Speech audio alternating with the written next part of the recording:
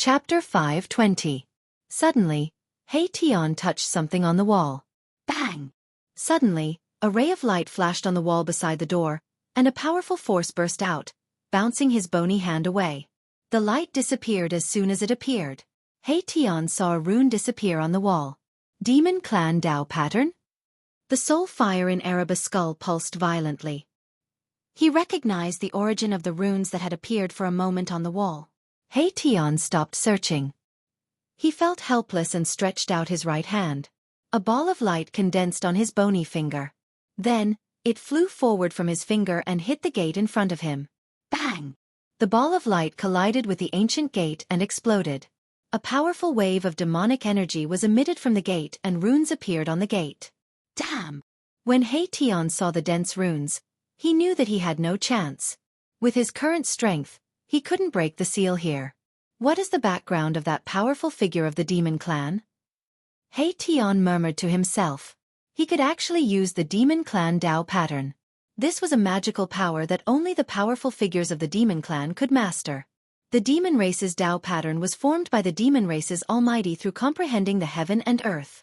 It was a supreme demon pattern that belonged to the demon race. It had unfathomable power and was the embodiment of the Dao. Only the almighty of the demon race could truly master this kind of demon pattern. Hei Tian stood in front of the gate for a while. The gate in front of him flickered with demonic light. The demon pattern that emerged gradually disappeared on the gate as if nothing had happened.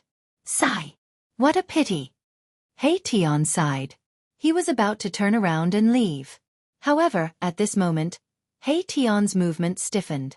It was as if someone had suddenly cast a body-fixing spell on him. He couldn't move at all. It's not that easy to steal something from me, old turtle. A cold voice suddenly came from behind Hei Tian. A cold aura also spread out at this time. Please don't misunderstand, I just accidentally triggered the restriction here. The soul fire in Hei Tian's skull flickered as he tried to defend himself. However, even he felt that his explanation was a little weak. Is that so? Hee hee. A low chuckle came from behind Hei Tian, echoing in the empty space. Hei Tian slowly turned around. He didn't know when, but he saw that the demon race almighty, who had taken him and Gu Fei into this inner world, was standing quietly behind him, looking at him with a faint smile.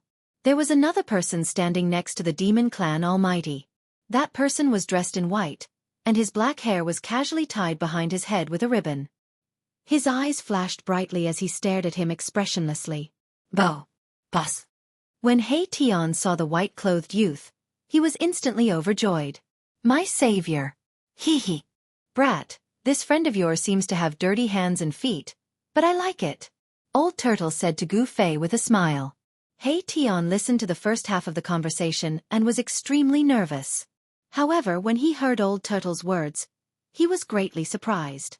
Did this demon clan almighty admire his dirty hands and feet? What was this all about? Humph. Both ruffians. One is a big ruffian, and the other is a small ruffian. Gu Fei said expressionlessly. Birds of a feather flocked together. These two guys were really birds of a feather. A skeleton ruffian? The old turtle sized Erebus up from head to toe, and his eyes gradually lit up.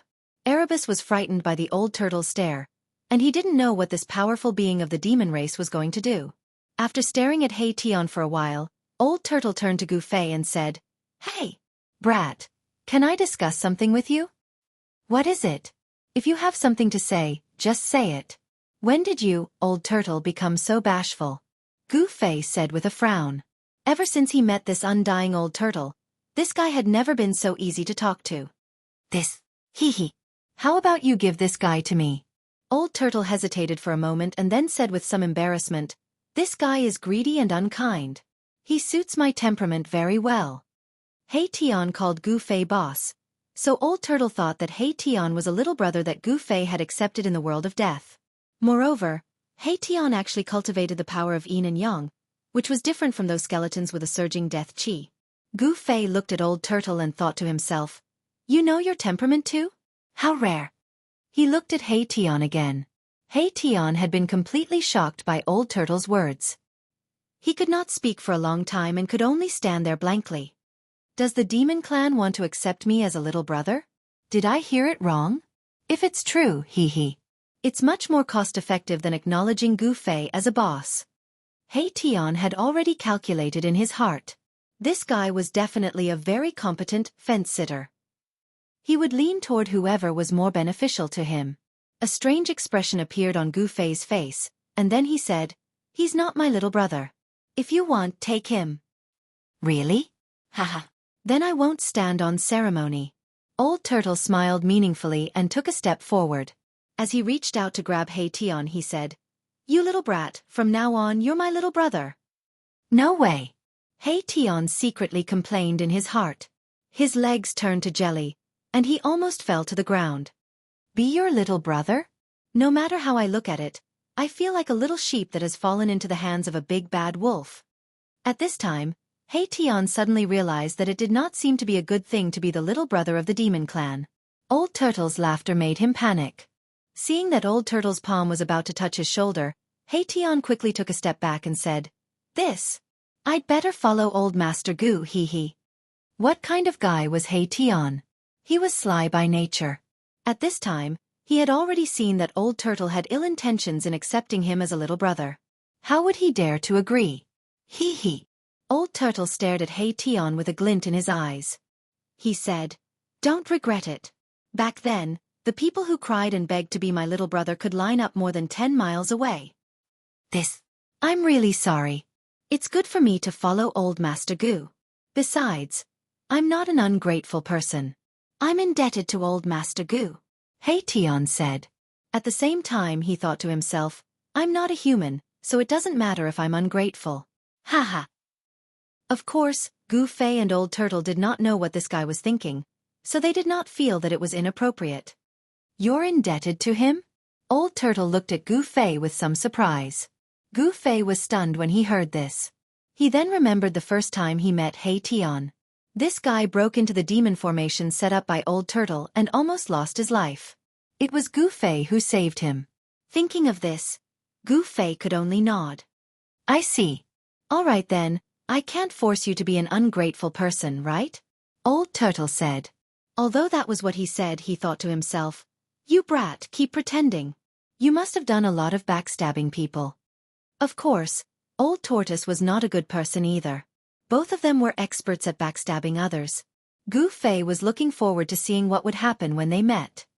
"All right, I came in to tell you that we've crossed the Netherworld River and entered the inner area of the Naraka realm," Old Turtle said to Gu Fei excitedly. "Let's go and take a look." Gu Fei's eyes lit up when he heard this. The reason why he took the risk to cross the Netherworld River and enter the depths of the Naraka realm was to retrieve the mountain and river cauldron and the purple gold divine sword. Perhaps after crossing the Netherworld River, he would be able to sense the aura of the mountain and river cauldron and the purple gold divine sword. The Netherworld River was boundless and condensed with an endless aura of death. It was a river of death. Such a vast aura of death could isolate all auras on both sides of the Netherworld River. This was without a doubt. All right. Old Turtle also wanted to find the world source of the Naraka realm as soon as possible and refine it. Then, he would turn this legendary hell into a part of his inner world. It had to be said that Old Turtle's control of his inner world had reached the point of perfection. With just a thought, Gu Fei felt the void in front of him distort. Then, he and He Tian appeared on top of a gloomy and terrifying mountain. The aura of death in the depths of the Naraka realm was much stronger than in the outer area. Gu Fei looked around and saw thick, gloomy clouds drifting in the dark sky. Between the mountains, the netherworld fog surged, and from time to time, creepy ghost howls could be heard from the depths of the mountains. "Haha! I'm back." The soul fire in He Tian's skull pulsed violently. It was obvious that he was very excited. "Haha!" Old Tortoise had just come out of his inner world and caught a glimpse of my Tian's soul fluctuation. He laughed out loud and said, "I didn't expect you to come from the depths of the Hell Dao." "Good, very good." Both Old Turtle and Gu Fei were very unfamiliar with this legendary hell. They already had a certain understanding of the outer area, but now they were about to face an unfamiliar world. No one knew what existed in the depths of the Naraka realm and what dangers there were. Perhaps in this world, only the Buddhist Lord, who had almost refined the 6 paths of reincarnation, knew the Naraka realm like the back of his hand. "What do you want?" When He Tian saw Old Turtle looking at him with a burning gaze, he could not help but feel a chill and fear in his heart. He involuntarily took a step back. You seem to have a lot of secrets. Gu Fei also looked at He Tian with an indifferent expression and an icy tone. He only now knew that this ruffian skeleton, He Tian, was actually a guy who came from the depths of the Naraka realm. Old senior Big Gu, can you not look at me like that? He Tian said embarrassedly. Old Turtle and Gu Fei's gazes were like those of beasts who had been starving for 3 days and 3 nights seeing food. Their eyes lit up and they could not wait to swallow him up. Do you know where the origin of this world is? Old Turtle directly asked what he wanted to know the most. Did he not take the risk to enter the Naraka realm to collect this ownerless world? What? He Tian was taken aback and said hesitantly, why are you looking for the origin of this world? Do you want to refine this world? Chapter 521. He Tian definitely knew about the land of origin of this world. Tell me what you know. Gu Fei also spoke at this time. He could not wait to leave this world of death. He did not care who obtained this world. Erebus knew that he had given himself away in his excitement. Both the old demon and Gu Fei were shrewd fellows, and it would be impossible for him to hide it any longer. If he did not tell them what he knew, he was afraid that the two of them would tear him apart immediately. Don't tell me that you don't know about the land of origin at this time. If it were you, you wouldn't believe such words either. Old Tortoise stared at He Tian and said in a deep voice, Hee hee. All right. I know where the world origin of this world is, but... He Tian thought for a moment and said something that shocked Old Tortoise and Gu Fei. Even though they had already guessed what He Tian was going to say, they still felt that their hearts were beating faster than usual, and it was getting faster and faster. Tell me, where is the world origin? Old Tortoise rushed forward and grabbed He Tian's shoulders and shook him violently. He was so excited that he could not control himself. He Tian's skeleton was immediately rattled by Old Tortoise and almost fell apart. The soul fire in He Tian's skull was also beating violently.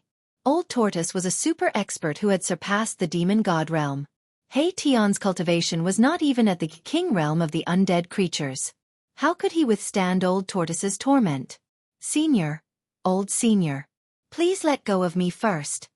As He Tian spoke, he heard a crack. Both of his shoulder bones had been cracked by Old Tortoise. Oh my god! He Tian was so depressed that he almost fainted. The yin-yang skeletal body was harder than divine iron and was even harder than the divine bones left behind by immortals. However, it was cracked by the Old Tortoise. One could imagine how strong the Old Tortoise's grip was. This old demon. He Tian was secretly alarmed. The Old Turtle's strength was too astonishing. It was no wonder that he could contend with a bone the arch. Ouch! I'm sorry, I accidentally... Old Tortoise seemed to be shocked and quickly let go. He was a little out of control and could not control the strength of his hand for a moment. This guy definitely did it on purpose. Why am I so unlucky? Erebus looked at his broken shoulder bones and wanted to cry, but no tears came out. If he had to repair the broken bones, then it would take a lot of effort. All right, hurry up and bring us to the world essence. As Gu Fei spoke, he opened his inner world and plucked an immortal divine fruit from the immortal divine fruit tree beside the divine spring of life. He threw it to He Tian as compensation. A black and white light rushed out of He Tian's skull, wrapped around the immortal divine fruit thrown by Gu Fei, and then put it into the skull. Thank you, boss. The divine yin-yang fruit. One is enough for me to upgrade my cultivation by 1 level. He Tian was overjoyed. He did not expect Gu Fei to be so generous. He did not start refining the immortal divine fruit right away because it would take a lot of time to refine the yin-yang essence qi contained in the immortal divine fruit. It was not something that could be done in a short time. If He Tian wanted to refine the immortal divine fruit, the only way was to find a secret place to do closed-door training. This is... The Old Tortoise was shocked when he saw Gu Fei take out the immortal god fruit. Then the Old Tortoise smiled at Gu Fei fawningly and said, Brat, can you give me a fruit like that too? You want the fruit? Gu Fei smiled. To Old Tortoise, Gu Fei's smile was quite mysterious. Yes, Old Tortoise said without hesitation. Only a fool would not want it. If he was not mistaken, that fruit was a legendary thing. Then, let's first bark a few times. Gu Fei said proudly. You brat, you can't bully me like this. Old Tortoise's face turned from white to black, and then from black to green. It was as if he had opened a dyeing workshop. It was very interesting. Haha. Hey Tian could not help but laugh. Humph. Old Tortoise glared at Hey Tian, and Hey Tian did not dare to make a sound. The soul fluctuation coming from the skull immediately quieted down. All right, can't I make a joke? Gu Fei smiled. He then opened his inner world and took out another immortal divine fruit, throwing it to Old Tortoise. The immortal divine tree growing next to the divine spring of life had many immortal divine fruits, so it was not a big deal to give one to Old Tortoise. Good stuff. Old Tortoise's anger turned to joy. He opened his mouth and swallowed the immortal divine fruit. It tasted average. Do you have more? Old Tortoise asked. Gu Fei could not help but roll his eyes. This fellow was really not satisfied. Did he think that the immortal divine fruit was an ordinary wild fruit? That he could grab a handful at will? No more. Gu Fei said grumpily. I clearly saw that in your inner world. Old Tortoise wanted to continue. If I say there's none, then there's none. Gu Fei interrupted Old Tortoise unhappily. I know. Old Tortoise knew when to stop. At that moment, a wave of yin and yang qi emerged from his abdomen and spread out. The yin and yang essence contained in the immortal divine fruit began to transform. Old Tortoise sat cross-legged on the ground and used his demonic power to refine the yin and yang qi contained in the immortal divine fruit. Gu Fei and Hey Tian then soared into the sky and checked the surrounding area. Among the mountains, the netherworld fog lingered and yin qi filled the air. From time to time, they could see eerie white bones scattered everywhere. Only some weak dead creatures appeared in the yin qi netherworld fog. There were no strong dead creatures nearby. Gu Fei realized that the aura of death in the Purgatory Realm's inner area was much stronger than that of the outer area. Under such an environment, it was very likely that extremely strong dead creatures could be bred. This made Gu Fei feel a little uneasy. Since Old Tortoise could enter the Purgatory Realm's inner area, Bone Emperor and the others could enter as well.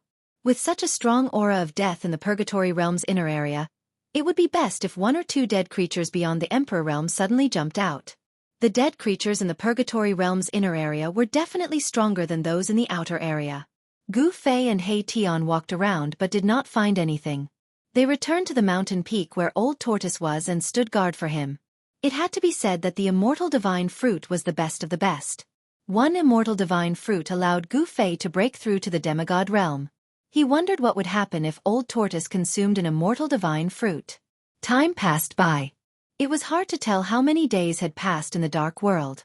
Gu Fei could only roughly calculate that about a day had passed. Then, a powerful wave of demonic power began to appear on the mountain peak. The yin and yang essence was quickly refined by the Old Tortoise.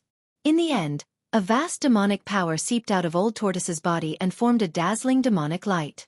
Old Tortoise seemed to be covered in a purple light shield, and the strong light illuminated the world.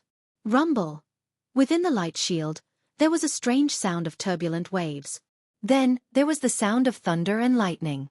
Streams of demonic power condensed into purple divine light and circled around Old Tortoise like purple lightning. Gu Fei and Hey Tian were forced to retreat by the mighty energy fluctuation from Old Tortoise. In the end, they had to rush up to the sky to feel better. The power emitted from Old Tortoise was getting stronger. He was like a volcanic furnace that could erupt at any time. The entire mountain was shaking from the impact of the energy fluctuation from Old Tortoise. Cracks began to appear on the mountain peak. Amazing! Gu Fei and Hey Tian were both shocked. Even though they had rushed up to the sky, they still felt as if a mountain was pressing down on them. The strong pressure from Old Tortoise made them feel suffocated. Boom! In an earth-shattering noise, the entire mountain peak under Old Tortoise finally collapsed. Dust rose high into the sky and rubble filled the air. It was as if the sky was falling and the earth was splitting apart. The scene was extremely terrifying. The surrounding mountains were all shaking at this moment. Countless boulders rushed high into the sky. From afar, it looked as if countless meteorites were going against the sky and streaking across the vast sky. Gu Fei and Hey Tian had to retreat to the distance again. The energy fluctuations emanating from Old Tortoise's body were too powerful. This was only the beginning. The nearby mountains shook violently, as if a terrifying tsunami had occurred. The earth was shattering, and the mountains were collapsing. They were instantly turned into nothingness in the terrifying energy storm. Rumble! Amidst the loud noise, the collapsed earth rose and fell violently like waves. The surrounding mountains were constantly torn apart by a majestic force. It was as if the end of the world had arrived. Everything in the surrounding area was destroyed. Hundreds of miles of mountains collapsed rapidly. Countless mountains were crushed one after another. The area within a radius of 500 miles had turned into a desert. Not a single intact stone could be found. In mid-air, Old Tortoise's entire body emitted endless demonic light, like a purple sun that was fixed in place. Suddenly, a powerful force erupted from the purple sun, shaking the entire world. Monstrous energy fluctuations soared into the sky, and countless stars suddenly appeared in the pitch-black sky. It was as if an incomparably huge black sky curtain had been broken by this power. How is this possible? There are stars in this world too. Gu Fei could not help but be shocked when he saw this scene. It was the first time he had seen the light of stars in the Naraka realm. Hey Tian said in surprise, "What's so strange about this? This is a world. Of course there will be stars." Oh! When Gu Fei heard this, he immediately came to a realization. The Naraka realm was the heavens and earth refined by the ancient Buddhist Lord.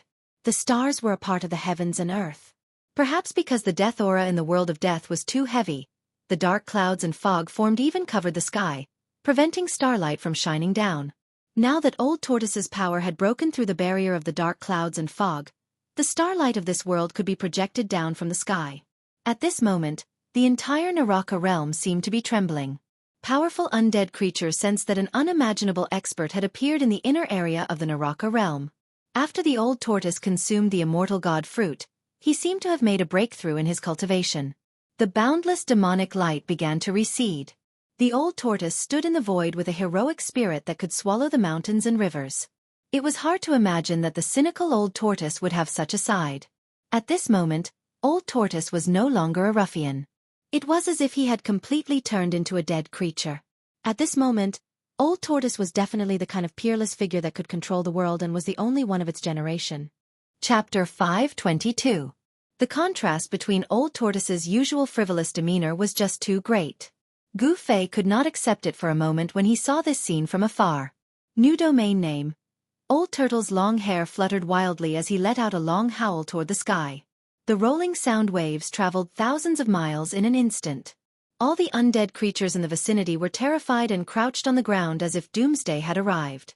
As if a supreme demon had come into being, the aura emitted from Old Turtle's body was like raging waves that deterred all directions and shook one's spiritual soul. Swoosh! While the howl was still echoing in the world, Old Tortoise had already disappeared from its original position. The next moment, Gu Fei felt the void in front of him tremble, and Old Tortoise's figure appeared from the void. Traversing the void, teleportation technique? Hey Tian, who was standing beside Gu Fei, was shocked to see Old Turtle suddenly appear in front of them. In his previous life's memory, this kind of remarkable ability could only be performed by Almighties. Could this old demon's cultivation have reached the realm of Almighties? Hey Tian was bewildered. Let's go!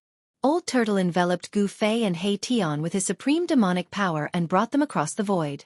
Gu Fei only felt the scenery around him change, before he appeared in another place high up in the sky. Dust flew behind him, and rocks shot through the air. Gu Fei realized that they had actually left the turbulent region in an instant. Below them was still a stretch of sand. With a teleportation, they appeared dozens of miles away. Where are we going? Gu Fei hurriedly asked when he saw that Old Turtle was about to teleport again. He wanted to know what Old Turtle was going to do next. Let's kill that annoying old skeleton, Bone Emperor, first. Surprisingly, there was no trace of murderous intent in Old Tortoise's tone. It was as if he was talking about something unimportant. After consuming the immortal divine fruit, Old Turtle's strength had soared and he was confident that he could kill Bone Emperor easily. Gu Fei could not help but be surprised. You know where the Bone Emperor is? Bone Emperor had definitely escaped into the inner region of the world of death. However, it was not easy to find Bone Emperor in this world that was full of death. Hee. Of course I know where Bone Emperor is. Old Turtle grinned and said to Gu Fei. This guy did not take Gu Fei and Hey Tian seriously for a moment before returning to his cynical nature. As he spoke, Old Tortoise did not keep Gu Fei and Hey Tian into his inner world.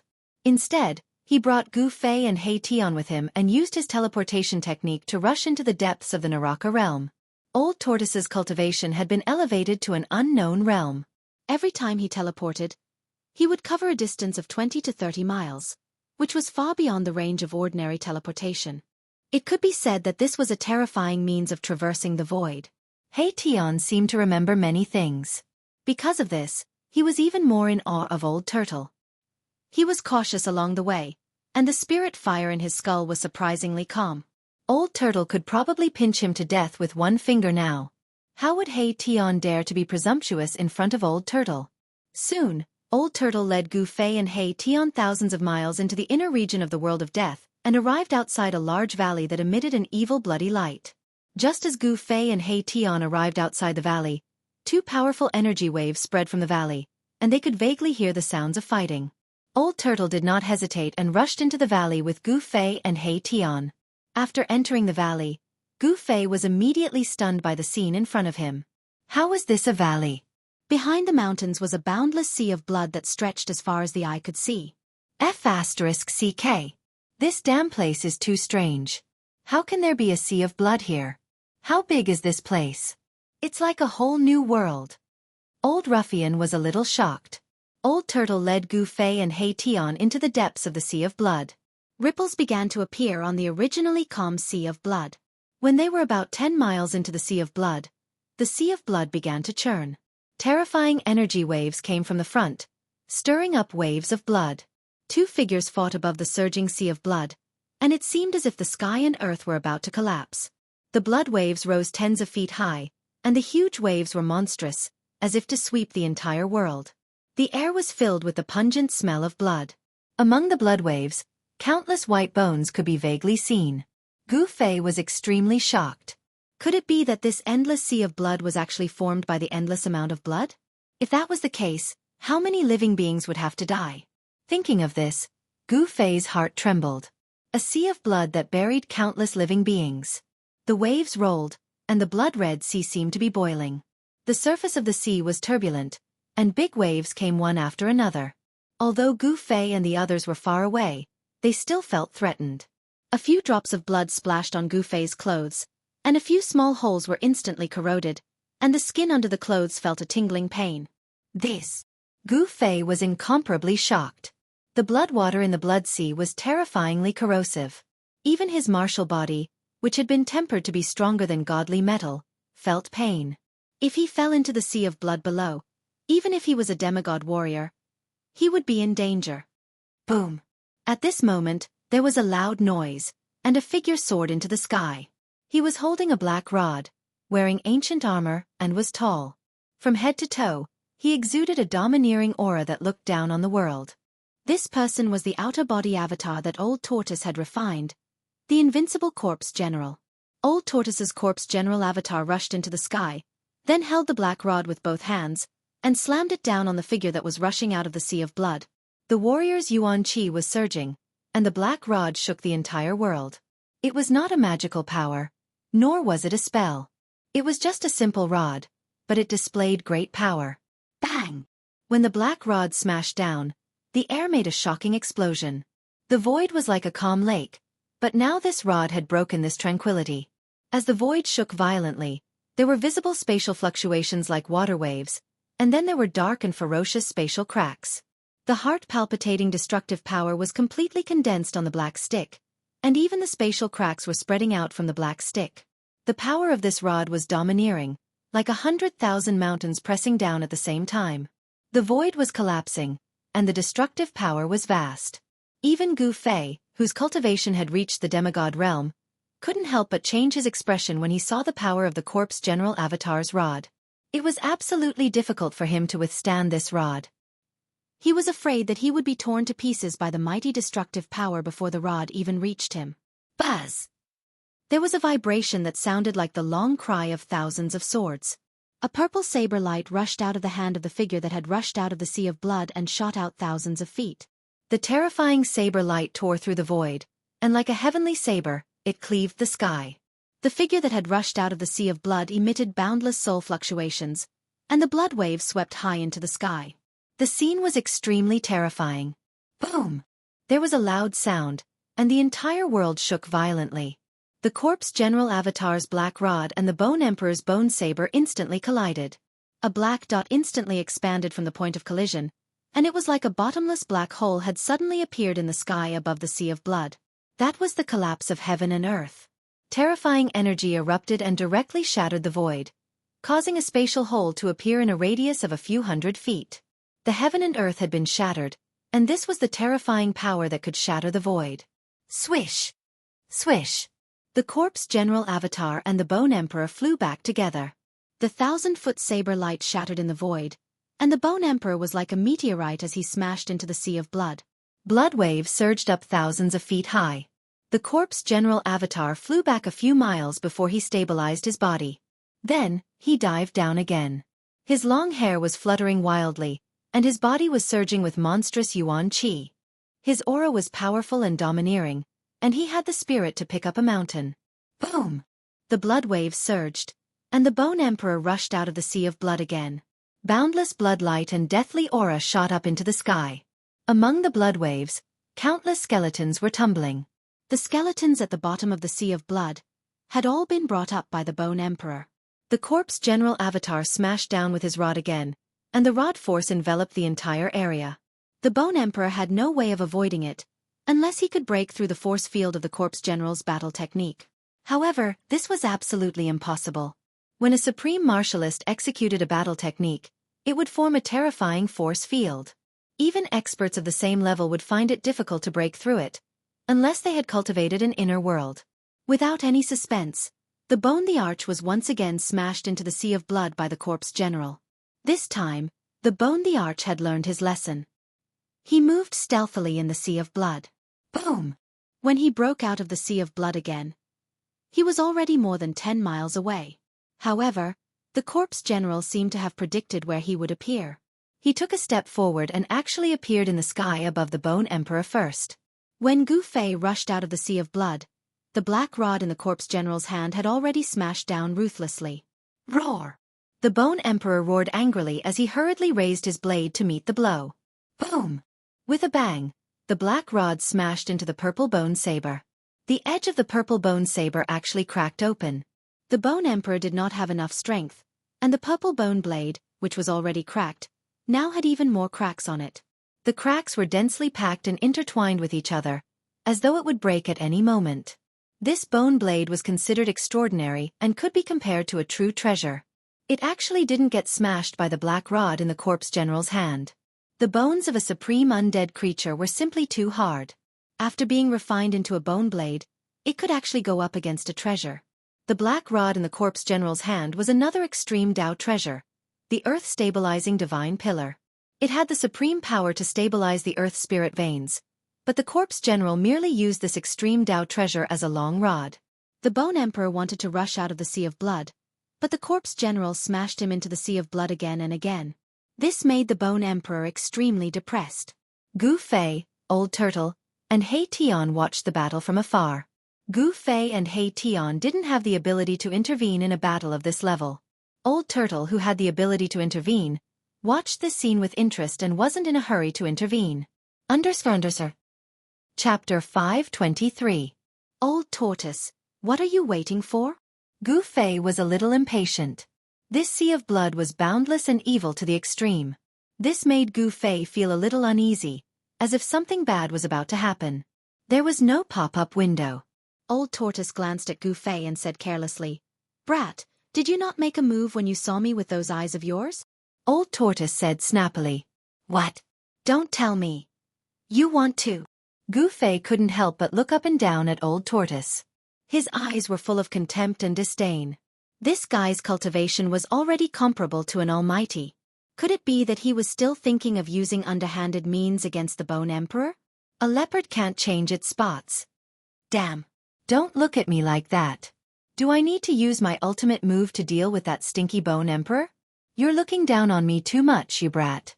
Old Tortoise was very displeased. Cough, cough. That's right. You should use your ultimate move less in the future. Pay attention to your image, Gu Fei said as he tried to hold back his laughter. He deliberately emphasized the word ultimate move. Wasn't this old tortoise's ultimate move a sneak attack and smashing a brick? This guy seemed to know himself very well. However, I'm very curious. You said that you've already made a move, but aren't you talking to me properly? Where did you make a move? Gu Fei asked doubtfully. Brat, my external incarnation has already fought with that stinky bone emperor for 300 rounds. Old Tortoise reminded him. An external incarnation was equivalent to him. That works. Gu Fei was instantly speechless. Why not? If you're so capable, you can also refine an external incarnation. Old Tortoise said proudly. The conversation between Gu Fei and the old tortoise frightened He Tian, who was standing behind them. Outer body incarnation. This old demon had actually refined an outer body incarnation. Heavens, what was the origin of this old demon? He Tian couldn't help sighing. Everything that had happened recently had shocked him. He was now certain that these people were outsiders. They definitely weren't from this world. After awakening a portion of his memories, He Tian understood that those who could cultivate an inner world and refine an outer body incarnation were all almighty beings of the ancient times. Humph! You must be joking. I don't cultivate any divine abilities, and I don't practice any techniques, so how could I possibly refine an avatar? Gu Fei said. Old Tortoise looked strangely at Gu Fei and said, I'm really curious. How did you comprehend the Great Path imprint in your body? What a waste. If I were the one who obtained the Great Path imprint, Old Tortoise said with infinite regret. Could it be that warriors can also cultivate the outer body embodiment technique? Gu Fei's eyes lit up when he heard this. From Old Tortoise's words, it did not seem impossible. Humph! As long as you are strong enough, there is nothing you can't do. As long as your cultivation is strong enough, there are endless possibilities. Old Tortoise said mysteriously. As long as you are strong enough, there are endless possibilities? Gu Fei muttered to himself. He was deeply shocked by this sentence. Yes, as long as you were strong enough, there was nothing you couldn't do. Even heaven and earth could be created with supreme powers. What else was impossible? Gu Fei couldn't help but yearn for that omnipotent supreme realm. In front of him, the battle between the corpse general and the bone the arch was still ongoing. At this moment, the corpse general with the black rod had already gained the upper hand. He had already sent the bone the arch into the blood sea dozens of times. If the bone the arch had been a life form with flesh and blood, he would have been so depressed that he would have vomited blood. He wanted to rush out of the blood sea, but the corpse general was like an insurmountable mountain that blocked his path, making it difficult for him to take even half a step forward. Furthermore, the worst thing was that the blood of the blood sea could corrode the bone Thearcha's soul and bone body. As he soaked in the blood, the soul fire in the bone Thearcha's skull gradually dimmed. Undead creatures could be said to be another kind of life form in this world. To undead creatures, the soul fire in their skulls was their source of life and energy. Once the soul fire was extinguished, it meant that the soul of the undead creature would be destroyed. The bone the arch roared repeatedly as he tried to rush out of the blood sea with all his might. However, the corpse general wouldn't let him do as he wished and smashed the bone the arch into the blood sea again and again. Old Tortoise was playing around, just like a hunter who would toy with his prey until it was half dead before ending its life. This was the mentality of the old tortoise at this moment. However, his interest in playing with his prey was gradually diminishing.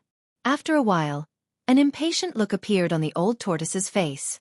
Then, he disappeared from the spot and appeared in front of the bone the arch, who was rushing out of the blood sea. Roar! Go to hell! The moment the bone the arch saw the old tortoise, he slashed the old tortoise with his blade. A purple blade light slashed at the old tortoise's head like a bolt of lightning. Swoosh! The void was sliced apart by this blade, and a thin spatial crack appeared wherever the blade light passed. Humph!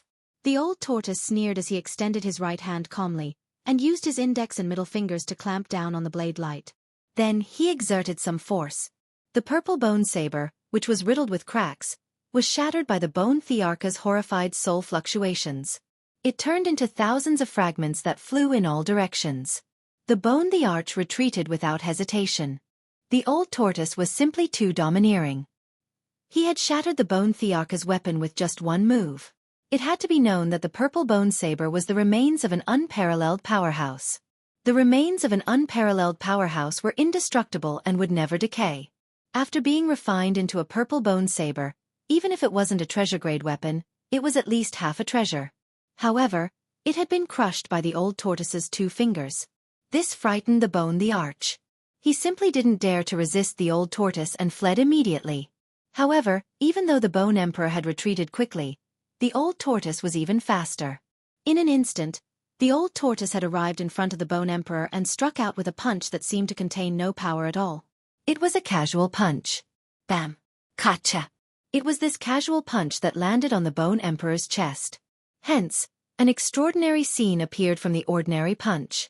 The bone emperor's sternum was shattered, and his spine was also shattered. Bone fragments flew everywhere. Such an ordinary punch had actually shattered one of the 3 magnates of the outer region of the Death Continent, an invincible emperor, into 2. The section of bone below the bone thearch's chest fell into the sea of blood below and disappeared. As for the section above the chest, it flew backward rapidly.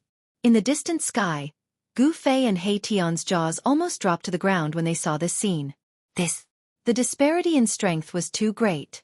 The bone the arch didn't even have the strength to fight back. It wasn't that the bone the arch wasn't strong enough. The bone the arch was one of the 3 big shots of the Death Continent and an unparalleled emperor among the creatures of death. His strength definitely surpassed the immortal realm.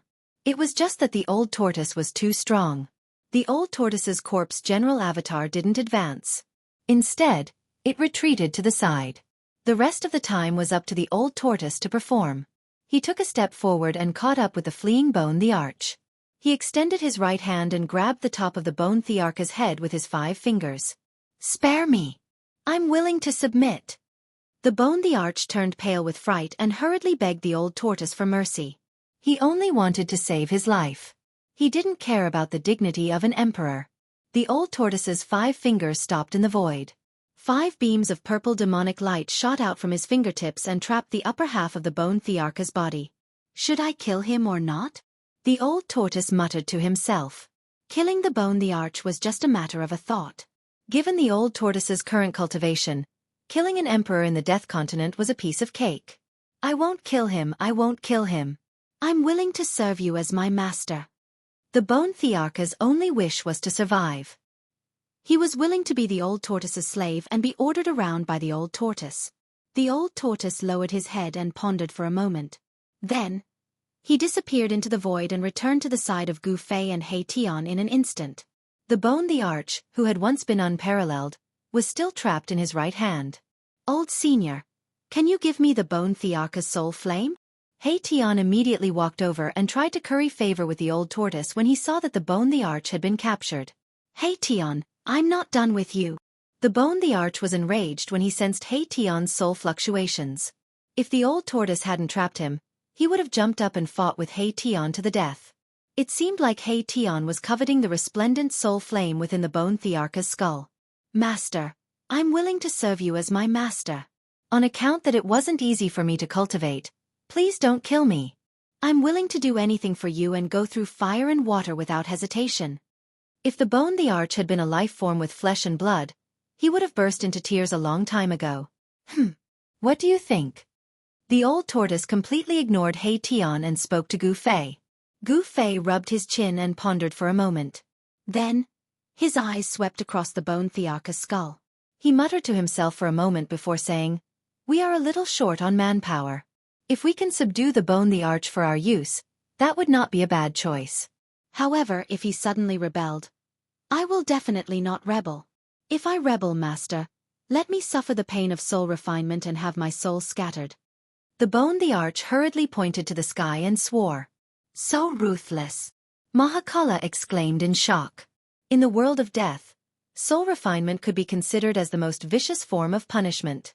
The soul would be captured and suppressed in a certain place. Next, the soul would be burned by the flames of hell, causing the victim to be in a state where they could neither live nor die. Furthermore, this punishment was directly applied to the soul. Hence, the pain would be felt clearly by the soul. It was thousands of times more terrifying than the physical torture. One wouldn't be able to die even if they wanted to. That's right, that's what I thought too. However, in order to prevent this fellow from rebelling, I still have to do something to his soul.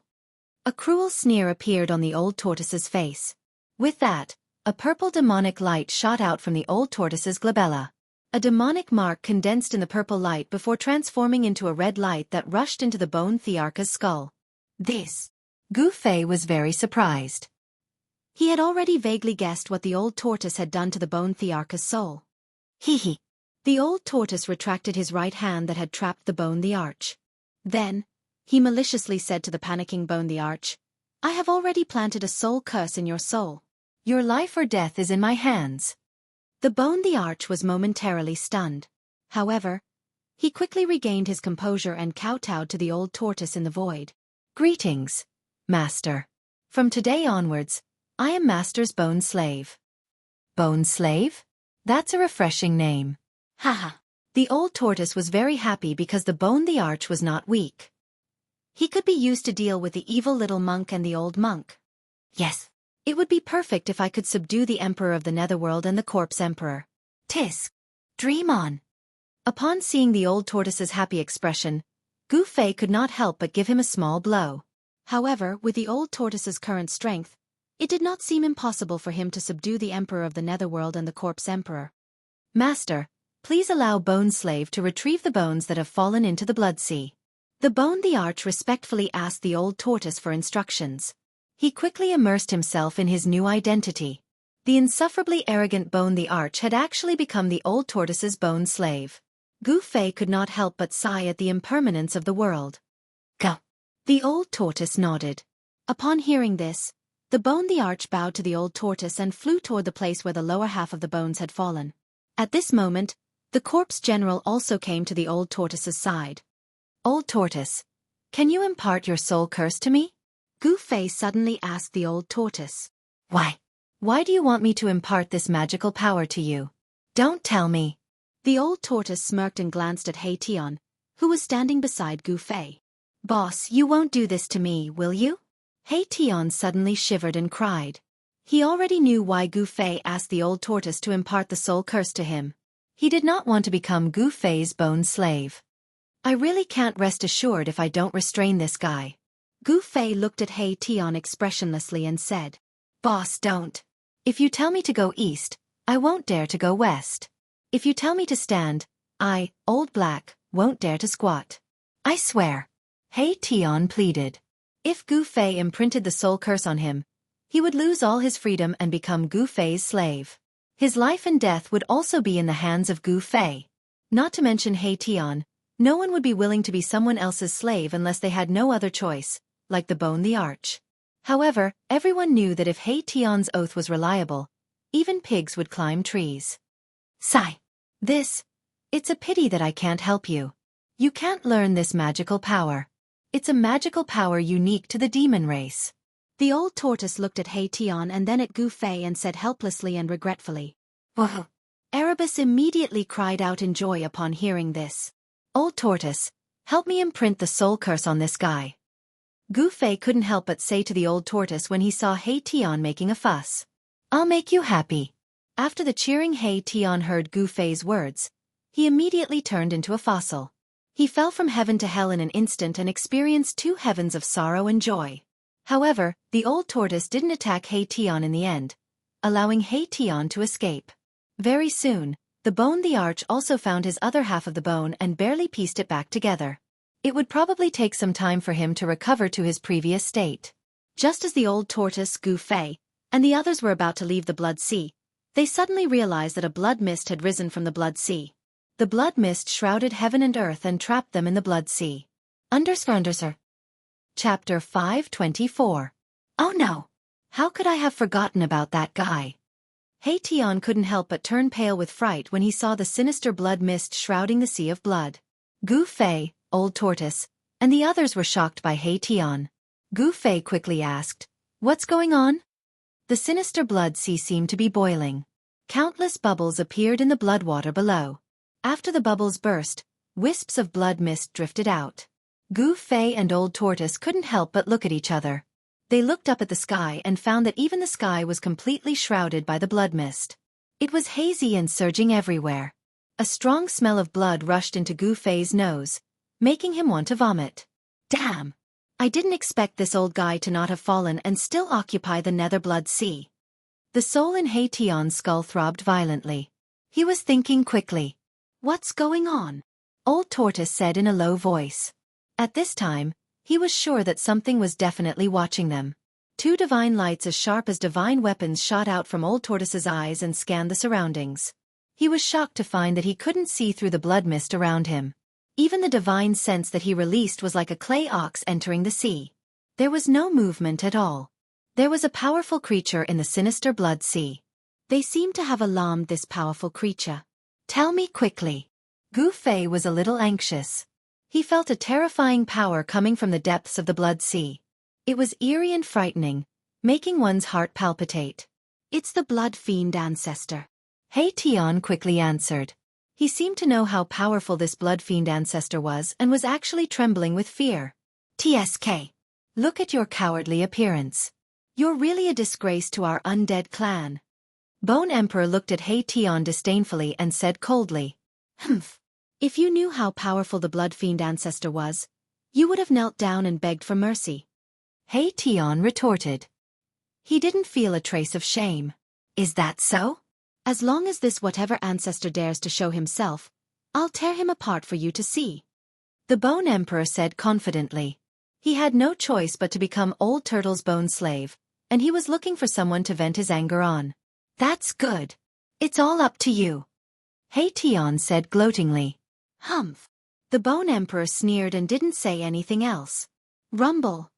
At this moment, an extremely shocking sound came from the depths of the blood sea. It was as if tens of thousands of horses were galloping, and it was also as if tens of thousands of muffled thunder were roaring. The blood sea that had calmed down began to set off layers of waves again, and countless bones were rolling in the blood waves. The blood mist in front of them suddenly surged violently and dissipated, revealing a scene that shocked everyone. A red line appeared on the surface of the sea in the distance. The red line seemed to have no end as it crossed the endless blood sea and quickly moved towards Gu Fei, Old Tortoise, and the others. That is. Gu Fei was taken aback. Good heavens! The commotion from his appearance seems a little too big. Old Tortoise crossed his arms in front of his chest, and his pupils shrank. His eyes shone brightly. He could already see what the red line was. It was a super huge wave, a terrifying blood-colored tsunami formed completely from scarlet blood water. Gu Fei suddenly sensed something. The moment the blood-colored tsunami appeared, he seemed to feel a trace of a familiar fluctuation. Rumble. The blood-colored tsunami came very quickly, and the deafening roar caused the entire blood sea to boil completely. The waves surged violently, and the blood waves rolled high into the sky. The blood-colored tsunami was thousands of feet high, and on top of the waves stood a blurry figure. A terrifying and evil powerful aura surged from the front. Swoosh! Swoosh! Swoosh! Gu Fei, Old Tortoise, and the others hurriedly rushed into the sky. With a wave of Old Tortoise's hand, the surging blood mist was dispersed. This blood mist couldn't trap Old Tortoise at all. If he wanted to leave, no one could stop him. At this moment, the Bone Emperor started to feel uneasy. The fellow who was riding on the waves was emitting a terrifying energy wave that set off thousands of feet of blood waves. He entered everyone's line of sight with an unparalleled might. This was definitely a terrifying expert who had surpassed the Emperor realm. Not only did this old guy not die, but his cultivation has also become even more terrifying. He Tian said in surprise. He seemed to know the origin of the blood fiend patriarch. Where did this guy come from? At this moment, Old Tortoise had already put away his cynical expression and became extremely solemn. The other party was a super expert who was on par with him. The Hell Dao was really abnormal. It actually bred such a powerful death creature. Some people say that this blood fiend patriarch is a blood demon born from the blood sea. He is one of the most powerful guys in this death world. He Tian stared at the blood-colored tsunami that was getting closer and closer. His skull emitted a horrified soul fluctuation. Is that so? I want to see how strong the strongest person in this world is. A cold and cruel smile appeared on Old Tortoise's face. After his strength increased, Old Tortoise wanted to find someone to practice with. This blood fiend patriarch had appeared at the right time, allowing him to fight to his heart's content. As they spoke, the 1,000 feet of blood wave had already surged to within 5 miles of them. The terrifying blood fiend chi swept over from the front like a sharp blade. As the blood fiend chi rushed over, Gu Fei felt a faint pain on his skin and was extremely shocked. Humph! Old Tortoise sneered. The other party had made such a big movement just to take him down a notch. In that case, he had to teach this blood fiend patriarch a lesson. Thinking of this, Old Tortoise stretched out his right hand and pressed forward casually. Boom! The entire world shook violently. Then, the 1,000 feet of blood wave under the feet of the bloody figure standing on top of the blood wave suddenly exploded. Blood-colored waves splashed in all directions. Roar! An earth-shattering roar rang out from the exploding waves. Transparent ripples immediately appeared in the entire void. The roar shook the heavens and the earth. Gu Fei only felt a buzzing sound in his ears. He could no longer hear anything. His vision turned black and his spirit shook. He felt as if his soul was being torn apart. His body swayed and he almost fell from the sky. So powerful! Gu Fei barely managed to stabilize his body. The inner heaven and earth power surged out from the Naiwan Palace between his eyebrows, isolating the terrifying sound wave. He Tian and the Bone Emperor's expressions changed. The soul fire in their skulls seemed to have been hit hard and dimmed a lot. The powerful sound wave actually contained a soul power attack. Gu Fei, He Tian, and the Bone Emperor almost fell into the trap of the Blood Fiend Patriarch. Only Old Tortoise and the Corpse General standing behind him did not suffer any attack. Pang! The waves that exploded instantly turned into a blood mist. A blood-colored figure loomed in the blood mist, emitting an evil and powerful aura that made one's heart palpitate. The 1,000 feet of blood wave that swept out from the depths of the blood sea actually calmed down. In an instant, the entire blood sea actually regained its calm. This scene was too strange. Who are you? Why are you behaving atrociously in my territory? If you don't give me a satisfactory analysis, you can stay here and don't leave. The terrifying blood figure's cold voice came from the blood mist. The cold murderous intent made Gu Fei shiver involuntarily. The Blood Fiend Patriarch seemed to be wary of Old Tortoise. Otherwise, he would have killed Gu Fei and the rest immediately and would not have spoken to them at all. All of you back off, Old Tortoise said to Gu Fei and the rest without turning back. He felt threatened by the Blood Fiend Patriarch. Let's go. Gu Fei did not say much. He immediately led He Tian and the Bone Emperor to retreat into the distance. The Blood Fiend Patriarch did not stop them. His attention was on Old Tortoise and the Corpse General. In particular, the Blood Fiend Patriarch could also sense a power fluctuation from Old Tortoise that was not weaker than his. Old Tortoise, I sense the aura of the mountain and river cauldron on this guy.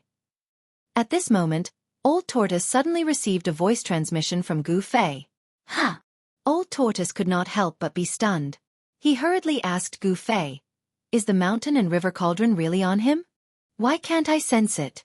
It's not on him, but this guy has definitely touched the mountain and river cauldron. Gu Fei analyzed. Alright, I got it. Old Tortoise replied. It was the mountain and river cauldron. A battle with the Blood Fiend Patriarch was probably inevitable. For the mountain and river cauldron they had to fight. Hee. Don't you know very well why I broke into this place?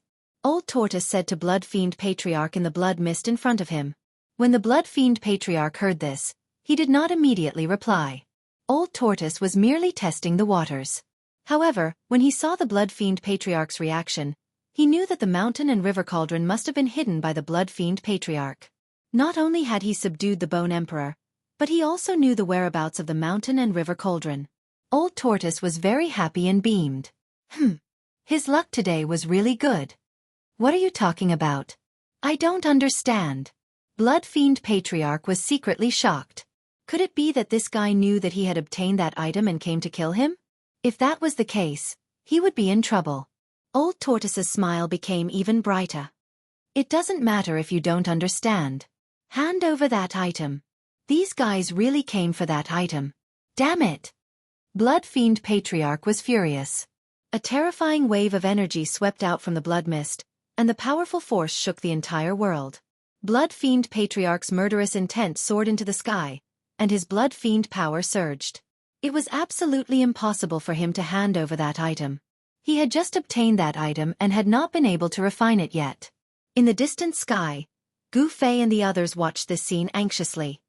I say, Bone Slave, why don't you help your master? He Tian said sarcastically. Didn't you say that you wanted to tear that Blood Fiend Patriarch apart?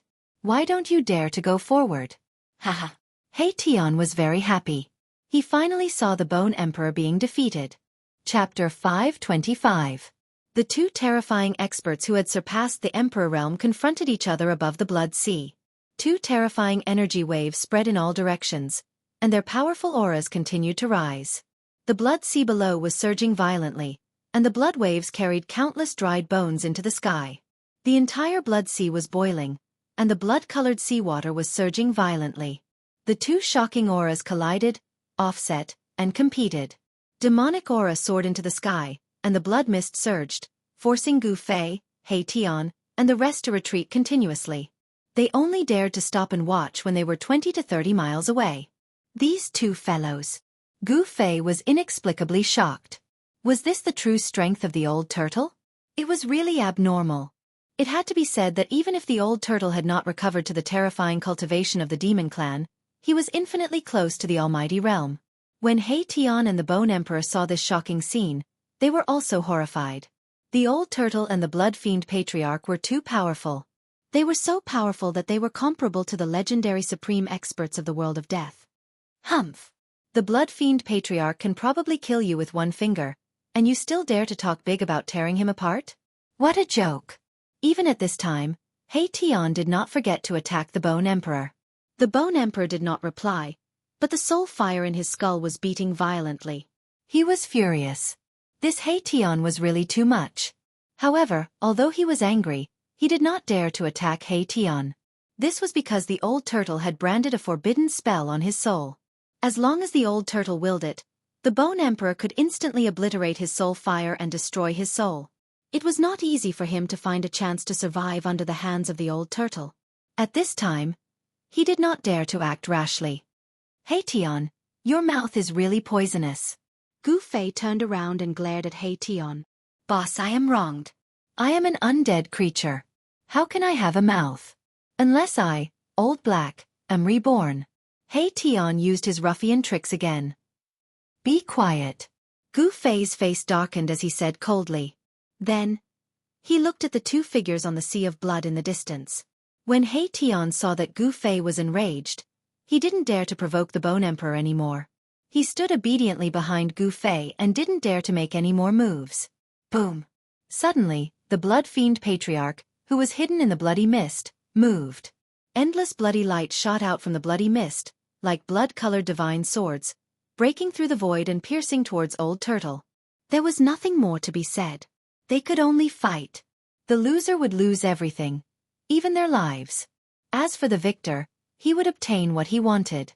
This was the law of the world of death. I'm stronger than you, so if you don't give me what I want, I'll snatch it. If you dare to resist, I'll destroy you. This law was simple and direct, but it was incomparably cruel. Only a cruel world could give birth to such a cruel law. Old Turtle didn't dare to be careless. He opened his mouth and spat out a stone turtle shell, which he smashed forward. There was no surging demonic aura, no vast demonic force fluctuations, and no dazzling light of a magic treasure. The stone tortoise shell was like an ordinary stone tortoise shell, but it was rapidly enlarging. When the stone tortoise shell collided with the countless rays of bloodlight, the stone tortoise shell had become the size of a mountain. Boom! Boom! Boom! Boom! Boom! Every time the rays of bloody light collided with the stone turtle shell, there would be a loud bang. Blood-colored splendor shot out, but the stone turtle shell didn't shake at all.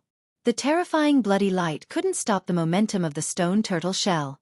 The destructive blood-colored demonic light continued to crumble. Even the surging bloody mist in front of it was smashed, creating a huge hole. Bam! A figure was directly smashed out of the bloody mist by the stone turtle shell. He flew for several miles before stopping. This. Tian, who knew the ins and outs of the blood fiend ancestor, almost dropped his jaw. His fleshless jaw was wide open, and the soul fire in his skull was beating violently. He didn't expect that the blood fiend ancestor would be smashed by Old Turtle's shell. Boss, what Dharma treasure is that? Tian transmitted his voice to Gu Fei. Things were too unexpected. Old Turtle's strength was undoubtedly extremely powerful, but that turtle shell was definitely a precious treasure. I don't know either. Gu Fei replied. He really didn't know what Dharma treasure the stone turtle shell in Old Turtle's hand was. Could it be a precious treasure too? Even boss doesn't know? Hey Tian was very surprised. With the friendship between these two guys, how could boss not know the origin of this old monster's Dharma treasure? It was really strange. Roar! The blood fiend ancestor roared angrily at the sky. His expression was extremely ugly. The rolling sound waves caused the dark clouds in the sky to explode and drift in all directions. The blood sea below also exploded, and endless waves of blood shot up into the sky. The blood fiend ancestor's roar could be said to have changed the wind and clouds. Heaven and earth also lost color, as if the whole world was about to collapse. Even though Gu Fei and the others had retreated dozens of miles away, they could still feel the terrifying fluctuations of the sound waves. If they were in the past, Gu Fei's cultivation would definitely be shattered by the demonic sound if he was not prepared. Even though he had the cultivation of a demigod, it was impossible for him to resist the blood fiend ancestor's unparalleled demonic might. However, he had already used the inner heaven and earth power to isolate all the aura and fluctuations from the outside world. Even so, he still felt the blood in his body churning, and he was extremely shocked. However, Bone Emperor and Hei Tian weren't so lucky. They fell from the sky after being roared by the blood fiend ancestor. With a plop, both of them fell into the blood sea below. Voila! Hei Tian and Bone Emperor immediately rushed out of the blood sea while screaming. They were in an extremely sorry state. The soul fire in their skulls was pulsating violently, emitting intense soul ripples. The Bone the Arch was still fine. His skeletal body contained a vast deathly aura, and the blood fiendish aura in the sea of blood didn't cause him any serious injuries. However, the ruffian skeleton, Hei Tian, was different. For some reason, he had refined all the deathly aura in his body and started cultivating the yin-yang grand technique again. Therefore, Hei Tian's yin-yang bone body didn't have any aura of death or evil. His entire bone body was being corroded by the blood-colored seawater until it emitted white smoke. Wah! Boss, save me! Hei Tian shouted as he rushed towards Gu Fei. The soul fire in his skull had actually dimmed by more than half. How can this be? Gu Fei was also shocked by Hei Tian's appearance. Boss, quickly open your inner world and let me in. Hei Tian shouted. The blood fiend chi on his body was still corroding his soul fire, making him feel like his soul was about to dissipate. Gu Fei didn't hesitate and immediately opened his inner world. Hei Tian felt like his butt was on fire. Whoosh! He shot into Gu Fei's inner world like an arrow. When Gu Fei opened his inner world, a massive life aura immediately surged out of Gu Fei's inner world. When the Bone Emperor saw Hei Tian rush into Gu Fei's inner world, he also took advantage of the fact that Gu Fei's inner world hadn't closed to rush in. Gu Fei ignored the Bone Emperor and immediately closed his inner world. In his own inner world, he could control everything. Even the Bone Emperor wouldn't be able to cause any trouble.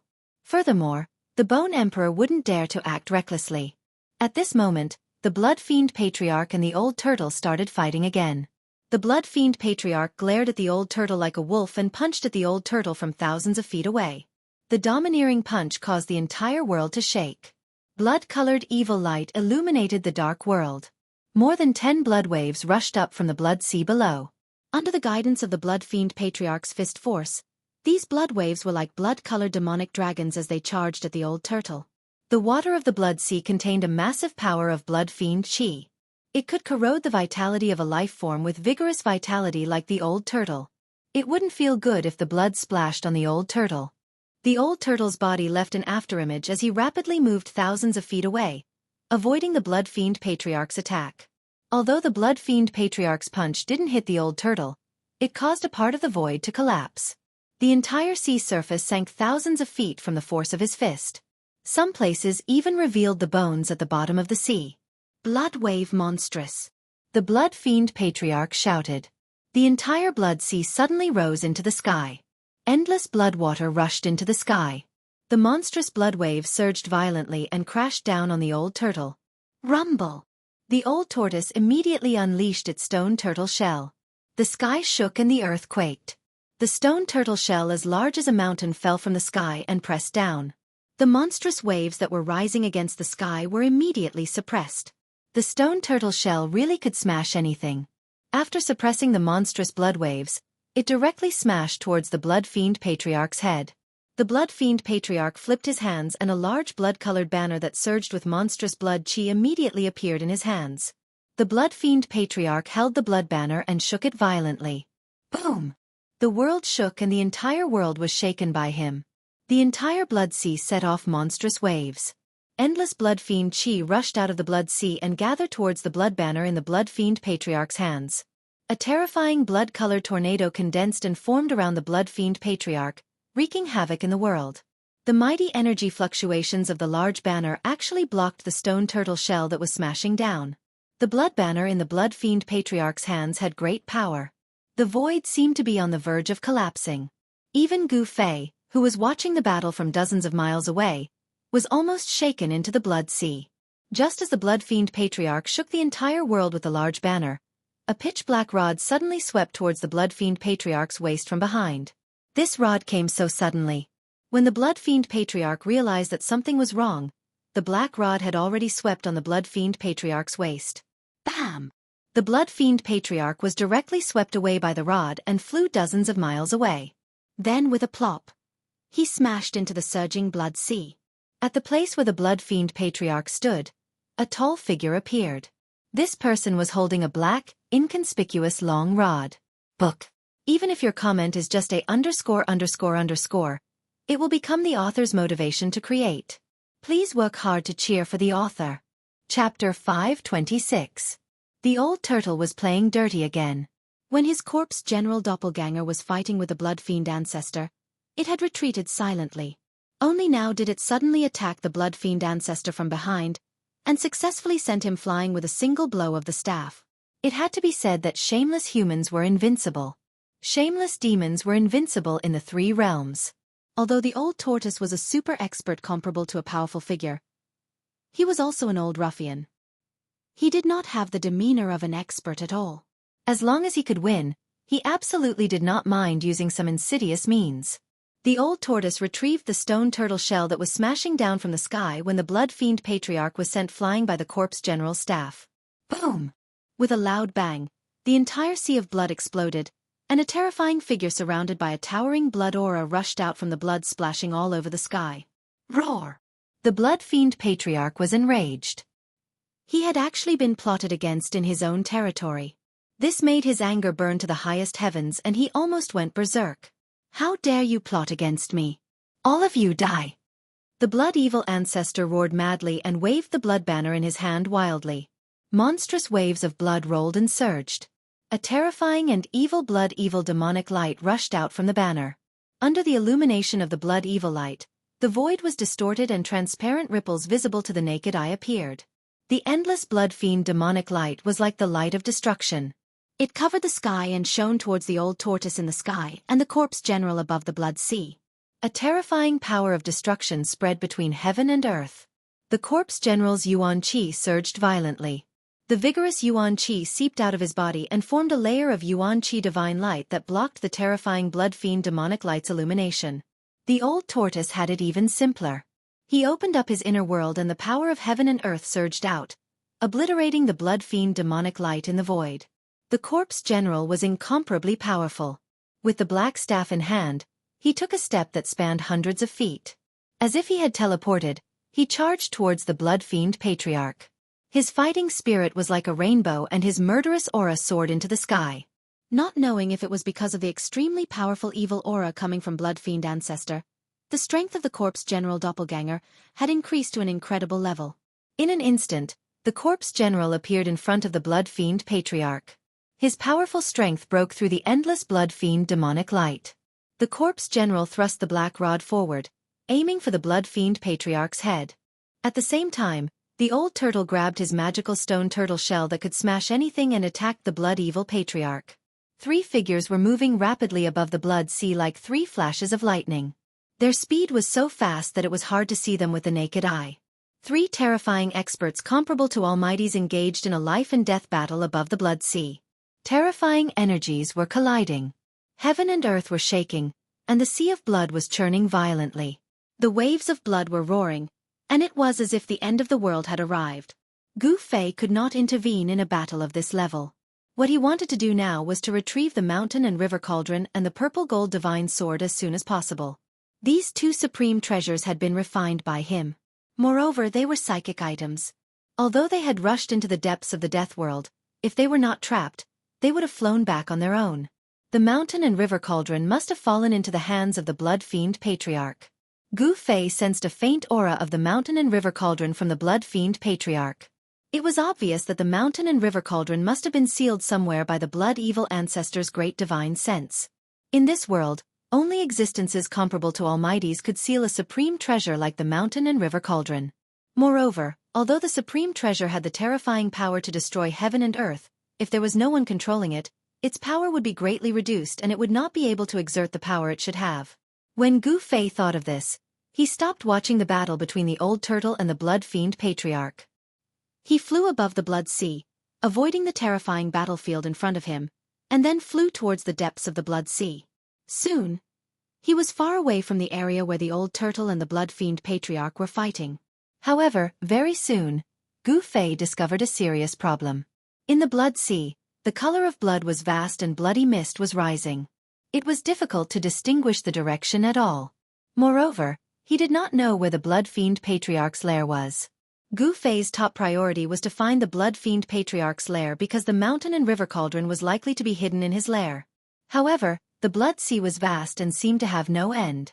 If Gu Fei was alone, he might not be able to find the blood fiend patriarch's lair even if he searched for 100 years in the blood sea. Gu Fei helplessly stopped high in the sky and frowned. Where was the blood fiend patriarch's lair? Gu Fei pondered.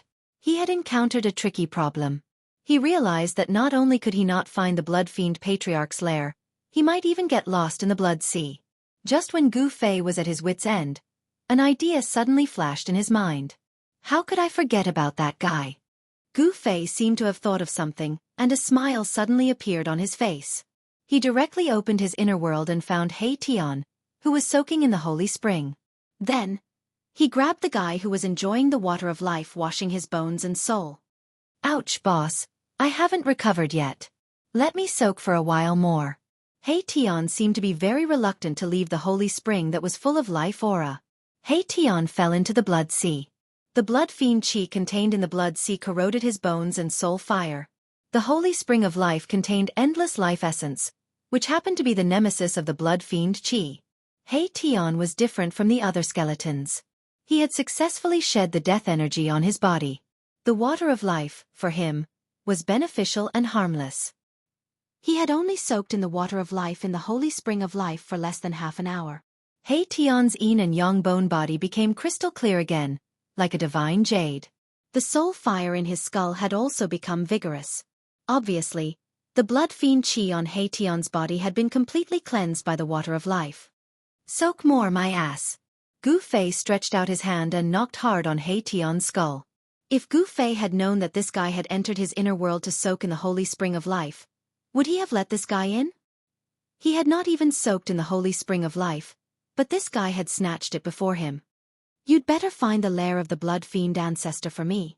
Otherwise, I will throw you into the blood sea below and let you have a good soak. Gu Fei said in a low voice. What? He Tian was shocked when he heard this. The lair of the blood fiend ancestor? That was the most dangerous place in this blood sea. Hee. Judging from your reaction, you must know where the lair of the blood fiend ancestor is. Gu Fei saw He Tian's expression and knew that he had guessed correctly. Since He Tian knew the origin of the blood fiend ancestor, it was very likely that he knew where the lair of the blood fiend ancestor was. This guy's hands and feet were very dirty. He always coveted other people's treasures. He might have visited the lair of the three magnates in the outer region of the world of death. Otherwise, he would not have stolen the mysterious ancient seal that was comparable to the mountain and river cauldron and the purple gold divine sword in the corpse king's territory. Boss, I actually don't know anything. He Tian said to Gu Fei in an extremely serious tone. Humph. Gu Fei sneered and then said coldly, It seems that some skeletons are itching and want to take a bath. Seeing that Gu Fei was serious and wasn't joking, Erebus couldn't help but feel nervous. He hastily said, Boss, don't. Erebus frantically waved his bony hands in front of him while retreating. Are you kidding me? If you really threw me into the blood sea below, what would happen? I might not be able to keep my life. He Tian thought. If you don't want to take a bath, quickly take me to the lair of the blood fiend ancestor. Gu Fei glared at He Tian and said sternly. If he did not teach this guy a lesson, he would not be obedient. Got it, got it.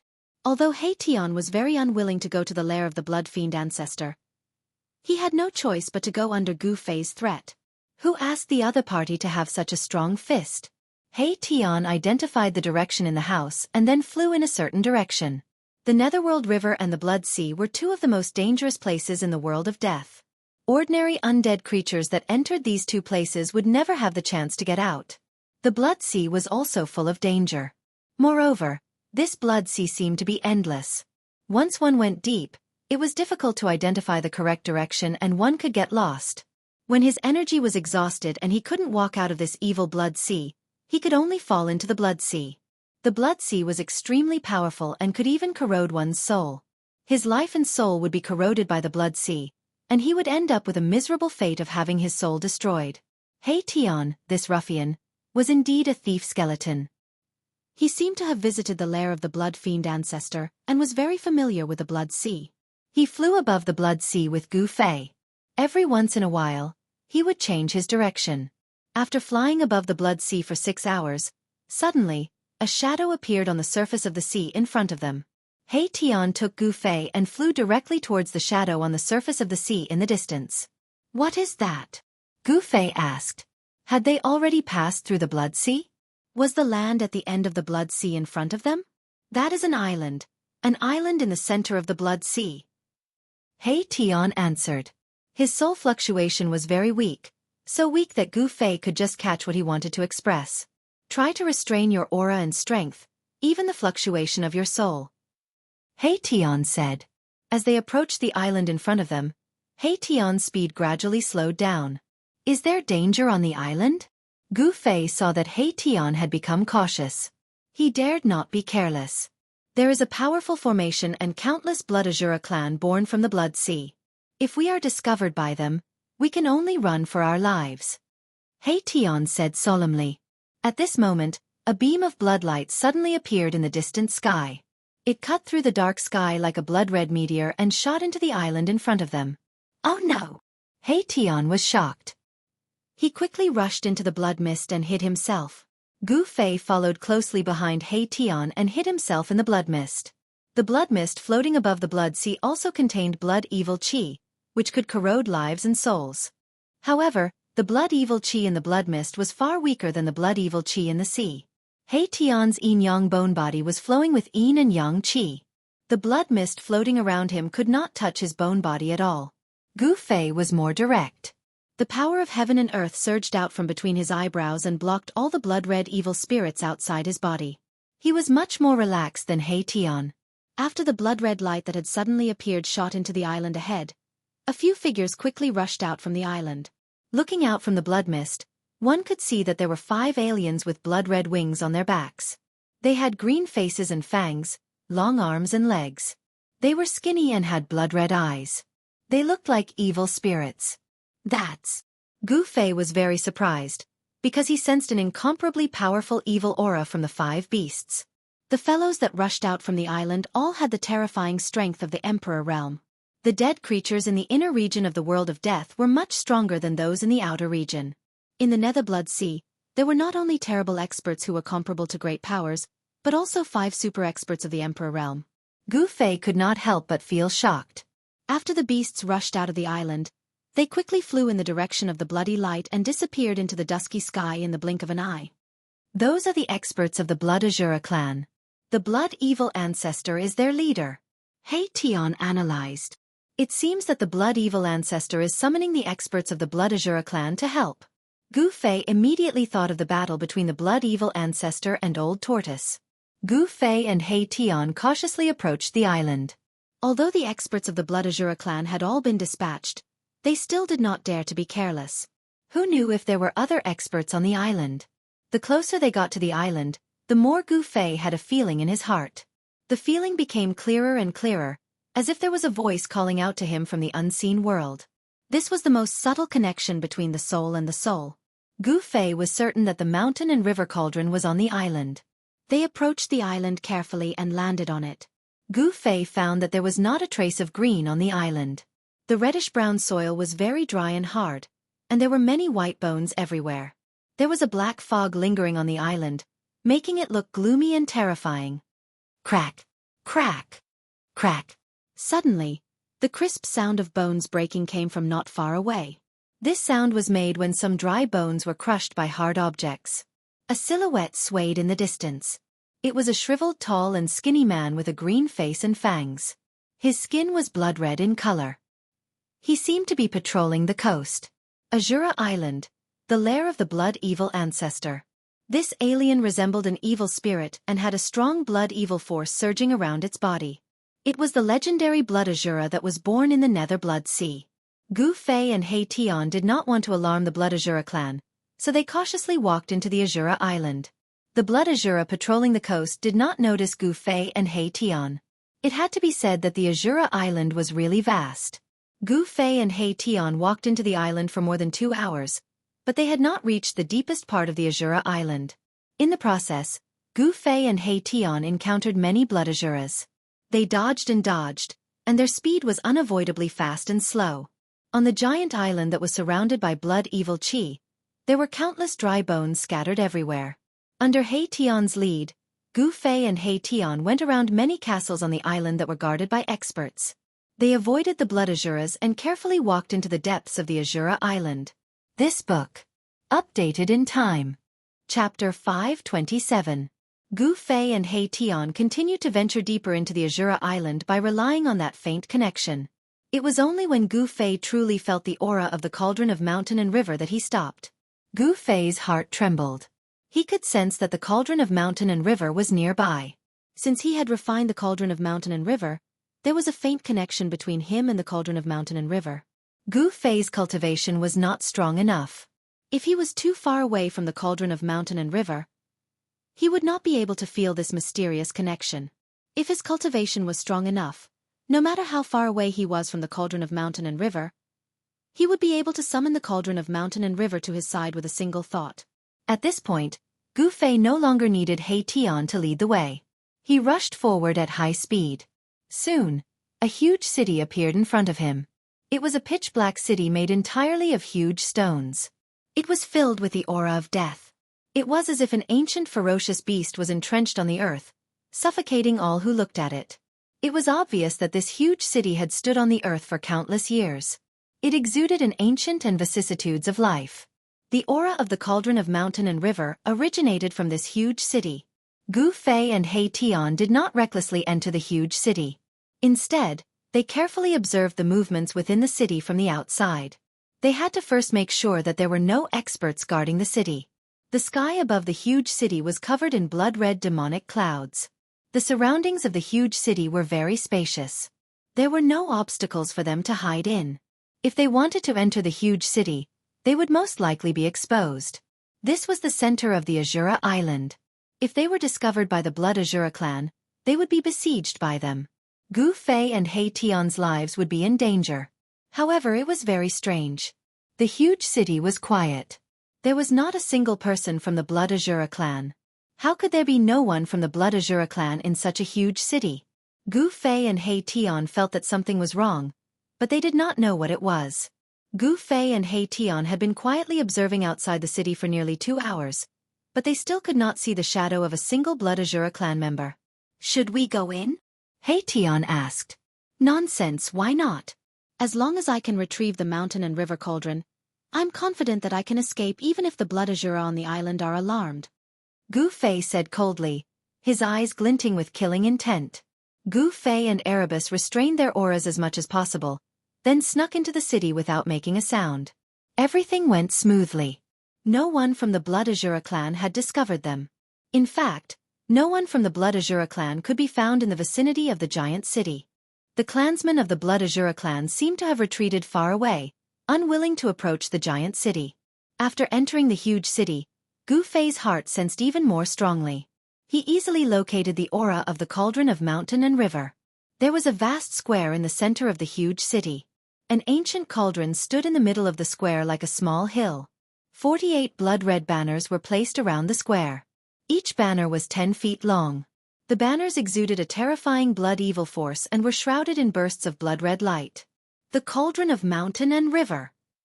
Gu Fei exclaimed in joy when he saw the cauldron in the middle of the square. Gu Fei found that each of the banners was somewhat similar to the one in the hands of the blood evil ancestor. It seemed that the demonic talismans on the banners were different. Each of the banners exuded a frightening evil aura. It was as if they were the condensation of endless evil power.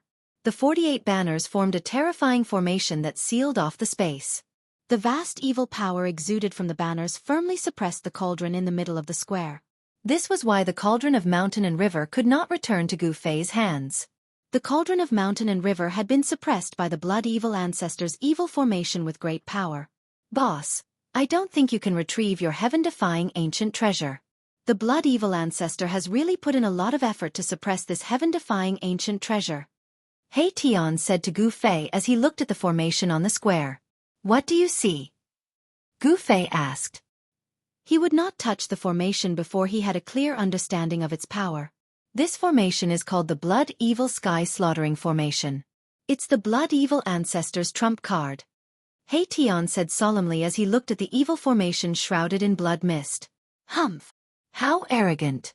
He actually wants to slaughter the heavens.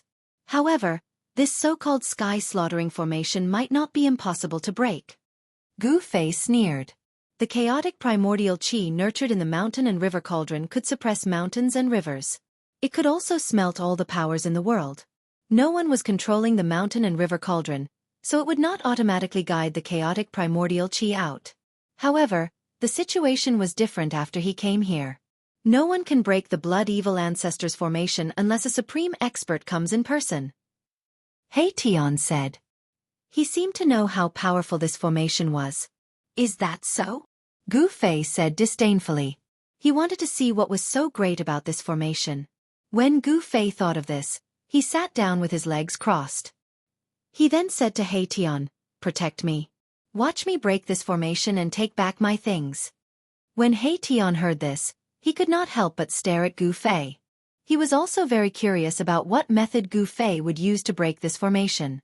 He did not say anything and immediately retreated. Gu Fei calmed himself down and then communicated with the cauldron soul of the mountain and river cauldron with his mind. Since Gu Fei's arrival, the giant cauldron in the center of the square seemed to have sensed his presence and began to vibrate gently. The 48 banners that were inserted around the square immediately released layers of blood mist. The mist shrouded the mountain and river cauldron, trying to suppress the mountain and river cauldron with its powerful blood evil force. For a moment, the whole square was suddenly filled with blood mist. It was as if there was a surging wave of blood mist. The entire giant city was shaking. He Tian had vaguely guessed why there was not a single member of the Blood Azura clan in this giant city. It seemed that the formation in the square had caused the entire city to become empty. When the formation was activated, it formed a terrifying force field that gathered the blood evil force from all directions. If the members of the Blood Azura clan were in the city, they would have their blood evil force forcefully extracted from their bodies. In the best-case scenario, they would be crippled. In the worst-case scenario, they would lose their lives. Who would dare to stay in the giant city? Gu Fei and the cauldron soul of the mountain and river cauldron were connected. Under Gu Fei's guidance, the mountain and river cauldron in the center of the square began to shake more and more violently. Rumble! The entire giant city began to shake at the fastest speed. Crack! Crack! Crack! The ground of the square began to crack. The 48 banners around the square were swaying violently. The terrifying blood evil force was like a raging wave that swept over the square. However, it could no longer suppress the mountain and river cauldron. Soon, a misty, inconspicuous, dust-like gas emanated from the mountain and river cauldron. Gu Fei had successfully guided the primordial chaos qi out of the cauldron through the formation. This terrifying blood evil formation was condensed with extremely powerful blood evil force. It could block divine sense and seal the heaven and earth. However, there was a trace of spiritual connection between Gu Fei and the mountain and river cauldron. Even if the blood evil formation were to unleash its full power, it would not be able to cut off the connection. Rumble! In the midst of the loud noise, the mountain and river cauldron, which was shrouded in the primordial chaos qi, slowly rose from the ground. The entire void was shaking. The great power formed by the blood evil formation could no longer suppress the mountain and river cauldron. Seeing this scene, He Tian was extremely shocked. He was very clear about the power of the blood evil formation. In the past, the Blood Evil Ancestor had used this formation to refine a terrifying expert of the same level as the Blood Evil Ancestor to death. The mountain and river cauldron slowly rose into the air. Endless blood fog shrouded it. The great power was like 100,000 mountains pressing down on it. However, it could not stop the mountain and river cauldron from rising. The primordial chaos chi above the mountain and river cauldron became thicker and thicker. At this moment, Gu Fei suddenly stood up from the ground. "Let's go." Gu Fei only said these two words before he turned and rushed out of the city. He Tian hurriedly followed. He could already see that the formation could not hold on any longer, and was on the verge of collapse. Once the formation collapsed, the entire city would be destroyed in an instant. Swoosh! Swoosh! Gu Fei and He Tian rushed out of the city. However, they did not stop. It was not until they were more than 10 miles away from the city that they stopped on a rocky hill. At this moment, boom! There was an earth-shattering noise in the city. Even though Gu Fei and He Tian were far away from the city, they still felt the ground under their feet tremble violently. Then, dust rose into the sky from within the city. An extremely terrifying ripple of energy rippled out, and the entire city was torn apart like a piece of paper, turning into dust. Gu Fei's estimation was correct. The huge city simply could not withstand the devastation of the extremely terrifying energy that erupted when the formation collapsed. In the midst of the dust, a large cauldron rushed out of the collapsed city and flew directly towards the place where Gu Fei and He Tian were. Rumble! The mountain and river cauldron tore through the void and shook the heaven and earth. Like a meteorite, it flew towards the rocky hill where Gu Fei was. Before it arrived, a strong pressure had already descended. He Tian could not help but be shocked. Gu Fei had actually broken the formation. However, he immediately remembered something. 48 banners. F***CK. I know why. The Blood Evil Sky Slaughtering Formation is missing a banner. It turned out that the Blood Evil Ancestor's Great Formation was not complete. The complete Blood Evil Great Formation required 49 banners to set up. However, the Great Formation in the huge city only required 48 banners. However, even so, the Blood Evil Sky Slaughtering Formation was not to be underestimated. Just as the mountain and river cauldron was about to fly back to Gu Fei and was about to be retrieved by Gu Fei, a blood-colored figure suddenly rushed over from afar. It was incredibly fast. Boom! The blood-colored figure directly punched the mountain and river cauldron. He wanted to blow the mountain and river cauldron away and prevent Gu Fei from retrieving the mountain and river cauldron. The ferocious power bombarded the mountain and river cauldron, causing it to shake continuously. However, the person who attacked was also sent flying by the power of the mountain and river cauldron. Although the person who suddenly attacked was extremely powerful, he could not stop the mountain and river cauldron from returning. Swoosh! The mountain and river cauldron turned into a blurry chaotic divine light and directly rushed into Gu Fei's left hand. Then, it directly followed Gu Fei's meridians and entered the void of Gu Fei's dantian. This time, the mountain and river cauldron was no longer limited to only being smelted into his left hand. Instead, it entered the void of his dantian and merged with the 5 elements yuan qi. This change was very similar to the situation when a Taoist used his own Tao power to nourish his natal magic weapon. Roar! The blood-colored figure looked up to the sky and roared angrily. His voice shook the sky and a terrifying power surged from his body like a volcanic eruption. Bloodlight illuminated the dark night sky. I can't believe someone dared to steal something from the Bloodshaw clan. How reckless! The blood-colored figure was shrouded in a layer of blood mist. His psyche waves were extremely chilling. One could only vaguely see that this person was tall and thin with a pair of flesh wings growing from his back. The other members of the Blood Azura clan have all left this giant city. Only you are loitering nearby. Humph. You are not a good person either. Before Gu Fei could speak, He Tian had already taken a step forward and said mockingly, "Who are you? Where did you come from? How dare you act so presumptuously in front of me, the Azura Emperor?" The person seemed to have been seen through by He Tian and became angry out of humiliation. This person was loitering around the giant city. Of course, he was coveting the mountain and river cauldron in the giant city. Does it matter who I am? Gu Fei took 2 steps forward and said coldly. With the mountain and river cauldron in hand, he had become much bolder. The Azura Emperor's voice was extremely gloomy. You are very conceited.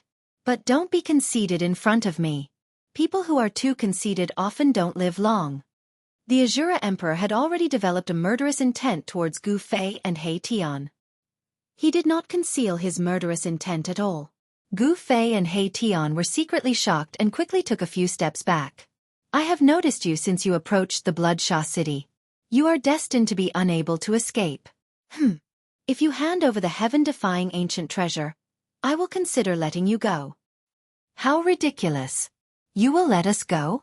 What a load of lies. Erebus said disdainfully. Did this Shura sovereign think they were fools? Are you really willing to let us go? Just as the Azura Emperor was about to make a fuss, Gu Fei suddenly said such words. Boss you. He Tian was startled. Hee. Very good. I, the Azura Emperor, am a man of my words. As long as you hand over the heaven-defying ancient treasure, I will let you leave Azura Island. However, this skeleton must stay. The Azura Emperor who was about to attack Gu Fei and He Tian was secretly happy when he heard Gu Fei's words. As long as the heaven-defying ancient treasure is in my hands, I will immediately kill you two ants. I will not leave anyone alive to let that bastard Bloodshaw know that the heaven-defying ancient treasure is in my hands. Boss, what's wrong with you? He Tian transmitted his voice to the Azura Emperor. You will know in a moment. Gu Fei replied. Then, he stretched out his left hand and an ancient cauldron flew out from his palm towards the Azura Emperor. Chapter 528. The Shura sovereign couldn't wait to catch the mountain and river cauldron. As expected, the mountain and river cauldron fell into the Shura sovereign's hands. Haha. Very good.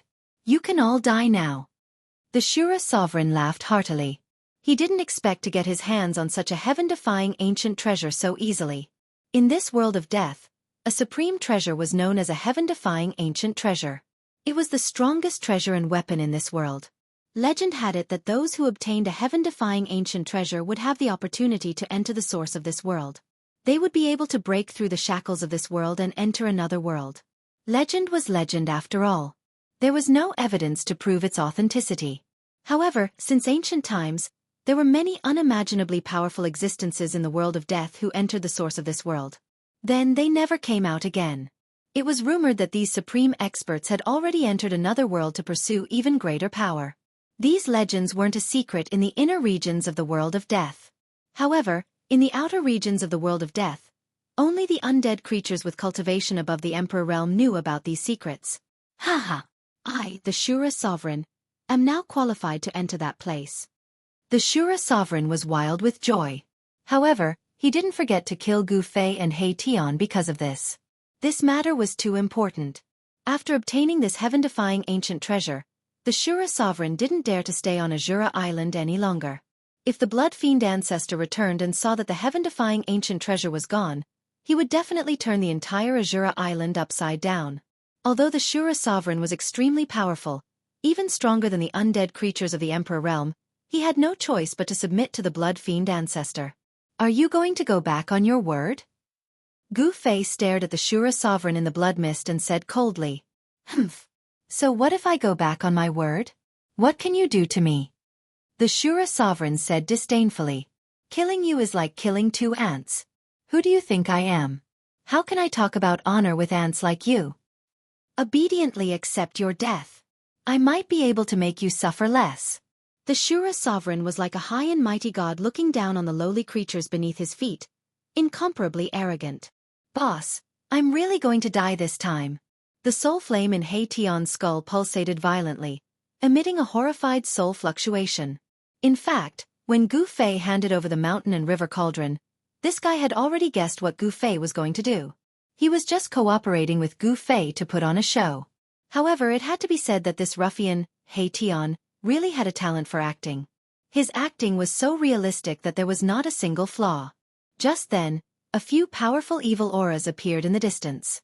The other blood Shura on the island were alarmed and were rushing towards the giant city. The Shura sovereign didn't say anything else. He extended his blood-red right hand and pressed it down on Gu Fei and He Tian. Pang! A demonic blood-red light appeared in his hand. The powerful force caused ripples in the void around the Shura sovereign's right hand. The Shura sovereign was about to attack and kill Gu Fei, but at this moment, Gu Fei's face suddenly revealed a cold smile. Then, The Shura sovereign felt the mountain and river cauldron in his left hand suddenly sink. A powerful aura that seemed to come from the primitive universe suddenly erupted from the mountain and river cauldron. Not good. The Shura sovereign was shocked. However, before he could react, the mountain and river cauldron in his hand suddenly expanded to the size of a mountain. A powerful force surged out of the mountain and river cauldron and froze the space around it. The mountain and river cauldron displayed the power to suppress all directions. The entire void seemed to solidify and the Shura sovereign was imprisoned in the sky. Roar! The Shura sovereign roared angrily. He desperately urged his strength, wanting to break the imprisonment power and rush out. The entire world trembled under the Shura sovereign's power. Even the mountain and river cauldron shook from the impact of the Shura sovereign's blood-red light. It seemed to be able to break out of the void that was imprisoned by the mountain and river cauldron. Boss, we should take this opportunity to escape. He Tian hurriedly transmitted his voice. The mountain and river cauldron temporarily suppressed the Shura king, but the Shura sovereign's strength was too strong. Even the mountain and river cauldron seemed to be unable to suppress him. What are you afraid of? Watch me suck him into the mountain and river cauldron and refine him. Gu Fei shouted coldly. He then rushed to the side of the mountain and river cauldron and placed his right hand on the body of the mountain and river cauldron. You ant, I will capture your divine soul and use the demonic blood fire to suppress it for 10,000 years. I will make you suffer the pain of refining your divine soul. Only then will I completely kill you. The Shura sovereign was completely furious. He never thought that a weak life like an ant in front of him would dare to plot against him. It was unforgivable. Humph! Gu Fei sneered, that will absolutely not happen, because you won't have the chance. As he said that, Gu Fei roused his yuan qi and poured it into the mountain and river cauldron, stimulating the supreme power of the mountain and river cauldron. Boom! The mountain and river cauldron shook violently. The giant ancient beasts on the body of the cauldron seemed to come to life, emitting extremely powerful soul fluctuations. However, the divine souls of the giant ancient beasts on the body of the cauldron didn't take form. Gu Fei didn't use the power of the ancient beast souls. His goal was to guide the primordial chaos qi, suck the Shura sovereign into the cauldron, and then completely refine him. Rumble! The entire world shook violently under the power of the mountain and river cauldron. The void seemed like it could collapse at any time. The He Tian saw that the situation wasn't right, so he had already escaped far away. After the mountain and river cauldron absorbed nearly 1/3 of Gu Fei's yuan qi, the primordial chaos qi gushed out from the mountain and river cauldron like a primordial dragon. It swept down from the mouth of the cauldron, wrapped around the Shura sovereign, and pulled him into the mountain and river cauldron. Boom! The mountain and river cauldron shook violently. The mouth of the cauldron was pitch black, and the primordial chaos qi surged. It transformed into a heaven-devouring power, as if it wanted to suck the entire world into the cauldron. The Shura sovereign, who was sucked into the mountain and river cauldron by the primordial chaos qi, roared again and again. Pang! Pang! Pang! The Shura sovereign's power shook the heavens, and his cultivation was unparalleled. The mountain and river cauldron shook again and again. The primitive beast soul on the body of the cauldron also showed signs of rushing out of the cauldron. He wanted to break the mountain and river cauldron and rush out. However, the mountain and river cauldron was the fastest treasure to be accessed by the computer. Even if it was a real Supreme Almighty, they would not be able to destroy it. The Shura sovereign was only putting up a last-ditch struggle. Gu Fei withdrew his right hand from the body of the cauldron, and then flew up into the sky. He sat cross-legged above the mountain and river cauldron, suppressing the mouth of the cauldron. Endless yuan qi surged from his body, and began to refine the Shura sovereign inside the cauldron. A desperate roar and a blood-curdling scream came from the mountain and river cauldron. The mountain and river cauldron emitted a dazzling divine light, like a burning ancient divine mountain. Within the light, the shadows of countless beasts could be vaguely seen. Swoosh! Swoosh! Swoosh! Figures flickered nearby. The experts of the Blood Azura clan had finally come near. Soon, the experts of the Blood Azura clan were engaged in a fierce battle with the He Tian. Bang! A blood fiend Azura with a pair of wings on his back and a blood-red horn on his head punched He Tian and sent him flying. Boom!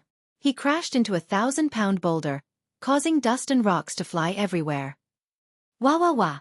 Boss, save me! He Tian cried out in panic. The blood fiend Azura with a blood-red horn on his head was incomparably powerful. His strength was actually stronger than He Tian's. At this moment, another blood fiend Azura rushed towards He Tian. He Tian could not help but be moved. It was difficult for two fists to fight against four hands. Moreover, the other party was still rushing over from all directions. Boom! Another blood fiend Azura kicked He Tian and sent him flying. Fortunately, his yin-yang bone body was incomparably hard. Otherwise, his bones would have been smashed into pieces. When Gu Fei saw that He Tian was in danger, he hurriedly opened his inner world and directly threw the Bone Emperor out. The Bone Emperor was originally staying well in Gu Fei's inner world. He originally wanted to wait until the battle outside was over before leaving. However, he was suddenly thrown out by Gu Fei. While he was shocked and angry, he could not help but greet all 18 generations of Gu Fei's ancestors. This Bone Emperor had been subdued by Old Tortoise. After becoming Old Tortoise's bone slave, he already had a belly full of work to do and could not find a place to vent his anger. It was just the right time to vent his anger on these blood fiend Azuras. Buzz! A terrifying soul fluctuation erupted from the Bone Emperor's skull. The soul fire in the skull was like a sun. It emitted a brilliant light that illuminated the entire heaven and earth. Chi chi chi chi. Vast soul power condensed into millions of soul divine light that pierced through the air. It was like a divine sword that shook the heavens as it shot out in all directions. The blood fiend Azuras that were charging over from all directions were instantly within the range of the Bone Emperor's attack. They looked at the light of destruction that was shooting towards them in fear. Miserable cries, alarmed cries, and furious roars resounded. The Bone Emperor's attack was indeed extraordinary. In an instant, he caused those blood fiend Azuras to panic. Demonic flowers of blood erupted around the rocky mound. Many blood fiend Azuras had their bodies penetrated by the soul divine light and rolled off the rocky mound. Only a dozen blood fiend Azuras with blood-colored horns on their heads shattered the soul divine light and continued to charge towards the Bone Emperor and He Tian. A few single-horned blood fiend Azuras soared into the sky and charged towards Gu Fei, who was sitting cross-legged on the mountain and river cauldron. However, even though these blood fiend Azuras were powerful, when they got close to Gu Fei, they were sent flying thousands of feet away by a powerful force and exploded in the void. Those blood fiend Azuras were shattered by the terrifying force of the mountain and river cauldron. They turned into clouds of blood mist and died. When all the blood fiend Azuras saw this, they were all shocked. None of them dared to soar into the sky and charge towards Gu Fei. Although the blood fiend Azura tribe was ferocious and warlike, it didn't mean that they were willing to throw their lives away. The Bone Emperor displayed the powerful battle prowess of the Emperor realm. With a single punch, he blasted a single-horned blood fiend Azura into pieces. With a stomp, he crushed the head of another blood fiend Azura. He was like the reincarnation of a god of death as he rapidly reaped the lives of these blood fiend Azuras. The Bone Emperor went on a killing spree and mercilessly killed all the blood fiend Azuras who dared to charge towards the rocky mound. He could finally vent the anger in his chest. On the other hand, that ruffian He Tian retreated after the Bone Emperor made his move. He watched from the side as the Bone Emperor went on a killing spree. At this moment, those powerful single-horned blood fiend Azuras no longer cared about He Tian as they all attacked the Bone Emperor. However, the ferocious attack was indeed met with an even more ferocious counterattack. The Bone Emperor's attack was very direct. He continuously tore apart, shattered, and stomped on the blood fiend Azuras who were charging towards him. The stench of blood dyed his body red. He was bathing in the fresh blood of the blood fiend Azuras. On the rocky mound, there was a large amount of flesh and blood scattered. An extremely pungent smell wafted in the air. There was also a bloody mist that had yet to dissipate. The entire rocky mound had become a slaughterhouse. After the last blood fiend Azura was killed by the Bone Emperor, no other blood fiend Azura dared to charge towards the rocky mound. Even the powerful blood fiend Azura wasn't a match for the Bone Emperor. Those hornless blood fiend Azuras didn't dare to send themselves to their deaths. After this short but intense battle, one could tell the level of these blood fiend Azuras. Those hornless blood fiend Azuras were obviously of the weaker level. Those blood fiend Azuras with blood-colored horns were the strongest among these blood fiend Azuras.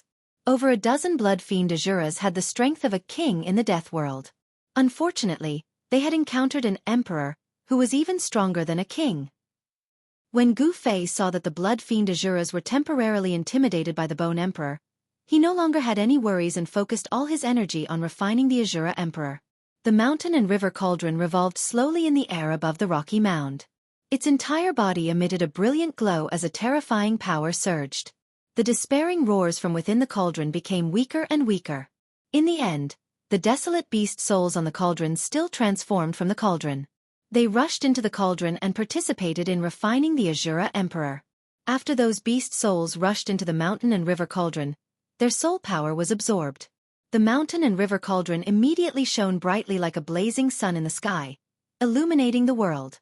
All the experts on Azura Island who could match the Bone Emperor had been summoned by the Blood Fiend Patriarch. The only one who could deal with the Bone Emperor, the Azura Emperor, had been sucked into the mountain and river cauldron. Hence, the Blood Fiend Azura tribe was in a tragedy. More and more Blood Fiend Shuras gathered around the rocky hill. However, they could only watch as Gu Fei gradually refined their emperor. The Shura sovereign in the cauldron screamed again and again. In the end, it became completely weak and became silent. At the same time, the mountain and river cauldron also quieted down. Gu Fei waved his hand and the mountain and river cauldron, which was as big as a mountain, shrunk to an inch tall and appeared in his palm. __8. Chapter 529. After Gu Fei refined the Shura sovereign, he was extremely weak. At this moment, the ruffian He Tian came over to fawn over him. "Boss, what's wrong with you?" Before He Tian could flatter him, he saw that Gu Fei's face was as pale as a sheet. Gu Fei's body was on the verge of collapse. He couldn't help but be shocked. "Hurry up and carry me. Let's leave this place. Their experts should be back soon," Gu Fei said to He Tian weakly. After refining the Shura sovereign, the energy in his body had almost been drained by the mountain and river cauldron. "Yes, boss." He Tian didn't say much. He carried Gu Fei on his back and rushed out of Azura Island. The Bone Emperor brought up the rear. From time to time, powerful Blood Fiend Azuras would soar into the sky in an attempt to intercept Gu Fei and the others. However, these Blood Fiend Azuras who dared to attack were instantly killed by the Bone Emperor. Originally, with the Shura sovereign overseeing Azura Island, there should have been no danger. This was because the Shura sovereign was even stronger than the Emperor Bone Emperor. Unfortunately, the Shura sovereign was too confident in his own strength. As a result, he didn't care about Gu Fei and He Tian at all. Hence, the insufferably arrogant Shura sovereign met a tragic end. The emperor of the Blood Fiend Azura clan had actually been refined to death by an ant. If news of this got out, the Blood Fiend Azura clan would really lose face. Gu Fei knew that something had happened on Azura Island. As long as the emperor experts summoned by the Blood Fiend Patriarch hadn't been killed by the old turtle, they would rush back immediately. Even the Blood Fiend Patriarch might be able to shake off the old turtle and return to Azura Island. If they didn't leave now, when the true experts of the Blood Fiend Azura clan returned, they wouldn't be able to leave even if they wanted to. With the escort of the emperor, expert like the Bone Emperor, He Tian and Gu Fei didn't need to hide at all.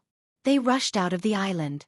Along the way, they passed by some castles guarded by experts. One or two powerful Blood Fiend Azuras would rush out of the castles to intercept Gu Fei and Gu Fei. Although these single-horned Blood Fiend Azuras were extremely powerful, they were nothing in front of the Bone the Arch. They were mercilessly killed by the Bone the Arch in a single exchange. The stench of blood rained down from the sky as dismembered corpses fell from the sky. They were simply sending themselves to their deaths. The one-horned Blood Fiend Shura was simply not a match for the Bone Emperor. The two of them were simply not on the same level. No matter how many one-horned Blood Fiend Shura came, they would be killed by the Bone Emperor. Soon, He Tian rushed out of Azura Island with Gu Fei on his back and disappeared above the Blood Sea. Quite a number of Blood Fiend Azuras chased them out of Azura Island. However, the Blood Sea was shrouded in mist and visibility was very low. It was impossible to determine the direction. Not long after entering the Blood Sea, these Blood Fiend Azuras lost track of Gu Fei and Gu Fei. Not long after Gu Fei and Gu Fei left, 3 blood-colored beams of light appeared in the distant sky. They tore through the pitch-black void and rushed into Azura Island. As Gu Fei had expected, the experts of the Blood Fiend Azura clan had really returned to Azura Island. Following which, a few angry and sorrowful roars could be heard from the island. It could be said that the Blood Fiend Azura clan had suffered heavy losses this time. Almost all the monarch experts had been killed by the Bone Emperor. Even the Azura sovereign, who was guarding Azura Island, had been refined to death by Gu Fei. The blood fiend Azura clan had suffered a great loss. It would probably take them several hundred years to recover. While Azura Island was in a mess, Gu Fei, He Tian, and the Bone Emperor were already thousands of miles away. He Tian was no stranger to the Blood Sea. He carried Gu Fei on his back and brought the Bone Emperor with him as they flew close to the surface of the Blood Sea.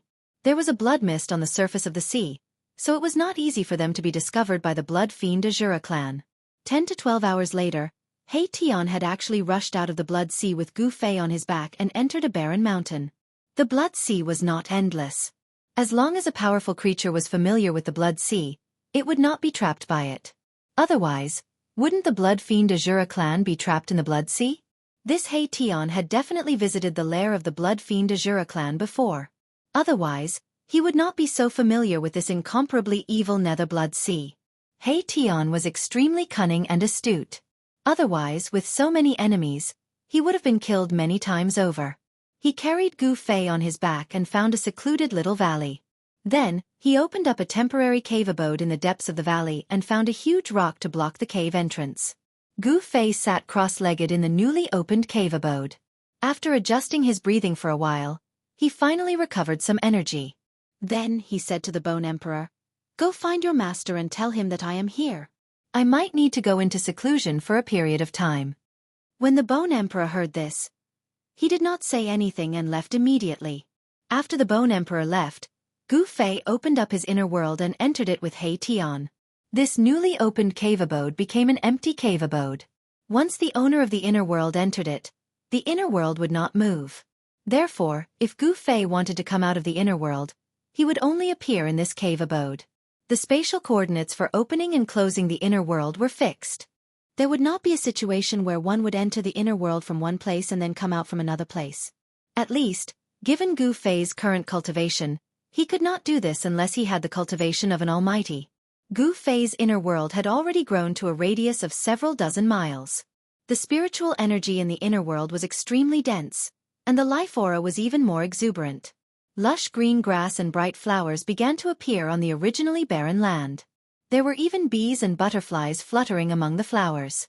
A radius of several dozen miles was insignificant compared to the old turtle's small world, which had a radius of 1,000 miles. Within the radius of several dozen miles, there was a valley filled with spiritual energy and abnormally exuberant vitality. This valley was the source of life in this inner world. The valley was lush and verdant. In the flat central area, there was a place where countless spiritual essences of heaven and earth grew. There was a small pool that was about 1 square foot. Inside the pool, dark green spring water gurgled and overflowed with sparkling brilliance, as if it was formed by the convergence of bejeweled nectar. At this moment, a person was lying in the small pool. It was a weary-looking young man who seemed to have lost a large amount of vitality. This young man was Gu Fei. A skeleton with a black and white bone body was sitting cross-legged beside the pool. Yin and yang qi circulated above the skeleton, and the surrounding life essence was constantly gathering in its skull. This skeleton was cultivating. In order to refine the Shura sovereign, it could be said that Gu Fei had paid a considerable price. His originally exuberant vitality had almost dried up. Now that he was soaking in the pool, Gu Fei's body began to rapidly absorb the vitality essence. It was like a desert that had been suffering from a drought for a long time finally receiving dew. As Gu Fei lay in the pool, he felt that his throat was dry and cracked. He had lost a large amount of vitality, causing his entire body to collapse. He began to drink the divine spring of life. The spring water was very sweet, and it also had bursts of fragrance. It moisturized Gu Fei's throat like bejeweled nectar, leaving an endless aftertaste. This was Gu Fei's first time drinking the divine spring of life. The dried-up vitality gradually regenerated in his body. His flesh and blood slowly recovered, and his 5 viscera and 6 bowels were slowly nourished by the vitality essence. After drinking a large amount of the divine spring of life, Gu Fei's body was filled with a vast amount of vitality. He lay in the spring water and didn't want to move anymore. He lay there for a full 6 hours. The vitality essence gradually replenished the vitality in his body. He could feel that the vitality in his body was gradually becoming stronger. At this time, Gu Fei moved his arms and legs. His body suddenly emitted a burst of crackling sounds. Soaking in the divine spring of life, Gu Fei felt very comfortable and calm. His flesh and blood were very comfortable. As he soaked in the spring water, a large amount of vitality essence entered his body through his pores. Next to the divine spring of life was a small tree that was half a meter tall. It flickered with green light and looked like it was carved out of jade. There were many magical fruits on the branches of the small tree. Each fruit had yin and yang energy curling around it. The faint fruity fragrance was enough to raise one's spirit. Although the small tree was short, its branches were vigorous and powerful. They snaked and stretched like a horned dragon. This small tree seemed to have existed since the beginning of the world. It gave off a very strange feeling of vicissitudes and vicissitudes. This was the immortal god tree and immortal god fruit, which were rarer and more precious than the longevity grass. In the world of death, the immortal god fruit was also known as the divine yin-yang fruit. Gu Fei did not eat the immortal god fruit again. Even if he did not eat it, he could still recover the vitality that he had used. After an unknown period of time, the vitality in Gu Fei's body flourished again. The power of the 5 elements was boiling, rolling and surging like waves. This divine spring was too magical. It actually allowed him to completely recover his vitality in such a short time. If he had relied on his own cultivation, it would have taken him a month or 2 to recover. Gu Fei stood up and walked out of the divine spring. He waved his arms vigorously, as if there was an inexhaustible power in his body. Buzz! A beam of light rushed out of Gu Fei's dantian. Within the light was an ancient cauldron. The mountain and river cauldron was no longer smelted into his left hand. Instead, Gu Fei kept it in the void of his dantian and nourished it day and night with his own 5 elements yuan qi. Gu Fei waved his hand and the mountain and river cauldron that had rushed out of his dantian fell into his hand. The small cauldron that was an inch tall was small and imposing. It gave off a simple and unadorned aura. No one would have thought that such a small cauldron could actually turn a super expert of the blood fiend Azura clan into ashes. The mountain and river cauldron had been taken back, and there was also the purple gold divine sword. Where was the purple gold divine sword now? When Gu Fei thought of this, he could not help but frown. Gu Fei put the mountain and river cauldron back into his dantian and then sat cross-legged next to the divine spring. He continued to circulate his magic and quickly entered a state of cultivation. The surroundings of the heavenly spring was the place with the most abundant spiritual energy in the entire inner world.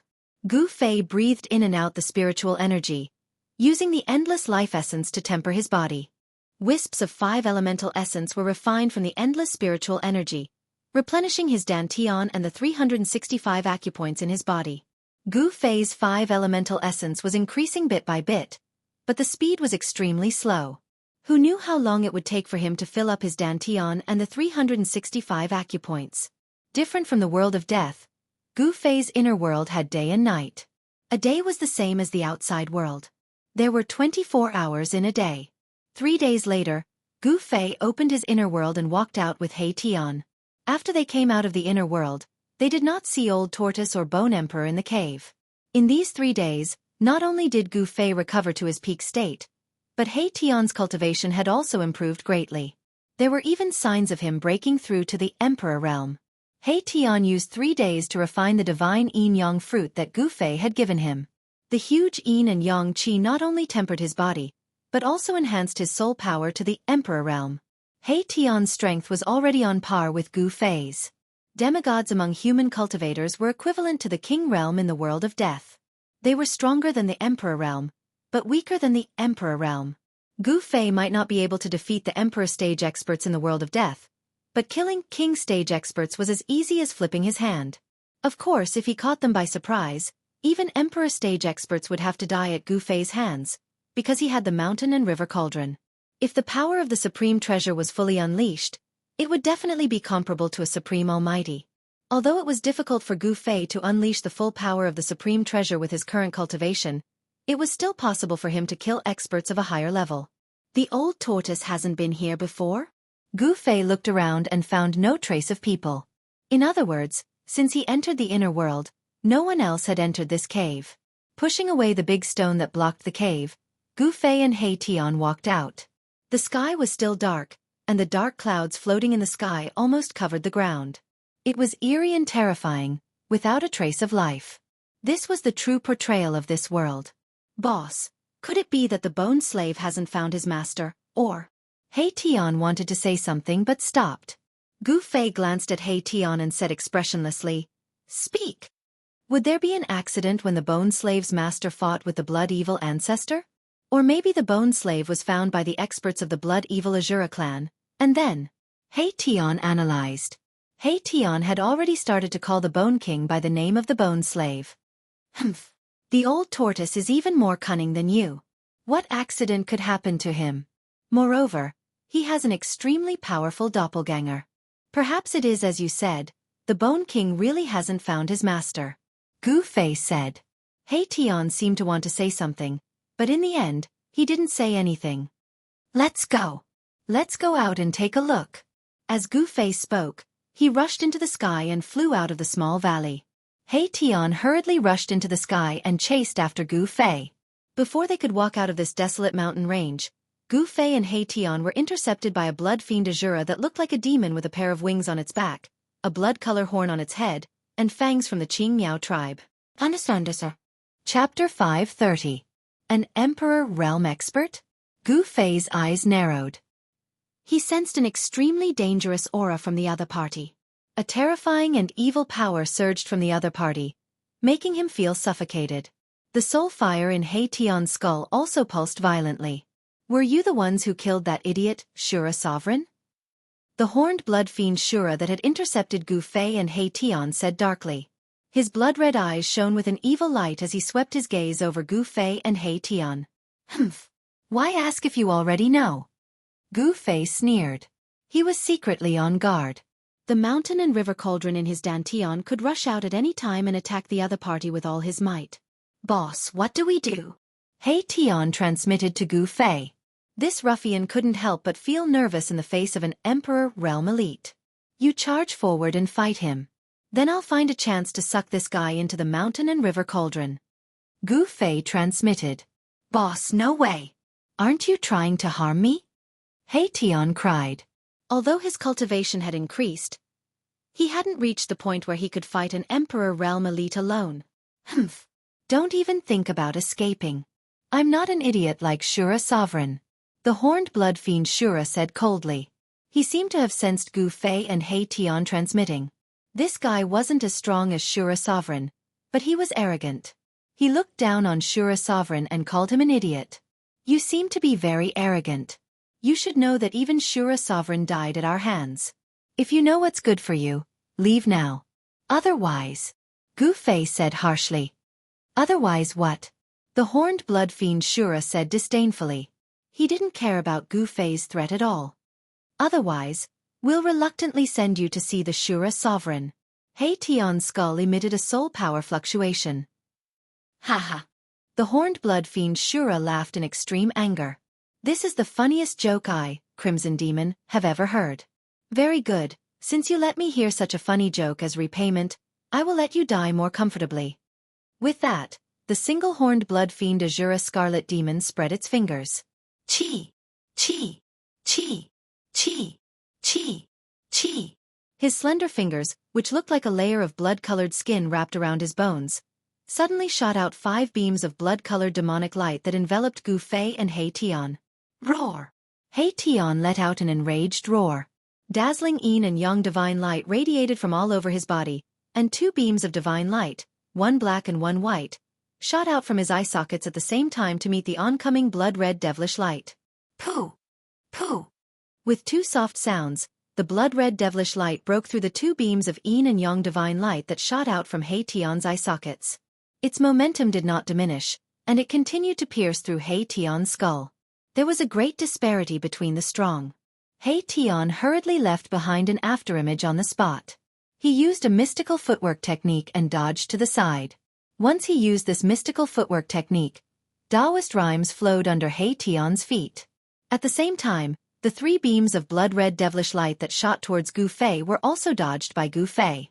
He used the 8 desolate steps and displayed the offensive battle technique of 8 steps 8 kills. With 1 step, it was as if he had teleported. He instantly appeared in the sky above the Crimson Demon, and then stomped down on the Crimson Demon. Boom! The space under Gu Fei's feet seemed to suddenly collapse. The entire space was trembling, and an extremely terrifying and ferocious power spread under his feet, shattering everything. Child's play. The Crimson Demon did not dodge at all. Instead, he threw a punch upwards, and a glaring blood-red light exploded from his fist, illuminating the entire heaven and earth in a crimson-red color. Bam! The fist and the leg collided, and a muffled sound that could cause one to vomit blood was heard. This was a head-on clash between two powerful forces. There were no fancy tricks involved, and it was a clash of pure strength. A part of the void was spread out from the point where the two extremely powerful forces collided, and the powerful force that was released tore the void apart. Gu Fei was sent flying into the sky by a powerful force. The first step of the 8 steps 8 kills was dispelled by the powerful force of the Crimson Demon just like that. The Crimson Demon did not have it easy either. He was stomped down from the sky by Gu Fei, and with a boom, he was smashed into the mountain below, and a cloud of dust was kicked up. Gu Fei was not an ordinary demigod. Instead, he had attained the cultivation of a demigod through his martial arts.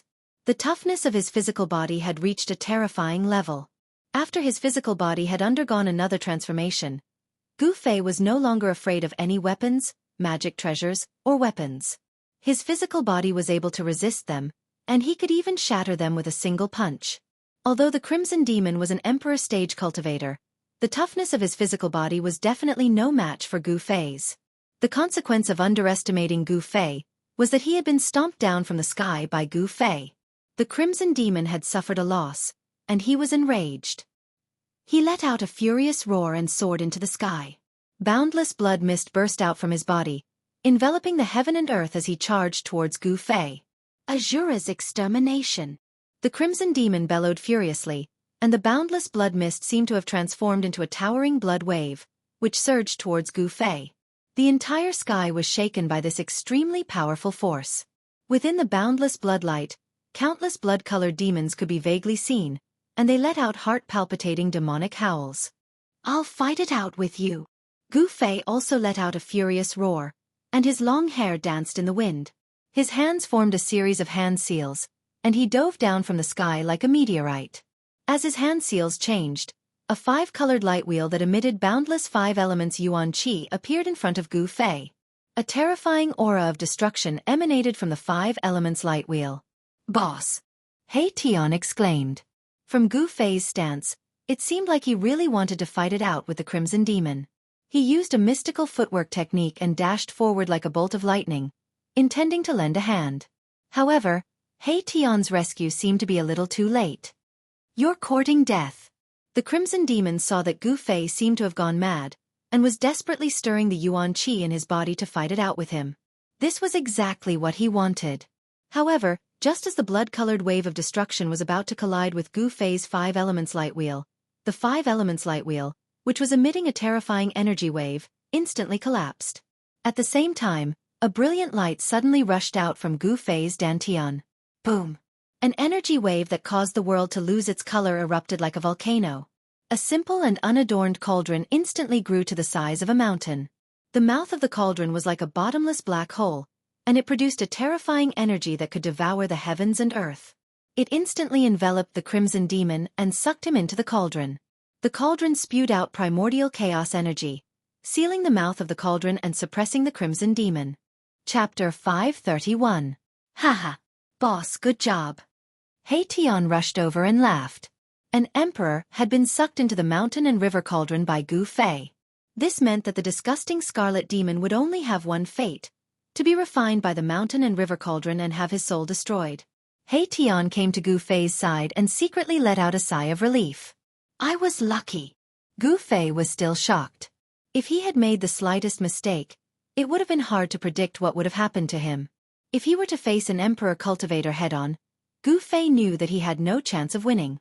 Even with the mountain and river cauldron, he would only be able to protect himself. It goes without saying that although the Scarlet Demon was weaker than the Shura Sovereign, he was still a terrifying cultivator. Luckily, the Scarlet Demon was too arrogant. Otherwise, he would not have been sucked into the mountain and river cauldron by Gu Fei. Gu Fei waved his hand and the mountain-sized mountain and river cauldron shrunk rapidly and flew back into his hand. The 1-inch-tall cauldron floated above his palm and a misty primordial chaos chi sealed the mouth of the cauldron. No matter how hard the Scarlet Demon tried, he could not escape from the cauldron. Despicable bastard! I will tear you apart. The Scarlet Demon's furious roar came from the cauldron. One could see flashes of blood-red light coming from the cauldron. F***CK. He's still so arrogant even when he's about to die. Boss, refine him to death. Hei Tian was displeased when he heard the words. This guy really doesn't know his place. Bang! Boom! Clang! The mountain and river cauldron let out a series of clashing sounds as it shook from the Scarlet Demon's attacks. The Scarlet Demon was too strong. Even among the Emperor cultivators, he was definitely an expert. Refine him to death? Gu Fei also wanted to do so, but now was not the time. That day when he refined the Azura Sovereign, he had nearly died from exhaustion and his Yuan Qi had almost been sucked dry by the mountain and river cauldron. Gu Fei really did not want to experience that feeling of extreme exhaustion right after he had just recovered his Yuan Qi. That feeling was truly unpleasant. Roar! What's the point of plotting against me? Let me out if you have the ability to.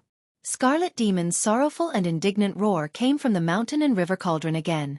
Seeing that he couldn't break the cauldron, he couldn't help panicking. He had heard from some clansmen that those fellows had used this cauldron to refine the Azura Sovereign to death. At this moment, Crimson Demon was so regretful that he wanted to bang his head against the wall. He should have killed those two guys right from the start. However, there was no medicine for regret in this world. Haha, this is the funniest joke I've ever heard. In return for letting me hear such a funny joke, I'll have my boss refine you to death. Don't be polite. Hei Tian actually imitated Crimson Demon's tone and said the same words that Crimson Demon had said. Roar! Crimson Demon flew into a rage. He wanted nothing more than to turn Hei Tian into dregs. This Hei Tian was too hateful. However, no matter how powerful he was, he could only be ruthless inside the mountain and river cauldron. The primordial chaos chi sealed the mouth of the cauldron. Even if the real cauldron was sealed inside the mountain and river cauldron, it would be very difficult for it to break the seal and rush out. Alright, why should we lower ourselves to the same level as this guy? Let's get down to business. Gu Fei said indifferently. He then put the mountain and river cauldron back into his dantian. After hearing Gu Fei's words from inside the mountain and river cauldron, Crimson Demon almost fainted from anger. In his opinion, Gu Fei's words were even more ruthless than Hei Tian's. Boss, why don't you immediately refine this hateful guy? Leaving him alive will always be a source of trouble. Hei Tian suggested. Gu Fei glanced at Hei Tian and said calmly, Do you really think that guy still has a chance to come out of the mountain and river cauldron? Hei Tian was a little unconvinced. In his opinion, enemies should be ruthlessly destroyed. If they were kept alive, it would take more effort to guard against them. If they were killed, there would be no more worries. Unless I let him out myself. He's dead meat. Gu Fei said. Gu Fei thought to himself, as long as he's strong enough, even if he's a powerful cultivator, I can still put him into the cauldron and refine him. Hearing this, Hei Tian did not say anything else. After that, Gu Fei and Hei Tian walked out of the barren mountain. Under Hei Tian's lead, Gu Fei arrived at an area outside the world of death that was under the control of another force. The city of Divine Kings was a huge city in the inner region of the world of death. The pitch-black walls were tens of feet tall and the city gates could accommodate 7 or 8 carriages entering at the same time. Of course, there were no carriages in the world of death. When Gu Fei and Hei Tian arrived outside the city of Divine Kings, another day had passed. The creatures in the world of death did not seem to have any concept of time. This was because the entire world was shrouded in Yin Qi and the underworld fog. It was impossible to distinguish between day and night. Only outsiders like Gu Fei would have a concept of time. They could roughly estimate how long a day had passed. Outside the city of Divine Kings, Gu Fei was shocked to see a young man with flesh and blood. His vitality was as vigorous as a flood dragon. This was the first time Gu Fei had seen a normal life form in the world of death. The young man entered the city in a flash. Gu Fei was shocked. Could it be that the legends about the sacred race in the outer region of the world of death were true? Was there really a life form like him in the inner region of the world of death? The sacred race in the outer region is not the sacred race here, but the divine race. The city of Divine Kings in front of us is a huge city under the control of the divine race. Hei Tian analyzed. Preposterous. Why didn't you tell me about this earlier? Gu Fei recovered from his shock. He couldn't help but feel displeased. His complexion was a little unsightly. You didn't ask. How can you blame me? He Tian said innocently. You. Gu Fei couldn't help but feel angry. He Tian was a ruffian. Sometimes, he really couldn't help but want to beat him up. This guy was really infuriating sometimes. Looks like I'll have to study old tortoise's divine ability to tamper with the soul. Gu Fei said angrily. Boss, I'm really innocent. I'll tell boss everything in the future, okay? He Tian suddenly felt a sense of crisis. If Gu Fei really wanted to plant a forbidden spell on his soul, it would be too tragic. He Tian was absolutely unwilling to let others control his life and death. Humph. That will depend on how you behave in the future. Otherwise, Gu Fei threatened. Got it. He Tian quickly replied. At this time, he could agree to anything. Even if Gu Fei asked him to jump into a cesspool, he wouldn't hesitate. Will there be any problems if we go in? Gu Fei asked. He wanted to enter the giant city in front of him to take a look. Maybe he could find some information. He Tian thought for a moment and then said, there shouldn't be any problems, but the god race isn't a race with a large number of clansmen. Therefore, if you meet someone from the god race, I'm afraid that they will recognize your identity as an outsider. It's fine as long as we don't meet someone from the god race. Gu Fei said. He thought it would be a problem, but it was just a problem that wasn't a problem. This He Tian was really timid. However, it was also because of this that he was still alive and kicking even though he had countless enemies. Gu Fei didn't have any misgivings. He and He Tian directly walked towards the giant city in front of them. This city was obviously very old. It was as big as the giant city that Gu Fei and the others had seen on Azura Island. The city walls were made of black boulders and were filled with the vicissitudes of time. The city gate wasn't like the human world outside. There were no guards guarding the city gate. However, the layout of the giant city was exactly the same as the city of human society. Gu Fei and He Tian didn't encounter any obstruction as they entered the giant city. According to He Tian, there were very few people who dared to cause trouble in a city under the control of the god race. Although there weren't many clansmen of the god race, each of them had a formidable strength that made people tremble. Although their numbers were small, they were much stronger than the blood fiend Azura clan in the netherworld Blood Sea. Gu Fei discovered that there were a lot of undead creatures in the city. There were undead creatures similar to He Tian, evil corpses with corpse energy lingering around them, and even some powerful souls appearing in the city. In general, these undead creatures that appeared in this giant city weren't too weak. The soul light of some undead creatures wasn't weaker than the king realm. However, a yin-yang skeleton like Erebus was one of a kind. Not only was his yin-yang skeleton body different from other undead creatures, but his aura was also completely different from other undead creatures. Gu Fei could clearly feel the eagerness in the eyes of the surrounding skeletons when they looked at He Tian. It was as if they were looking at a delicious delicacy. Those powerful skeletons seemed to be very interested in He Tian. If it weren't for some misgivings, these skeletons would have already attacked He Tian. The appearance of a skeleton without a trace of death aura in the city really attracted the attention of the undead creatures in the city. Some powerful creatures even directly stared at He Tian. However, these undead creatures didn't dare to act rashly because this was a city under the control of the god race. No one dared to provoke the god race. Beside He Tian stood a god race youth. As a result, all the people who stared at He Tian didn't dare to make a move. These undead creatures didn't think that Gu Fei wasn't a member of the god race. It seems like you're very popular, Gu Fei said to He Tian with a smile. Damn! These guys! Looking at the undead creatures around him that couldn't wait to eat him, He Tian was so depressed that he almost fainted. It seemed like he had made a big mistake. Just as more and more undead creatures gathered around Gu Fei and He Tian, the undead creatures in front of them suddenly gave way. A blue-clothed youth appeared in Gu Fei's line of sight. These undead creatures definitely didn't give way to Gu Fei and He Tian, but to this blue-clothed youth. Chapter 532. My young master invites the two of you? The azure-clothed youth was only 14 or 15 years old. He had white teeth and red lips. He was incomparably handsome and elegant. There seemed to be a Dao charm circulating around his body. Gu Fei was secretly shocked. He actually couldn't see through this youth's depth. Apart from his outstanding temperament, This youth actually didn't have any energy fluctuations on him. He seemed to be an ordinary person. However, to be able to appear in a huge city full of undead creatures, how could he be an ordinary person? Who are you? And who is your young master? Gu Fei didn't dare to be negligent. This was because he knew that this youth in front of him should be from the divine race. In the outer regions of the world of death, the divine race was also known as the holy race. In the outer regions of the world of death, the divine race was a legendary existence. Gu Fei learned from He Tian that even in the inner regions of the world of death, the divine race was also a transcendent race. They possessed a powerful force that caused all the races in the inner regions of the world of death to be afraid of. Although there weren't many clansmen of the divine race, no power dared to rashly provoke them. There was an ancient legend in the inner regions of the world of death. The divine race was the supreme race that protected this world. They were more ancient than any other race in the continent of death. Come with me and you'll know.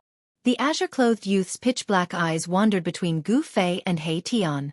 Although his face was expressionless, his eyes revealed a trace of surprise that was difficult to conceal. Boss, we've been targeted by the divine race. He Tian transmitted a message to Gu Fei. Do I need you to tell me that? Gu Fei replied to He Tian in a bad mood. The other party had already come knocking on his door. This He Tian's head had really been kicked by a donkey. Please lead the way, Gu Fei said to the youth. Since the other party had invited him politely, he wouldn't be able to refuse. Thus, he might as well go and take a look. With the cauldron of mountain and river in hand, Gu Fei's courage grew. Unless a powerful being made a move, no one would be able to truly threaten Gu Fei. The green-robed young man didn't say much and led the way. The undead creatures around them were pushed to the side. No one dared to stop them. This was because the owner of the City of Divine Kings was a member of the Divine Tribe. Gu Fei and He Tian followed the green-robed young man through a street and arrived in front of a restaurant. They then entered the restaurant. Yes, in the world of death, Gu Fei saw a restaurant that only existed in the human world. Gu Fei was very surprised that there would be a restaurant in a huge city. Most of the creatures in the undead world did not need to eat or drink because most of them did not need to eat. The restaurant wasn't big, but the layout and decorations were very ancient. It was very different from the restaurants in the human world. Moreover, when they entered the restaurant, Gu Fei didn't see the shopkeeper or the waiter. The restaurant seemed to be just a decoration. There were no customers inside, and the hall was empty. There were only a few dusty tables and chairs in the hall. The green-robed young man led Gu Fei and He Tian to the second floor. When Gu Fei stepped on the second floor, an extremely sharp gaze swept towards him. It was like lightning, instantly illuminating the entire second floor, making it hard for people to look directly at it.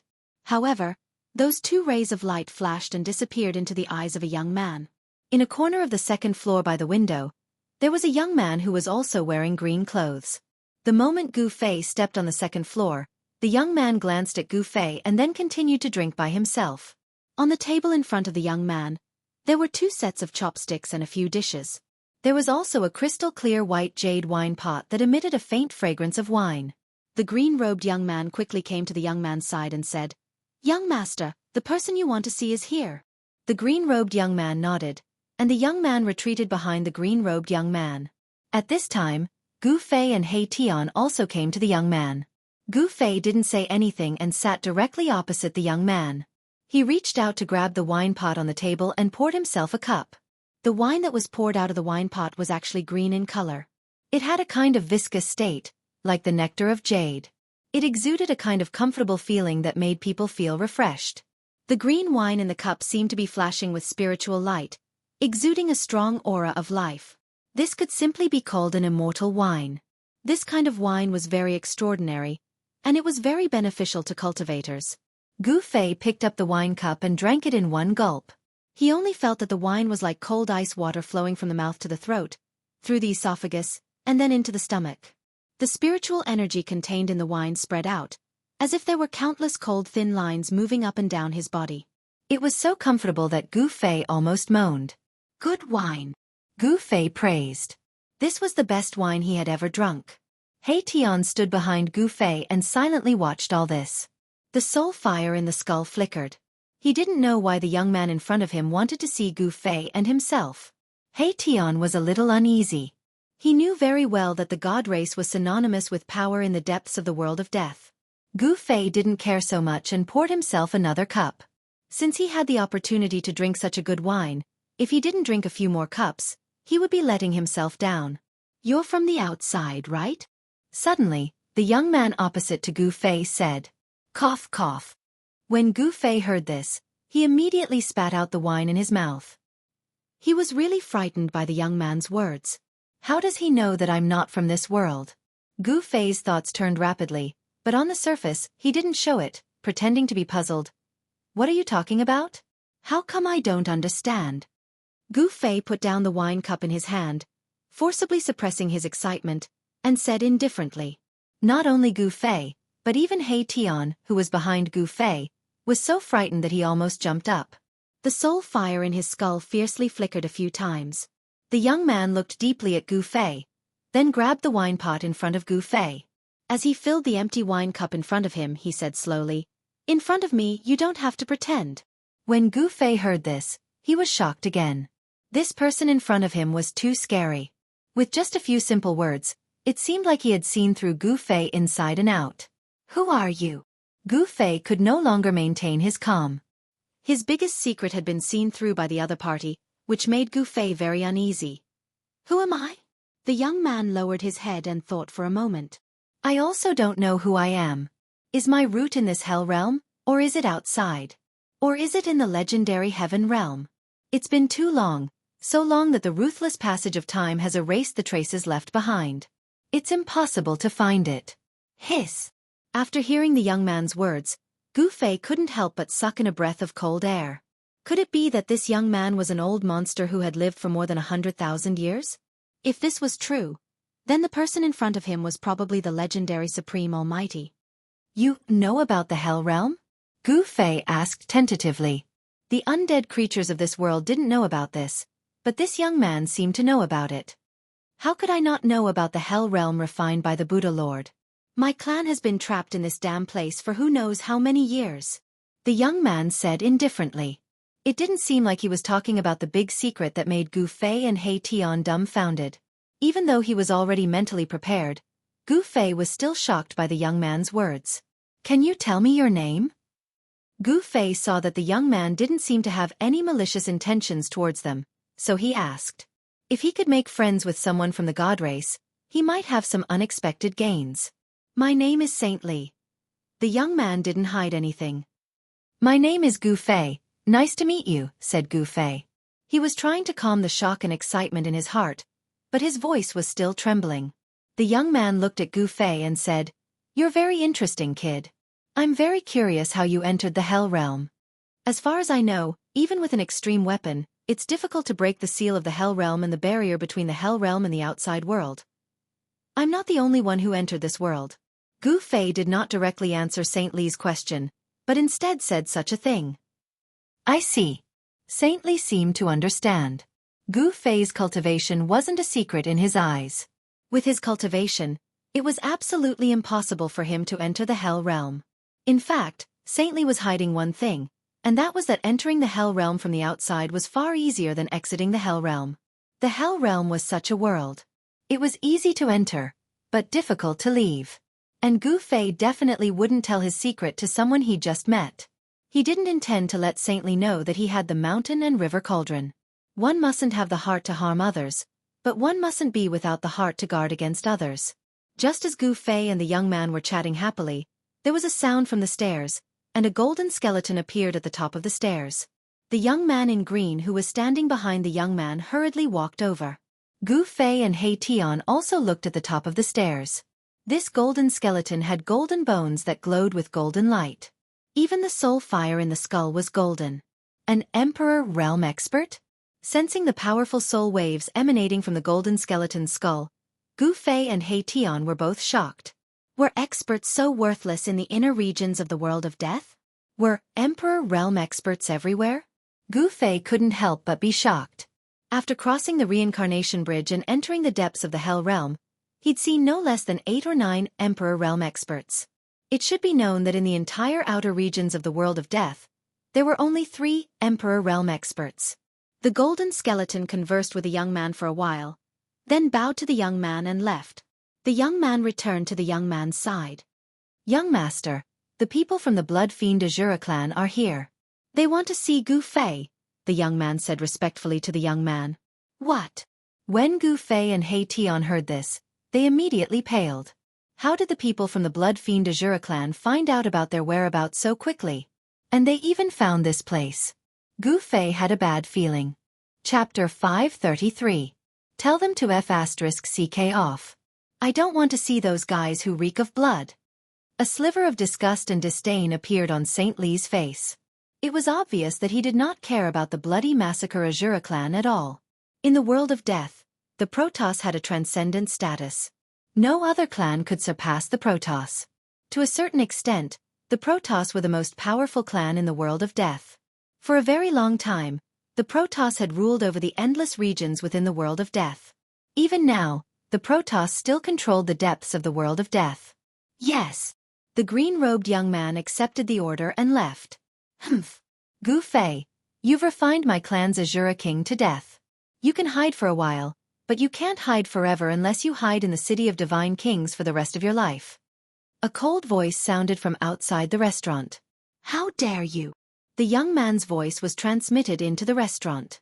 Following that, a weak collision sound was transmitted into Gu Fei's ears, and the entire restaurant seemed to tremble for a moment. Then, the outside world quieted down. Very soon, the green-robed young man appeared at the staircase and walked towards Saint Li. Gu Fei noticed that there was a tear on the young man's right sleeve. It was obvious that the young man had fought with the bloody massacre Azura clan cultivators outside for a short while. Gu Fei was very surprised. The young man looked to be around 14 or 15 years old. There did not seem to be any energy ripples coming from his body, but he had managed to chase away the bloody massacre Azura clan cultivators outside without batting an eyelid. Young master, the guy outside has left. The green-robed young man arrived before Saint Li and said in a low voice with a calm expression. It was impossible to tell what he was feeling from his face. Saint Li nodded, then suddenly smiled. He said to Gu Fei, I didn't think you'd refine the Shura sovereign to death. I'm very curious. How did you do it? Gu Fei's cultivation was no secret to Saint Li. He could see through it with a single glance. Saint Li found it hard to believe that he had actually refined the Shura sovereign to death. Gu Fei's cultivation was still a distance away from the Emperor realm of the world of death. According to Li Shang's knowledge, the Azura sovereign was the strongest in the Blood Fiend Azura clan in the depths of the Netherblood Sea besides the Blood Fiend ancestor. Li Shang knew that even if he were to kill the Shura sovereign himself, it would take him a lot of effort to succeed. Actually, it's nothing much. It's just that guy is too stupid, Gu Fei said. He did not want Saint Li to know about the existence of the mountain and river cauldron. Since this sage Li knew about the origins of the world of death and the existence of the Buddhist master in the Hell realm, it was hard to say that he did not know about the mountain and river cauldron. If this sage Li coveted the mountain and river cauldron, Gu Fei would not be able to keep his own life, let alone the mountain and river cauldron. Gu Fei could not see through Sage Li, but he knew that this Sage Li was definitely the most powerful person in the world of death. If Sage Li wanted to kill him, it would be a piece of cake. Haha.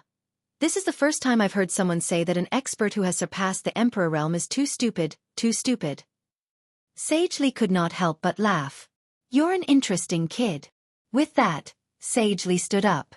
Gu Fei followed suit and stood up. I still have some matters to attend to. Let's part ways here. But before I leave, I still want to remind you that if you don't want to be killed by the experts of the Blood Azura clan, stay in the city. They won't dare to act presumptuously in my territory. Thank you. Gu Fei did not say much else. All right. We'll meet again, if you can escape the pursuit of the Blood Azura clan. Sage Li looked at Gu Fei meaningfully, then with a wave of his sleeve, he and the green-robed youth disappeared into the void in an instant. What a powerful great void shift. He Tian, who had been standing behind Gu Fei without making a sound, finally emitted an extremely shocking soul wave from his skull. Even the void where they were located did not vibrate, and Sage Li and the youth disappeared into the void. This kind of magical power was unimaginable. Gu Fei sat down thoughtfully and said, Do you know where this Sage Li came from? There was no one else around him, so he asked He Tian. The Divine Clan has always been mysterious. They don't show themselves easily, but every time they do, I'm afraid something big has happened. He Tian said after some thought. You're saying that Sage Li's appearance in the City of Divine Kings wasn't a coincidence? Gu Fei was startled. Could something big really have happened in the world of death? That's just a guess. He Tian said. There's an annoying guy guarding outside the city. I can't even go out for a walk. How annoying. Gu Fei sighed. He knew that in the City of Divine Kings, all the creatures of death had their reservations and did not dare to attack him. He and He Tian were considered safe. Boss, why don't we find a way to destroy that annoying guy? The soul fire in He Tian's skull flickered. He was up to something again. How? Sage Li, oh Sage Li, you've really left me with a huge problem. Gu Fei lay on the chair, feeling very depressed and unhappy. Sage Li was so powerful. Why didn't he just kill the guy outside the city? What was his purpose in leaving that guy behind? Gu Fei could not figure it out. Could it be that Sage Li wanted to use the guy outside the city to trap him in the City of Divine Kings? How do we get rid of that guy? Do you have a way? Gu Fei said. He did not want to be trapped in this city. He wanted to know what would happen in the world of death. Hee. I'll have to think of a way. He Tian's soul waves were strange and gloomy. This guy was definitely thinking of something extremely evil. Aren't you talking nonsense? Gu Fei said impatiently. Boss, don't you have the mountain and river cauldron? If you do that, you might be able to destroy that guy outside the city. He Tian transmitted his voice to Gu Fei. As Gu Fei listened, the worry on his face gradually disappeared. Gu Fei and He Tian temporarily stayed in this shabby restaurant. It seemed to be a special place. No undead creatures were willing to go near it. However, countless pairs of eyes in the City of Divine Kings were staring at the run-down restaurant. Many powerful creatures of the dead appeared nearby, and there were even Emperor Realm super experts among them. Fortunately, these undead creatures did not really dare to go near this shabby restaurant. Gu Fei and He Tian stayed in the restaurant for a few days. When the sky and earth were shrouded in a gloomy fog, He Tian sneaked out of the restaurant and disappeared into the darkness. Just as He Tian disappeared outside the restaurant, a few black shadows rushed out of the darkness and followed him. Damn! Those guys are so troublesome. He Tian spent a lot of effort to get rid of the undead creatures behind him. He hid in the shadows of the City of Divine Kings. Outside the city, a blood-red light flashed in the gloomy clouds. That guy is so patient. He is still waiting outside the city. In that case, don't blame me. He Tian did not hesitate and left the City of Divine Kings quietly. He Tian came to a valley 10 miles away from the City of Divine Kings. Then, he carefully carved on the ground of the valley. For 3 days and 3 nights, there were dark lights flashing in the valley. Traces of gloomy qi were gathering and a force was gradually taking shape. On the 7th day, there was no more movement in the valley. It returned to peace as if nothing had happened. He Tian walked out of the valley and disappeared into the darkness. In the restaurant of the City of Divine Kings, Gu Fei was sitting with his legs crossed. He was recuperating his yuan qi. His qi and blood were vigorous like a dragon. They overflowed from his body and formed a faint layer of colorful light outside his body.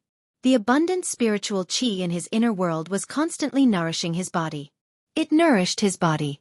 Strands of 5 elements true essence were generated in the air of his 365 meridians. However, the 365 meridians were like 365 bottomless pits that could not be filled. They were devouring the 5 elemental energy in his body. It was too difficult to transform his body again. Was he going to be stuck in the demigod realm? No, absolutely not. How could he stop at the demigod realm?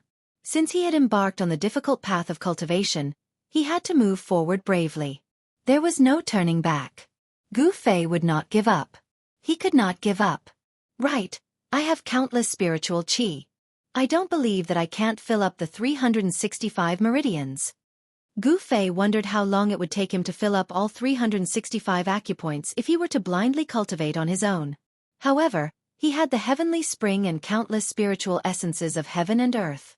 The spiritual qi contained a huge amount of spiritual qi. The spring contained the essence of life. It was not impossible to fill up the meridians in his body. At this moment, He Tian had already arrived in front of Gu Fei. Is it done? Gu Fei opened his eyes and glanced at He Tian. A layer of colorful light quickly disappeared from his eyes.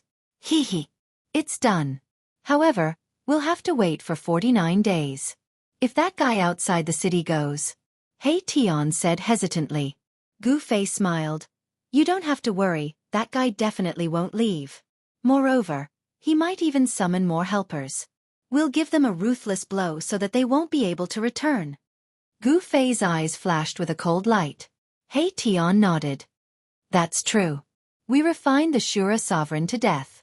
The blood fiend Azura clan wants nothing more than to kill us. How could they let us go so easily? It's good that you know. Since we have to wait for 49 days, let's enter the inner world and cultivate for 49 days. As Gu Fei spoke, he reached out and drew a line in the void in front of him. A space passage immediately appeared in front of him. After Gu Fei and He Tian entered the inner world, Gu Fei sat cross-legged in the spring. He waved his hand and a spiritual chi flew from a distance and fell into his hand. It was a ginseng with 9 palms.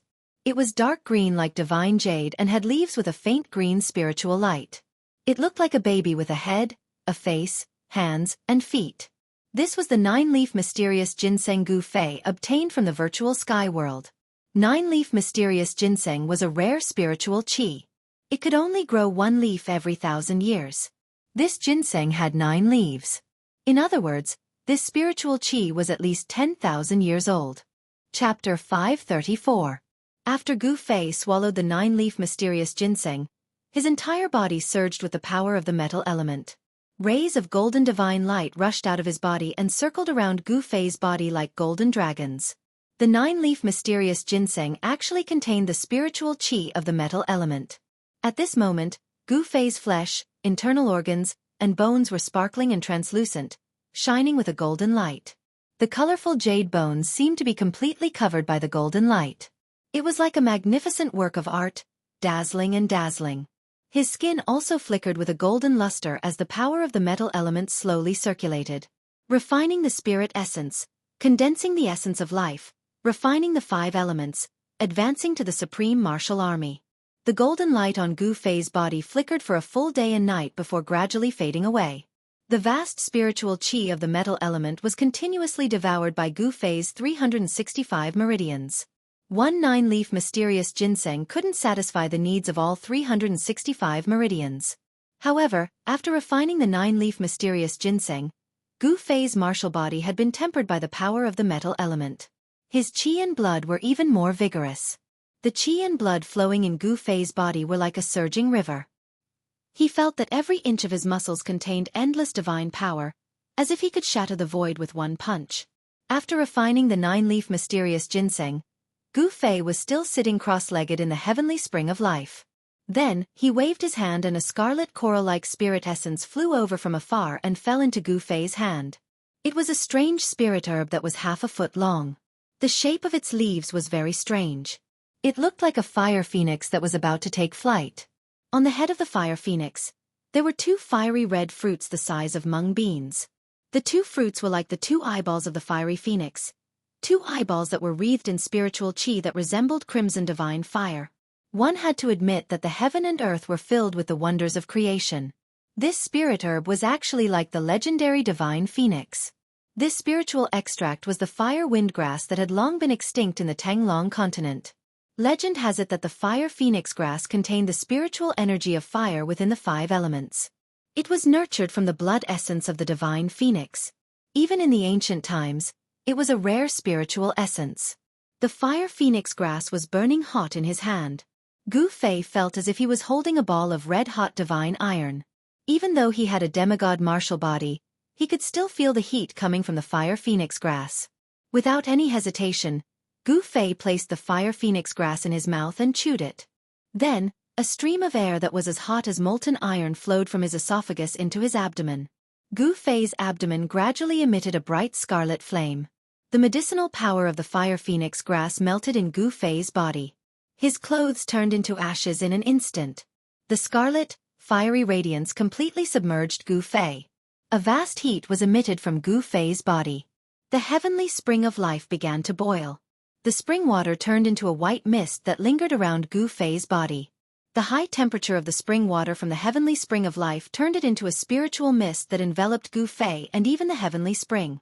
In the spiritual mist, the power of fire surged violently. Flames flickered and there seemed to be shadows of fire phoenixes dancing in the air. This kid. Could it be that he wants to use this method to quickly increase his strength? He Tian, who was standing beside the heavenly spring, had been paying attention to Gu Fei and sensing the changes in Gu Fei's body. First it was the power of metal, and now it was the power of fire. The heavenly essence that Gu Fei had consumed and refined were all of the 5 elements, which were extremely rare in the world. The terrifying power of fire surged out of the heavenly spring, evaporating the heavenly spring of life. The spiritual mist lingered in the air. Even a quasi-emperor realm expert like He Tian felt unbearably hot. He Tian retreated to a distance. Standing in the middle of the heavenly essence, he couldn't help but sigh. Boss, this guy is really ruthless. He actually absorbed all the heavenly essence within several miles of the heavenly spring into his inner world. The mighty aura coming out of the heavenly spring was getting stronger and stronger. Gu Fei was operating his secret art to refine the fire phoenix grass. Seeing that Gu Fei had entered a deep state of cultivation, He Tian sneakily came to the immortal divine fruit tree next to the heavenly spring. He secretly plucked an immortal divine fruit and quickly fled. He found a place in Gu Fei's inner world and put the immortal divine fruit into the fire of soul in his skull. He Tian's fire of soul had been completely purified by him using some unknown method, washing away the endless death qi contained in the fire of soul. He Tian's cultivation had reached a bottleneck. He was only one step away from advancing to the emperor realm. Therefore, he secretly plucked the immortal divine fruit in order to learn from Gu Fei, and use the power of the immortal divine fruit to break through the bottleneck of his cultivation. As long as he could break through to the Emperor realm, He Tian would no longer have to fear the Emperor realm experts of the Blood Fiend Azura clan guarding outside the city of Divine Kings. Soon, the place where He Tian was located was filled with terrifying soul fluctuations and the power of yin and yang. Gu Fei and He Tian disappeared from the rundown restaurant in the city of Divine Kings. However, the people outside did not know that they had entered the inner world. The rundown restaurant was a special existence in the city of Divine Kings. The undead creatures in the city did not dare to approach the restaurant. Even the Emperor realm experts did not dare to get too close to the restaurant. Gu Fei and He Tian did not know the reason behind this. Perhaps the undead creatures were not afraid of the restaurant itself, but the person behind it. 49 days was like the blink of an eye for a cultivator.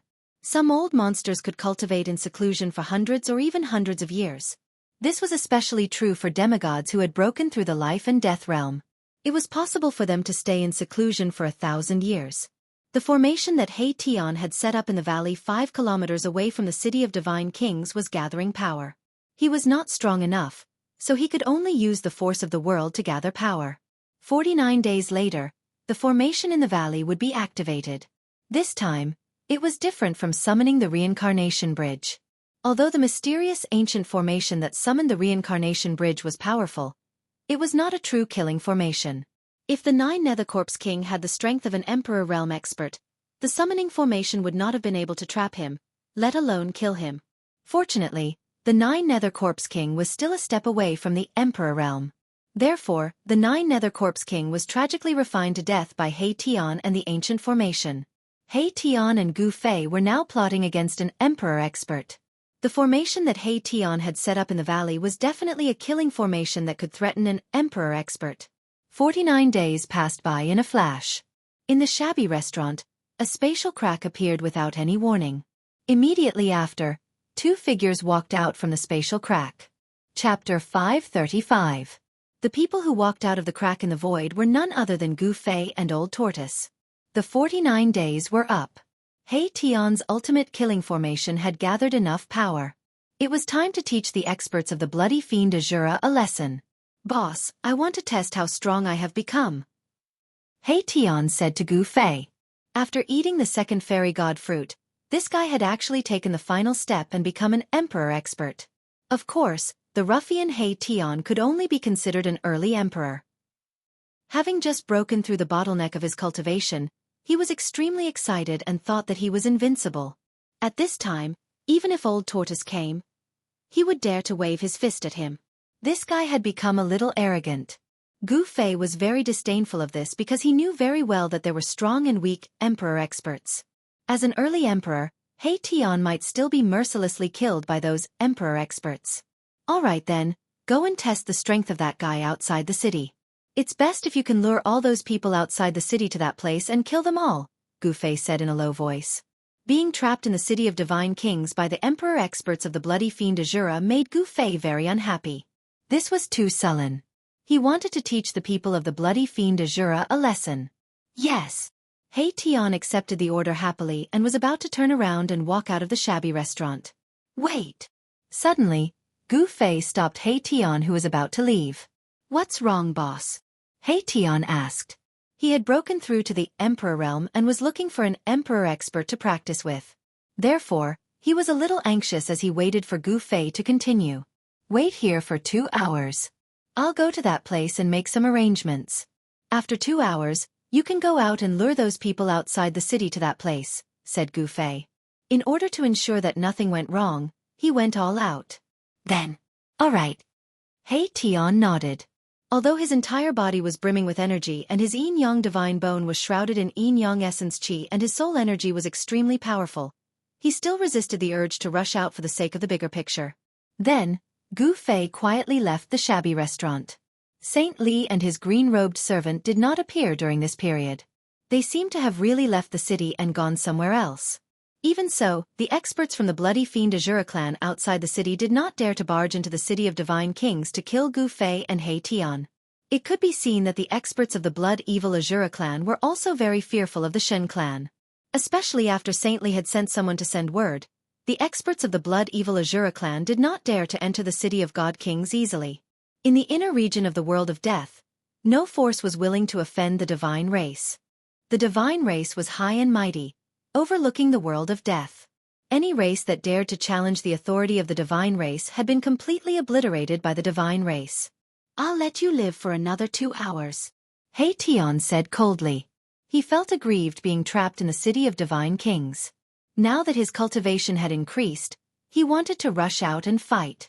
At this moment, a few powerful soul waves swept towards the shabby restaurant unscrupulously. When the soul waves swept past He Tian, they immediately retreated like birds startled by the mere twang of a bowstring. Humph! These annoying people still haven't given up and are still loitering around?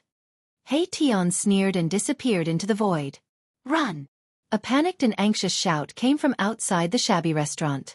Then, a few figures rushed out from the dark corners at almost the same time and fled in all directions.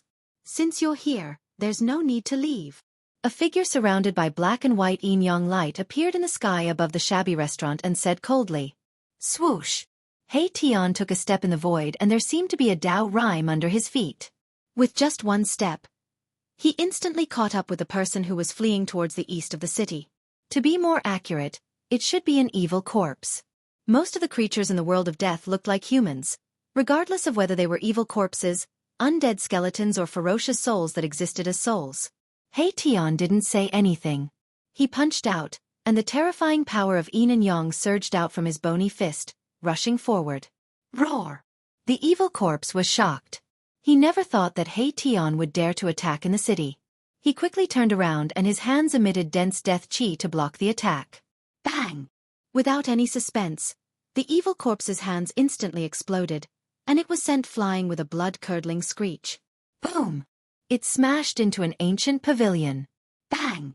The evil corpse immediately rushed out from the collapsed pavilion and ran for his life. He Tian was too powerful. If he did not run, he would die. If he ran, the result would be the same. Swoosh! Taking another step forward, Erebus appeared behind the evil corpse as if he had teleported. You can die now. Erebus' cold words were transmitted directly into the evil corpse's mind through soul fluctuations. No, you can't kill me. Fighting is forbidden in the city of divine kings. The evil corpse roared crazily. He had already lost all hope and was about to collapse. The rules of this city only apply to you. It doesn't apply to me. Bang! He Tian directly pointed his finger and exploded the evil corpse's head. The headless corpse fell from the sky and He Tian's figure disappeared into the void the moment he killed the evil corpse. He Tian had only taken 2 steps and killed a powerful evil corpse with a thunderous method. It was not that the evil corpse was not strong enough, but He Tian was stronger than the evil corpse. He Tian killed the evil corpse in the blink of an eye. The figures of the other undead creatures had not disappeared into the darkness yet. It had to be said that the mysterious footwork that He Tian had displayed was definitely not inferior to Gu Fei's extreme speed 8 steps. With just 1 step, he had crossed 7 or 8 miles and appeared behind another undead creature that was running away. It was a purple skeleton. The soul fire in the purple skeleton's skull was beating violently. Don't kill me. I am willing to surrender. When the purple skeleton saw that He Tian was behind it, it was scared out of its wits and quickly begged for mercy. Too late. He Tian raised the butcher's knife again like an emotionless killing god. You and I are of the same race. How can you? The purple skeleton roared. However, a black and white divine light flashed and the purple skeleton was split into 2 halves from top to bottom. The soul fire in the skull was also crushed by the yin and yang divine light and turned into specks of spiritual light that drifted in all directions. You and I are not of the same race. Erebus uttered these words indifferently. Then, he used a mystical footwork technique and charged towards another guy who was fleeing for his life. He Tian was no longer a true undead creature. This was because his bones and even the soul fire in the skull did not carry a trace of death aura. On this day, the city of divine kings was in an uproar. Several powerful king realm experts were killed by an undead creature with a black and white skeletal body. It had been a long time since something like this had happened in the city of divine kings. Fighting was prohibited in the city. This was the rule of the city of divine kings. The person who made this rule was the god race expert, Saint Li. No one knew how powerful Saint Li was. However, no one dared to disobey the rules set by Saint Li. Something like this had happened in the city of divine kings before. There was a super expert at the peak of the emperor realm who killed an enemy in the city of divine kings. After Saint Li knew about this, he immediately went to find the super expert at the peak of the emperor realm and attacked him. The emperor realm expert was no match for him and turned to escape. Saint Li actually chased him for thousands of miles and killed the super expert at the peak of the Emperor realm on the spot. From then on, even the Emperor realm expert would not dare to act presumptuously in the city of divine kings, let alone kill other undead creatures. In the eyes of the undead creatures in the city of divine kings, He Tian's actions were like a direct challenge to the city lord of the city of divine kings. No one attacked He Tian because all the undead creatures believed that He Tian was doomed. It was only a matter of time. However, He Tian did not seem to care. After killing the guys who were spying on him from outside the restaurant, he swaggered back into the shabby restaurant. While He Tian was causing a huge uproar in the city of divine kings, a white-clothed young man appeared in front of a valley 10 miles away from the city of divine kings. The valley was filled with yin qi, but there was no fluctuation of energy. He Tian is quite capable, Gu Fei muttered to himself. Then, he kicked a rock beside him into the valley. The rock was only the size of a fist. With the help of Gu Fei's divine power, it was like a small meteorite streaking across the sky. The rock flew at an extremely fast speed, causing friction with the air and leaving a bright trail of light wherever it passed. Swoosh! Just as the rock shot into the valley, a streak of black light suddenly appeared out of thin air without any warning and smashed the rock into smithereens. Very good. Gu Fei could not help but nod when he saw this. The power of the formation on the outside seemed weak, but it was only a smokescreen to lure the enemy in and numb the intruders. Those who barged into the formation would feel that the power of the formation was weak, so they would relax their vigilance. Once the real killing move in the formation was activated, the intruder would be caught off guard and receive a head-on blow. Chapter 536. Gu Fei walked into the valley and disappeared into the gloomy fog. However, very soon, he walked out of the valley and hid on a small hill beside the valley. As Gu Fei had sealed his body with the power of heaven and earth, his aura did not leak out at all. Therefore, even a super expert in the Emperor realm could not sense the existence of Gu Fei. With Gu Fei's current cultivation, no one would be able to sense that Gu Fei was hiding nearby unless he was a legendary expert in the human world. 2 hours passed very quickly. The dusky sky was strangely calm. The gloomy wind and the gloomy fog that usually appeared were nowhere to be seen. It made people feel an inexplicable pressure. At this moment, a terrifying soul fluctuation suddenly erupted from the city of divine kings. Then, a black and white divine light rushed out from the city of divine kings. Haha! Bastards from the blood fiend Azura clan, Your grandpa Hei-Tian is here. A powerful soul fluctuation reverberated in the sky and spread far away.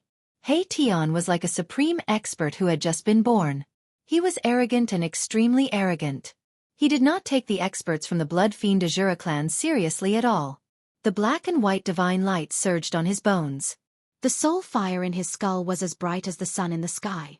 The black part was like a black sun, and the white part was like a blazing sun. The yin and yang qi on Hei-Tian's body was extremely strong.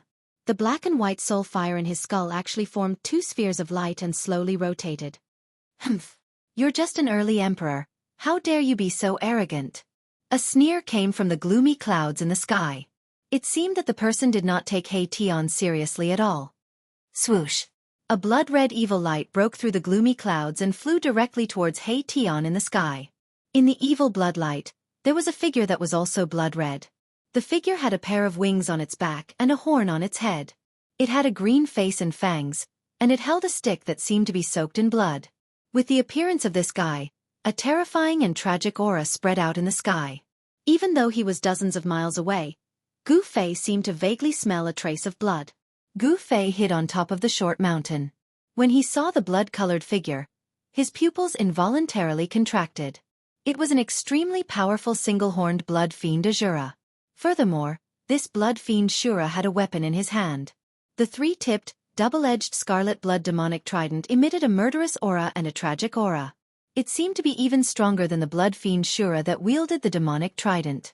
The demonic trident was enveloped in a layer of hazy bloody light and emitted a terrifying aura that caused one's heart to palpitate. This was definitely an evil treasure or a demonic artifact. The Blood Fiend Azura clan had always been known for their speed. The Blood Fiend Azura that wielded the scarlet blood demonic trident flashed a few times in the void and appeared in the sky in front of Hei-Tian. You're unlucky to have met me, Kabo. I'm going to use your soul to refine my demonic artifact. The Emperor, realm expert of the Blood Fiend Azura clan, looked down at Hei-Tian and said coldly, "Shameless boasting." Hei-Tian was enraged when he heard this. "The one who will die will be you." As he spoke, Hei-Tian stretched out a pair of skeletal hands and tore at Kabu. The power of yin and yang was mighty and enveloped in all directions. Hei-Tian's skeletal hands enlarged rapidly and directly enveloped Kabu, who was in the sky opposite him, under the black and white skeletal hands. Humph! A puny early emperor dares to compete with me, Kabu. You really don't know what's good for you. Kabu sneered. His hideous and terrifying face was even more frightening when he smiled. The expert of the Blood Fiend Azura clan, Kabu, held the scarlet blood demonic trident in his hand and pierced towards Hei-Tian below. He simply ignored Hei-Tian's attack. Boom! As soon as the scarlet blood demonic trident moved, a dazzling and evil bloody light suddenly erupted from the trident. A terrifying evil power surged from the trident, causing the entire sky and earth to tremble. It directly shattered the bone claws that Hei-Tian was grabbing and directly pierced towards Hei-Tian's head. The scarlet blood demonic trident in Kabu's hand displayed a great evil power and directly shook the void. Hei-Tian was shocked. Without thinking, he immediately used his magical footwork and rushed towards the valley where Gu Fei was at. He avoided the scarlet blood demonic trident that was piercing towards him. Wherever the scarlet blood demonic trident passed, the void was silently annihilated. It was unstoppable and seemed to be able to destroy everything in the world. F***CK. Why am I so unlucky? Hei-Tian was extremely depressed. They had just exchanged blows and he was already at an absolute disadvantage. This guy called Kabu was already a super expert of the Emperor realm. Now, with the scarlet blood demonic trident in his hand, it was impossible for Hei-Tian to contend against him. He originally wanted to come out and show off his strength, but in the end, he was being chased from behind. Hei-Tian would never have thought that it would be like this from the beginning. Moreover, he had to escape because the scarlet blood demonic trident in Kabu's hand made him tremble from the depths of his soul. With the trident in his hand, Kabu definitely had the ability to kill him. Without even asking, he knew that the scarlet blood demonic trident was definitely an important treasure of the Blood Fiend Azura clan. Where do you think you're going? Emperor Kabu spread his wings and held the trident in his hand. His entire body was shrouded in blood-red evil light. Like lightning, he chased after Hei-Tian with a murderous aura. The Shura Emperor and Emperor Kabu were the two terrifying experts of the Blood Fiend Azura clan, who were second only to the Blood Fiend ancestor. The Shura Emperor had been refined to death by Gu Fei using the mountain and river cauldron. Therefore, in the Blood Fiend Azura clan, Emperor Kabu was the only one who had the highest chance of breaking through to the Blood Fiend ancestor's level. This He Tian is really useless.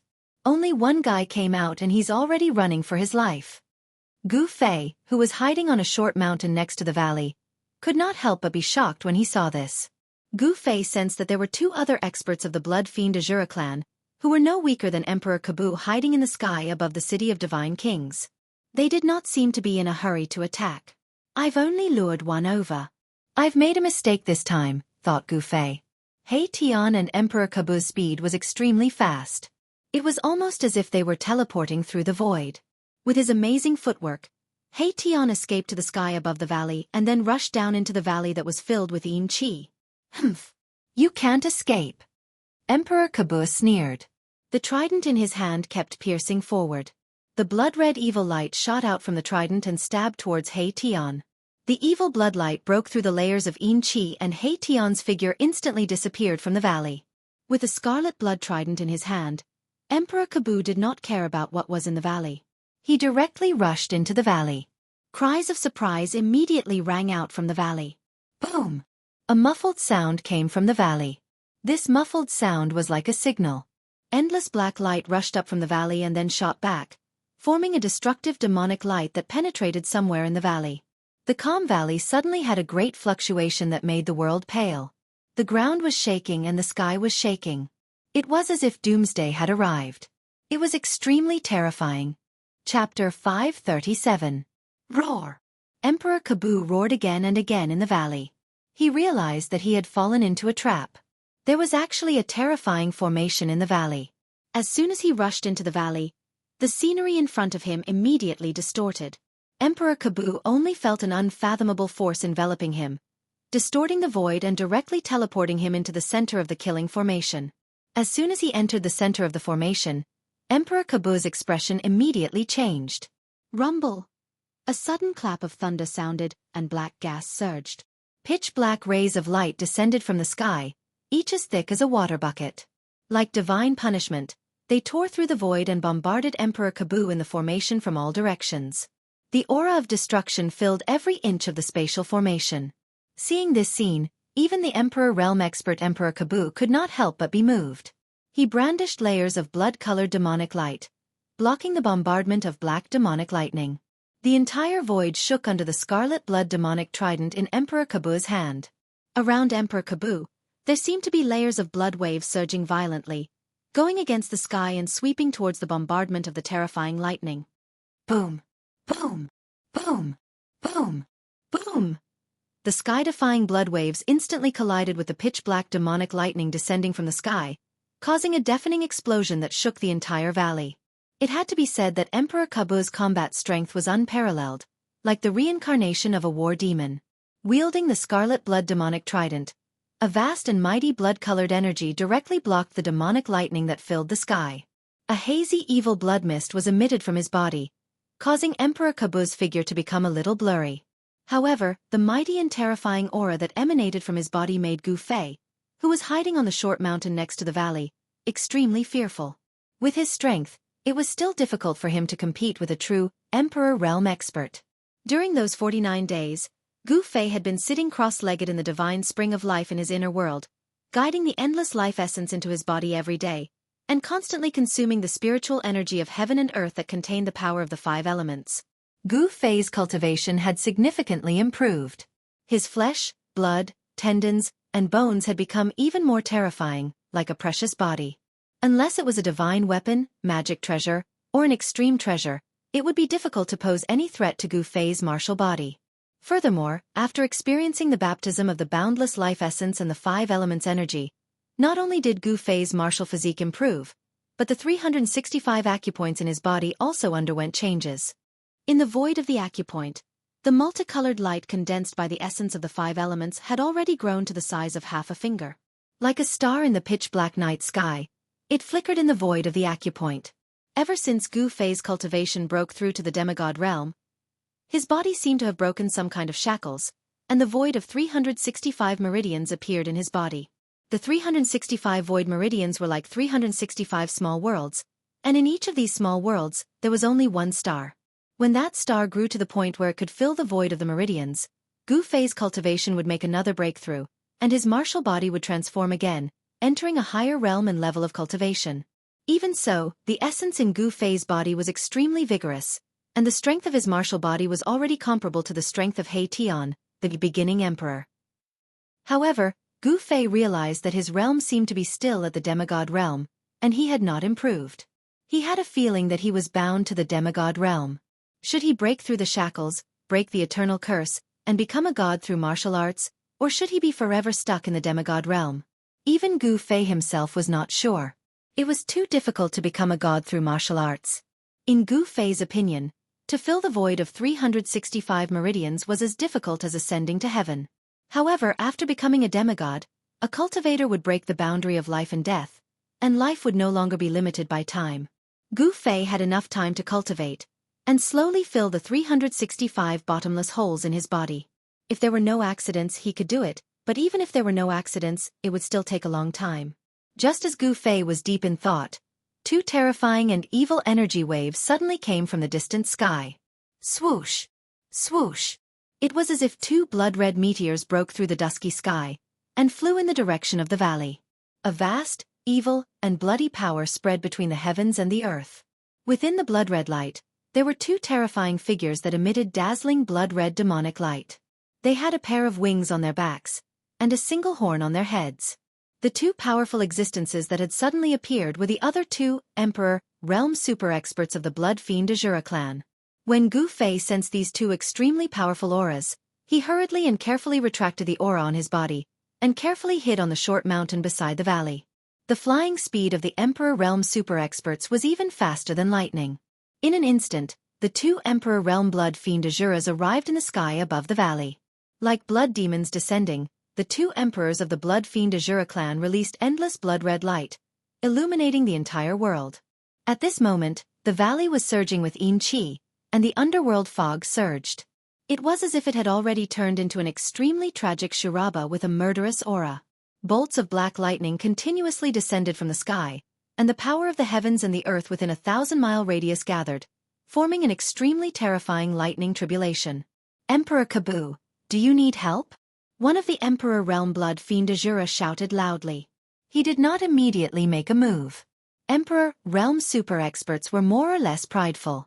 If Emperor Kabu did not ask for their help, they would not make a move. Of course, if Emperor Kabu was at a critical juncture of life and death, they would still make a move regardless of everything. Don't interfere!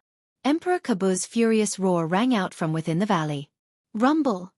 Endless power of lightning gathered, and a terrifying lightning net interweaved in the sky above the valley. It seemed as if it would never stop, and it bombarded downwards. Every bolt of black lightning contained a terrifying destructive power. Wherever the black lightning passed, the void would shatter and tear apart, and the aura of destruction was vast and mighty between the heavens and the earth. This was only the phenomenon produced by the absolute kill formation from the outside. Inside the formation, it was a completely different scene. Apart from the black demonic lightning descending from the sky, there was also the sky-burning demon fire rising from the ground. This absolute kill formation had also drawn out the sky-burning demon fire from the ground. The void was scorched intensely by the pitch-black demonic fire, and it was distorted and deformed. Roar! Despicable ant, do you dare to come out and fight? Emperor Kabu was truly enraged. There was a terrifying demonic lightning above and a terrifying demonic fire below. There was no way out in the sky or on the ground. The great momentum formed by the formation had sealed off the entire void. If Emperor Kabu did not have the Scarlet Blood Demonic Trident, he would have been injured by now. It had to be said that the Scarlet Blood Demonic Trident in Emperor Kabu's hand was definitely an important treasure of the Blood Fiend Azura clan. The mighty power of the Scarlet Blood Demonic Trident had actually blocked the demonic lightning descending from the sky and the sky-burning demon fire surging from the ground. He Tian, who was hidden in the formation, stared coldly at Emperor Kabu, who was trapped in the formation. No matter how Emperor Kabu cursed at him, He Tian did not say a word. Damn it! I didn't expect the Scarlet Blood Demonic Trident to be so powerful. It seems like it will be difficult to kill this guy unless I use that treasure. The soul fire in He Tian's skull flickered violently. He was calculating. Although the power of the formation was great, it did not seem to be enough to deal with Emperor Kabu, who had a great treasure in his hands. Moreover, it was impossible for them to trap Emperor Kabu for too long and slowly kill him. There were still two powerful fellows outside the valley. The valley was less than 5 kilometers away from the city of Divine Kings. The moment the formation was activated, the powerful creatures in the city of Divine Kings sensed the mighty energy fluctuations coming from the valley. The powerful undead creatures in the city of Divine Kings soared into the sky and arrived nearby. They hid themselves and watched from the side. There were many among them who wanted to fish in troubled waters. The 3 emperors of the Blood Fiend Azura have all appeared. Who dares to challenge the 3 emperors? One of the emperors of the Blood Fiend Azura clan has been trapped. This formation. All the undead creatures sensed the aura of the 2 emperors of the Blood Fiend Azura clan in the sky above the valley. They did not dare to get too close. They pointed and discussed from afar. It should be known that super experts of the Emperor realm were powerful and terrifying even in the inner region of the world of death, which was filled with experts. Although there were also super experts of the Emperor realm among the undead creatures who were watching in the dark, these experts of the Emperor realm were not willing to offend the Blood Fiend Azura clan. This was because the Blood Fiend Azura clan in the Netherblood Sea was a powerful clan in the inner region of the world of death. The Blood Fiend Patriarch was a terrifying existence that surpassed the Emperor realm. He was a terrifying existence that surpassed the Emperor realm. In the world of death, he was an invincible expert who had the strength to enter the core region of the world of death. However, the Blood Fiend Patriarch did not enter the core region of the world of death like the invincible experts who surpassed the Emperor realm in the legends. Legend had it that it was the source of this world. It was the world of origin of the world of death. Whoever controlled the world of origin would be able to control the entire world of death. However, the world of death had existed for countless years, but no invincible expert who surpassed the Emperor realm had ever controlled this world. The invincible experts who entered the world of origin might have died, or they might have been trapped inside and could not come out. In short, the invincible experts who went to the world of origin had all disappeared. Perhaps that was the reason why the Blood Fiend Patriarch was unwilling to enter the core region of the world of origin. A clan that had an invincible expert who surpassed the Emperor realm was undoubtedly an extremely powerful clan in the world of death. No one would dare to provoke such a clan. Chapter 538. Boss, hurry up and kill Emperor Kabu, then escape. He Tian transmitted his voice to Gu Fei, who was on the hill beside the valley. There are still 2 fellows who haven't entered yet. Let's wait a little longer. Gu Fei transmitted his voice to He Tian. He didn't want to make a move yet. F***CK. Isn't this fellow's appetite a little too big? He Tian couldn't help but curse in his heart. He still wanted to kill the 2 Emperor stage powerhouses outside the valley. That was simply impossible. Gu Fei wanted to kill the 2 Emperor stage experts from the Blood Fiend Azura clan outside the valley after they entered the formation. However, it did not seem realistic at this point. Emperor Kabu was trapped in the ultimate kill formation in the valley. Even though he had the precious treasure of the Blood Fiend Azura clan, it was difficult for him to break through the great momentum of the world formed by the formation. How could the 2 Emperor stage powerhouses from the Blood Fiend Azura clan dare to enter the valley so easily? Half an hour passed. There were more and more dead creatures watching from the vicinity of the valley. The 2 Blood Fiend Azura clan powerhouses in the sky above the valley also became anxious. Emperor Kabu roared angrily again and again. The entire valley shook. He seemed to have encountered great trouble in the valley. Blood-red light shot into the sky from the formation, and a terrifying energy fluctuation spread out.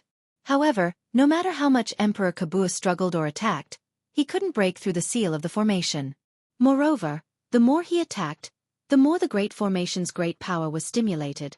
Kabu, I'll help you. Finally, one of the Emperor from the Blood Fiend Azura clan in the sky above the valley couldn't help but make a move. As he shouted, the Emperor powerhouse's body surged with a soaring blood-red light. It was as if layers of monstrous waves of blood were rapidly forming. They surged and surged majestically, as if a sea of blood had appeared in the sky above the valley. A terrifying energy fluctuation spread out from the sea of blood, shaking the entire world. The dead creatures nearby retreated in panic. A nauseating smell of blood rushed into Gu Fei's nose, making him feel dizzy. Gu Fei hurriedly used his world energy to isolate this extremely unpleasant smell. Only then did he heave a sigh of relief. This bloody smell seemed to have some kind of strange power that could confuse one's mind. It was like a sea of blood that had gathered all the filthiest things in the world, and it was capable of defiling all living things. Magic treasures, weapons, and so long as they were tainted by this boundless filthy energy, they would immediately lose all their spiritual energy and become scrap metal. Since the smell was already so formidable, then the consequences would be unimaginable if one were to be enveloped by this sea of blood.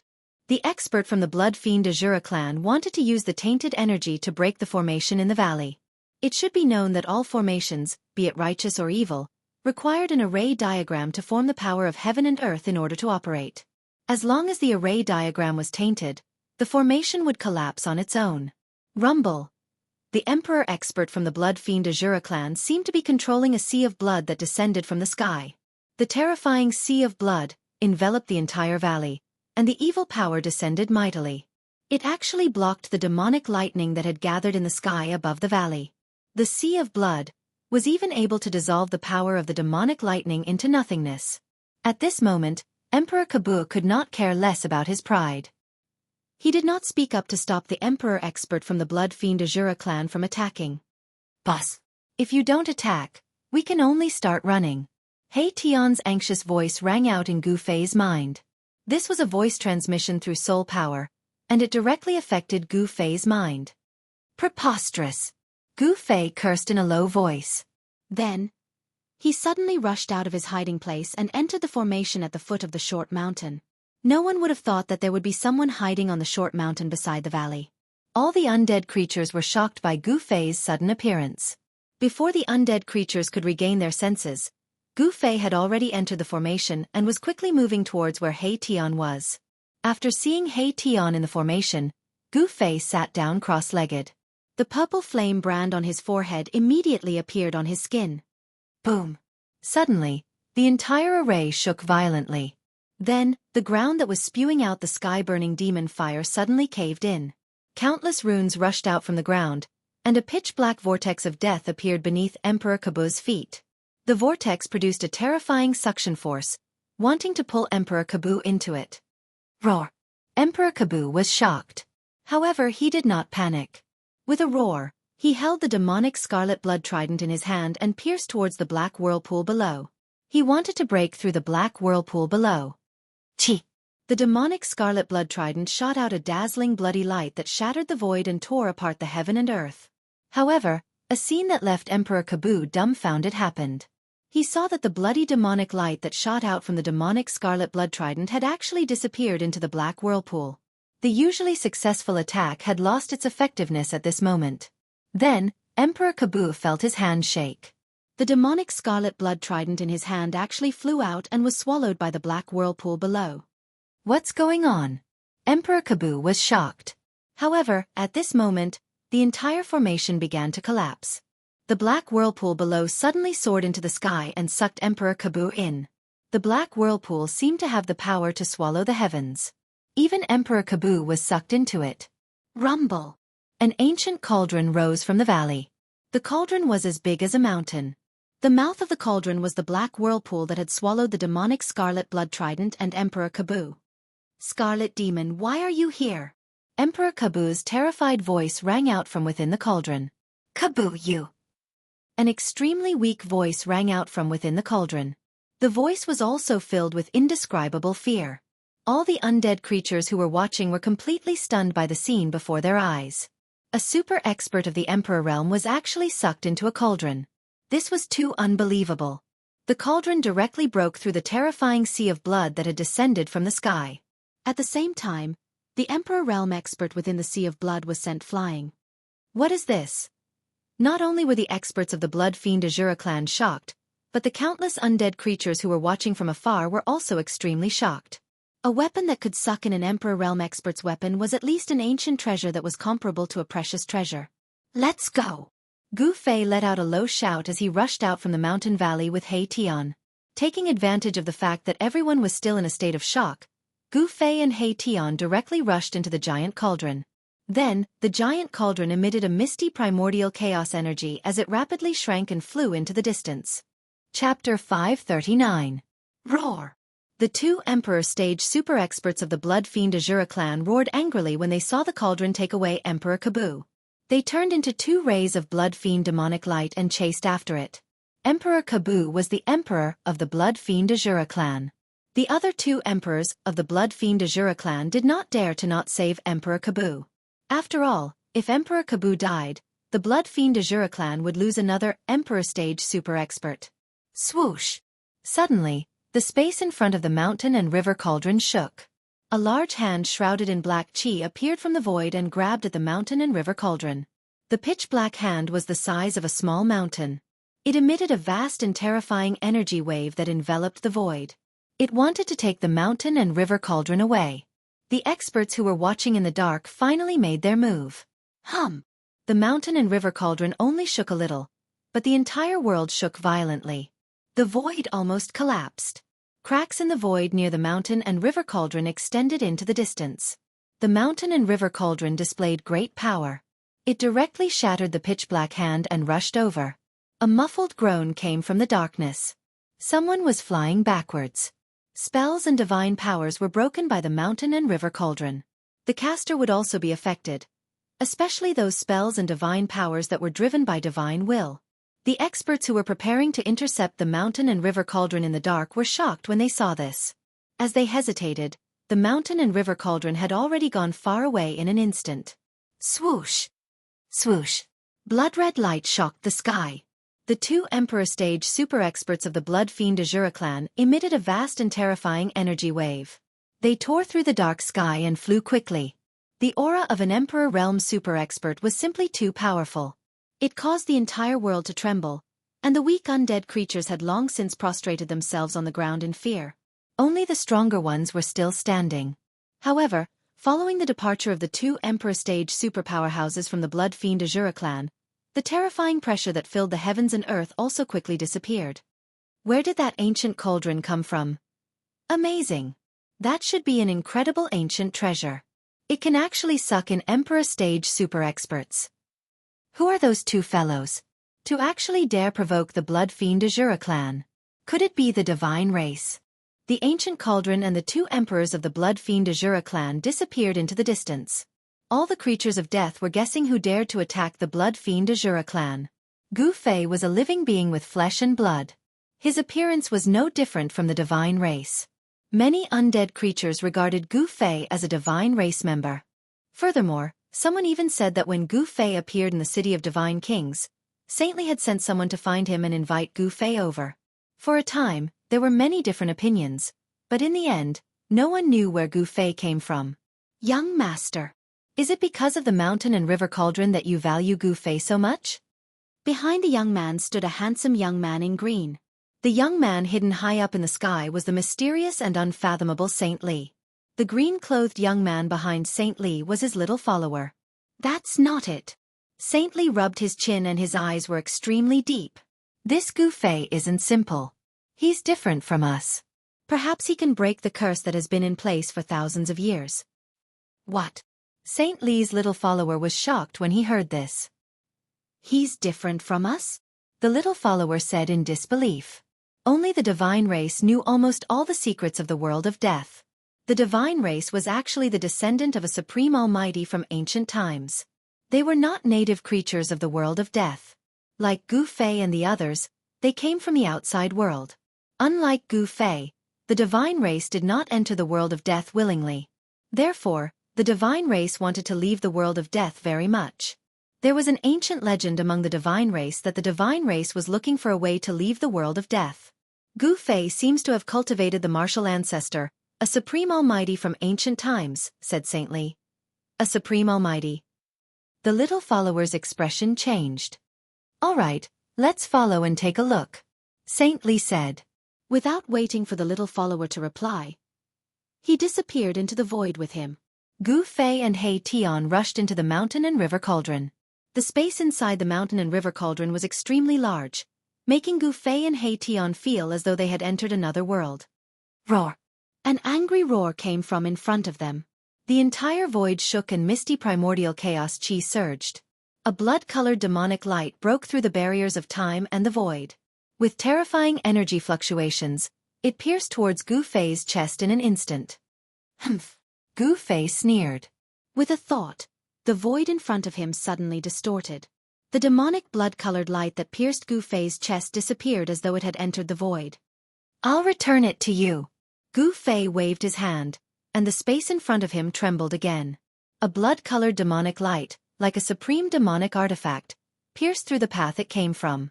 He actually reversed the void in an instant and transferred Emperor Kabu's killing move back to him. This is infuriating. Emperor Kabu roared. With the scarlet blood demonic trident in his hand, he looked like a blood demon that had come into being. His murderous intent soared to the sky as he charged towards Gu Fei. The void within the mountain river cauldron was vast and boundless. There was nothing in front, behind, left, right, up and down. Primordial chaos energy lingered in this void. Gu Fei did not use the primordial chaos energy. Emperor Kabu used the scarlet blood demonic trident to shatter the blood-colored demonic light that shot back at him. Like a madman, he charged towards Gu Fei like a demon from hell. In my place, you'd better accept your fate, Gu Fei said indifferently. With a wave of his right hand, Emperor Kabu was immediately swatted away by Gu Fei like a fly. He Tian couldn't help but be shocked when he saw Gu Fei's ferocity. Boss, since you're so strong, why did you let go of those two guys that reek of blood outside? Strong my ass. This is because I'm inside the mountain and river cauldron. I can only use some of the mountain and river cauldron's power. Gu Fei analyzed. Emperor Kabu was enraged that he had been easily swatted away by Gu Fei. With a roar, an endless blood-colored light surged from his body. Like a blood-colored rainbow, it pierced through the void and shot towards Gu Fei from all directions. You're no match for me here. Gu Fei took a step forward and directly pressed his right hand forward. Boom! There was a huge tremor, and the entire void trembled violently. Then, the countless blood-colored rainbow that shot towards Gu Fei shattered and dissipated in an instant. Emperor Kabu felt as if he had been hit by an ancient divine mountain. His body flew backwards for thousands of feet before he could stabilize his body. How could this be? Emperor Kabu held the scarlet blood demonic trident in his hand and muttered to himself. This was too unbelievable. The kid in front of him did not have the cultivation of the Emperor realm, but he had completely suppressed him. In the mountain and river cauldron, I am the supreme, Gu Fei said in a deep voice as he continued to press towards Emperor Kabu. Unless you're an almighty, there's only one ending for you, and that is death. Gu Fei seemed to have merged with heaven and earth. His body emitted a dazzling divine light, and he was like a supreme god that had descended. He was extremely powerful. Roar! You ant, what right do you have to kill me? Go to hell. Emperor Kabu was completely enraged. He had gone crazy. He brandished his trident and shot out terrifying blood-colored demonic light that tore through the void and shattered the heavens and earth. He rushed towards Gu Fei. He was fighting with his life on the line. Blood-colored demonic fire emanated from his body. Emperor Kabu was burning the energy in his body to raise his strength to its peak. If he did not fight with his life on the line, he would lose his life. Gu Fei used the 8 desolation steps and directly teleported in the void of the cauldron of mountain and river. He seemed to really control this endless void and became one with it. It was difficult to grasp his movements. Emperor Kabu had the cultivation of the Emperor realm, but it was impossible for him to track his movements. Swoosh! Gu Fei directly appeared behind Emperor Kabu and then punched the back of Emperor Kabu's head, knocking him down from the void. Despicable and shameless ant, fight me head-on if you have the guts. Emperor Kabu cursed and soared into the sky with the scarlet demonic trident in his hand. Like a cockroach that could not be killed, he rushed towards Gu Fei. Such hard bones, such a strong body. Gu Fei was secretly shocked. The punch just now was a punch that he had used all his strength, but it actually could not break Emperor Kabu's head. Could it be that this Emperor Kabu's head was even harder than the profound heroic divine metal? Gu Fei quickly retreated and avoided Emperor Kabu's aggressive attack. At the same time, his hands danced again and again. 5-colored divine light shot out from his hands and pierced towards Emperor Kabu. Puff! Puff! Puff! Puff! The 5-colored divine light hit Emperor Kabu's body, but it could only scatter the blood-colored light on Emperor Kabu's body. It could not break through Emperor Kabu's body that contained the vast power of blood. The blood fiend Azura clan was born in the netherworld blood sea. Their strong bodies and speed were the strengths of the Blood Fiend Azura clan, especially the Emperor Realm Blood Fiend Azuras. Their bodies were so strong that they were comparable to the profound heroic divine metal. Unless Gu Fei risked his vitality to activate the power of the mountain and river cauldron, he would not be able to refine Emperor Kabu to death. At this time, He Tian was also fighting with the Scarlet Demon. Ever since the Scarlet Demon had been absorbed into the mountain and river cauldron by Gu Fei, he had been slowly refined by the power of the mountain and river cauldron until he was on the verge of death. However, even a dying emperor was incomparably terrifying. Knowing that he was going to die, the Crimson Demon fought with his life on the line, forcing Erebus, the beginning emperor, to continuously retreat. Chapter 540. Preposterous. He Tian was forced to retreat repeatedly by the Crimson Demon. He felt extremely aggrieved. It was not because his cultivation was not strong enough, but because the Crimson Demon's desperate attacks had caused him to panic. Roar! Do you think I'm a sick cat if I don't show off my power? He Tian bellowed angrily. A dazzling divine light erupted from his hands as he retreated. Boundless yin and yang energies converged on his hands. A terrifying energy fluctuation surged and shook the nearby void.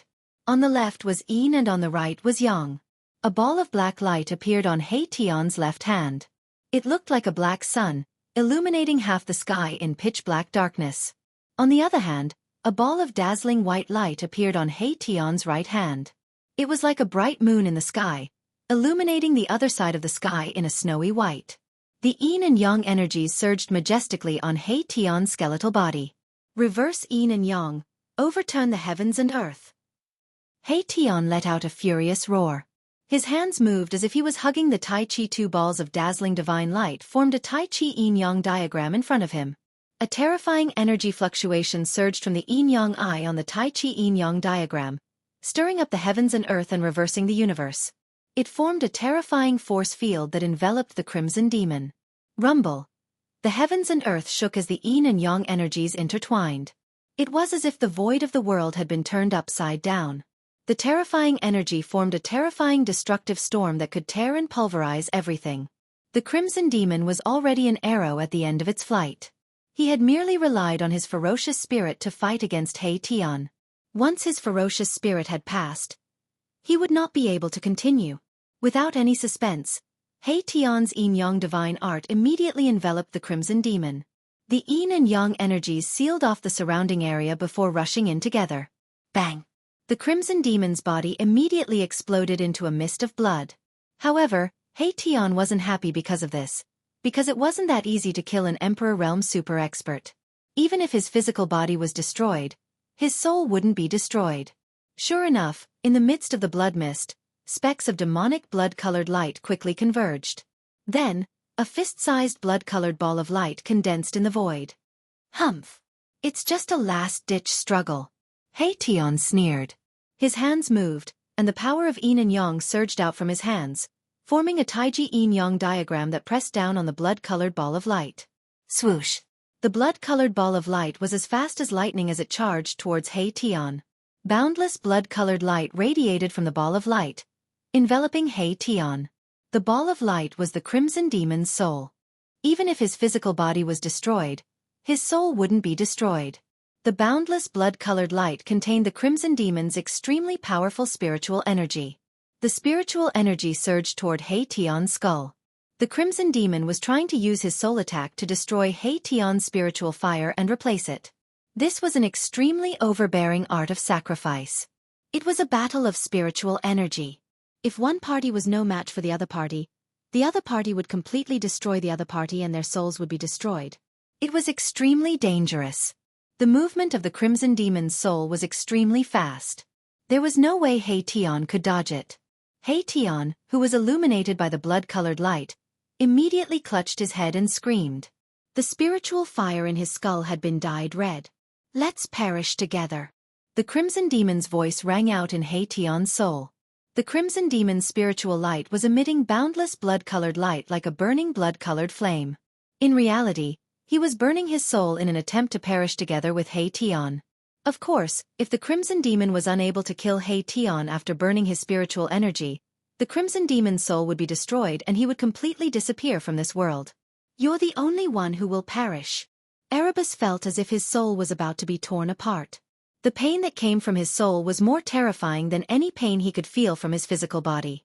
He Tian sat cross-legged in the air and circulated the yin-yang force with all his might. He was trying to force the Crimson Demon's spiritual energy out of his skull. However, the Crimson Demon's spiritual energy continued to burn. The Crimson Demon's spiritual energy in the air was gradually shrinking and its light was gradually dimming. At this moment, the spiritual fire in He Tian's skull was also weakening. The Crimson Demon's suicidal method of burning his soul had caused He Tian's soul to be severely injured. The spiritual fire in his skull had also dimmed. "You're not the only one who will fight with your life on the line." He Tian roared angrily. Then, the spiritual fire in his skull that was gradually weakening suddenly released a vast wave of spiritual energy. The wave of spiritual energy could be described as extremely terrifying. It was like a dam that had been blocked by a mountain torrent and had suddenly broken through. It was unstoppable. Boom! The entire sky shook violently. Some kind of seal seemed to have been broken in He Tian's soul, allowing the terrifying wave of spiritual energy to be released. Roar! I can't accept this. The extremely powerful wave of spiritual energy that had surged out from He Tian's skull immediately dispersed the spiritual energy that Crimson Demon had invaded He Tian's skull. In a short while, He Tian's entire body emitted a black and white divine light. The spiritual fire in his skull was extremely powerful and Crimson Demon's spiritual energy was rapidly being devoured by He Tian's spiritual energy. In the end, Crimson Demon's soul was completely destroyed by the terrifying wave of spiritual energy that had erupted from He Tian's skull. Even when his soul was destroyed, Crimson Demon still could not understand why He Tian's spiritual energy had suddenly increased to a terrifying level that was at least 10 times stronger than before. A powerful spiritual energy could not last for long. After Crimson Demon's soul was destroyed, the terrifying wave of spiritual energy gradually quietened down in He Tian's skull.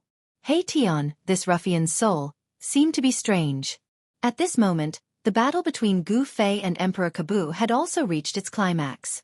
Gu Fei's body had merged with the mountain and river cauldron. In the world within the mountain and river cauldron, he was like an existence of the mountain and river cauldron. Although he could only mobilize a very small portion of his power, it was enough to change the outcome of the battle. Gu Fei used the 8 desolation steps and left a series of afterimages in the void as he attacked Emperor Kabu continuously. Bam! Bam! Bam! Bam! Emperor Kabu was hit consecutively. No matter how strong his physical body was, he still felt the pain that he had not felt in a long time. Even his bones were starting to crack. Blood flowed from the corner of Emperor Kabu's mouth. The crimson blood trident in his hand continuously pierced towards Gu Fei. However, it did not even touch the clothes on Gu Fei's body as he used the 8 desolation steps to evade the attacks. Roar! Emperor Kabu roared in anger as his body continuously emitted strong light. He used this ancient treasure to continuously shoot out rays of demonic bloodlight that pierced towards Gu Fei. Chapter 541. Gu Fei was inside the cauldron of mountain and river, continuously drawing in the power of the cauldron. His fists emitted a dazzling 5-colored divine light, emitting a terrifying fluctuation of the power of the 5 elements. He directly smashed the demonic bloodlight that shot towards him and pressed towards Emperor Kabu. Although he wasn't an emperor, and didn't have the strength of an emperor, at this moment, he used his martial body to communicate with the cauldron of mountain and river, borrowing the power of the cauldron of mountain and river. With a wave of his hand, the entire world was shaken by a vast and mighty power. Gu Fei's strength was unparalleled. The 5-colored divine light was like a 5-colored dragon that circled around his body. He was like a god that had descended, displaying his unparalleled battle strength. 8 desolation steps. 8 extremely fast steps. Gu Fei approached Emperor Kabu in an instant as if he was taking a stroll in a park. Then, he threw a punch, and the power of the 5 elements surged out from his fist. Like a surging river, it surged forward. The entire endless void was shaken by this punch. The entire cauldron of mountain and river trembled slightly. Roar! Emperor Kabu let out a loud roar.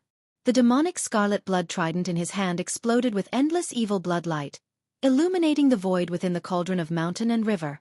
The terrifying power of the Emperor realm surged out from the demonic scarlet blood trident, shattering the void. The trident turned into a demonic blood dragon, baring its fangs and brandishing its claws as it pounced towards Gu Fei. Boom! Gu Fei's fist force and the boundless blood-red light unleashed by the demonic scarlet blood trident collided in an instant. The two extremely powerful forces collided head-on, and the terrifying power that erupted tore through the void, breaking through the barrier of space and turning the void into nothingness. Gu Fei and Emperor Kabu were sent flying backwards. Next, the two of them charged forward and began fighting again. Communicating with the cauldron of mountain and river and receiving the great power, Gu Fei wasn't afraid of Emperor Kabu at all. If it was outside the cauldron of mountain and river, he definitely wouldn't be Emperor Kabu's opponent. However, this was inside the cauldron of mountain and river. Gu Fei continuously waved his fists, directly clashing with the trident in Emperor Kabu's hands. It was like two pieces of divine metal colliding violently, clanging sounds incessantly. It was hard to imagine just how strong Gu Fei's physical body was to directly resist the treasure of the Blood Fiend Azura clan with a pair of fists.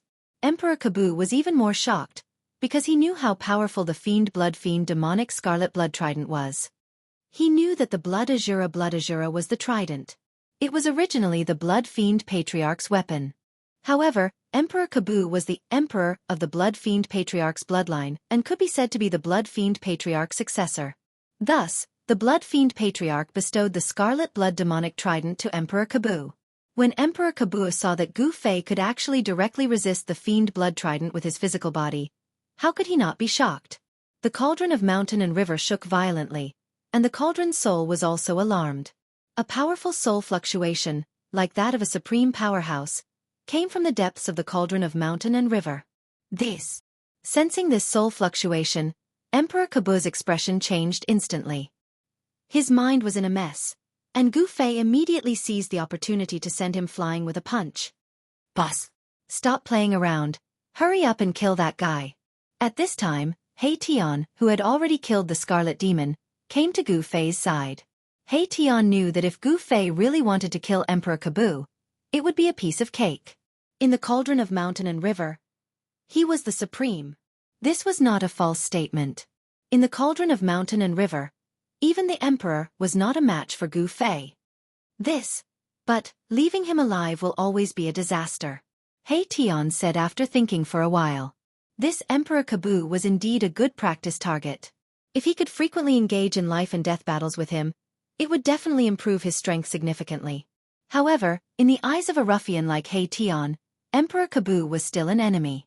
If he could kill an enemy, then he would kill him. If he couldn't, then he would hide. Since he could kill him, why not? Do you think that he still has a chance to escape from the cauldron of mountain and river? Gu Fei sneered. At this time, Emperor Kabu once again released a monstrous blood mist. Like a bloody evil spirit, he rushed towards Gu Fei and He Tian. Roar! Roar! Another two earth-shattering roars came from the depths of the cauldron of mountain and river. The entire space was shaking, and the rolling sound waves were deafening.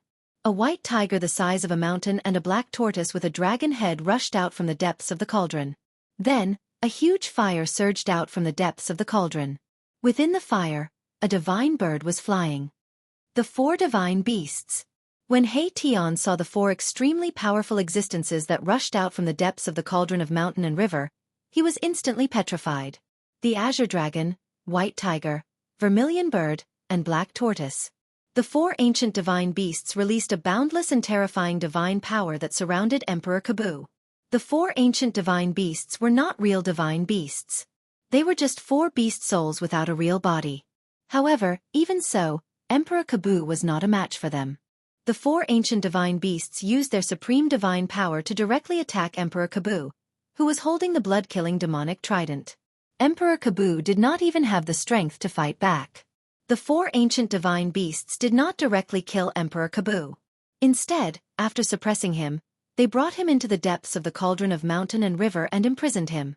From Gu Fei's point of view, besides using Emperor Kabu as a whetstone for him to reach a higher cultivation level, there might be a time when he could use this fellow.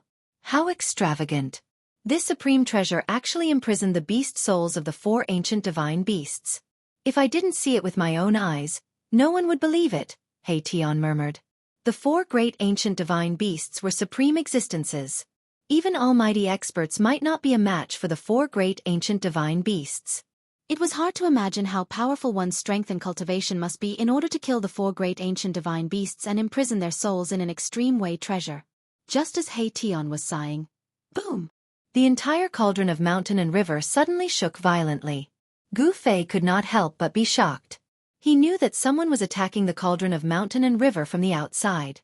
The person who could shake the cauldron of mountain and river could not be an emperor. If a super expert in the emperor realm could shake the cauldron of mountain and river, the 2 emperors of the blood evil Azura clan would have intercepted the cauldron long ago. Who is it? He Tian exclaimed. Let me see. As he spoke, Gu Fei sat down in the void and closed his eyes. The purple flame brand immediately appeared between Gu Fei's eyebrows and shone with purple divine light. A powerful soul wave surged out from Gu Fei's Niwen palace and communicated with the cauldron's soul. It was as if his body had become a cauldron. Using this method, Gu Fei could feel what the cauldron's soul could feel. Of course, he could also see who was attacking the cauldron. Boom! There was another violent tremor. The primordial chaos chi that was floating in the endless void inside the cauldron actually showed signs of gathering. Damn! Which ruthless person is attacking the cauldron of mountain and river? Could it be that those old fellows are unwilling to be left out and have jumped out? The ball of soul fire in He Tian's skull flickered rapidly. The ruthless person who could shake the cauldron of mountain and river was definitely one of those old fellows who had surpassed the emperor realm and entered the invincible realm. Gu Fei felt his soul power gradually fusing with the cauldron of mountain and river. Then, he felt a strange sensation. The moment his soul power fused with the cauldron of mountain and river, he felt as if he had transformed into the cauldron of mountain and river. He saw what the cauldron's soul saw. He saw that the cauldron's soul was surrounded by a blood-red demonic light, as if it had fallen into a boundless sea of blood. The blood waves surged and a terrifying and evil power spread between heaven and earth. Within the blood light, there were countless runes faintly discernible. Those runes formed a formation that trapped the cauldron of mountain and river. Outside the blood-red formation, 1,000 zhang tall blood-red figure was swinging its huge fist, which was like a small mountain, towards the cauldron of mountain and river. Boom! The blood-red fist fiercely smashed against the cauldron of mountain and river. The cauldron of mountain and river immediately shook violently. The countless ancient beast carvings on the body of the cauldron seemed to have come to life, and the beast's souls were faintly discernible. Endless blood-red waves continuously surged from all directions, trying to drown the cauldron of mountain and river and then refine it. The blood-red waves were the most evil and filthy chi that had been born in the nether blood sea for thousands of years. It could contaminate any cultivator's magic treasures and weapons, causing them to lose all their spiritual chi and turn them into a piece of scrap metal. However, the filthy chi that was born from the nether blood sea could not contaminate an extreme treasure like the cauldron of mountain and river. The mighty power that came from the cauldron blocked all the surging blood-red waves, and not a single trace of the filthy chi touched the cauldron of mountain and river. Blood fiend ancestor? Gu Fei was shocked. He had already recognized the ruthless person outside the blood-killing formation. The blood fiend ancestor was a super old guy who had the ability to trap the cauldron of mountain and river. The blood fiend ancestor kept attacking the cauldron of mountain and river, and Gu Fei could feel it. His soul trembled, and the power of the blood-killing formation surged towards the cauldron of mountain and river from all directions, actually stopping the cauldron of mountain and river. Buzz! The cauldron of mountain and river shook continuously, and the endless blood-red runes were collapsing. The entire blood-killing formation shook violently, and it actually showed signs of collapsing. It was true that the blood fiend ancestor could trap the cauldron of mountain and river, but he had trapped the cauldron of mountain and river that was not controlled by anyone. It was hard to say if the cauldron of mountain and river was controlled by someone. Humph! You still want to escape? The blood fiend ancestor's voice resounded through the heavens and earth. Boundless blood-killing power surged from the demon's body and poured into the blood-killing formation continuously. Under the infusion of the blood fiend ancestor's power, the entire blood-killing formation gradually stabilized. The unpredictable power that was formed attracted the surrounding forces of heaven and earth, and firmly trapped the cauldron of mountain and river. Chapter 542. What a powerful old demon! Gu Fei was shocked. His soul power had merged with the soul of the mountain and river cauldron, so he could see everything that was happening outside. Seeing that Patriarch Bloodfiend was able to trap and suppress the mountain and river cauldron with a demonic formation, he found it unbelievable because the mountain and river cauldron was not ownerless. Gu Fei was confident that under his control, the mountain and river cauldron could not display its full power, but it was much more powerful than when the mountain and river cauldron fought against Patriarch Blood Fiend on its own. I don't believe that you can trap me. Gu Fei, who was sitting cross-legged in the mountain and river cauldron, could not help but be aroused by Patriarch Blood Fiend. Then the purple flame mark between Gu Fei's eyebrows began to emit rays of 7-colored divine light, which merged into the mountain and river cauldron. This was the power of a powerful soul. On the path of martial arts, there was no essence soul, no Dao core, and no Dao nascent. However, this did not mean that a martial artist could only rely on the strength of his body to fight. The more powerful a martial artist was, when the power of his body was constantly developed, the life soul in his Naiwan palace would also transform and condense a life mark. Even though Gu Fei's cultivation had reached the demigod realm, he had not yet reached the level of condensing a life mark. However, the life soul in his Naiwan palace was extremely powerful. His soul power could rush out of his Naiwan palace and even form outside his body. The 7-colored soul power continuously entered the mountain and river cauldron, and the void inside the mountain and river cauldron suddenly shook. The clouds of primordial chaos chi that were floating in the void began to gather. Boss is going to go all out. What is going on outside? He Tian stood behind Gu Fei, the soul fire in his skull beating violently. He did not know that Patriarch Blood Fiend had already arrived and trapped the mountain and river cauldron. Boom! The mountain and river cauldron shook violently, and the void shattered. The boundless blood-red light and filthy chi that covered the sky and the earth were all shattered and dissipated. Countless blood-red spell symbols disappeared in the void. A layer of blurry, inconspicuous light emerged from the mountain and river cauldron. An aura that seemed to originate from the primal chaos spread out from the mountain and river cauldron. As if the heavens and earth were being split apart, the space within a 10-mile radius was completely shattered into nothingness. A terrifying energy swept through the heavens and earth, as if a huge hole had suddenly appeared between the heavens and earth. The entire Blood Fiend Great Formation shook violently. The momentum of the world that had gathered almost collapsed. A 10,000-foot-tall scarlet demon figure roared in the bloody light. The Blood Fiend Patriarch retreated. Even someone as powerful as him had no choice but to retreat at this moment. Roar! Blood Fiend Patriarch roared angrily. He repeatedly sent out beams of evil blood-red light. Within the blood-red light, runes could be seen faintly. He wanted to replenish the runes that had been destroyed. He wanted to gather the power of the world once more and completely suppress the mountain and river cauldron.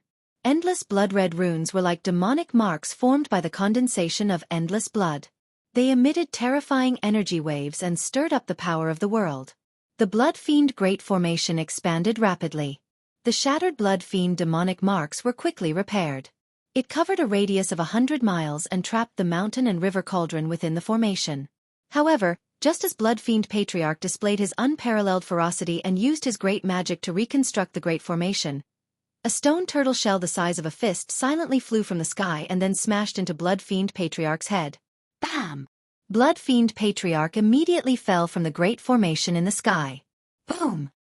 He smashed into the mountains below and a cloud of dust rose up. Although the stone turtle shell was only the size of a fist, it seemed to be as heavy as an ancient sacred mountain. It actually smashed the defenseless Blood Fiend Patriarch down. Boom! In the mountains, suddenly, a blood-red light shot into the sky. All the mountains collapsed in an instant. An extremely terrifying power shook the heavens and the earth, causing the mountains to tremble. Roar! Blood Fiend Patriarch roared madly. His voice shook the sky and the dark clouds and fog in the sky dispersed. He rushed out of the mountains like a madman. His body emitted a bright blood-red light and he was like a peerless demon that had descended. It's you. I know it's you. You despicable and shameless bastard. Get out here. Blood Fiend Patriarch was enraged. His blood-red eyes swept in all directions, trying to find the person who had plotted against him. Swoosh! Blood Fiend Patriarch suddenly sensed something. 2 beams of Blood Fiend demonic light shot out from his blood-red eyes. They pierced through the void and swept towards somewhere in the sky. Haha! Blood Fiend, we meet again. A loud laugh sounded. The void distorted and a figure walked out of the void. The person stretched out his hand and directly shattered the 2 beams of Blood Fiend demonic light. He calmly walked towards Blood Fiend Patriarch. Go to hell! As soon as Blood Fiend Patriarch saw this person, He immediately turned into a beam of blood-red light and rushed towards that person with a murderous aura. Hee hee. Blood fiend, why are you so angry? Anger will harm your body. The person grinned and looked at Blood Fiend Patriarch, who seemed to have gone mad. However, he had already clasped the fist-sized stone tortoise shell in his hand. Blood Fiend Patriarch was so angry that he could not speak. He directly responded to that person with action. Endless blood-red light condensed into two Blood Fiend demonic hands that were as large as mountains and tore towards that person. The terrifying power directly tore through the void, forming a destructive storm that could destroy everything. It was as though the heavens and earth were being torn apart. Sigh. I hate fighting and killing the most. The person said helplessly. However, although he said so, his hands did not slow down. He directly smashed the stone tortoise shell in his hand forward. Boom! The stone tortoise shell shook violently and transparent ripples appeared in the void. It quickly grew bigger and bigger. Bam! It directly smashed into the two blood-red hands that were tearing at it. There was no blinding light and no terrifying energy fluctuation. The stone tortoise shell that had grown to the size of a small mountain displayed a mysterious power. The two Blood Fiend demonic hands were smashed by the stone tortoise shell and turned into two clouds of blood mist that drifted in the void. Moreover, after the stone tortoise shell smashed the demonic hands that were formed from endless Blood Fiend force, its momentum did not decrease. It continued to smash towards Blood Fiend Patriarch who was charging towards it. Damn it! Blood Fiend Patriarch roared and punched the stone tortoise shell that was smashing towards him. When the stone tortoise shell was smashed away, he could not help but be sent flying hundreds of feet away by the force of the stone tortoise shell. The person waved his hand and the stone tortoise shell that was smashed away by Blood Fiend Patriarch flew back into his hand. Apart from the old turtle, there was no other person in the world who would use a stone tortoise shell as a weapon. The person who had come was the cynical old turtle. Sigh. Blood Fiend, why don't we find a place to drink some tea, eat some buns, and have a chat? The old turtle said helplessly. I really don't want to fight with you. Chat my foot. Blood Fiend Patriarch seemed to have an irreconcilable feud with the old turtle. Once again, endless blood-red light surged and he charged towards the old turtle. In this dead world, the only person who dared to launch a sneak attack on the Blood Fiend Patriarch and succeeded in doing so was probably the old tortoise. His magical stone tortoise shell was known as a divine object that could smash anything. Boom! At this moment, the Blood Fiend formation that covered a radius of 100 miles in the sky suddenly shook violently. Endless Blood Fiend demonic patterns emitted dazzling Blood Fiend light, illuminating the entire world. It was as if a terrifying prehistoric beast was attacking this demonic formation. In the middle of the Blood Fiend Great Array, there was a monstrous energy fluctuation. An ancient cauldron was shaking violently. The terrifying energy coming from the cauldron caused the entire Great Array to shake violently, as if it was about to collapse. Swoosh! The old turtle soared into the sky. He did not intend to be entangled with the Blood Fiend Patriarch. He directly rushed into the Blood Fiend formation and attacked repeatedly. With supreme demonic power, he forcibly erased countless Blood Fiend demonic patterns. The power of the Blood Fiend formation was greatly reduced. Blood Fiend Patriarch, who was chasing behind the old turtle, could not help but grit his teeth when he saw this. He did not know where this guy came from, but he was specifically going against him. Now he was going to ruin his plan. This made the Blood Fiend Patriarch so angry that he wanted to tear the old turtle into pieces. Blood God Slash! The Blood Fiend Patriarch roared and waved his hands. Rays of Blood Fiend saber light rushed out from his hands and slashed at the old turtle. Each Blood Fiend saber light was thousands of feet long. Like a heavenly saber, they emitted endless power fluctuations, splitting the void, breaking the world, and enveloping the old turtle under the overwhelming saber light. Humph! Don't blame me if you don't accept my kindness. When the old turtle saw the Blood Fiend Patriarch chasing after him, he could not help but feel angry. Then, he directly opened his inner world, and a tall figure rushed out of it. Above the tall figure, a domineering and violent aura swept out, and the whole world shook violently. The man was like a god of war, extremely powerful. Whoosh! The man walked directly in the void and waved the black rod in his hand. The countless Blood Fiend saber lights that covered the sky and the earth were immediately smashed by the terrifying power that came from the black rod. The tall figure rushed out from the exploding bloodlight and waved the black rod at the Blood Fiend Patriarch. After seeing the figure holding the black rod, The Blood Fiend Patriarch was shocked. He seemed to be very afraid of this person and quickly retreated. The domineering expert holding the black rod was the second doppelganger of the old turtle, the invincible corpse general. That day above the Nether Blood Sea, the old turtle and his corpse general doppelganger fought endlessly with the Blood Fiend Patriarch. The invincible corpse general showed its invincible strength and joined forces with the old turtle to drive the Blood Fiend Patriarch away. Chapter 543. The old turtle's outer body incarnation was refined from an indestructible martial body. It was extremely powerful and its physical strength could shake the heavens and the earth. With the rod in hand, it was like a tiger that had grown wings. The Blood Fiend ancestor was forced to retreat again and again, but the corpse general's incarnation pressed on. It shattered the heavens and the earth, shattered the void, and turned all tangible and intangible things into nothingness. This was the terror of a supreme warrior. Even if they had died countless years ago, their bodies were still immortal and still contained terrifying power. As long as this power was guided out, it could reproduce the unparalleled combat power of a supreme warrior. While the corpse general's incarnation was fighting with the Blood Fiend ancestor, the old turtle had used his supreme demonic power to erase countless Blood Fiend demonic tattoos. The entire formation gradually showed signs of collapsing. The Blood Fiend formation was formed by the Blood Fiend demonic tattoos connecting the heavens and the earth. When the demonic tattoos were erased, the formation would be broken. In the end, with an earth-shattering noise, an ancient cauldron rushed out from the sky full of bloody light. The chaotic aura emanating from the cauldron was vast and mighty. The mountain and river cauldron shook continuously and the entire Blood Fiend formation collapsed. Endless bloody light rushed in all directions. The old turtle's body bloomed with endless demonic light. He broke through the layers of Blood Fiend chi and rushed out. Haha! I got it without any effort. Just as the Blood Fiend formation collapsed, a loud laugh came from the dark sky. Then, a figure appeared in the void and strolled over. The person seemed to have teleported and came close in a few steps. He stretched out his hand and a huge golden hand rushed out from his hand and grabbed at the mountain and river cauldron. He wanted to take the mountain and river cauldron. Humph! How dare you steal from me? You don't know what's good for you. When the old turtle saw that the person was going to take the mountain and river cauldron, he was furious.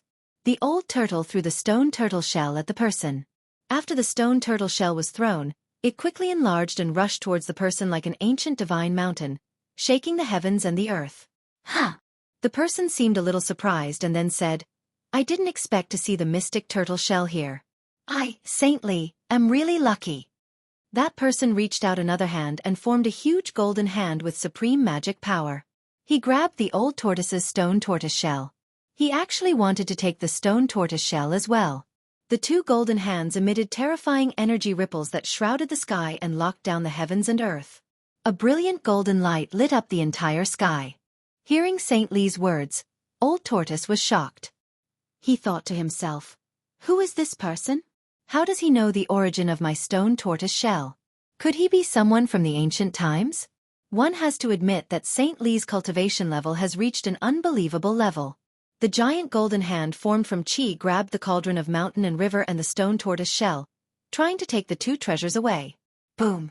At this moment, the mountain river cauldron suddenly shook. Primordial chaos energy erupted from the mountain river cauldron like a volcano, shaking off the golden hand that was grabbing onto the mountain river cauldron.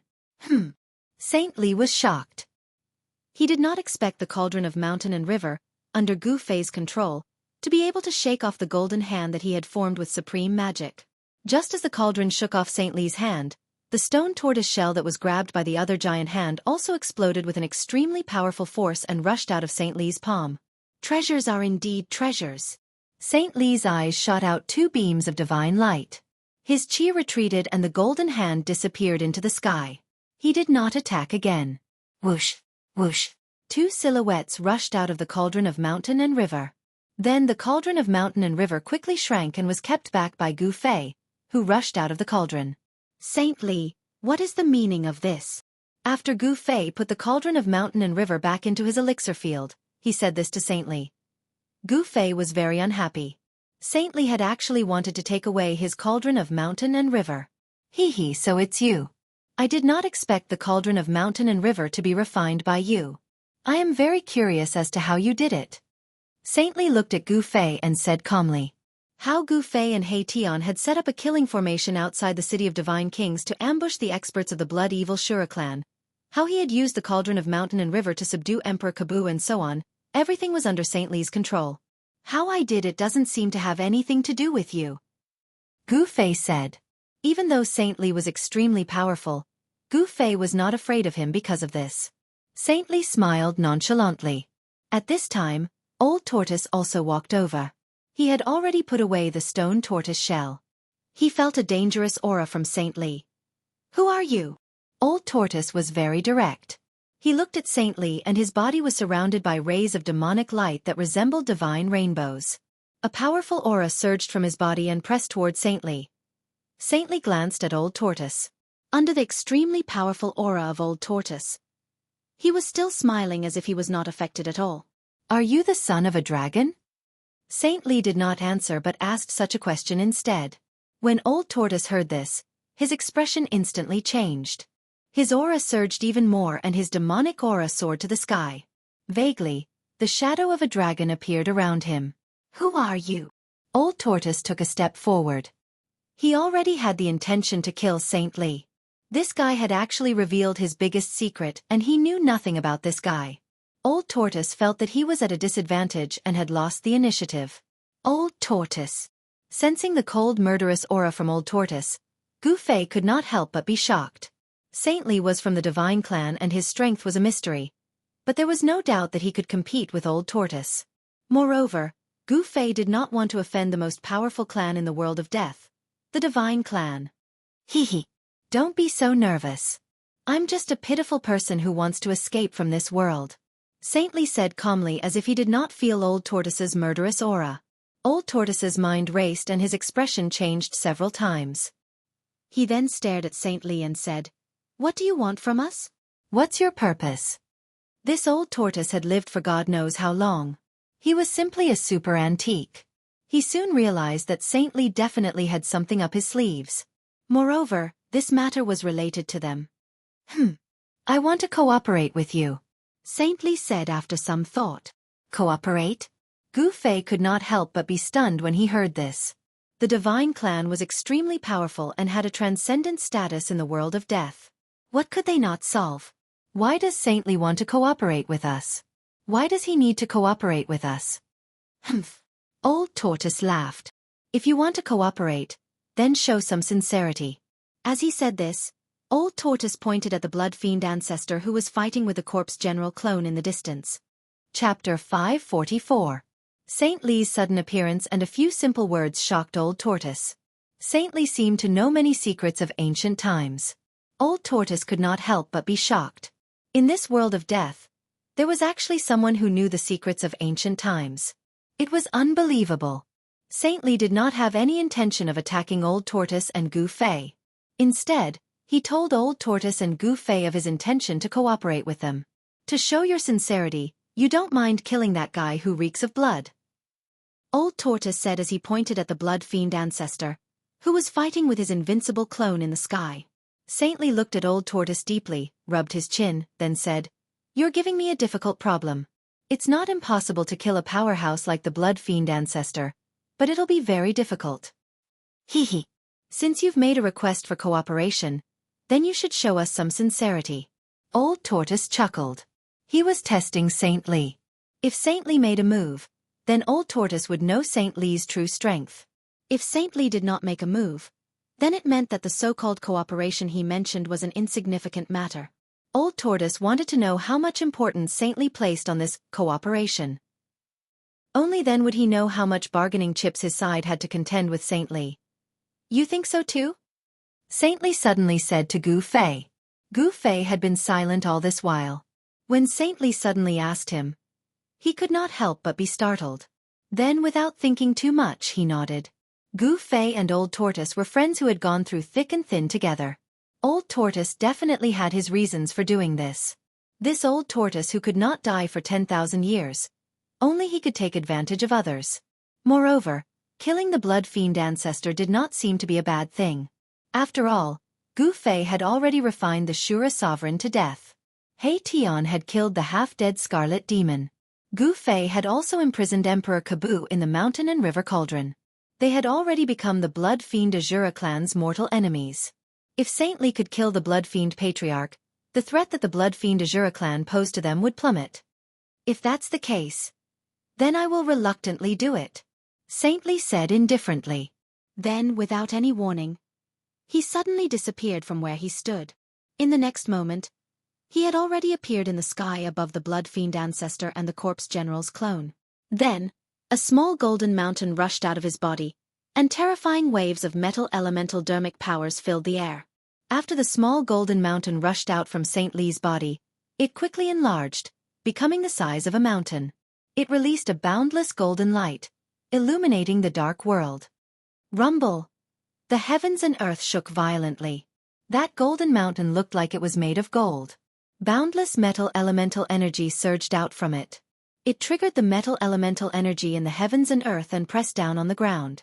Saint Li had made a move, which proved that Saint Li valued the cooperation with Gu Fei, Old Tortoise, and the others. Above the golden mountain, there seemed to be golden dragons circling and dancing. Gu Fei was shocked to find that there was a trace of the aura of the Great Path emanating from the golden mountain. This Saint Li. Gu Fei was shocked. He had once briefly merged with the supreme seal of the Great Path in his heart, so he naturally knew the aura of the Great Path. This Saint Li's cultivation was so high that he had probably already touched the Great Path. Boom! The heavens shook. Like an ancient divine mountain, the golden mountain emitted boundless metal elemental energy and pressed down.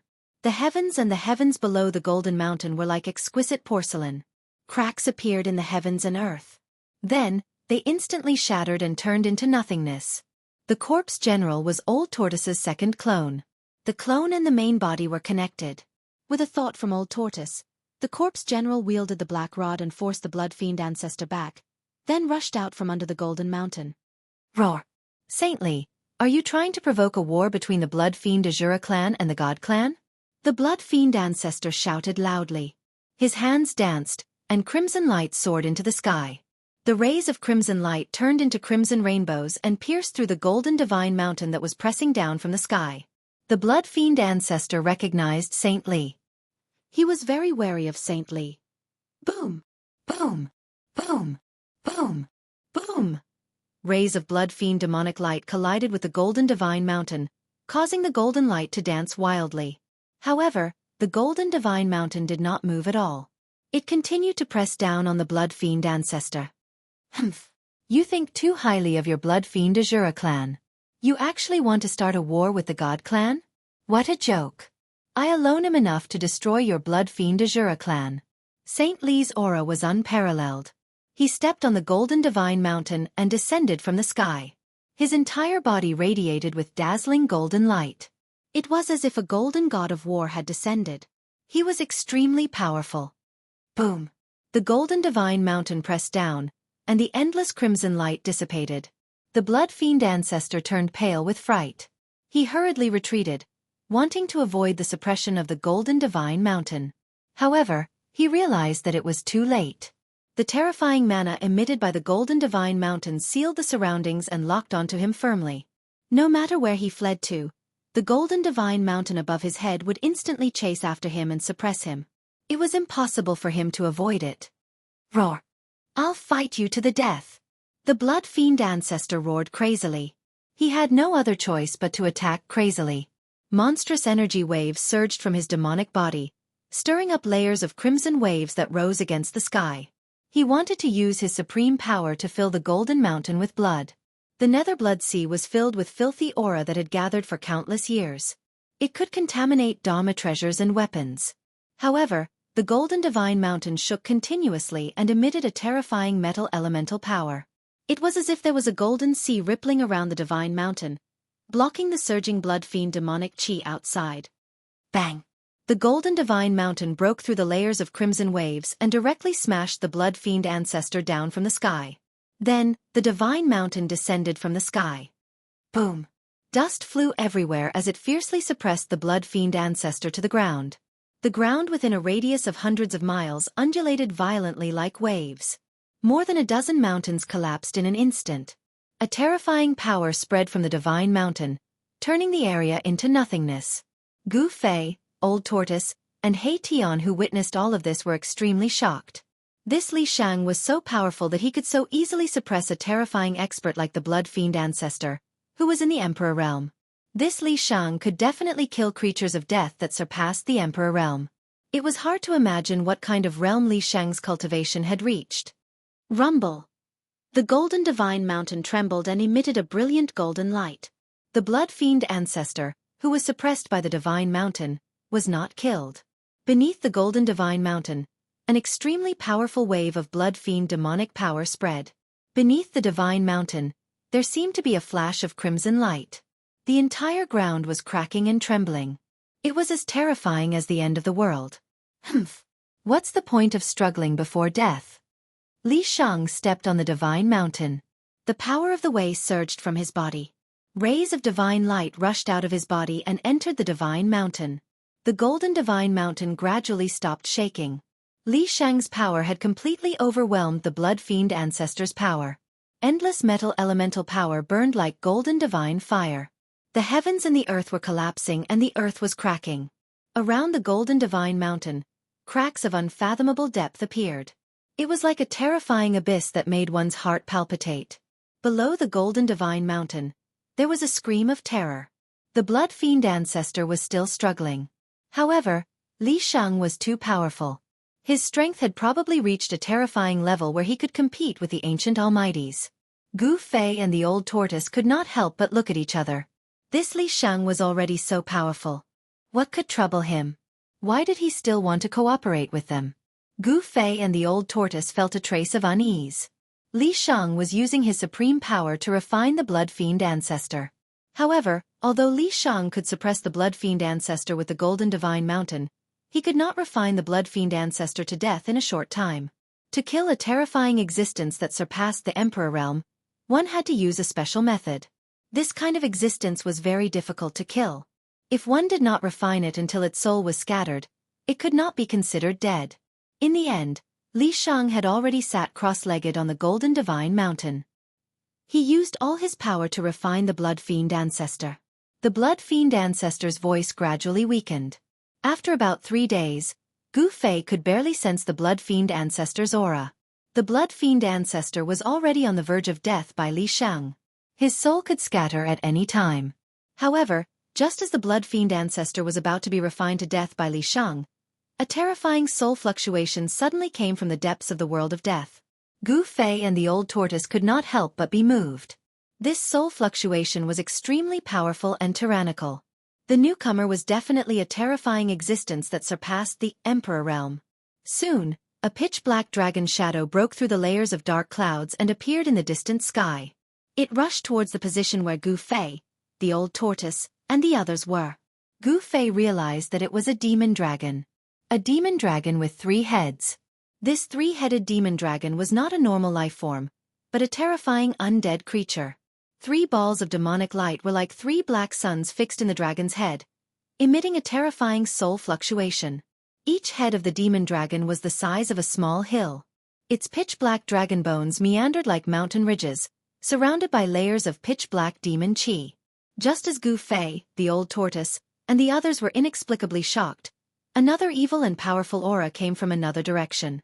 Endless death chi covered the sky and the earth, and a terrifying figure was faintly discernible in the death chi. Another terrifying existence that surpassed the Emperor realm. This time, even Li Shang, who was sitting cross-legged on the Golden Divine Mountain, opened his eyes and glanced at the 3-headed demon dragon and the terrifying figure in the death chi. Roar! An earth-shattering roar came from the distant sky.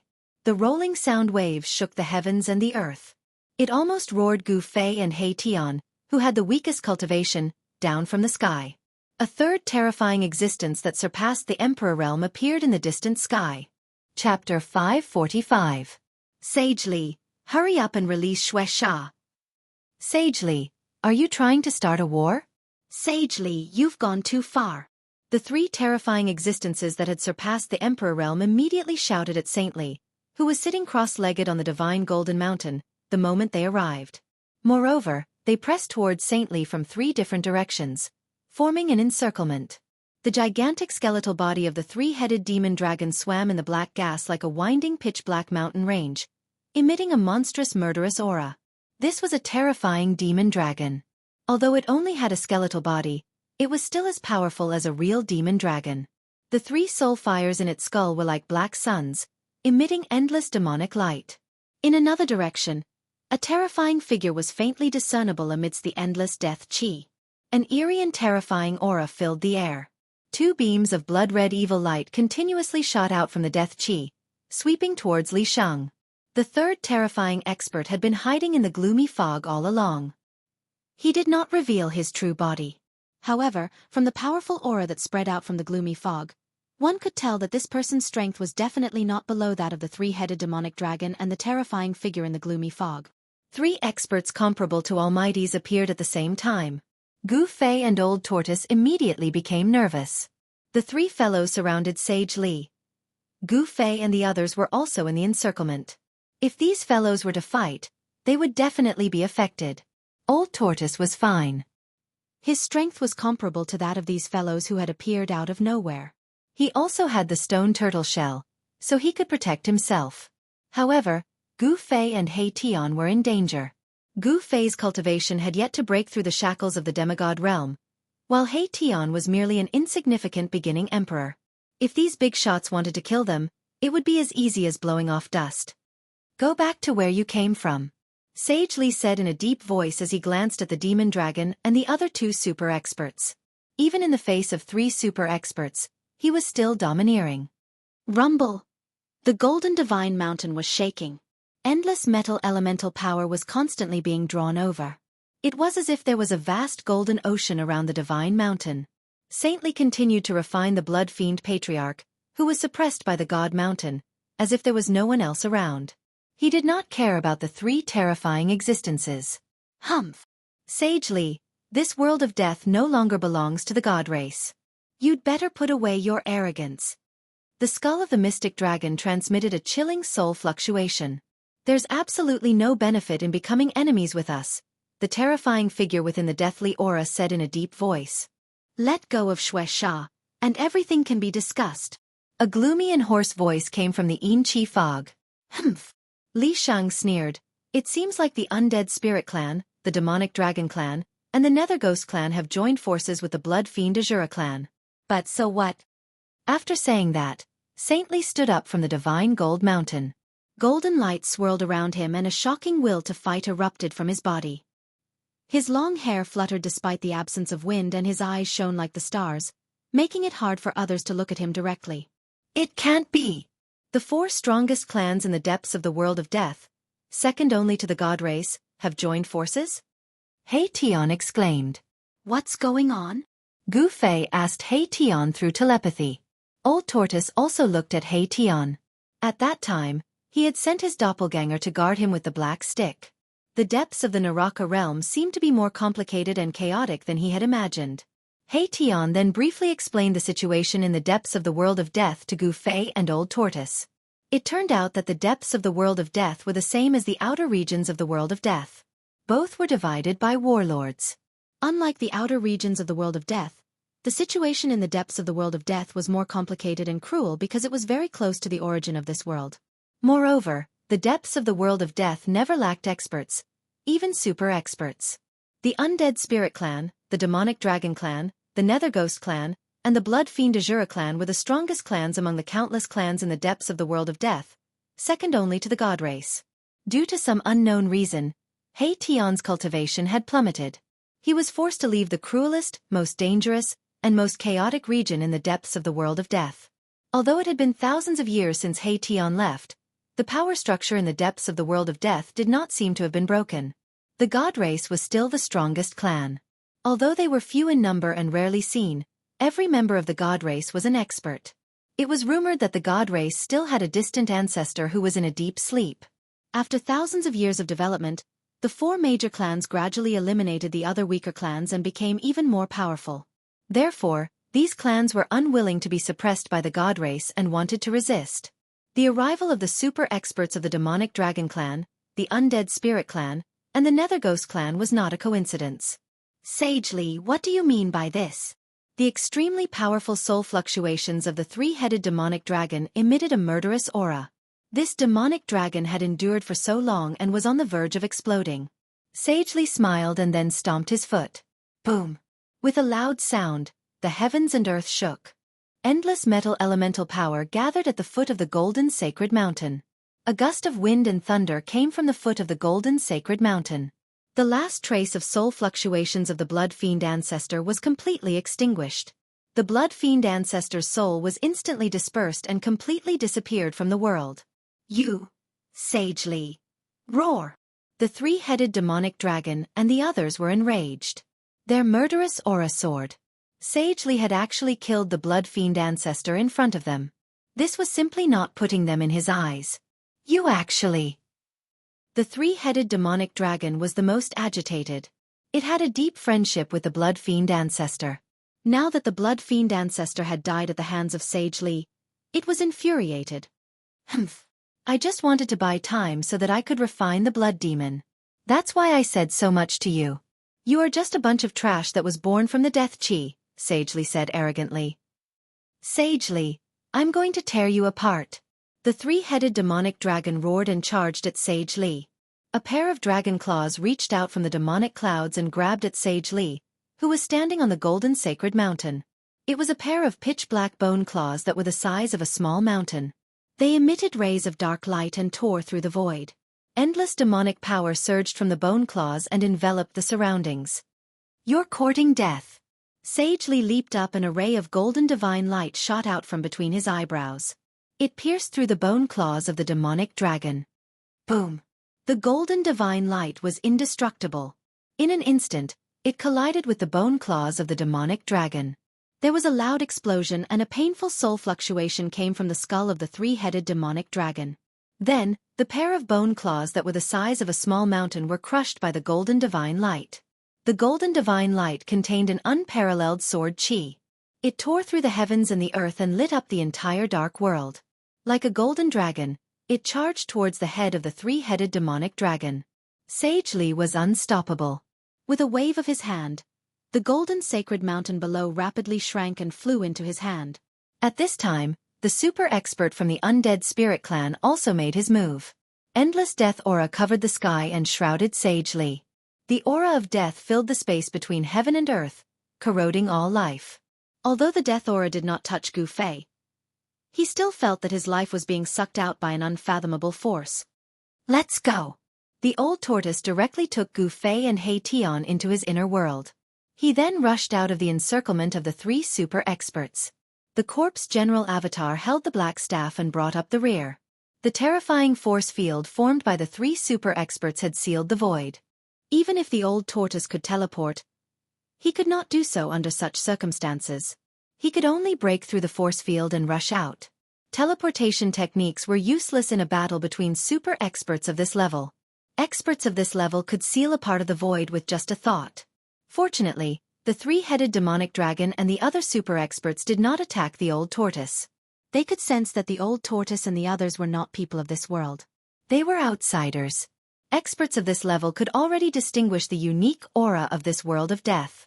It could also be said that this was a brand that only the creatures living in this world had. Neither the old tortoise nor Gu Fei had a brand of this world. The three-headed demonic dragon was also impressive. It was worthy of being a super expert of the demonic dragon clan. When the golden divine light arrived, a black light rushed out from each of its three skulls. Each of the black light was wrapped in a weapon. Among the three demonic weapons, one was a demonic blade that emitted a heavy demonic aura, another was a pitch-black demonic stone, and the last was a withered bone. It was a demonic bone that had been eroded by the wind and had holes in its surface. Clang! The golden divine light directly shattered the demonic blade, which turned into specks of black light that dissipated between heaven and earth. Then, the golden divine light flashed and split the demonic stone that was emitting endless demonic aura in half. The golden divine light emitted a shocking golden sword aura. Within the golden light was a golden divine sword. This golden divine sword was indestructible, and it broke through the two demonic weapons like a hot knife through butter. However, to everyone's disbelief, the seemingly ordinary withered bone that could be seen everywhere in this world of death had blocked the divine light formed by the golden divine sword. It was unbelievable that a withered bone that had almost been eroded by the wind was able to block Saint Li's divine sword. However, This unbelievable scene had happened. The three-headed demonic dragon retreated in a panic when the demonic bone blocked the golden divine sword. At that moment, the other two super experts also attacked Saint Li. However, they were no match for Saint Li. The super expert from the undead spirit clan was sent flying thousands of meters away by Saint Li's golden divine mountain. As for the super expert from the nether spirit clan, his ghostly body was destroyed by Saint Li's ninth heaven divine thunder. His ghostly body reformed in the distant sky in a sorry state. Even though it was 1 against 3, Saint Li still had the upper hand. The aura of an expert who looked down on the world was clearly displayed. Chapter 1000. Meng Wen, who had always been secretly competing with Yi Qian, sneered. Yi Qian's house collapsed because of a rainstorm. How poor is his family? No wonder he studies so hard. If he doesn't study hard, he'll be cooped up in the countryside for the rest of his life. Meng Wen's cold words carried the arrogance of a city resident. In the end, she added, "Luckily, I live on the 5th floor, so I'm not afraid of a rainstorm." Meng Wen only sneered to herself. If she really said it out loud, her classmates wouldn't do it. Yi Qian opened the closet and put the bag containing Xia Jinyuan's military uniform in the innermost part. Then he put his few clothes outside. When he closed the closet door, his gaze paused for a moment before he closed it again. "Xia Jinyuan, your military uniform is here. I'll wait for the day you come back." Yi Qian, who was wearing a jacket, smiled and answered Yang Yi, "Everything's fine." As he put on his clothes, he looked at the pitiful golden flowers and said, "You want to study at night, right?"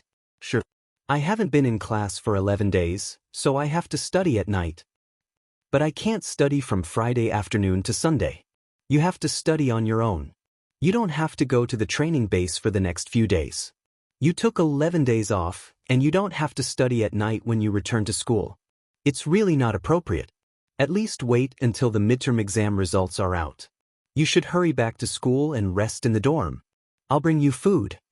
And Jiasin, who was also from Fujian town, knew that it would take more than 10 hours to travel from town to the provincial capital. As a good friend, she was more considerate than Yang Yi. Yi Qian didn't refuse. He was indeed a little tired. He hadn't rested much since returning to China. She stayed by K7's side the whole time. Xia Jinyuan, Pigeon, and the others were vigilant all the way back to China. They didn't even close their eyes. When Jiasin brought the food down, she saw that Yi Qian was already asleep. Upon closer inspection, she could see that there was a layer of dark circles under her white eyes.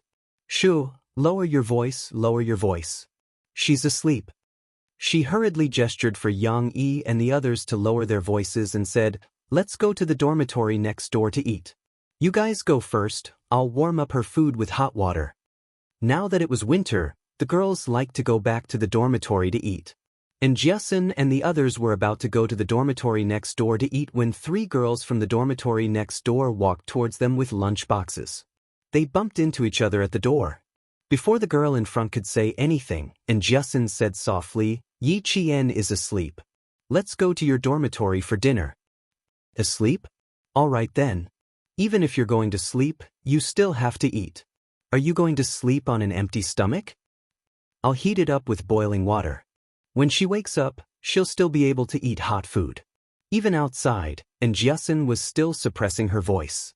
She then asked Li Qian, who was the last to come out, "Is the door closed?" Li Qian turned to take a look. It's off. Go over quickly. It's so cold." The temperature seems to have dropped again. The group of girls chuckled and went to the dormitory next door. Sophomore class 1 was an important class. The girls stayed in 3 dormitories, and each dormitory only had 6 people. It was unlike the humanities class, where each dormitory had 10 students and more than 4 dormitories. Meng Wen returned to the dormitory with the other 3 students. When he saw that Jiasin and the rest were all there, he couldn't help but smile. "Isn't Yi Qian back? Why aren't you guys accompanying her?" The girls all knew that Meng Wen secretly liked to compete with Yi Qian, but it was all for the sake of his studies. Usually, there was nothing much between them, and he wasn't like Yi Ying, who was always picky. Hence, they didn't think much of it. Chapter 1001. And Jiasin said disapprovingly, "She's resting because she's tired from the ride, so we came over to eat." Didn't you come over to ask me when Yi Qian would be back and ask her to help you solve the questions? TSK, you can ask her tonight. It would have been better if she hadn't mentioned it, but the moment she did, Meng Wen's expression changed. She said angrily, didn't you say she might not even take the midterms? Why did she come back early? Yeah, I said she might, but I didn't say she might. And Jiasin stuffed a mouthful of rice into her mouth and didn't notice that something was wrong with Meng Wen's expression. I think she's quite tired. I'm afraid she didn't rest well at home because she had to rush back for the exam. Meng Wen's expression became even more unhappy when she heard that. There was a hint of disappointment and resentment. Is it necessary? Is there a need to rush back to school for an exam? Doesn't she need to rest?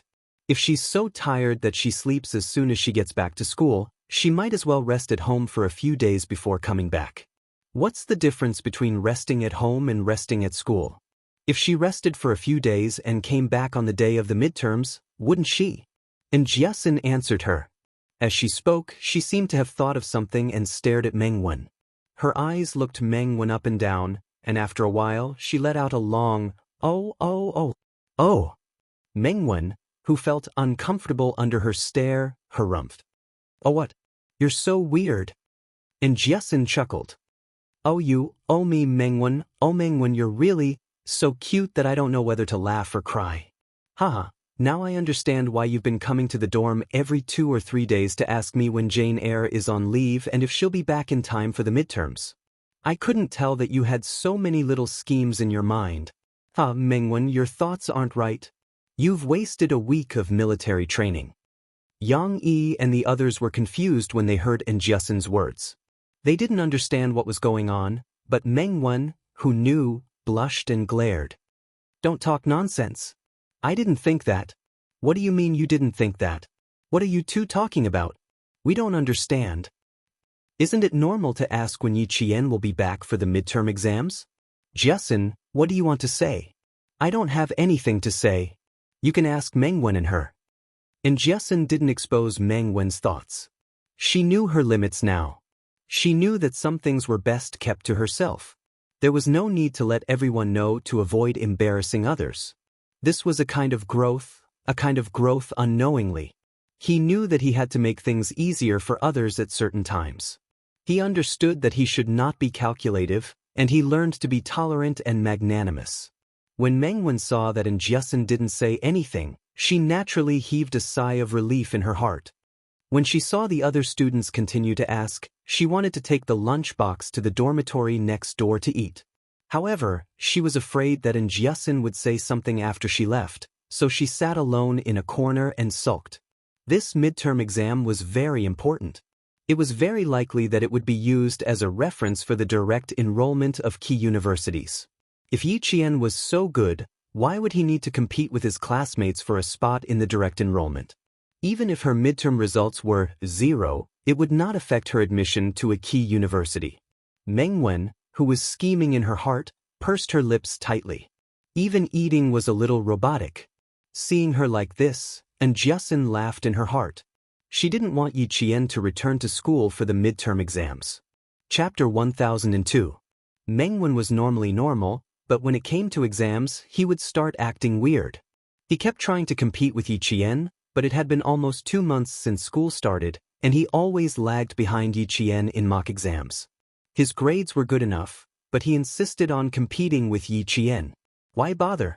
And Jiasin didn't tell the other girls about Meng Wen's thoughts, but she would definitely tell Yi Qian everything she knew.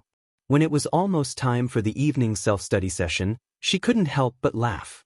I laughed so hard that I almost choked on my rice. Does it mean that her grades are better than yours just because you didn't come back for exams? Ayaya, I want to laugh again. Why is she so awkward? If you have the time to make fun of others, why don't you spend more time on your own revision? The midterm exams on the 3rd and 4th, do you think you can do it? Yi Jian flicked her forehead with her finger and entered the classroom with a pile of books. There was another round of cheers when they arrived at the classroom. Jiao Hai and a few other students with good grades waited for Yi Qian to sit down and surrounded him.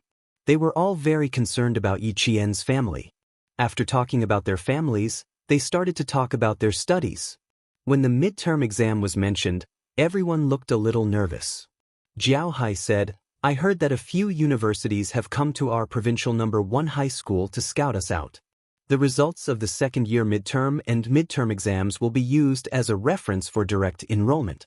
The school is taking it very seriously this time. Teacher Tong even said that our class will be the key class of several key universities.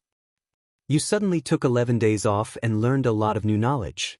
Yiqian, you have to hurry up and revise. Another boy said, take out your math, physics, and chemistry textbooks. I'll draw them for you. There are still a few days left, so hurry up and revise. Don't miss out on important matters. Direct enrollment from several key universities? Which ones? Yiqian handed the textbooks to the boy and frowned slightly. Is the news reliable? How will the third year's class react? They should be the focus of attention now. Jiao Hai smiled and proudly said, the first high school is the number 1 school in the province. Every year, a few important schools will come to the school at this time to inspect the third-year students and second-year students. Class 1 of liberal arts and Class 1 of science are always the focus of attention. Every year, there are students who are directly admitted to the provincial first high school for the college entrance examination, and there are also students who pass with high scores. In short, we have more opportunities than other schools. Why would parents choose a famous school for their children? It was not only because the school had a strong teaching staff, but also because there were many more choices. Yiqian paused for a moment before asking, do you know which schools are coming? Which schools are you guys interested in? In his previous life, Yiqian did not attend high school. In this life, he had only been in high school for less than 2 months. Therefore, he did not know much about the college entrance examination and enrollment. It was not too late to do so now. I don't know yet. The school only revealed some small news, and Teacher Tong didn't say much.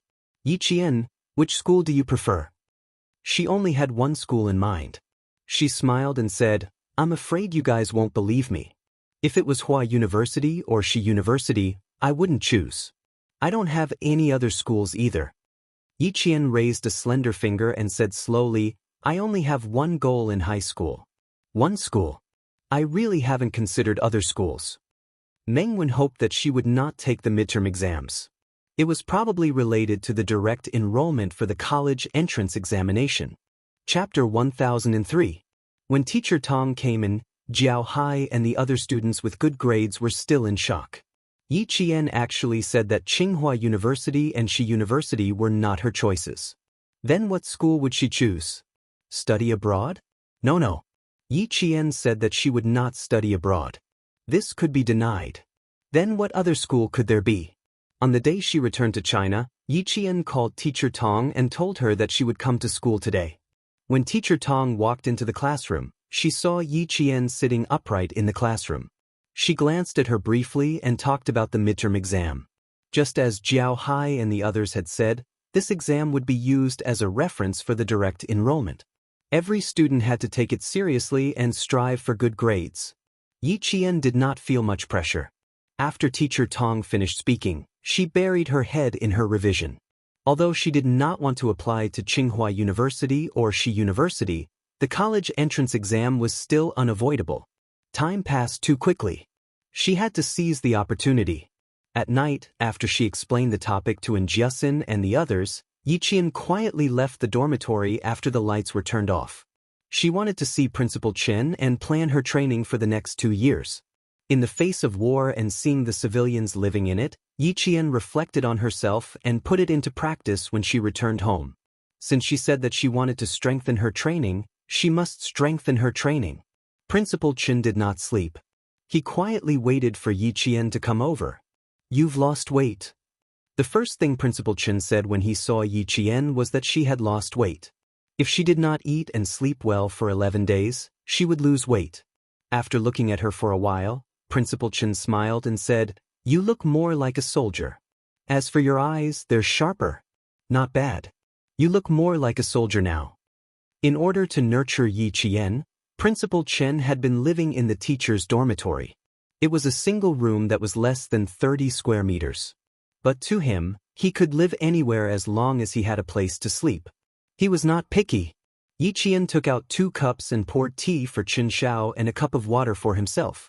He smiled and said, "Principal Qin, I've learned a lot this time, so I want to discuss something with you." The moment he came back, he was already discussing something, and he seemed to be in a hurry. This made the world-class sniper laugh out loud. Come, what do you want to discuss? Why are you so anxious when you just came back? I'm afraid it's not an ordinary matter. It just so happened that he also had something to ask Yi Wanwan about her relationship with Captain Xia. You know me best. I want to discuss the training with you. Yi Jian took a small sip of the steaming hot water and told him her plan. Her expression was cold and determined as she said, "I want to enter the purgatory training in advance." What do you think? Just from the name of the purgatory training, one could tell what kind of training it was. It was a training where no one gave you any encouragement. You could only rely on yourself and silently encourage yourself to move forward. During the training, you had to endure a huge amount of physical and mental pressure to improve your physical and mental fitness. 4 years of training. This training should only be carried out next year. Principal Chen looked sharply at Yi Qian and said in a deep voice, "Girl, you have to know that once my training mode starts, it will not stop. Are you sure you want to undergo 2 years of purgatory training?" "I'm very sure, Uncle Chen." Yi Qian nodded firmly. Not only did he not back down, but his eyes even had a hint of excitement for the upcoming training. "Uncle Chen, I'm completely sure that I can enter the next round of training." Chapter 1004. There was some silence in the room. Principal Chen narrowed his eyes slightly as he sat in the chair in front of the desk. After some time, he nodded. "All right, I see that you're ready. You can start training in advance. Rest well for the next few days and prepare for the midterm exams. We'll start right after the exams. Train until 11:30 every night. You're still young, so you have to make sure you get enough sleep." Yi Qian smiled. "I'll be careful. I'll have to trouble you again from now on, Uncle Chen." "Ha, silly girl. My trouble will be much easier than your purgatory training. Enjoy your last few nights of leisure. You'll have to suffer from the night of the 5th. The purgatory training was divided into 3 parts. From 7 o'clock p.m. to 11 o'clock p.m. The focus was on physical training and skill training. Friday night to Sunday was survival training.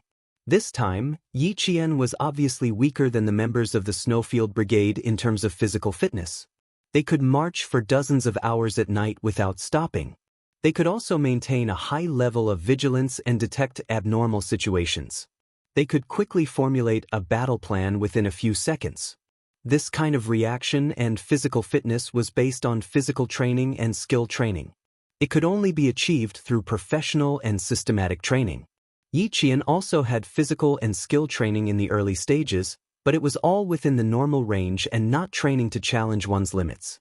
The purgatory training was all about challenging one's limits. In the past, one could reach the standard with 8 or 10 points. But now, the purgatory training required 12 or 15 points. In the past, Yi Jian used to be able to complete the sniping in 5 minutes with his bare hands. Now, Yi Jian had to be able to complete the sniping in 20 minutes with his bare hands. This was the purgatory training. Since Yi Qian's goal was to join the Snowfield Brigade, he had to build a good foundation before he could get closer to his goal. The wound on his arm had healed after 11 days, but it hadn't healed enough to form a scab. It should be fine by the 5th. Yi Qian didn't mention his situation to Principal Chen, and Principal Chen didn't ask either. Instead, he drafted a training plan. The black pen scribbled on the white paper.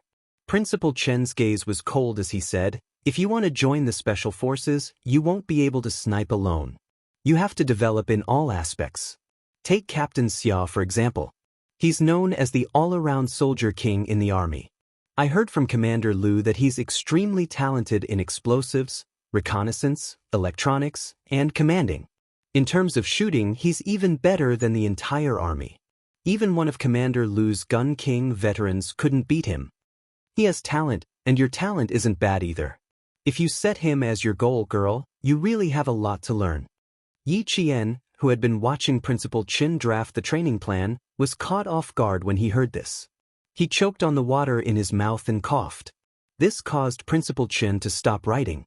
He laughed out loud and said, "Girl, why are you so nervous? What, you think I don't know? Haha, that would be troublesome.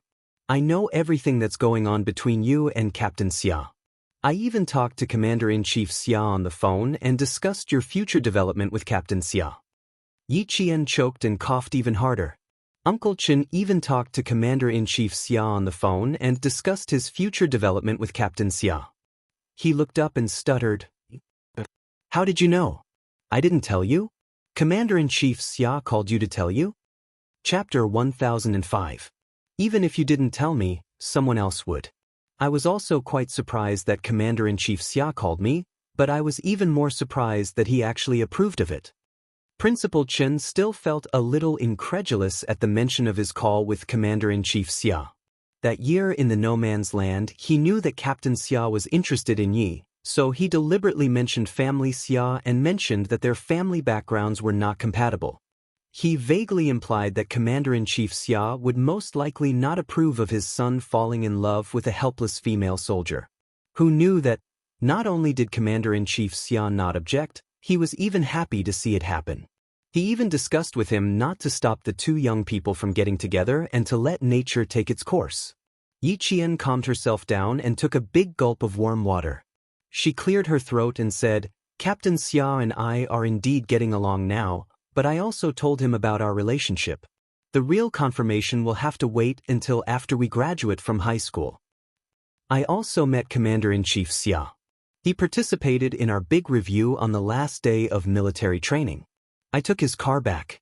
About Captain Xia and I. Yi Qian's expression was extremely unnatural under Principal Chen's teasing smile.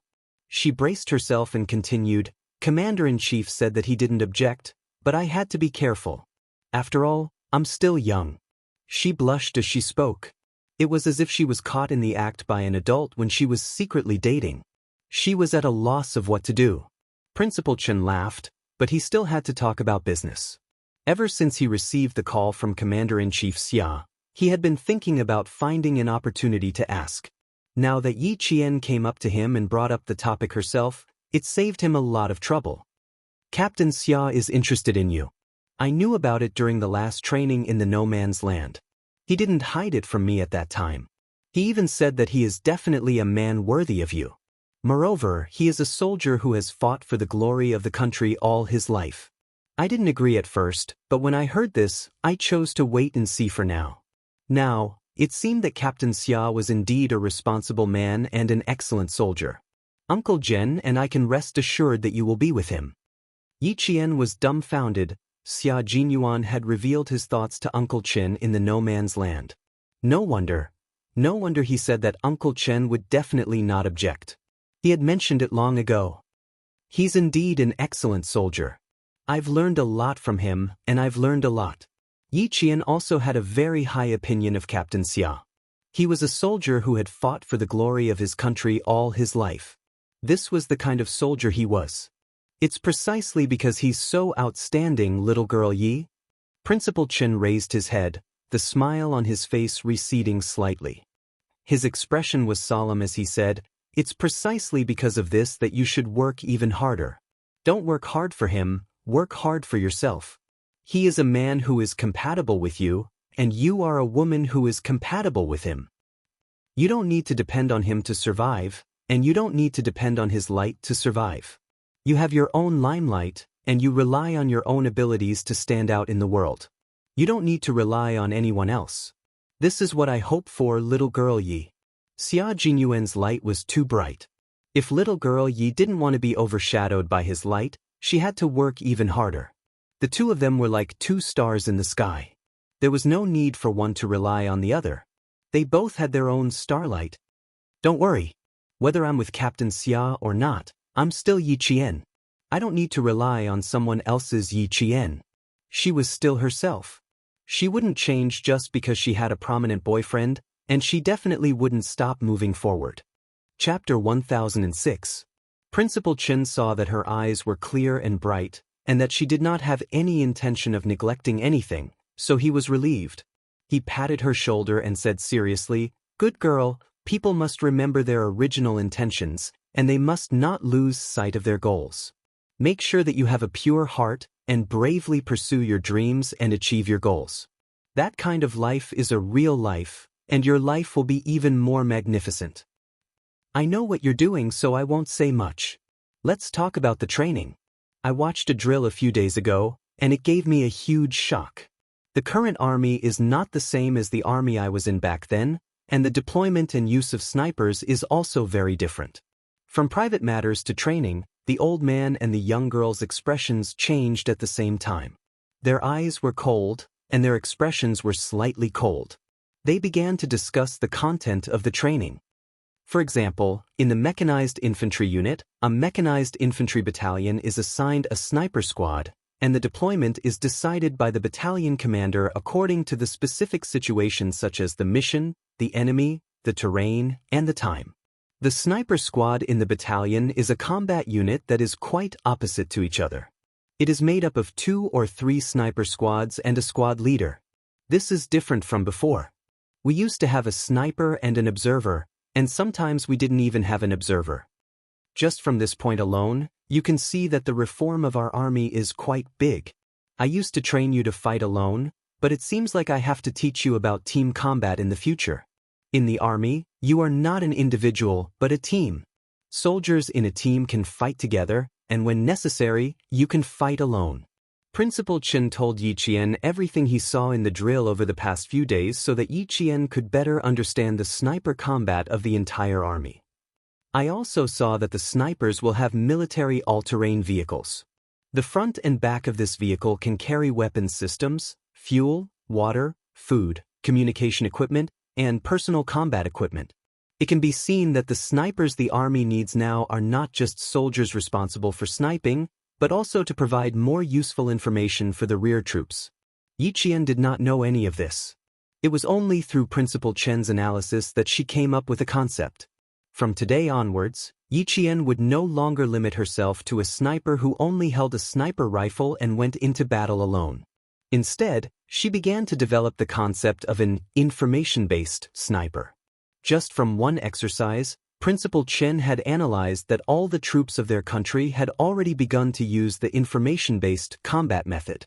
It was completely different from those countries that did not even have their own fighter jets and were militarily backward. A great country had risen.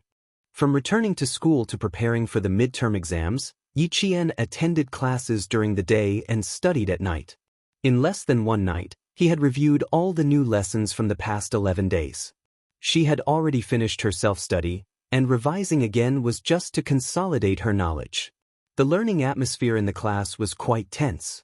In order to obtain the direct enrollment quota, everyone was fully immersed in the midterm exam. The grade 12 students were even more nervous. They were going to take the college entrance exam next year. If they could be directly enrolled, it would not be as stressful for the grade 12 students. The intense revision of the grade 12 and grade 12 classes actually made the school much quieter for the first 3 days of the midterm exam. The exam started on the third of the day, and Jiasen's eyelid kept twitching. Before the exam started, she said to Yi Qian, "I think I'm going to do badly this time. My left eye keeps twitching." Chapter 1007. Yi Qian held her face and teased her seriously, "It's too late to think that you'll do badly. If you really don't do well, Uncle and Auntie will think it's normal. If you do well, I think they'll think it's abnormal." "That's true. Haha, I didn't sleep well last night. I had a dream that I was looking for a pen during the exam. I was so scared that I woke up." And Jiasen was relieved by Yi Qian's comforting words. She quickly said, "Don't tell me you really didn't bring a pen." "Let me see," opening the stationery bag, and Jiasen's mouth twitched as she said, "I really didn't bring a pen." "Not bad. You'll have no problem taking the exam. There's only 15 minutes left. You can go back and find a pen." Yi Qian looked at the time and reminded her slowly, "I'll give you 7 minutes and 30 seconds. That's enough time." And Jiasen ran away. She didn't dare to stay. Not bringing a pen during the exam. She was really generous. There were still 5 minutes left before the exam. And Jiasen ran back to the classroom, panting. She didn't go back to her seat. Instead, she ran to Yi Qian's side. Panting, she said, I thought I was the only one who didn't bring a pen. Yao Jing was the same. I bumped into her when I went upstairs. She even dragged me to talk to her. Yao Jing, a name that he hadn't heard for a long time. Yi Qian also realized that he hadn't heard her announcements in school for the past few days. Don't think that other people are like you, forgetting to bring a pen. Maybe they walk slower. Go back to your seat. The exam is about to start. Yi Qian didn't have much interest in Yao Jing. He gestured for Jiasun to return to her seat and prepare for the exam. The first exam in the morning was from 8 to 10 in the morning. Students from Year 1 to Year 3 would be taking the mathematics exam. The exam papers would be given out 3 minutes in advance. As the bell rang, the entire campus fell silent. One could even hear the rustling of the leaves in the wind. Yi Qian was famous for his quick answers. The teachers in the school had also heard of him. At this time, the teachers in each class were swapping invigilators. 2 invigilators took turns standing in front of Yi Qian. When he was filling in the blanks, the teachers watching at the side were dumbfounded. He didn't even need to use a piece of draft paper. He just kept writing. While others had only done 1 dish, she had already done 3 or 4. With this speed, she could finish the 2-hour exam in less than an hour. After standing there for 10 minutes, the teacher rubbed his face and left. Standing in front of such a student, even a teacher would feel a little sad. The pressure was so great. The other teacher did the same. After standing there for about 10 minutes, he walked away silently. The pressure was extraordinarily great. Being a teacher was not as fast as being a student. When he saw the questions, he had to draw and write in his palm. As a student, he would just take a pen and calculate from the beginning to the end. The entire process was mental calculation. There was no paper. Yi Qian had always been good at mental arithmetic. Otherwise, how could he have won the individual gold medal in the mathematical Olympiad? At around 9:10 a.m., Yi Qian had already closed her test paper and was about to leave. Outside, the 2 unfamiliar teachers who had been keeping an eye on Yi Qian could not help but secretly nod their heads when they saw this. They said to Principal Chow, "Principal Chow, when her midterm exam results are out, we'll have to trouble you to keep an eye on her." No rush, no rush. There are still 3 days before the exam. The 2 of you can keep an eye on other students. Principal Chow, who was accompanying the 2 Western University admissions teachers, was playing Tai Chi. Yi Qian did not even need the admissions teachers to keep an eye on her. When the results were out, many schools would fight to get her. However, Old Shen had already reminded him that Tsinghua University and Western University would not be Yi Qian's choice. Chapter 1008. When the teacher from the admissions office of Western University heard this, he smiled and said, "Nannan No. 1 Middle School has always been full of talents. 2 of the exchange students that our school selected to go to the United States graduated from Nannan No. 1 Middle School. The relationship between Western University and Nannan No. 1 Middle School is not ordinary. If there are good top students, President Chow, you have to tell us in advance."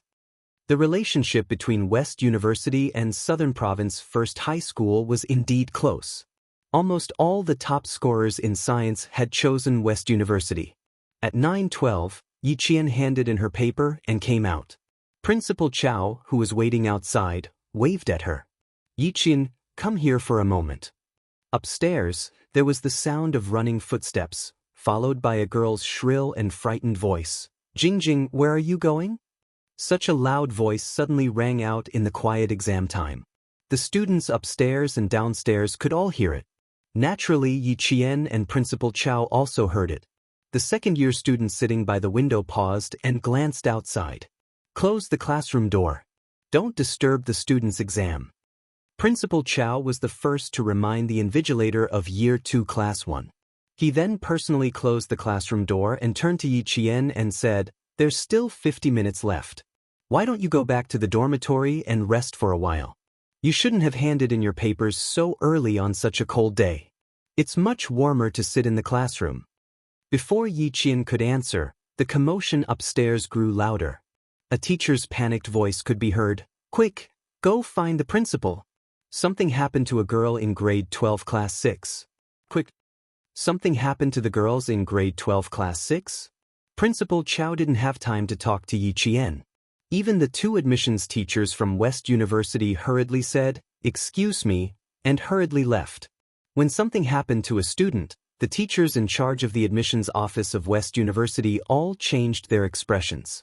How could they still have the mood to go to other classes to take a look? They all chased after Principal Chow. Yi Qian furrowed his brows. The girl who screamed was Wang Dandan, and the Jing she mentioned was Yao Jing. Something happened to Yao Jing? Would something happen to her? What could have happened to her? Class 1 was on the 4th floor, Class 6 was on the 5th floor, and Class 3 was on the 6th floor. Yao Jing didn't rush downstairs, but went upstairs instead, to find Yang Heng. Instead of focusing on the exam, he rushed to the 6th floor to look for Yang Heng. Yi Qian thought to himself as he went downstairs. He raised his head thoughtfully and looked up through the gap in the stairs. Something's not right. When they were about to reach the 4th floor, they heard Wang Dandan's shrill voice. Jing, come back quickly. Don't scare me, come back quickly. Come back quickly. Hearing this, Yi Qian, who was heading downstairs, stopped abruptly, turned around, and ran upstairs. When she reached the 5th floor, she saw the form teacher of Class 6 stumbling down the stairs in a panic. She was so flustered that she missed a step and fell forward. Don't worry, be careful not to fall. Yi Qian, who had sharp eyes and nimble hands, rushed over and supported the teacher. What happened up there? Is there anything I can do to help? Yi Qian supported her in time, but the form teacher of Class 6 still sprained her ankle in her high heels. She gritted her teeth and walked down the stairs. It's Yi Qian, quick, help me get Yang Heng out of Class 1. Tell him that something happened to Yao Jing and ask him to come over. Something big had indeed happened, and it wasn't just an ordinary thing. Yao Jing sat on the edge of the rooftop of the teaching building with her feet dangling outside. She swayed from time to time as if she was admiring the scenery. Wang Dandan was so scared that she fell to the ground and cried. She stammered, I don't know.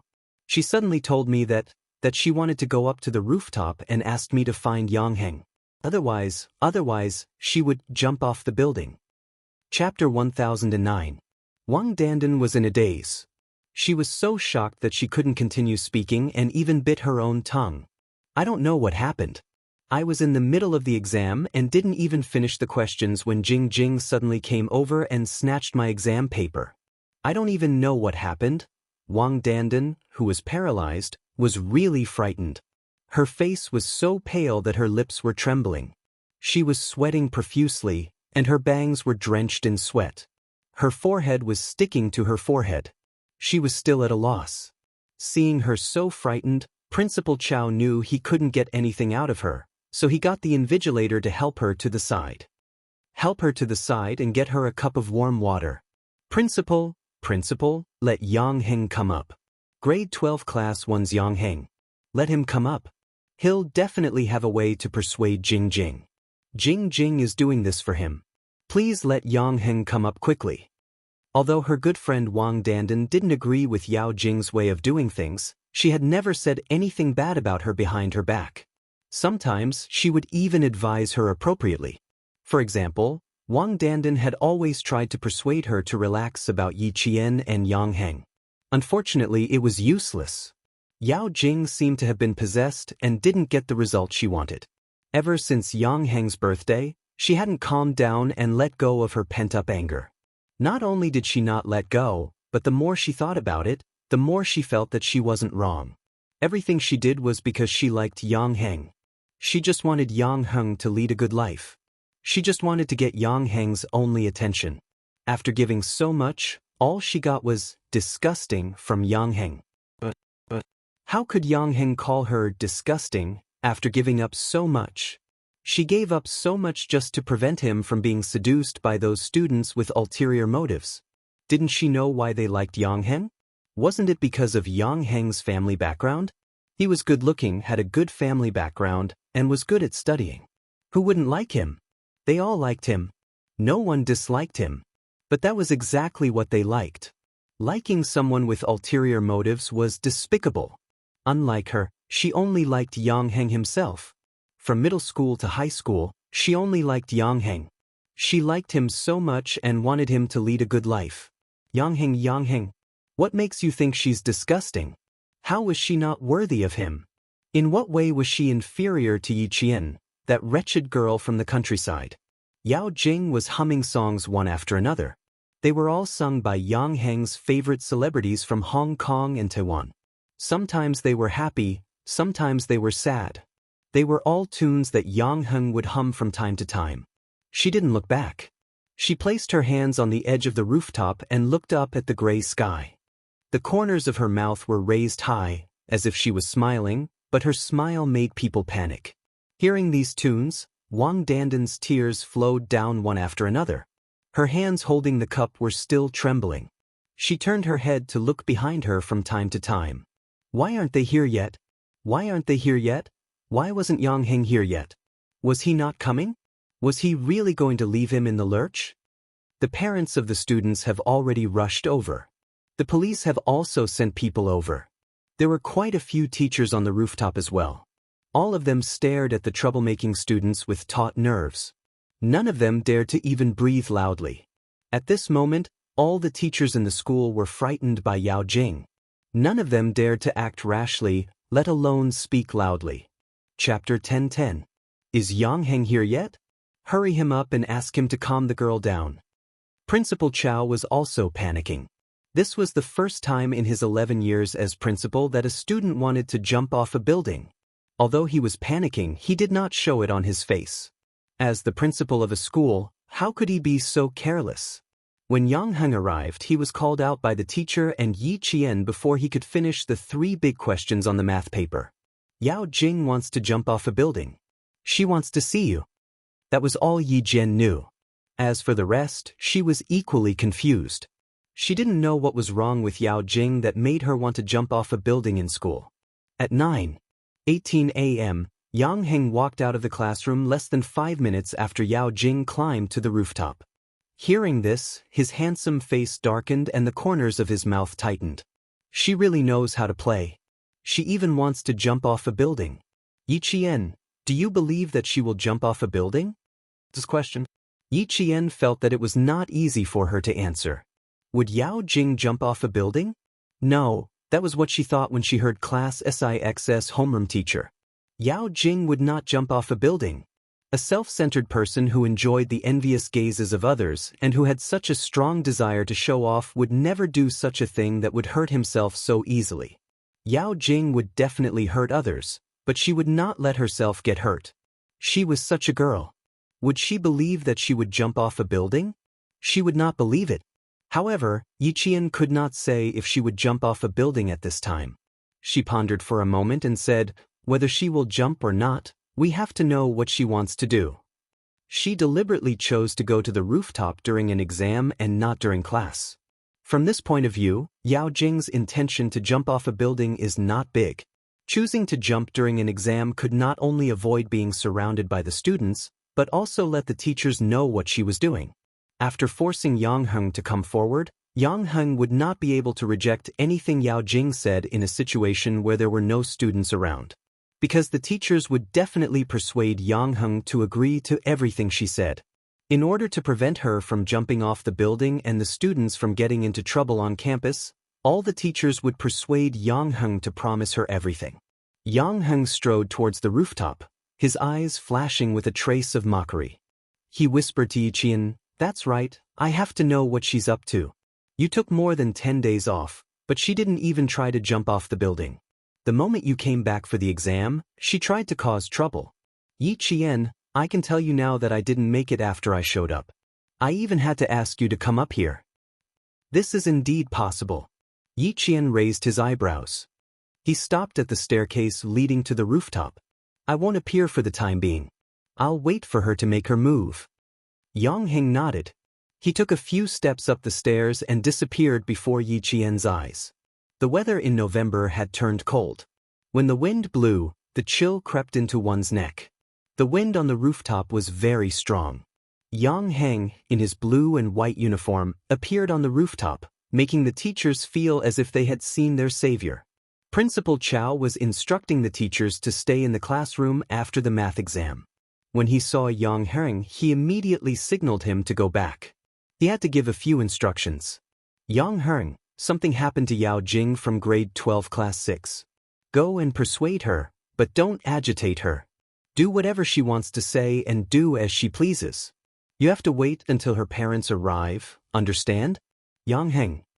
Standing in the small pavilion leading to the rooftop, Principal Chow calmly instructed, you have to remember, you have to wait until her parents arrive. Chapter 10-11. I'll try my best. Yang Heng nodded as his handsome face darkened. Don't worry, she won't jump off the building. Yao Jing, I know her. Won't jump off the building? What if she missed a step? Principal Chow sighed. It doesn't matter whether she will or not. It's dangerous to stand on the edge of the rooftop now. If she misses a step, it'll be too late. He patted Yang Heng's shoulder and said solemnly, Yang Heng, it's up to you now. Before the police arrive and before there's a life cushion, you have to hold her steady. You have to hold her steady. Okay, I'll try my best to delay it. Wait for Uncle Yao and the rest to arrive. Yang Heng's eyes darkened. If Uncle Yao and the rest were here, Yao Jing would have more support. There were more than 10 teachers on the rooftop, and 2 of them were 4 to 5 meters away from Yao Jing. They were trying their best to persuade her. Yao Jing, no matter what you're sitting here for, you must think about your parents. Think about them. We can solve anything. As long as you tell us, we'll think of a way to solve it. Why must you joke with your life? All the students are very worried. Can you come down first? If there's anything, we can sit down and talk. Sit down and solve it together, okay? Yao Jing turned her head and said to the teacher who was talking to her on the right, I want Yang Heng to come up. Also, don't get too close. If you get too close, I'll panic. Who knows, I might accidentally fall down. She immediately turned her head to the left and saw the teachers approaching her. I don't like teachers surrounding me like this. I have to stand up. If I stand up, you won't dare to come close to me. As he spoke, he really stood up. The teachers on the left and right were so shocked that they all stepped back. Sit, we'll leave. It was too scary. How could there be such a student? Even adults don't have the guts to jump off a building. Yao Jing stood up and extended one of her legs into the air. Her actions scared all the teachers to the point that they almost had a heart attack. Teacher, don't come any closer. Look, I just have to lift my leg and I'll go down. With one leg in the air, she smiled menacingly. I want to see Yang Heng. I want to see him. Right away. Yang Heng is taking the exam. He is a senior high school student. You have to give him some time. Don't be agitated. He'll be here soon. I guarantee that he'll be here soon. Yao Jing, sit tight and don't move. Yang Heng will be here soon. At this time, they could only go along with her. Their hearts were in their throats, and the teacher in their eyes did not dare to do so. Everyone opened their mouths to persuade her. I want to see him immediately. Are exams more important than my life? Is it more important than my life? I want to see him now. Right away. She screamed, and her expression was so crazy that it made the hearts of the teachers tremble. They stared at her feet, afraid that she would fall down in her agitation. Yang Heng, who rushed out of the rooftop, happened to hear this sentence. Seeing her with one foot in the air, his eyes instantly darkened. Standing was even more dangerous than sitting. Headmaster Chow was so frightened that layers of cold sweat appeared on his back. Yang Heng, hurry up and persuade Jing. She's been acting strangely for the past 10 days. That day when Yi Qian came back to school and saw you talking to her, even her expression changed. Wang Dandan grabbed Yang Heng's sleeve and said with tears in her eyes. She placed all her hopes on Yang Heng. She can jump, she really can jump. Chapter 10-12. Yang Heng lowered his head to look at her. The corners of his mouth twitched slightly as he said softly, Do you believe that she will jump?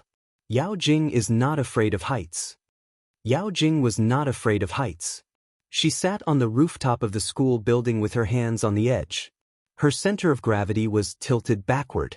From this posture, it was obvious that she was secretly protecting herself. I don't know, but she is really in danger now. Yang Heng, you can't leave her in the lurch. Wang Dandan said softly, her red and swollen eyes full of pleading. She likes you too much. Yang Heng pursed his lips and remained silent. When it came to Yao Jing, no matter what he did, she always had a way to force him to stand up. He walked out and said loudly, Yang, I'm here now. Can we talk about it after you come down? Yao Jing, who was still in a frenzy a second ago, stopped yelling at the teacher when she heard the familiar voice. She smiled and said to Yang Heng, who was still a distance away, Yang Heng, why are you only here now? I was having an exam. Yang Heng took a few steps forward. Although he had a feeling that Yao Jing would not jump down, his heart couldn't help but skip a beat when he saw the gloomy smile on her face. Wang Dandan said that you were looking for me. What is it that you have to say in such a way? Yao Jing retracted her foot and stood on the edge of the rooftop that was less than 15 centimeters away. She laughed and said, Why do I have to say in such a way? Yang Heng, how can you ask me? You have to ask yourself. Why are you asking me the same question? I'm like this because you forced me to. What did I force you to do? Yang Heng was calmer than the teacher because he knew her well. His clean and handsome face was cold, and he didn't panic at all in the face of her questioning. Is there nothing else? If there is nothing else, I'm leaving. He turned and prepared to go back to the classroom. Yao Jing saw this and screamed crazily, Yang Heng, you dare. You dare to leave. Try taking another step. The teacher saw her so agitated that her body was shaking. Almost at the same time they said, Don't go, don't go. Don't rush, don't rush. Yang Heng, come back. Don't rush her. Go with her, you must go with her. The head teacher of class 6 sprained his ankle and did not dare to go to the infirmary. He stopped Yang Heng and said, Yang Heng, the exam is not important now. Life is important. If something really happens to her in school, all of us will have to bear the consequences. Just as Yi Qian had guessed, all the teachers were advising Yang Heng to go along with Yao Jing and not be anxious with her. All the teachers tried to persuade her. Yao Jing's eyes flashed with a trace of ruthlessness as she said again, Yang Heng, you know best what kind of character I, Yao Jing, have. If I'm having a hard time, you won't have a good time either. I jumped down today because you forced me to my death. You and Yi Qian forced me to my death. Upon hearing Yi Qian's name, Yang Heng clenched his fists. He turned around and looked at her coldly. What did we force you to do? What does your jumping have to do with me and Yi Qian? Yang Heng. Seeing that Su Tao had no intention of going along with Yao Jing, Principal Chao said in a deep voice, Why don't you soften your attitude? This isn't a small matter. Why was it related to Yi Qian again? Ever since the previous incident, Yi Qian and Yao Jing had no more conflicts in school. Why was it related to Yi Qian again? Chapter 10:13. Yang Heng loosened his fist and clenched it again. He took a deep breath and said, Say it yourself, what do you want? The whole school is having an exam and you're jumping off the building. Yao Jing, I know you, and that's why I don't want to talk to you. Now I'm listening, you tell me. At most, I'll skip the exam this time and spend a day with you on the rooftop. You said that I forced you to jump, so it's fine. If you jump, I'll pay with my life. The moment she said that, more than 10 teachers' knees turned to jelly. A life for a life. Yang Heng, what nonsense are you talking about? His tough attitude showed no signs of obedience. Yao Jing's eyes were filled with hatred. Yang Heng, you're really ruthless. She didn't even soften his heart. It's fine, it's fine. As long as he didn't leave, her plan would succeed. Are you forcing me to jump now? Fine, a life for a life is fine. But do you dare to stand up? If you dare, I'll believe you. A life for a life. Yao Jing's voice was extremely sharp. Tears flowed out of her eyes. She cried while wiping her tears. How can you do this? How can you force me like this? Will you be happy if I jump? Will you be able to be with Yi Qian? Will Uncle Yang and Auntie Yang be happy? Yes, yes, yes, you'll all be happy, you'll all be happy. The more she said, the crazier Yao Jing's expression became. She was almost shouting in the end, but there was a strange light in her eyes. She seemed to be very happy with Yang Heng's a life for a life. Yang Heng took a step forward but was stopped by a few teachers. How could he go over? A student stood up, Then another student. What was this? Yao Jing, calm down. How old are you?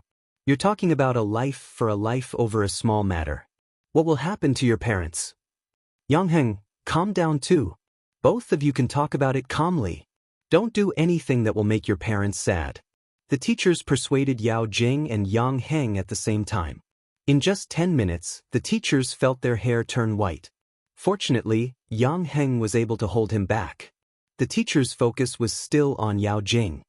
He tried to persuade her until his mouth was dry and cold sweat broke out on his back. He was so nervous that his muscles were sore. Seeing Yang Heng being held back, Yao Jing's face darkened.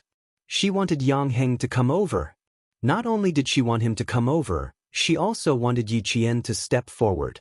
Yang Heng, who was held back by the teacher, glared coldly at Yao Jing, who still believed that she had done nothing wrong, and said coldly, I don't understand what you're saying.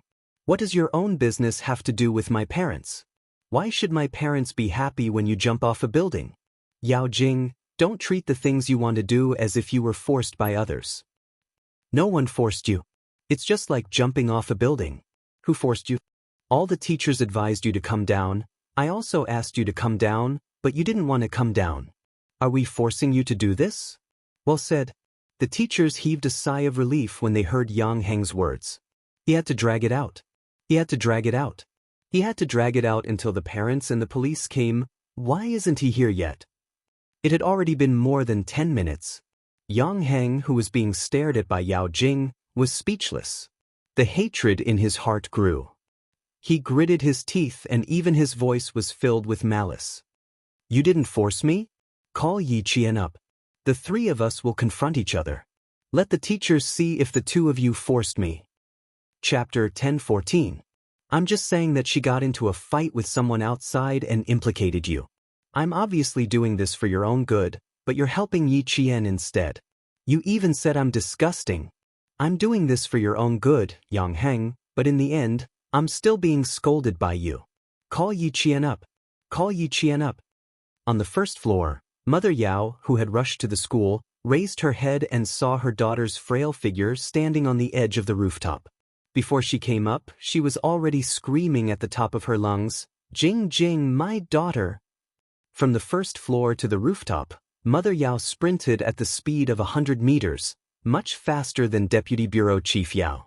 Mother Yao, who only had eyes for her daughter, lost all color in her face and said in a trembling voice, Good baby, come down quickly, don't scare mommy, don't scare mommy, come down quickly, don't scare mommy. Mom, I'm chatting with Yang Heng. Didn't he say I'm disgusting? I just want to know how I disgusted him and how I'm not as good as Yi Qian. Mom, you should cry too. If I really fell, it was Yang Heng and Yi Qian who forced me to my death. If you want to avenge me, you have to look for them. The teacher's eyelids twitched when she heard Yao Jing's words. At the same time, she was extremely disgusted by Yao Jing's behavior. Mother Yao only realized that Yang Heng was also there when she heard this. She cried and threw herself at Yang Heng, hitting him with her fists.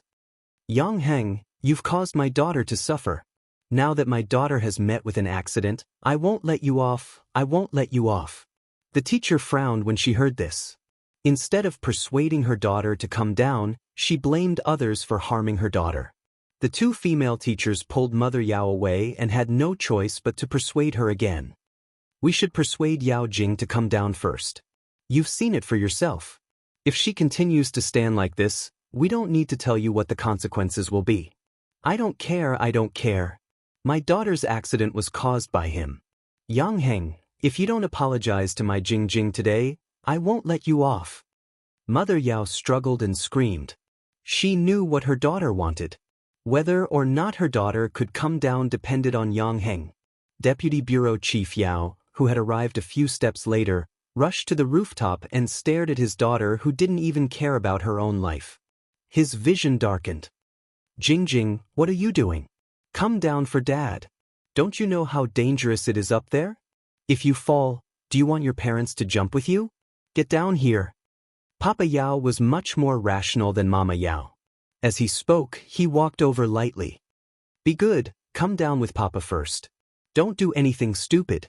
If you're unhappy or feel wronged, you can tell Dad and Mom. Dad, don't come over. I'll jump if you come over. I'll jump right away.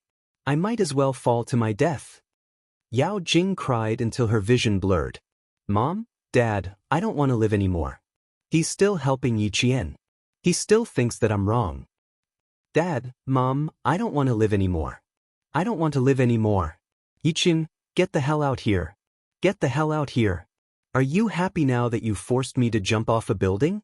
Come out right now. Yi Qian, yes, yes, yes, and that devilish girl. What are you teachers waiting for?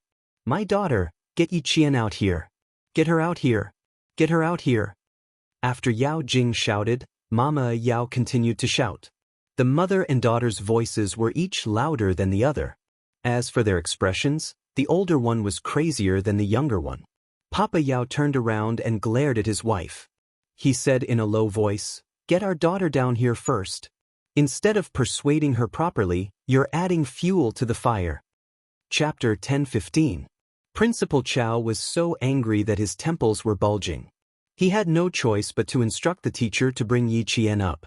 Let Yi Qian come up and urge the police to find out where they are. Principal, it's useless even if Yi Qian comes up.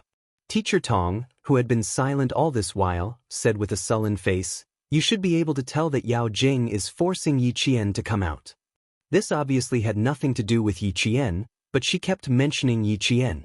Teacher Tong's face turned cold. "There's no other way. We can only let Yi Qian come up. You go find Yi Qian." Principal Chow could only compromise. As long as Yi Qian came down, everything would be settled. The province could not accept a student who jumped off a building for no reason. Yang Hering, who had been punched by Mother Yao, held back the anger in his heart. He gritted his teeth and asked Mother Yao, "Auntie, ask yourself honestly. Does this have anything to do with Yi Qian? Does your daughter jumping off a building have anything to do with her? Don't go against your conscience. How is it not related? Now that my daughter is in trouble, my daughter asked her to come up. She dares not to come up. Yang Heng, do you want to see Jing Jing jump off the building? Tell me, do you want Jing Jing to die?" How could Mother Yao remain calm when she thought of her daughter jumping off a building? She scolded whoever she could find. After scolding, she cried out her daughter's name. "Jing Jing, don't do anything stupid. Mom will ask Yi Qian to come up and apologize. You can't scare Mom. Don't scare Mom." Yi Qian was like Yang Heng. He did not know why he had to apologize to Yao Jing. "You don't have to say anything. Just listen to her." Teacher Tong led Yi Qian to the rooftop. She gently reminded him, "Yao Jing's mother is here too. Yang Heng was hit by her a few times just now. You have to be careful." Yi Qian's expression was much lighter than before. He was not sure if Yao Jing would jump off the building or not, but now he was sure that she would not jump. "I'll answer whatever she asks. I won't take the initiative to speak." "That's right. If she asks, just answer. What's there to apologize for? Regardless of whether she's wrong or not, just bear with it for now. We'll settle this matter slowly after they come down." Teacher Tong's thoughts were the same as Principal Chow's. The school would definitely not accept a student like Yao Jing and would advise her to drop out. It was 9:40 a.m., almost half an hour after Yao Jing ran to the rooftop. There were still 20 minutes before the math exam ended. Yao Jing secretly glanced at the first floor. The police had not arrived yet, and there were no escape mats. But the person she was waiting for was not here yet. Yi Qian was not here yet? Mother Yao cried as she leaned against the teacher. She urged her daughter to come down quickly and blamed Yang Heng for not helping her daughter at all. He disregarded their friendship of more than 10 years and instead helped outsiders to bully her daughter. "Can you stop talking?" Father Yao, who didn't dare to approach, gripped his phone tightly. As he dialed the number, he warned his wife not to say anything that would hurt his daughter. He called the police station and asked them to send someone over as soon as possible. Yi Qian could feel the tense atmosphere on the rooftop. It was all because of Yao Jing. Everyone was tense, afraid that she would come out. "Why are you really here?"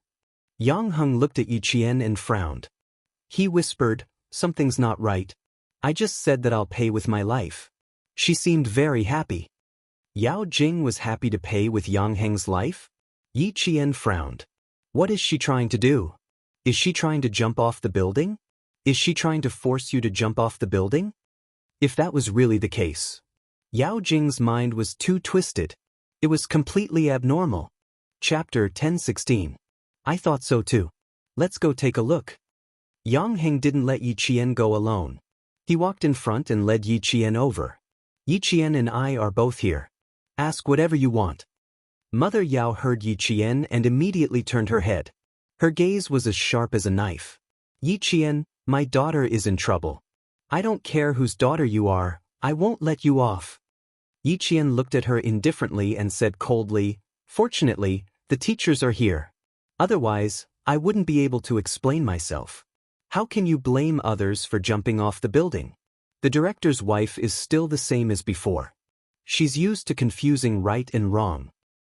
I don't care how powerful you are. If my daughter is in trouble, I'll only look for you. Mother Yao shouted fiercely.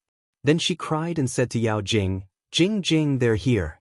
Can you sit down and talk? Can you come down and talk? No, she couldn't sit down and she couldn't come down. It was still too far away. She had to let the two of them come closer. Yao Jing's eyes flashed with a trace of malice. With a hoarse voice, she said, You two are here. You're finally here.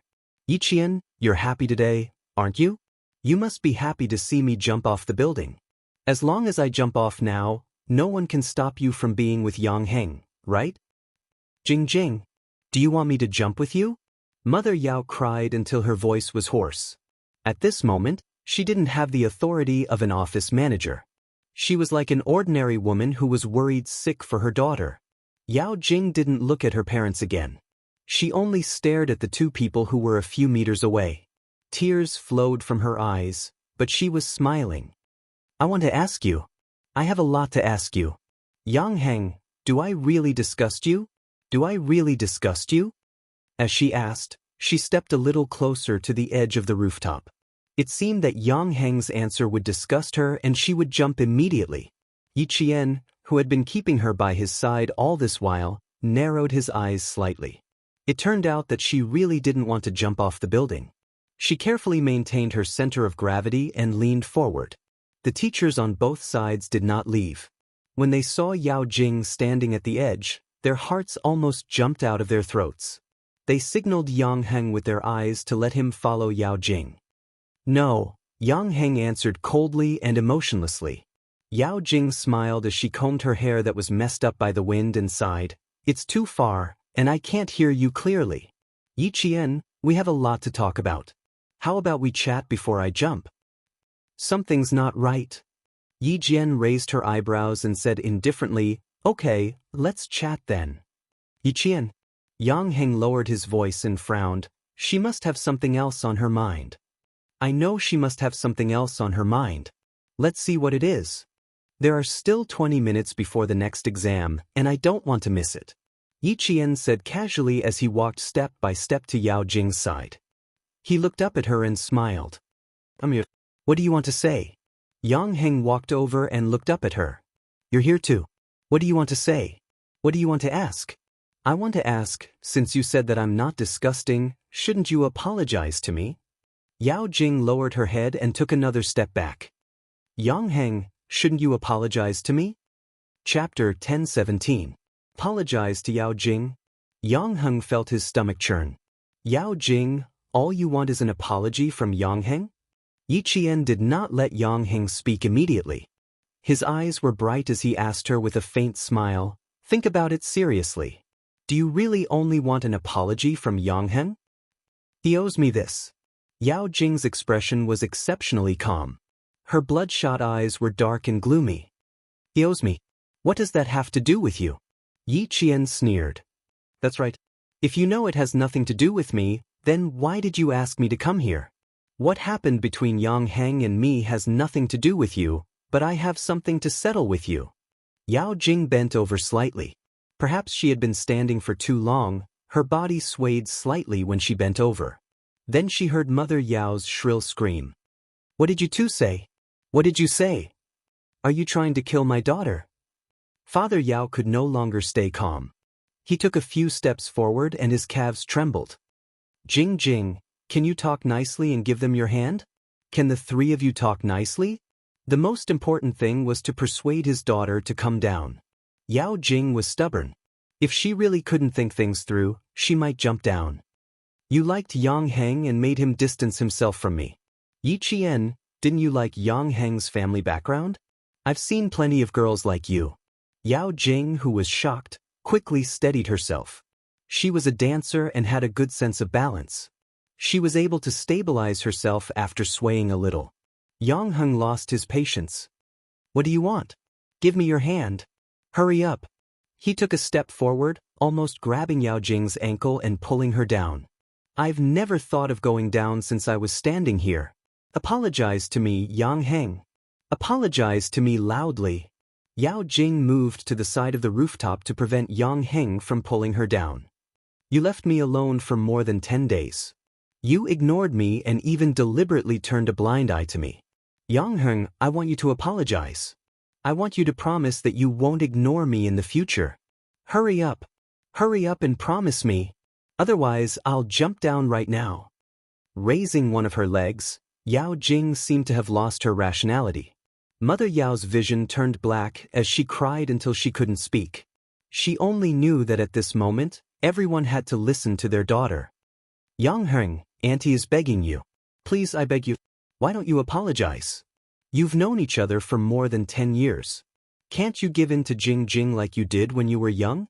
Mother Yao wasn't the only one trying to persuade Yang Heng. The teachers were also trying to persuade Yang Heng to apologize to Yao Jing, but why should he apologize to Yao Jing? Actually, they didn't know why. But looking at it now, why did it feel like a student falling in love? Yi Qian, on the other hand, was very calm as he stared at Yao Jing's motionless right leg.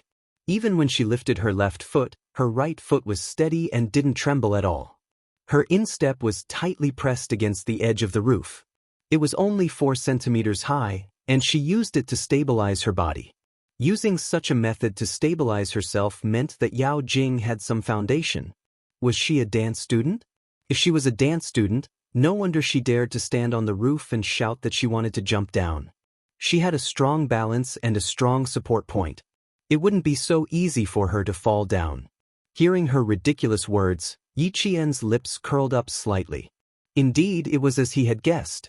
Using such a method to force Yang Heng to submit, she was trying to tie herself to Yang Heng in school and let the whole school know that she and Yang Heng were together. Chapter 10:18. Yao Jing's thoughts were more vicious than Yi Ying's. She was more far-sighted. I apologize. I'll apologize to you right now. Yang Heng saw her walk out empty-footed again. Even though he didn't think she would jump, his face tightened. I'm sorry. I shouldn't have said those things. I shouldn't have avoided you in school. It was impossible to hear sincerity from a forced apology. Yao Jing didn't need sincerity. She only needed to hear what she wanted to hear. Hearing this, she said to Yi Qian in a low voice, Did you see that? In the end, he still had to bow down to me. Yi Qian, you want to take Yang Heng away from me? You're dreaming. Now it's your turn. You made me suffer so much. You made me stand alone on the rooftop for so long. How are you going to apologize to me? How do you want me to apologize? Yi Qian asked calmly. Simple. You'll stand there for as long as I stand there. Yao Jing said in a sinister tone. You made me so miserable. I'll let you stand there for as long as I stand there, and we'll call it even. Yang Heng, you can't come into contact with him anymore. As for me, I won't find trouble with you anymore. How's that? She said in a low voice with a strange smile on her lips. Yang Heng heard it clearly and immediately became alert. Yao Jing, what are you trying to do? I don't want to do anything. This is between me and Yi Qian. Why, are you afraid that I'll do something bad? Then you can help Yi Qian. Yao Jing turned her head. She saw the vigilance in his eyes and the worry he had for Yi Qian. A cold glint flashed across her eyes. This is my solution. If you don't agree, I'll make sure you two will never have peace for the rest of your lives. He glanced down and saw that the uniformed men were laying out escape mats. Yao Jing gritted her teeth. She retracted her gaze and said to Yi Qian, You didn't choose Yi Qian. I'll count to 3. If you don't come up, I'll jump. Yiqian, you're forcing me to jump. She suddenly roared, as if she was really threatened by Yiqian to the point where she had no way out and the only solution was to jump off the building. Mother Yao immediately went berserk. She wailed in a hoarse voice, Yiqian, you forced my daughter to her death. I'll fight it out with you. I'll fight it out with you. Calm the parents down and go rest at the side. Principal Chao's face was as cold as ice. The whole family had spoiled Yao Jing, and today's matter had a lot to do with her parents. Just as he shifted his gaze, the teacher who had been trying to persuade him shrieked, Yiqian, what are you trying to do? Yiqian was climbing up the rooftop. She smiled as she accepted Yao Jing's challenge. Since you've been standing for about half an hour, I'll also stand for about half an hour, he said with a smile. Since you've been standing for about half an hour, I'll do the same. Yes, you'll also have to stand for about half an hour. Yao Jing laughed softly. The viciousness in her eyes was like a thick miasma that could not be dissolved. She was full of viciousness. Yi Jian, you made me suffer so much. Half an hour. Do you think it's possible? Her body suddenly swayed towards the edge of the rooftop, but she quickly steadied herself. The moment she moved, the teacher's hearts tightened. With the addition of Yi Qian, Teacher Tong's body stiffened. What was this Yao Jing from grade 12 class 6 trying to do? Yao Jing didn't deliberately raise her voice like Yi Ying did. Instead, she said in a low voice, Who are you to fight with me for Yang Heng? Suddenly, her body leaned towards Yi Qian. She seemed to be frightened and let out a scream. Her hands moved in the air and suddenly pushed Yi Qian. Yi Qian. Jing Jing. Chapter 10:19. Yi Qian. Jing Jing. Following Yao Jing's sudden fall, there were screams from the rooftop. The teachers all rushed over, and Yang Heng, who was closest to them, flew over, trying to grab Yi Qian's ankle. Yao Jing knew how to use her ankle to hook onto the rebar, but how could Yi Qian not know? While she was flailing her arms, Yi Qian was fully prepared, waiting for her to make this move. You want to jump off the building? Sure, what's the point of wasting so much time? Why don't you let me give you a ride and let you have a good taste of what it feels like to jump off a building?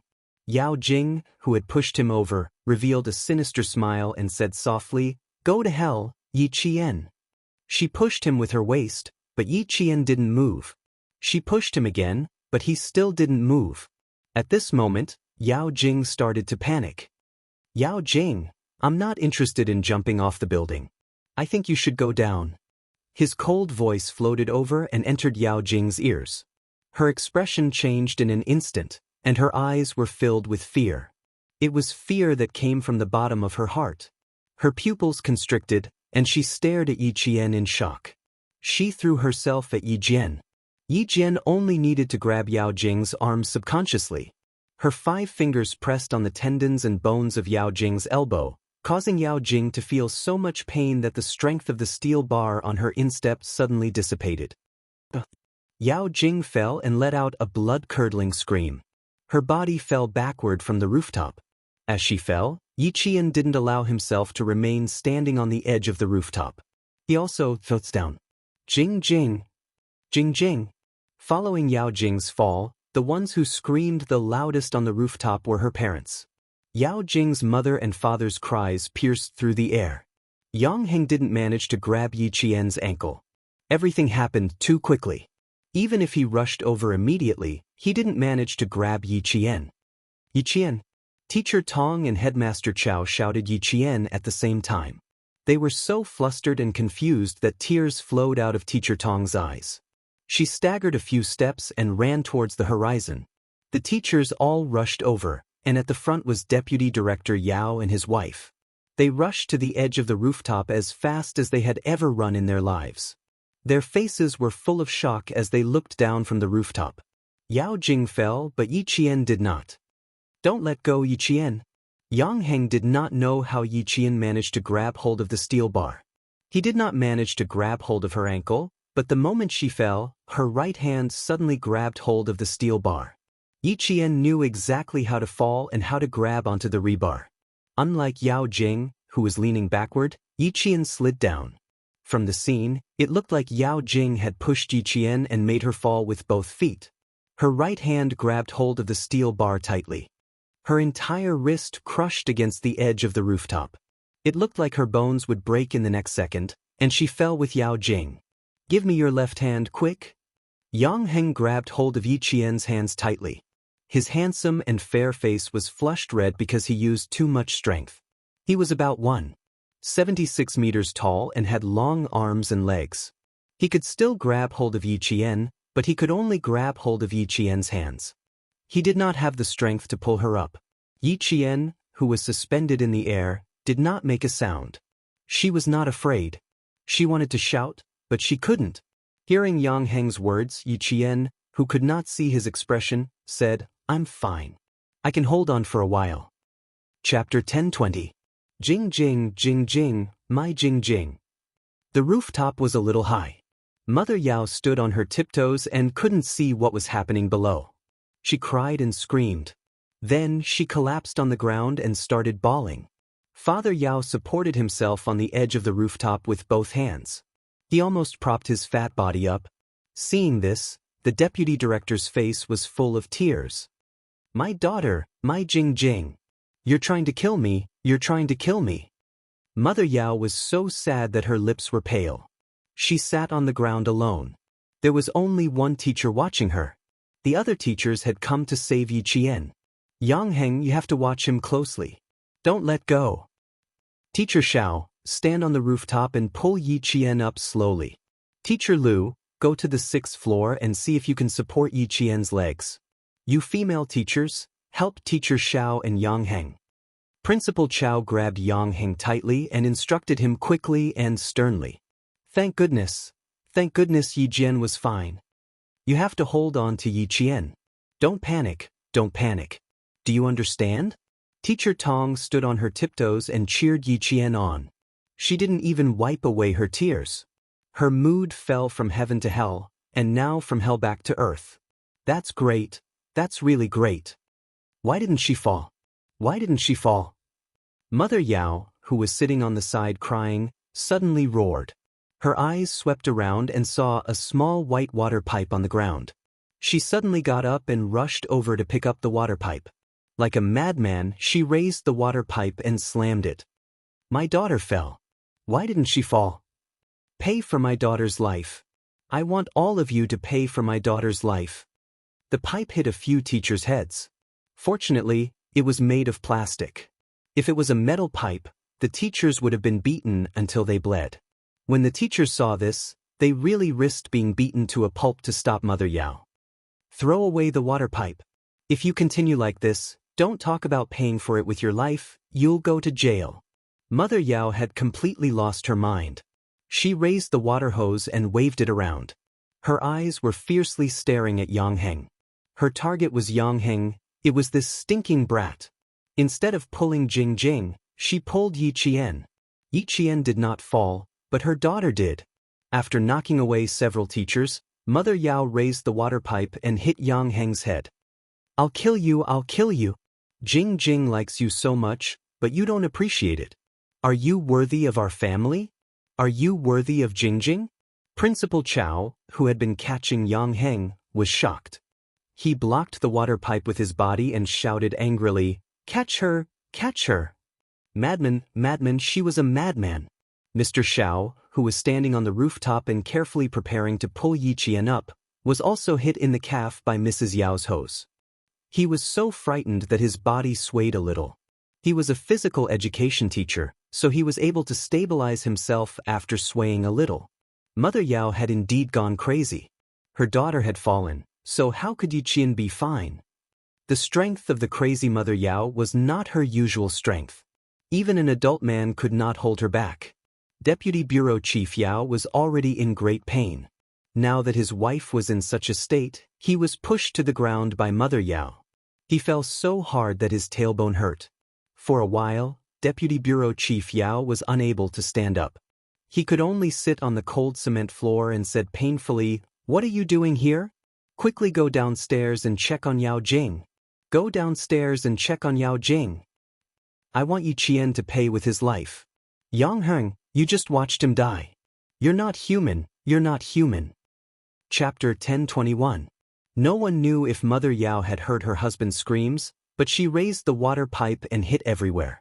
Her hair was disheveled, and she screamed and yelled, making all the teachers unable to get close to her. Seeing that she was still rushing towards them, Teacher Xiao couldn't stand on the rooftop anymore. He quickly jumped down and joined forces with another PE teacher to stop Mother Yao. The police on the first floor rushed up. They were fast enough to reach the rooftop in 3 minutes, but many things happened in 3 minutes. In the blink of an eye, some students fell down, and some were still hanging in the air. Police officers, quick, over here. Quickly pull the students down.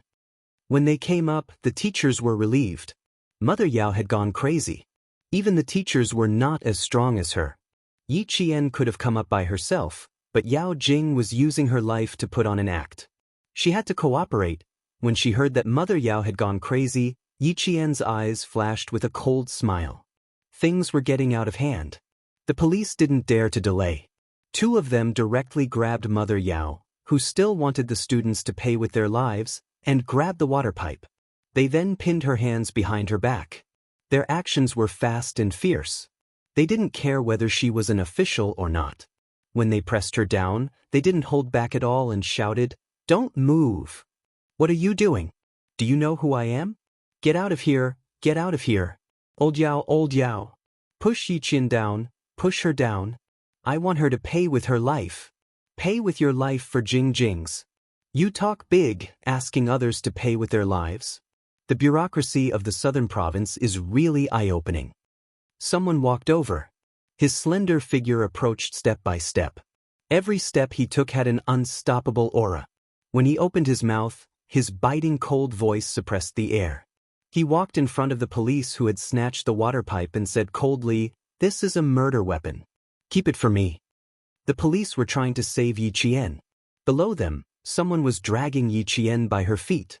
Above them, a police officer tied a rope around his waist. He was ready to grab Yi Qian by her arms and pull her up.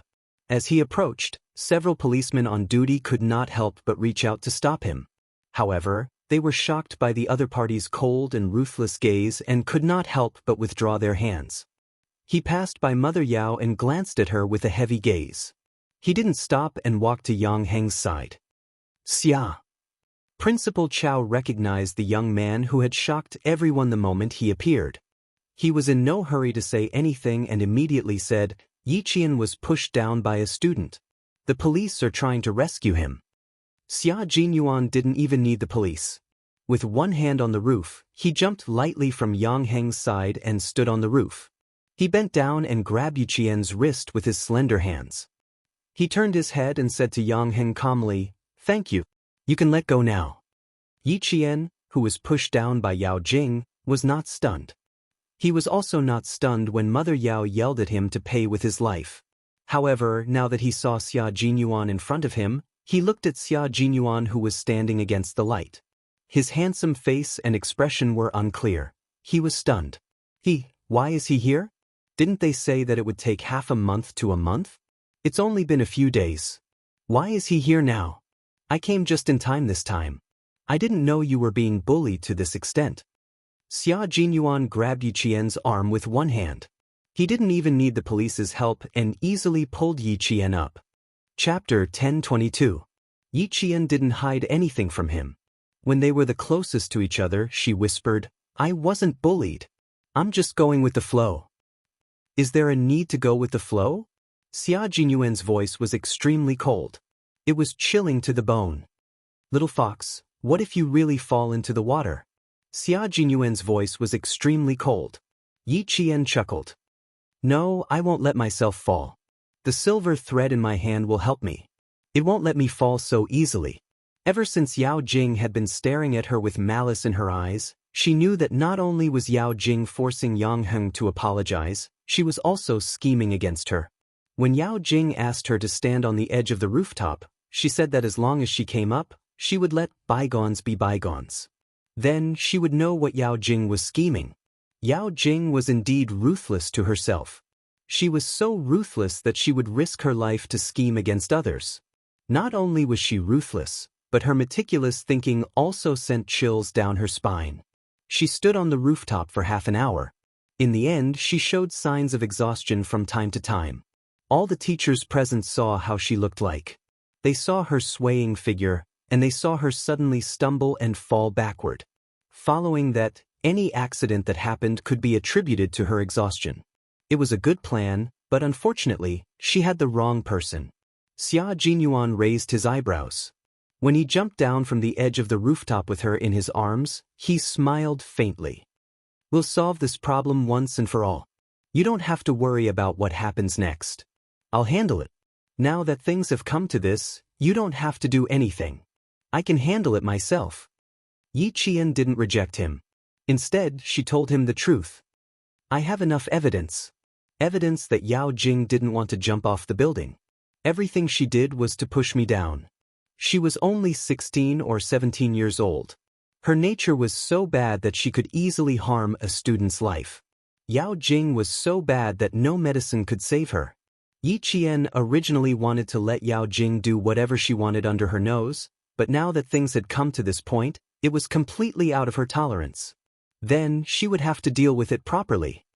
Coupled with her mother's actions, I don't think the school will tolerate it anymore. Captain Xia, I can handle things like this on my own. Yi Jian said softly. Her faint voice had a certain calmness to it. The guy who stopped me just now is called Yang Heng. He was beaten up several times by Mother Yao, and she even asked him to pay for it with his life. Captain Xia, this time, Yao Jing won't just apologize like last time. She didn't need Xia Jinyuan to deal with things that she could handle. She wasn't the only one facing the Yao family. The school and Yang Heng were facing it together. The Yao family wouldn't be able to get away with a simple, sorry. Xia Jinyuan didn't say anything more, but his thin lips curved into a cold smile. He said softly, well then, I'll leave the school matters to you. She's such a bureaucratic office director. She has to let people know how arrogant she is. Their conversation was short. Principal Chao and Teacher Tong were the first to gather around Yi Qian. Their tense faces only relaxed when they saw that Yi Qian's feet were steady on the ground. You child. You're too disobedient. Principal Chao scolded with lingering fear. Do you know how dangerous this is? She told you to go up, so why did you really go up? Chapter 1023. Teacher Tong did not take another look at the man who saved Yi Qian. Her gaze was fixed on Yi Qian. She grabbed Yi Qian's right hand and pulled his uniform upwards. Something's obviously wrong with Yao Jing, yet you're still going along with her. We have to save her, but we have to take care of our own lives too. All the teachers are here, we're all watching. Do you need to listen to what Yao Jing's mother said? Don't our teachers know that what she said is unreasonable? Look at your arm. It's bruised. His arm was pressed against the edge of the rooftop, so it was more or less injured. However, in Yi Qian's eyes, it was just a small matter. Yi Qian retracted his hand and seriously accepted the criticism of the principal and teachers. He said, at that time, I just wanted to know what she wanted to do so that I could persuade her to come down. I didn't think too much about it. I didn't expect her to suddenly push me. At that time, I was panicking. When she pushed me, I don't even know how I fell. Fortunately, I grabbed the steel bar. She spoke softly, and her serious expression made Teacher Tong's eyes sting again. Yao Jing wanted to jump off the building, but her parents forced Yi Qian to pay for it with his life. Yi Qian clearly went up to save Yao Jing, but not only did they not feel grateful, they even thought that since their daughter fell, Yi Qian should also fall. How could this be? How could they be so cruel? Principal, as a teacher, I want to seek justice for my student. I want to ask Yao Jing's parents. I want to ask them properly. What right do they have to say such shameless things? Xia Jinyuan shielded Yi Qian behind him. His deep black eyes were cold as he said, I hope the school can seek justice for Yi Qian. This matter will not end just because another student jumped down. As the principal, I won't let this matter go just like that. Principal Chao's face was ashen. He said, I'll go down and check on Yao Jing's situation first. I took a look just now. It seems that she fell on the rescue mat. The voice of the policeman downstairs came through the walkie-talkie. The policeman on duty on the rooftop replied into the walkie-talkie, the students above have been rescued. What about the students below? How's the situation? There's no problem. He's conscious. He's just scared. After the policeman downstairs said that, all the teachers on the rooftop heaved a sigh of relief. When Mother Yao heard that her daughter was fine, her originally crazy eyes lit up. Her voice was loud and urgent as she said, "My daughter is fine, my daughter is fine, isn't she? Are you all right? She's conscious. The doctor is checking if she's injured." When the student's mother asked, the police officer answered truthfully, "Parents, you can go down and take a look. The patient is now on a stretcher." Mother Yao rushed out and went straight to the first floor.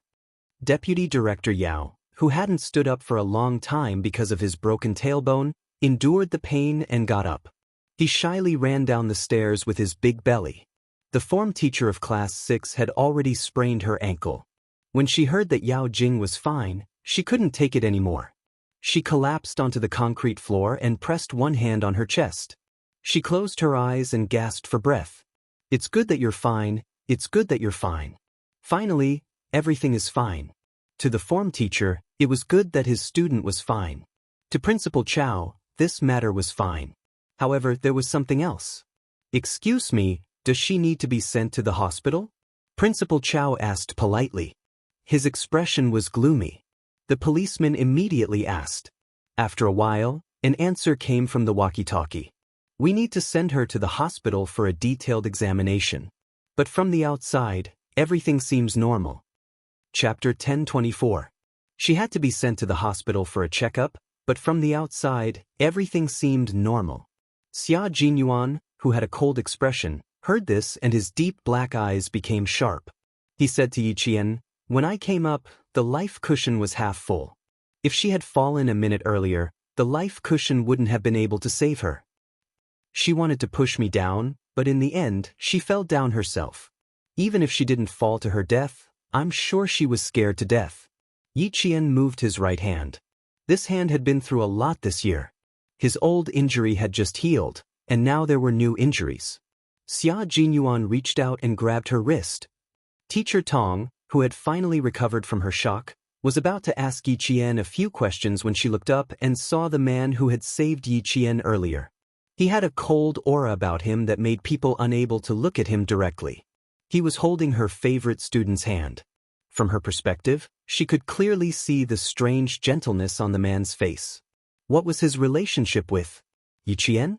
When she saved Yiqian, she heard him call out Yiqian. She could tell that they knew each other. Knew each other? What kind of knowing each other?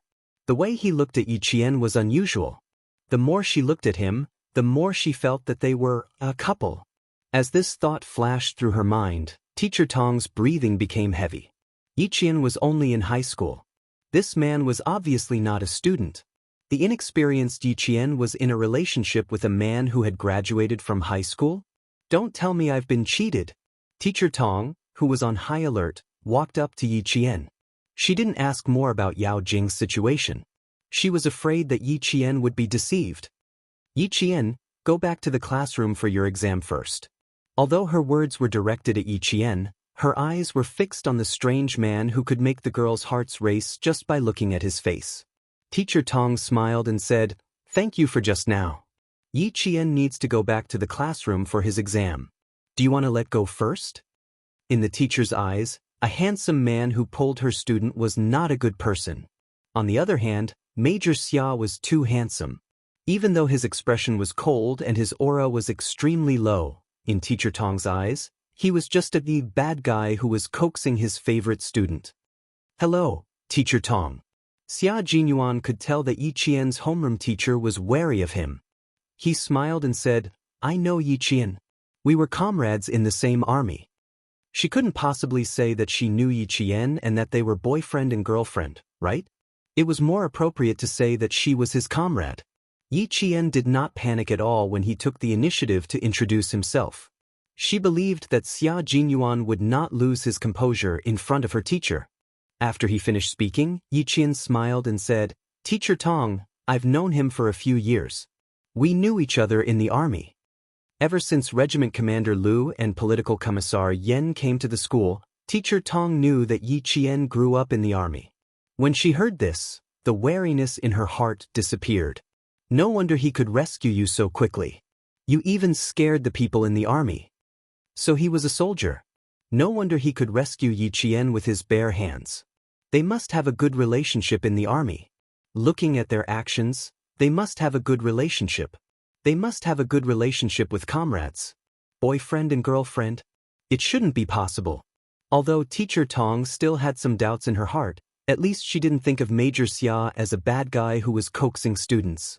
Your homeroom teacher thought I was a bad guy who was coaxing students. Xia Jinyuan's cold expression softened a lot because of the teacher's sharp eyes. This teacher had good eyesight and could see the crux of the matter at a glance. Chapter 1025. Yi Qian did not respond. He smiled at the major, whose tone had softened, and then looked at Principal Chow, who had turned around to speak to him. A student had jumped off a building, and the police needed to understand the situation at the scene. After learning that Yao Jing looked fine from the outside, Principal Chow told her everything he knew. He then said to Yi Jian, Yao Jing is fine. You can go back to the classroom and prepare for the exam. The midterm exam is very important and will be used as a reference for the direct enrollment. You can focus on the exam. The school will take care of some things before informing the students. The midterm exam was in progress. He did not want the police to leave Yi Qian and Yang Heng behind in order to understand the situation. He then said to Yang Heng, the school will inform your parents to come over. Do you have any thoughts? He meant that if Yang Heng did not want his parents to come over, the school would not do so for the time being. Since Xia Jinyuan appeared, Yang Heng, who had been secretly observing him, stopped looking at him. He suppressed his anger and said, I don't have any thoughts. The school can inform my parents to come over at any time. This time, Yao Jing went too far. He could not take it anymore. He glanced at Yi Qian and saw her standing coldly beside an unfamiliar man. Yang Heng walked over and looked straight at Yi Qian. Did Yao Jing push you once or twice? Yang Heng did not evade the question and asked directly. Principal Chow and the police officer's expressions changed. Pushed him once? Or twice? Yao Jing wanted to push Yi Qian off the building? She wanted to push Yi Qian off the building? Yang Heng, you have to take responsibility for your words. Do you understand? Principal Chow did not ask further. He reminded Yang Heng to be careful with his words and not to speak without thinking. Sometimes, a single sentence could cause a person's reputation to be ruined, and it could also cause a person to suffer a fate worse than death. His words revealed too much information, so much so that Principal Chow couldn't accept it for a while. He couldn't figure out what was Yao Jing's motive for pushing Yi Jian off the building. If what Yang Heng said was true, then Yao Jing wanted to kill Yi Qian. Then he would turn his thoughts into actions. This was murder. This was murder. Yang Heng's gaze did not waver, and even his expression did not change at all. He asked Yi Qian again seriously, at that time, did Yao Jing push you? Twice. I want to confirm it. 2 times. Yi Qian narrowed his eyes and said seriously, the first time she said, Yi Qian, go to hell. She didn't push me down, but she pushed me again in a panic. You saw what happened below. She lost her balance and suddenly fell, and in the end, I was still taken down by her. My luck isn't bad. Things didn't go as she wished. Too bold, too terrifying. This kind of student was too terrifying. It's too scary. Principal Chow roared. He had always been amiable and approachable in front of the students, but he was so angry that his face turned red. After scolding a few times, he was so angry that his chest was heaving up and down rapidly. He said in a tense voice, you two go back to the classroom and take the exam. The exam is more important now. Principal Chow looked at Yang Heng, who had a cold expression, and then looked at Yi Qian, who was able to remain calm after such a terrifying fall. His anger towards Yao Jing deepened. There was no such girl in the province. There was no such murderer. She did not even need to be persuaded to drop out. She was directly expelled and handed over to the police. Chapter 1026. The police officer was a little surprised. His gaze swept back and forth between the 2 students. He nodded and said, we will investigate thoroughly. For now, you 2 can go back to the classroom. Officer, Yao Jing is not afraid of heights. Also, She has been learning to dance since she was a child. Her sense of balance is quite good. She can stand on the rooftop for half an hour to an hour without any problems. When Yang Heng went downstairs, he provided the police with another useful clue because his tolerance for Yao Jing was already negative. Xia Jinyuan smiled and whispered to Yiqian beside him. This boy's voice sounds a little familiar. Captain Xia, I think it sounds a little familiar to you. When he spoke, you had already sized him up twice. Yiqian did not give him face and said with a smile, he and Yao Jing have known each other for more than 10 years. Unfortunately, Yao Jing is too stubborn. As long as he talks to a girl or gets close to her, Yao Jing will secretly deal with that girl. I was not familiar with Yang Heng at all before. For some reason, I was targeted by Yao Jing. She even wanted to kill me. What an unexpected disaster. She didn't have any relationship with Yang Heng, nor did she have any excessive interactions with him in school. Yet, she was targeted by Yao Jing. Wasn't it an unexpected disaster for her to be targeted by her perverted obsession? The most pitiful person was Yang Heng. Having such a terrifying childhood sweetheart, he was under too much pressure. Students nowadays are really worrying. Young people want to kill someone over a trivial matter. If this matter is not handled properly, the reputation of the school will be ruined. While the police were questioning Yang Heng, Xia Jinyuan asked Yiqian to stay by his side and whispered, "Little fox, you have a good chance of winning this time. The provincial first high school is a century-old school. It is the poster of the southern province's education industry. Principal Chao is an upright person and will not suppress this matter. That girl who wants to kill you will harm herself in the end. For people with evil intentions, life is like a prison to her. Yao Jing has evil intentions. She will reap the consequences of her own actions." Yiqian looked at the time. It was already 15 minutes past the second exam in the morning. "I'll go back for the exam first. Take a walk around the school. I'll come and find you in the afternoon." Major Xia was not in a good mood when he rushed over and encountered such a situation. He knew who Yao Jing was, and he also knew Yao Jing's parents. They were Deputy Director Yao's family, who had insulted Little Fox and thought the matter was over with just an apology. Today's matter was not as easy to resolve as the previous time. He didn't encounter it the last time, but this time, he encountered it. He listened to her and didn't interfere with the school matters, but he wasn't sure about the matters outside. "Go take the exam first. I'm afraid you and that boy will have to go out of school in the afternoon. Don't worry about it." After he finished speaking, he pinched Yiqian's cheek affectionately with his slender fingers and bent over. The smile on his handsome face was as gentle as water as he said, "Take your exams well. I'll be leaving first." There was nothing for him to do here. After speaking to Yiqian, he turned to the boy who had been secretly observing him. "Yang Heng, thank you for your hard work." He knew Yiqian in the army and acted intimately with Yiqian. Was it really just because they knew each other? Was it because they were comrades? Yiqian did not join the army. How could it be because they were comrades? Yang Heng thought to himself. His expression did not change as he said seriously, "It's my duty." On his birthday, Wang Jin said he saw a man coming out of Yiqian's room. Was it him? It might be possible. Chapter 1027. Yiqian didn't like physical contact with others, but this wasn't the first time this man had interacted with her. Yiqian didn't resist at all. Obviously, the two of them had interacted with each other regularly, and Yiqian was already used to it. Sitting back in the exam room, Yang Heng thought for a few minutes before picking up his pen and starting to do the questions. He didn't expect to get a high score in math this time. The last few questions were blank, so he could only score in the next few subjects. Yiqian had already picked up his pen and started on English. She had missed the first few listening questions, so she couldn't hide her abilities like she did in the monthly exams. At 12:10 p.m., the English exam was over. And Jiasun rushed to Yiqian like a gust of wind. Why did I hear that? Yao Jing jumped off a building? Although the students were allowed to stay in the classroom after the math exam, there were always students in the class who needed to go to the bathroom. Coupled with Yao Jing's mother's cries, the students more or less heard the commotion. Faced with Jiasen's inquiry, Yi Qian put away his stationery and asked her, "How was the exam? Did you do all the math exams?" Before the school made a statement, Yi Qian wouldn't casually talk about Yao Jing's incident. "This math exam was okay. At least I didn't have the bad feeling of losing a layer of skin after the exam." And Jiasen didn't ask further. She brought up the 2 exams and answered proudly, "Passing is no problem." To her, as long as she passed the exams, that was enough.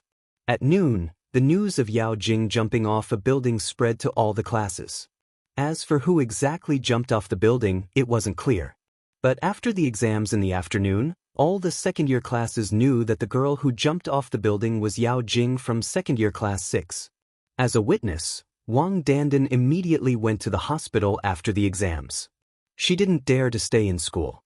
She was scared. This matter had blown up quite a lot. It was so huge that it was beyond what she could bear. All the second-year classes knew about it, and soon, so did the third-year class. The last to know was the first-year class. Just as Xia Jinyuan said, the reputation of the century-old school was indeed affected by the suicide of a student. Yang Heng's family was not the only one who knew Deputy Director Yao's family. There were other parents who worked in government offices. No, it's just a quarrel between children. Mai Jingjing was unhappy and couldn't hold back her tears during the exam. She was afraid that it would affect her classmates, so she left the classroom. Jump off a building? Impossible. There was no such thing. You must have heard wrongly. Mai Jingjing has always been cheerful. How could she do such a bigoted thing? Yes. She went to the rooftop to cry. How could there be rumors of her jumping off a building? No, we are fine. Thank you for your concern. Goodbye. Less than an hour after the exam ended, Deputy Director Yao's phone began to ring. Mother Yao immediately switched it off. She didn't want to receive such a call at all. No, it's just a quarrel between children. Mai Jingjing was unhappy and couldn't hold back her tears during the exam. She was afraid that it would affect her classmates, so she left the classroom. What kind of people were they? You don't ask about good things, but ask about things like this. Come, open your mouth.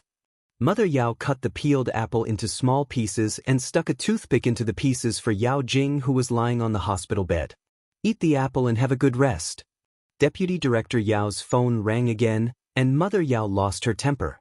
Old Yao, Jingjing wants to rest. Can you switch off your phone? Don't disturb her rest, okay? Do you think I don't want her to rest? His daughter had escaped death, and he was still overjoyed. His friends who knew him were calling him one after another. How could he switch off his phone at this time? Yao Jing nibbled on the apple. The gloominess on her face had yet to dissipate. She said, "You all know that I jumped off a building? Did you say anything else? For example, who pushed her off the building?" Chapter 1028.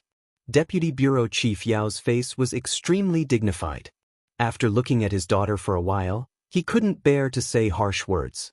Finally, he let out a long sigh. Jing, you killed 1,000 enemies, but lost 800 of your own men. Yi Qian didn't fall. I can say that she pushed me down. Even if I lose 800 of my own men, I will accept it. With a gloomy expression on her face, she bit the apple as if it was Yi Qian's bone. And I made Yang Heng apologize. Let's see how he will face me in school in the future. Someone suddenly pushed the door open. It wasn't a gentle push, but a forceful push with both hands. Mother Yang's eyes were cold. She rushed over with a face full of anger. She didn't give Deputy Bureau Chief Yao and his wife any time to react. She, who had always been gentle, raised her hand, and a slap fell on Mother Yao's face. This slap contained all of Mother Yang's strength. Mother Yao, who was still holding the apple in her hand and still wanted to smile, fell back into her chair. There was a red and white handprint on Mother Yao's face. My son has 4 wounds on his body. Li Shuhe, I don't only want to hit you now, I also want to sue you for intentional injury. Mother Yang wasn't angry, but she was exceptionally calm. Your own daughter wanted to jump off a building, and you want my son to pay with his life. I want to see how you will make my son pay with his life for your daughters. The slap didn't only stun Mother Yao, it also stunned Deputy Bureau Chief Yao. Then he immediately stood in front of him and said to Bureau Chief Yang, "Old Yang, it's a misunderstanding, a misunderstanding. It's all a misunderstanding." Then he said to Mother Yang, "Sister-in-law, you misunderstood, really misunderstood." Father Yao and Mother Yao were stunned. Needless to say, Yao Jing was lying on the hospital bed with her eyes wide open. She looked at Mother Yang in disbelief. Auntie Song, who was very gentle to her family, actually hit her mother. How could it be? How could Auntie Song hit people? Footsteps could be heard from the open door of the ward. Each of the footsteps carried a cold aura as they approached. Yao Jing looked up at the door in a daze. When she saw who was walking at the front, her face revealed a look of panic. "Uncle Yao, I was hit by Auntie Li. Is this a misunderstanding?" Auntie Li rushed up to me, scolded me indiscriminately, and hit me. "Is this a misunderstanding?" Yao Jing tried to force me to apologize by jumping off a building. "Is that a misunderstanding?" Yang Heng walked over. He was not alone. There were a few police officers and 2 teachers from the school with him. The last to walk over was Yi Qian and Principal Chao. Seeing so many people suddenly come, Deputy Director Yao's face suddenly turned ugly. He said to Yang Heng with a sullen face, "Heng Heng, Jing Jing was pushed down from the 6th floor. She is still on the drip. Why did you bring so many people here?" His gaze swept across Yi Qian's face. It was obvious that the person who pushed Yao Jing down was Yi Qian. "Old Yao, I only found out today that you really know how to distort the truth." Director Yang suddenly laughed. Although he was laughing, his eyes were exceptionally cold. "Xiao Yi Yang Heng, all the teachers know that they went up to save your daughter. You, on the other hand, not only did you not thank them, you even wronged them. Old Yao, we have to settle the score today. We can't just let it go like we did in the past." Mother Yao, who was in a daze, finally woke up. She threw the bowl of apples in her hand to the ground and directly threw herself at Mother Yang. "Song Huing, you dare to hit me? I will fight with you, I will fight with you." Chapter 1029. Mother Yao, who had always been proud and arrogant, had never been slapped in public before. Mother Yang's slap was equivalent to slapping her face, so how could she endure it? Ashamed and angry, she rushed over and reached out to scratch Mother Yang's face. Yao Jing wanted to pretend to be weak, but seeing her mother suffer, she didn't care about the 4 drip in her hand. She jumped out of bed and cried, "Don't, Mom! Don't! How could she fight with Auntie Song? Children quarreled with other children and reconciled, but once adults fought with each other, it would become a grudge." She had finally forced Yang Heng to apologize and make him promise not to ignore her in the future. She had done so many things to break the deadlock, so how could she accept the 2 families falling out and becoming a grudge? "Yang Heng, quickly catch Auntie Song. My mother is still angry because of me. Can you quickly pull Auntie Song away? If there's anything, wait until I'm discharged and we can discuss it." She couldn't quarrel, she absolutely couldn't quarrel. Even if she wanted to quarrel, she couldn't quarrel in front of so many people.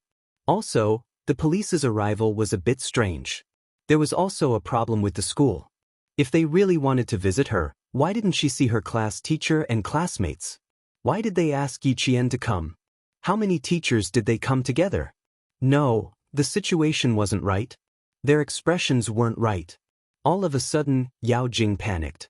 Her brain spun quickly, and her grip on Mother Yao's arm tightened around her mother's waist as she wailed, "Mom, I'm in pain, I'm in pain. Don't be angry, okay? I'm in pain, I'm in pain." Something was wrong, something was wrong. They definitely didn't want to visit her. They all came empty-handed, so how could they come to visit her? The whole ward was in chaos. After slapping Yang Heng's face, Mother Yang stood in the same place. Even if Mother Yao rushed over, she was still calm. She coldly looked at Mother Yao, who still had the face to make a scene. She pulled Yang Heng's wrist and pulled up his sleeve, revealing a rather ferocious whip wound. "This is the injury on my son's arm. It's the lightest injury among all the other injuries. Li Shuhe, I only gave you 1 slap. Wasn't it too light?" Mother Yang said calmly. Her usually gentle face became stern because of her son's injury. This wound caused Yao Jing to panic even more. Her heartbeat became uncontrollably erratic. What was going on? Was the wound on Yang Heng's arm caused by his mother? When did this happen? How come she didn't know? Yang Heng, take off your jacket. Mother Yang had never shown such strength in her son's injury. After she finished speaking, she unzipped Yang Heng's school uniform and pulled up his shirt. Yi Jian, who was standing behind Yang Heng, finally saw the severity of the injuries on his back. There were 2 bruises on his left and right shoulders. What was even more shocking was the injury in the middle of his back. It was both bruised and purple, and there were even traces of blood on the surface of his skin. When she was suspended in the air, she did hear that Mother Yao was beating someone up. She also heard Mother Yao's insults, but she didn't expect Yang Heng to be injured in the presence of so many teachers. Deputy Bureau Chief Yao was speechless. Even he was shocked by the wound on Yang Heng's back. How could it be so serious? This kind of fighting style completely beat Yang Heng to death. When Yao Jing saw the injury on Yang Heng's back, she couldn't accept it and covered her mouth to avoid screaming. Chapter 1030. Mother Yao, who was worried about her daughter, also saw the scene. Her face stiffened and her eyes flickered. Why was it so hard? Did she hit him so hard? She didn't seem to have hit him that hard. She only remembered hitting him a few times. How did he end up like this? Wasn't this boy a little too delicate? Li Shuhe, if it weren't for the fact that our families have known each other for so many years, I wouldn't have just slapped you. Mother Yang, who had the temperament of a scholar, didn't lose her composure even after hitting Mother Yao. She was so angry that she saw Mother Yao's eyes flicker. Mother Yang turned around and said to the police officer, "Officer, I would like to apply for an injury evaluation. This matter will go through legal procedures." What were officials most afraid of? Officials were most afraid of getting involved in a lawsuit. Mother Yao, who was still unwilling to give up, immediately said, "Huing, I'm sorry. I'm really sorry. I really didn't think of anything at that time. I was anxious and angry, so I lost my mind and did something inappropriate. I apologize to Heng Heng. This matter is my fault. I shouldn't have done that." She immediately looked at Yang Heng and said guiltily, "Heng Heng, you also saw it at that time. Jing Jing was standing on the rooftop and could fall at any time. Auntie was so worried that I only wanted to pull Jing Jing up faster. Later, when Jing Jing was pushed down, Auntie was stunned. At that time, I really didn't think of anything. I only thought of Jing Jing. Can you forgive Auntie this time? Auntie didn't hit you on purpose. I don't know if I hit you at that time. Even your Uncle Yao was hit by Auntie. Good child, forgive Auntie this time. Auntie really didn't hit you on purpose." Yang Heng didn't take the injuries on his body to heart. Mother Yao's apology was dispensable to him and wasn't important. On the contrary, her words "Jing Jing was pushed down by someone" made Yang Heng's eyes turn cold. "Auntie, let's not talk about you hitting me for now. I want to ask, why did you say that Jing Jing was pushed down? Who pushed her down? Who else could it be? Who else could it be other than Yi Qian?" Mother Yao couldn't wait to change the topic. She didn't want the old neighbor to say that she hit her son. She pointed at Yi Qian and shouted, "Yi Qian, you're so cruel. How can you be so vicious at such a young age? Are you worthy of the troops that nurtured you? Are you worthy of your mother? Too ruthless. In order to climb up the social ladder, he even killed people. How can a person like you stay in school? Principal Chow, I strongly request that the province expel her." Principal Chow's face was ashen. After hearing Mother Yao's words, he sneered, "You're right. He's so vicious at such a young age. We can't keep such a student in our school. We can't let a piece of rat poop spoil the whole pot of soup." That's right. The province no. One high school is a century-old school. Today's matter has never happened before. For the sake of the century-old school's reputation, let's settle this matter today. Director Yang said with a serious face and said to Deputy Director Yao, "Old Yao, we have to rush back to school now. We have to figure out who is the one who is pushing the other down." Director Yang's words carried enough weight to make the Yao family's expressions change. "Uncle Yang, I'm now." Yao Jing's face was slightly pale. She suppressed the panic in her heart and tried to appear delicate. "I might need to stay in the hospital for observation. Director Yang smiled and said, "It's okay. We've just consulted the doctor. You can be discharged. There's no need for observation." Chapter 1031. Bureau Chief Yang's smile made Deputy Bureau Chief Yao's face turn gloomy and cold. Because today's matter was settled today, the old Yang family already hated his own family. Otherwise, old Yang wouldn't be pressuring him like this. "Old Yang, why don't we sit down and settle this properly? My daughter fell down the stairs," Deputy Director Yao said, still refusing to go to school with the excuse that Yao Jing needed to rest. However, the Yao family had no choice but to go to school. Yi Qian, who had been silent all this while, suddenly spoke up, "Deputy Director Yao, your wife said that I pushed Yao Jing. This matter can't be settled just by sitting down. In order to save Yao Jing, I almost fell off the cliff. Not only did I not receive your family's gratitude, but I was also wronged by you. I won't let this matter pass so easily." 5 minutes after they entered, Yi Qian's first words made Yao Jing's face turn pale. She glared at Yi Qian fiercely. "A weasel paying a visit to a chicken is up to no good. Is there anything you won't do for Yang Heng? Little fox, you wouldn't even kill for me. Why would anyone think that you would do something bad for a boy you've known for less than 2 months?" Xia Jinyuan walked over with a smile. Behind her was Xia Yiwei and an elegant man who was about 35 years old. When Xia Yiwei saw Yi Jian, her red lips curled up as she walked over. She smiled and said, "I told you that my eyes weren't playing tricks on me. I saw you getting off the car with Director Yang, but Sixth Brother didn't believe me." Deputy Director Yao knew the secretary of the Southern Province's governor, Director Yang knew her, and even Mother Yao knew her. She walked over to Yi Qian and hugged Yi Qian intimately. She smiled and said, "Why did you come to the hospital so late at night? I told old Six to pick you up in the evening and have dinner together, but he said you had exams and didn't have time to come." "I did have exams, but something came up and I had to come to the hospital." Yi Qian's gaze slid past Xia Jinyuan's face. "Why did he come to the hospital? Did he come for me? Or was it just to accompany Xia Yiwei?" Xia Jinyuan, who was standing beside her, smiled and said, "We're here to see an old friend.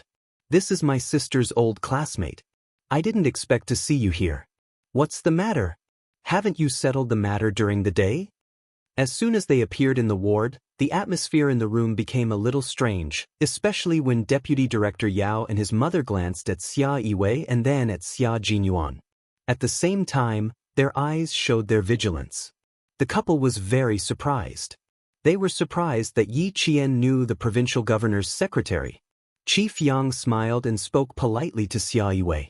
At the same time, they talked about the day's events. "We were all very surprised. Originally, we were trying to save someone. Who would have thought that we would be accused of murder? This isn't a small matter. Saving someone has turned into killing someone. We have to investigate this thoroughly. Yi Qian, I'll go with you. How can you not have an adult by your side?" Xia Yiwei didn't look at Deputy Director Yao and his wife's expressions. She held Yi Qian's hand and smiled. "Don't be afraid. Those who save people won't kill, and those who kill won't live in peace." The Yao family didn't have a choice whether to go to school or not. They had to go even if they didn't want to. When Yao Jing left the hospital, Yi Qian saw that she was biting her lower lip so hard that it was about to bleed. What made Mother Yao unable to accept was that her family of 3 had to sit in the police car. Chapter 1032. The police car led the way and the siren sounded so loud that it could be heard by the whole city. Yao Jing became unusually calm after getting into the car. Her fingertips were trembling slightly. She didn't dare to speak to her parents, nor did she dare to raise her head. This was because, sitting opposite her was a police officer with a serious face without a trace of a smile. Where did that Yi Qian come from? How did he even know the provincial secretary, Xia Yiwei? "I'm so angry, so angry. That arrogant look just now made me want to slap her twice." In the ward, Mother Yao didn't say a word. Although she was an office director, she was far inferior to Xia Yiwei. Every time she saw Xia Yiwei, she didn't have the right to speak up. Even her husband, Deputy Bureau Chief Yao, didn't speak up. With Xia Yiwei around, Mother Yao didn't dare to speak up.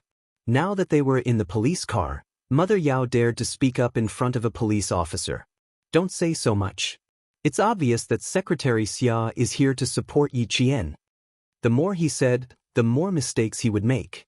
In front of the police, Deputy Bureau Chief Yao was more cautious than his wife. He was really afraid that if he said something, the police officer sitting opposite them would take note of it and pass it on to Xia Yiwei. He didn't know Yi Qian's background, but he was sure of one thing. She had a good relationship with Secretary Xia. Mother Yao's heart was pent up. After being slapped by Mother Yang, she had no choice but to swallow her anger and spit it out. It wasn't easy for her to teach Yi Jian a lesson and vent the resentment in her heart. Who knew that Secretary Xia would come over and make her continue to hold her anger and not say anything more? Now that they were in the car, she still couldn't speak? Mother Yao frowned and said angrily, "I have a stomach full of resentment. If you don't let me speak, I'll get sick from holding it in." As she spoke, she grabbed her daughter's hand and suddenly exclaimed, "Jing Jing, what's wrong with you? Why is your hand so cold?" It was ice cold, as if she was holding a block of ice. Even her palm didn't have a trace of warmth. Deputy Bureau Chief Yao also quickly held his daughter's hand. His brows furrowed. "Is it cold? Do you want to wear more clothes?" It wasn't her body that was cold, but her heart. Raising her eyes, Yao Jing's lips trembled as she asked her father softly, "Dad, I want to know. Is the Secretary Xia you're talking about very powerful? More powerful than you?" She asked very softly, afraid that the police officer sitting opposite her would hear her. "Secretary Xia, the people around the governor can't be said to be more powerful than our parents. They can only be said to be closer to the center of power. Father only met the governor a few times at the end of the year, but she appeared by the governor's side every day. The officials she met were all extraordinary." Deputy Director Yao would not hide some things from his daughter. Knowing the rules of the officialdom in advance was also beneficial to her growth. She would know who she could not offend and who she needed to be careful with. Yao Jing felt that she couldn't even breathe properly. Her hands were trembling uncontrollably and her eyes were filled with panic. "Dad, is Secretary Xia here to support Yi Qian? What should I do then? What should we do? What should we do?" Could she still say that it was Yi Qian who pushed her down? "Let's talk after we get out of the car." Deputy Director Yao sighed and secretly exchanged glances with his wife. It would take a lot of effort to resolve this matter. He hoped that Secretary Xia would not be too calculative on account of Jing Jing's status as a child. Chapter 1033. That's right, that's what Deputy Bureau Chief Yao thought. He thought that Yao Jing was still a child, and that adults should be tolerant of her mistakes. That's what he thought, but he didn't understand that Yao Jing had repeatedly challenged other people's bottom line. He also didn't know that in other people's eyes, Yao Jing wasn't even a child. A 17-year-old child, is there? A 17-year-old teenager. Yao Jing was scared. She was really scared now. Especially when she heard her parents say that Xia Yiwei wasn't someone her family could afford to offend, her heart sank. She didn't want to go to school at all. She wanted to jump out of the car and run away. Facing the sharp gaze of the police, Yao Jing didn't have the courage to run away all the way to school. At night, the lights of the provincial first high school were still bright. Exams were held during the day, and self-study classes were still held at night. The campus lights cast shadows on the branches of the trees, flickering between light and dark. Even the silhouettes of the people were blurry. Yi Qian walked side by side with Xia Yiwei, and Xia Jinyuan walked on the right. The three of them walked side by side, leaving Bureau Chief Yang and the rest half a step behind. They walked on the right side of Xia Yiwei. Bureau Chief Yang was quite familiar with Xia Yiwei. He could still smile and talk while walking, unlike Deputy Bureau Chief Yao, who couldn't find a chance to speak. However, he wasn't in the mood to talk to Xia Yiwei. After he got out of the car, he kept reminding Yao Jing, "No matter what they say later, you just have to remember to apologize. If they ask you why you went to the rooftop, just say that you quarreled with Yang Heng and felt upset and wanted to get some fresh air. You must not say that you wanted to jump off the building. Also, don't say that Yi Qian pushed you down." Yao Jing's mother was so angry that she clenched her teeth. "She's really our daughter's nemesis. Yang Heng is really too much. He's always protecting Yi Qian, But he doesn't know how much he's protecting Jing Jing. Yang Heng must have been possessed by a demon. Maybe we're wrong. Yi Qian and Yang Heng are not in the relationship we imagined. A handsome man's face flashed across Deputy Director Yao's mind. He looked back thoughtfully and saw a tall and straight figure standing beside Yi Jian from the beginning to the end, guarding her like an unshakable mountain. When he appeared, no one was in his eyes. He only saw Yi Qian. Even when old Yang said something, he only responded indifferently. His expression was even more arrogant than Secretary Xia's. Mother Yao scoffed in disdain. She's just a village girl. Meeting a guy like Yang Heng is like a fly to a piece of meat. How could she bear to let him go? Don't be so rash. You're just a village girl. Do you see any trace of the countryside in Yi Qian? Also, look at her resume. Which part of her is worse than Jing Jing's? Everything is better than Jing Jing. You didn't study in high school for a year, but you took the exam again. Your total score was among the top in the province, and you entered the provincial first high school. You even skipped a grade to enter the second year. She was still in town in middle school, but she was able to represent the country in Australia and win a gold medal. What about Jing Jing? What does Jing Jing have? Is she better than Yi Qian in school? Can she represent the country in international competitions? Can she speak fluent English? At this moment, Deputy Bureau Chief Yao seemed to have been enlightened. He was suddenly clear-headed. Looking at Xia Yiwei and then looking at Major Xia standing beside Yi Qian, Deputy Bureau Chief Yao recognized the truth before his wife did. The truth was that his daughter was not as good as Yi Qian. Chapter 1034. Mother Yao did not say anything. She was speechless. In comparison, she thought that her daughter was better than Yi Qian in every aspect, but she could not compare to Yi Qian in any aspect. After a while, Mother Yao gritted her teeth and said stubbornly, "Then I'm better than her too. She's just a country bumpkin who didn't follow the school rules and tried to seduce Yang Heng to change her identity. So what if her grades are good? Who would want to look up to someone with such a bad character?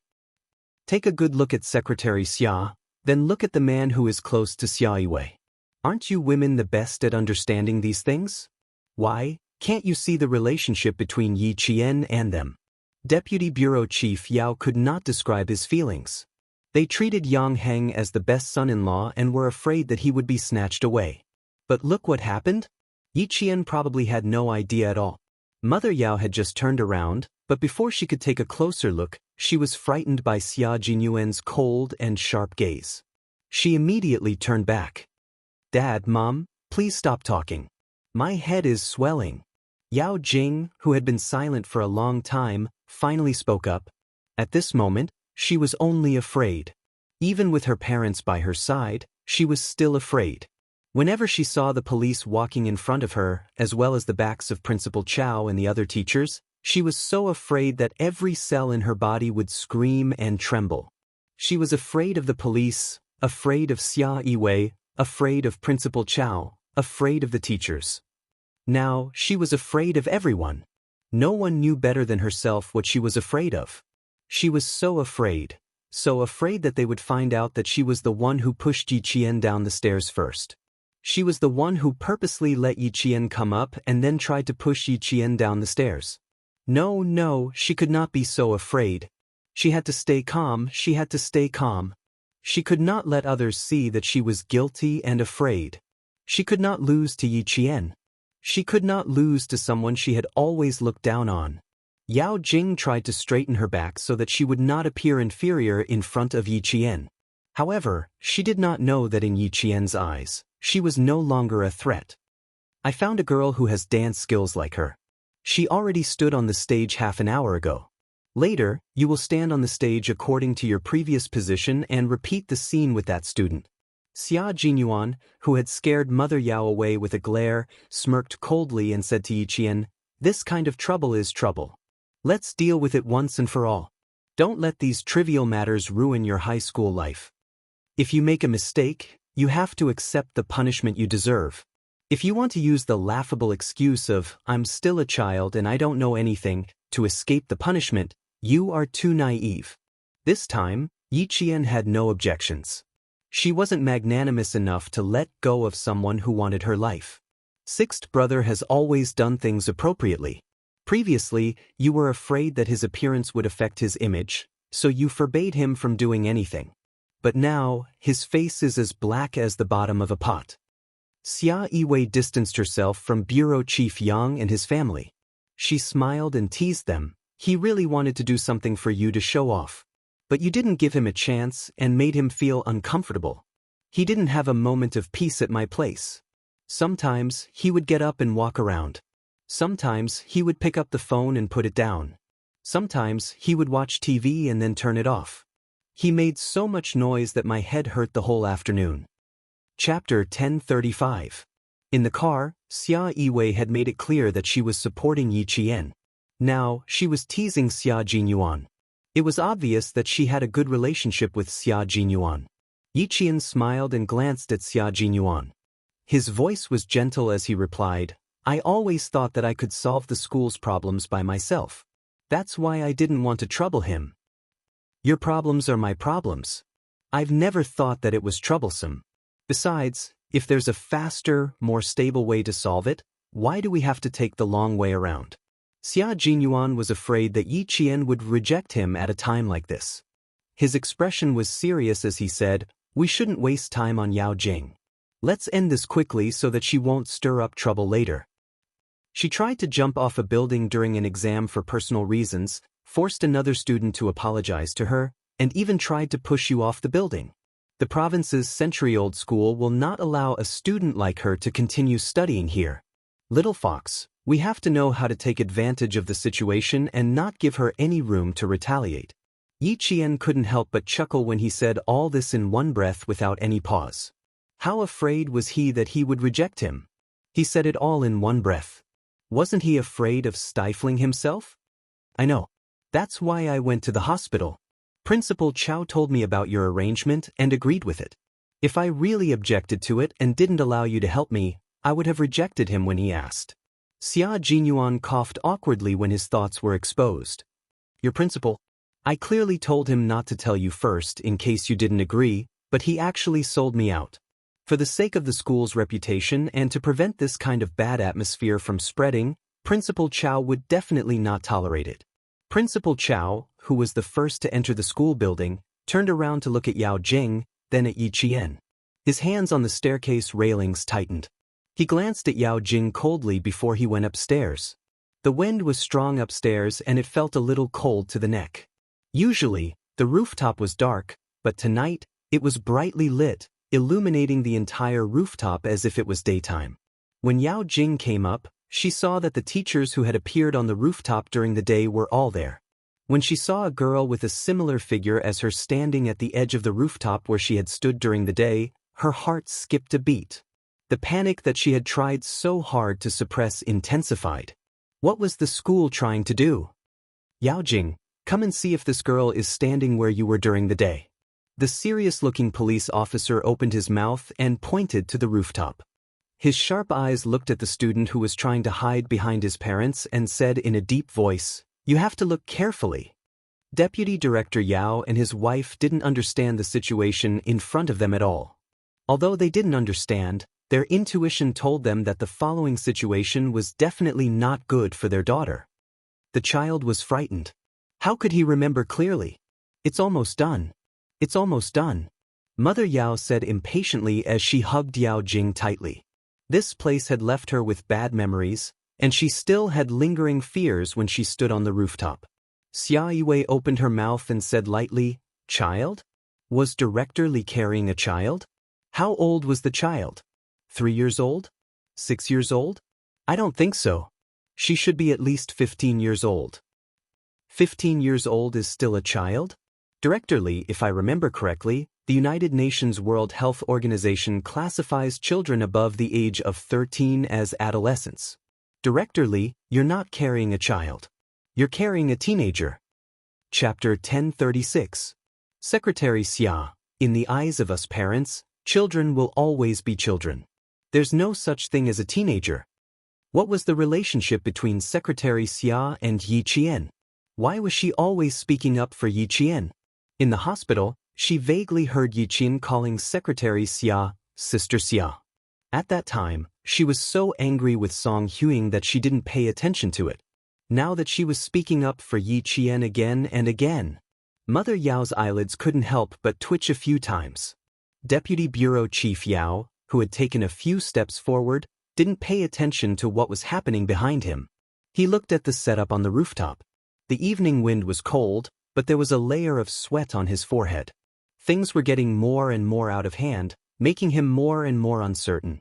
Xia Yiwei walked to Mrs. Yao's side and looked at Yao Jing with a smile that did not look like a smile. She said slowly, "Director Li, you must have read a lot of books, right? Why do you sound like an illiterate? In my eyes, Director Li's child is already an adult. Since she's an adult, she has to be responsible for her words and actions. She can't run away just because Director Li thinks that she's infallible." Mother Yao was a little flustered. Secretary Xia was a little overbearing. "No, Secretary Xia. Our Jing Jing is just immature. Don't judge her because she's 16 or 17 years old. She's no different from a child." Her far-fetched explanation made Xia Yiwei narrow her eyes. She looked at Yao Jing from head to toe and said with a smile, "I couldn't tell. She doesn't seem to have a problem with her IQ. Director Li, I think your daughter is very healthy." She said that her clever daughter had a problem with her IQ? Mother Yao was so angry that she couldn't maintain her composure. She forced a smile and explained, "Secretary Xia, there's nothing wrong with my daughter. She's very healthy." Director Li, why are you so contradictory? One moment, you say that your daughter is 16 or 17 years old and her IQ is no different from a child. The next moment, you say that there's nothing wrong with her IQ. Director Li, are you kidding me? Xia Yiwei's face turned cold. She glanced at him from the corner of her eyes and said, "Since there's no problem with your IQ, 16 or 17 years old is considered a teenager. You can think of it that way, but in my eyes, Director Li's daughter is definitely not a child, but a teenager with her own opinions, thoughts, and independent behavior." Secretary Xia, my Jingjing, I don't know what your Jingjing is like, but I do know that Director Li's daughter is very powerful. You're so powerful that I feel a chill down my spine when I stand next to you. Xia Yiwei was no longer as polite as before. They were so vicious and vicious. As their parents, not only did they not educate them, but they also blindly protected them. Why should she be polite to them? If they could bully Yi Qian today, they could bully others tomorrow. Keeping such a student in the provincial No. 1 middle school was a disgrace to the southern province's education industry. Xia Yiwei's domineering attitude left Mrs. Yao at a loss. Why wasn't her Jing Jing a child? He was clearly an immature child. Even if she was the governor's secretary, she couldn't be so unreasonable. Her cold expression made Xia Yiwei reveal a mocking smile. How could such a person become an office director? She should be investigated thoroughly. The police officer who was waiting for Yao Jing's response waited until Xia Yiwei left before continuing to ask, "Yao Jing, you better confirm it. Also, I need to remind you that in our eyes, you're not a child, but a teenager. A teenager with her own opinions, thoughts, and independent behavior." Chapter 1037. The policeman's words made Mother Yao's liver ache. "You better watch your attitude. How dare you threaten my daughter? I won't let you off. Director Li, this is just a routine matter. Please cooperate. Thank you." Her threat did not affect the policeman in charge of this matter. They had encountered this kind of situation too many times. He asked Yao Jing again, "You better go over and confirm it with your father." Director Yang, who came up a step later, deliberately stopped. He waited for the policeman to finish speaking before he said to his wife, "Old Yao's family really kicked an iron plate this time. With Xia Yiwei's support, Yi Qian won't be wrong today. With Secretary Xia's protection, I can't acknowledge Yi Qian as my goddaughter." Mother Yang sighed softly. Her gaze fell on Yi Qian and she smiled. "That's fine. You don't have to worry about her being bullied by the Yao family." Yang Heng heard this and laughed softly. "Mom, even if Yi Qian is alone, no one can bully her. Also, I'm relieved that you don't acknowledge Yi Qian as your goddaughter. I don't feel any pressure now. How could an older brother not feel pressure when he had a powerful younger sister? With a powerful friend, he would not feel any pressure. He would only feel honored. Director Yang laughed and scolded, "Brat, I know you're unhappy. Hurry up and take a look. The Yao family won't be able to get away easily. Our family doesn't hit people when they're down. If there's one, there's one. If there's two, there's two. We won't exaggerate or say anything." Old Yao and his wife had beaten his son to death. He was already being magnanimous by saying what he wanted to say. Director Yang glanced at the old neighbor who was talking to Principal Chow and said, "Old Yao won't cry until he sees the coffin. Tonight, I'll let him know how much of a failure he has in educating Jing. He won't think that he failed in his education. He will only say that his child is still young and doesn't know anything." Mother Yang coldly replied and followed her son's footsteps to the edge of the rooftop. Just as Mother Yang said, Deputy Bureau Chief Yao, who had a premonition that something was wrong, explained to Principal Chow, "My Jingjing is still a child. She doesn't know anything, so we can't scare her like this." Principal Chow said coldly, "If I ask Yi Qian to beat up Yao Jing now, will Deputy Director Yao still think that the child is immature? If that's the case, that's fine too. Yi Qian has been wronged by you and is very angry. Why don't you let her beat up Yao Jing to vent her anger? She's just a child anyway and doesn't know any better." Deputy Bureau Chief Yao was speechless for a long time. He had always thought that his daughter was a child, but he had never thought that Yi Qian, who was just like his daughter, was also a child. "What do you think? If you agree, I'll call Yi Qian over now." Seeing this, Principal Chow's eyes became colder. He really did call Yi Qian over. "Yi Qian, come over here." Deputy Bureau Chief Yao immediately stopped him. Don't. Principal Chow, my Jingjing is immature, but Yi Qian is mature. How can you let her beat up Yao Jing for no reason? That's not right, Deputy Bureau Chief Yao. In my eyes, Yi Qian is a child. And Yao Jing is mature. Principal Chow seriously repeated, "In my eyes, Yi Qian is a child." Deputy Bureau Chief Yao pulled a long face and said, "Yi Qian is mature." Chapter 1038. In my eyes, Yi Qian doesn't know any better. She's just a child who doesn't know any better. Principal Chow watched as Yi Qian walked over. Her frail body and strong steps made her look like a stalk of bamboo that wouldn't bend no matter how many times it was torn apart. Even the adults were full of admiration for her. In my eyes, Yi Qian is just a child. How can Deputy Bureau Chief Yao be so sure that Yi Qian isn't a child? At this point, Deputy Bureau Chief Yao finally understood. Once she understood, her face instantly turned ashen and her eyes dimmed. Xia Jinyuan, who was accompanying Yi Qian, glanced at the defeated Deputy Bureau Chief Yao. His thin lips curved slightly as he said to Yi Qian, "Stand in your original position. This time, you don't have to worry about anyone pushing you down. Yao Jing is going to cry if I stand here." Yi Qian smiled as he glanced at Yao Jing, who had followed the police to the spot where she jumped off the building earlier in the day. His voice was as cold as the night wind. "There's no use crying. We have to deal with her as we should. As you said, I won't let her stir up trouble in my high school life." Good self-awareness. Although it's a little late, it's not too late. Xia Jinyuan walked side by side with Yi Qian. When he reached Principal Chow, he didn't say anything about keeping his distance. From his attitude, it was clear that he didn't mind at all that speaking up for Yi Qian would affect him in any way. How could Principal Chow really order Yi Qian to hit Yao Jing? When she came over, he said in a deep voice, "After Yao Jing confirms it, stand in her position and repeat what she said earlier. Don't be afraid of anything. Secretary Xia, the police, and I are all here." His words made it difficult for Deputy Bureau Chief Yao to back down. By the time Yi Qian, who had fastened the safety belt around his waist, stood in her original position and turned on the snow-white light, Deputy Bureau Chief Yao, whose face was already ashen, suddenly felt his vision darken. They were so far away. Why did Jing suddenly think of pushing Yi Qian down the stairs? Yi Qian, who had returned to his original position, repeated every word that Yao Jing had said. Every time she said something, Yang Heng would confirm it, and the teacher beside him would also nod. Following that, another girl, who had been standing for more than half an hour, imitated Yao Jing and stumbled towards Yi Qian. Deputy Bureau Chief Yao had already averted his gaze. That girl had used her body language to say that Yao Jing had purposely fallen towards Yi Qian.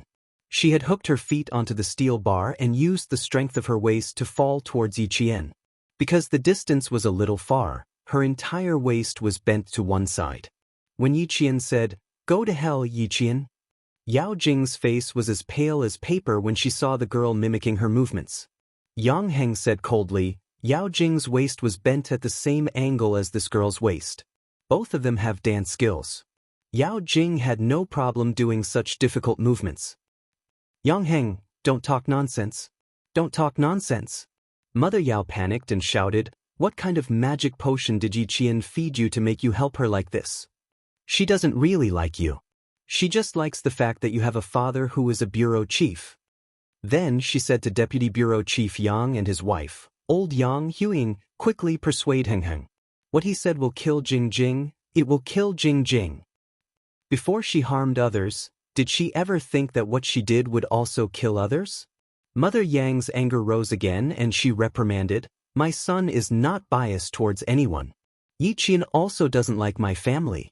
Don't even think about stuffing that rotten daughter of yours into my family." Chapter 1039. Mother Yang's reprimand made Mother Yao's figure wobble. "No, no, my Jing Jing, your Jing Jing is your Jing Jing. Don't tell us what your Jing Jing is. I don't need to know." Mother Yang reprimanded and simply stood far away to avoid being entangled by the Yao family.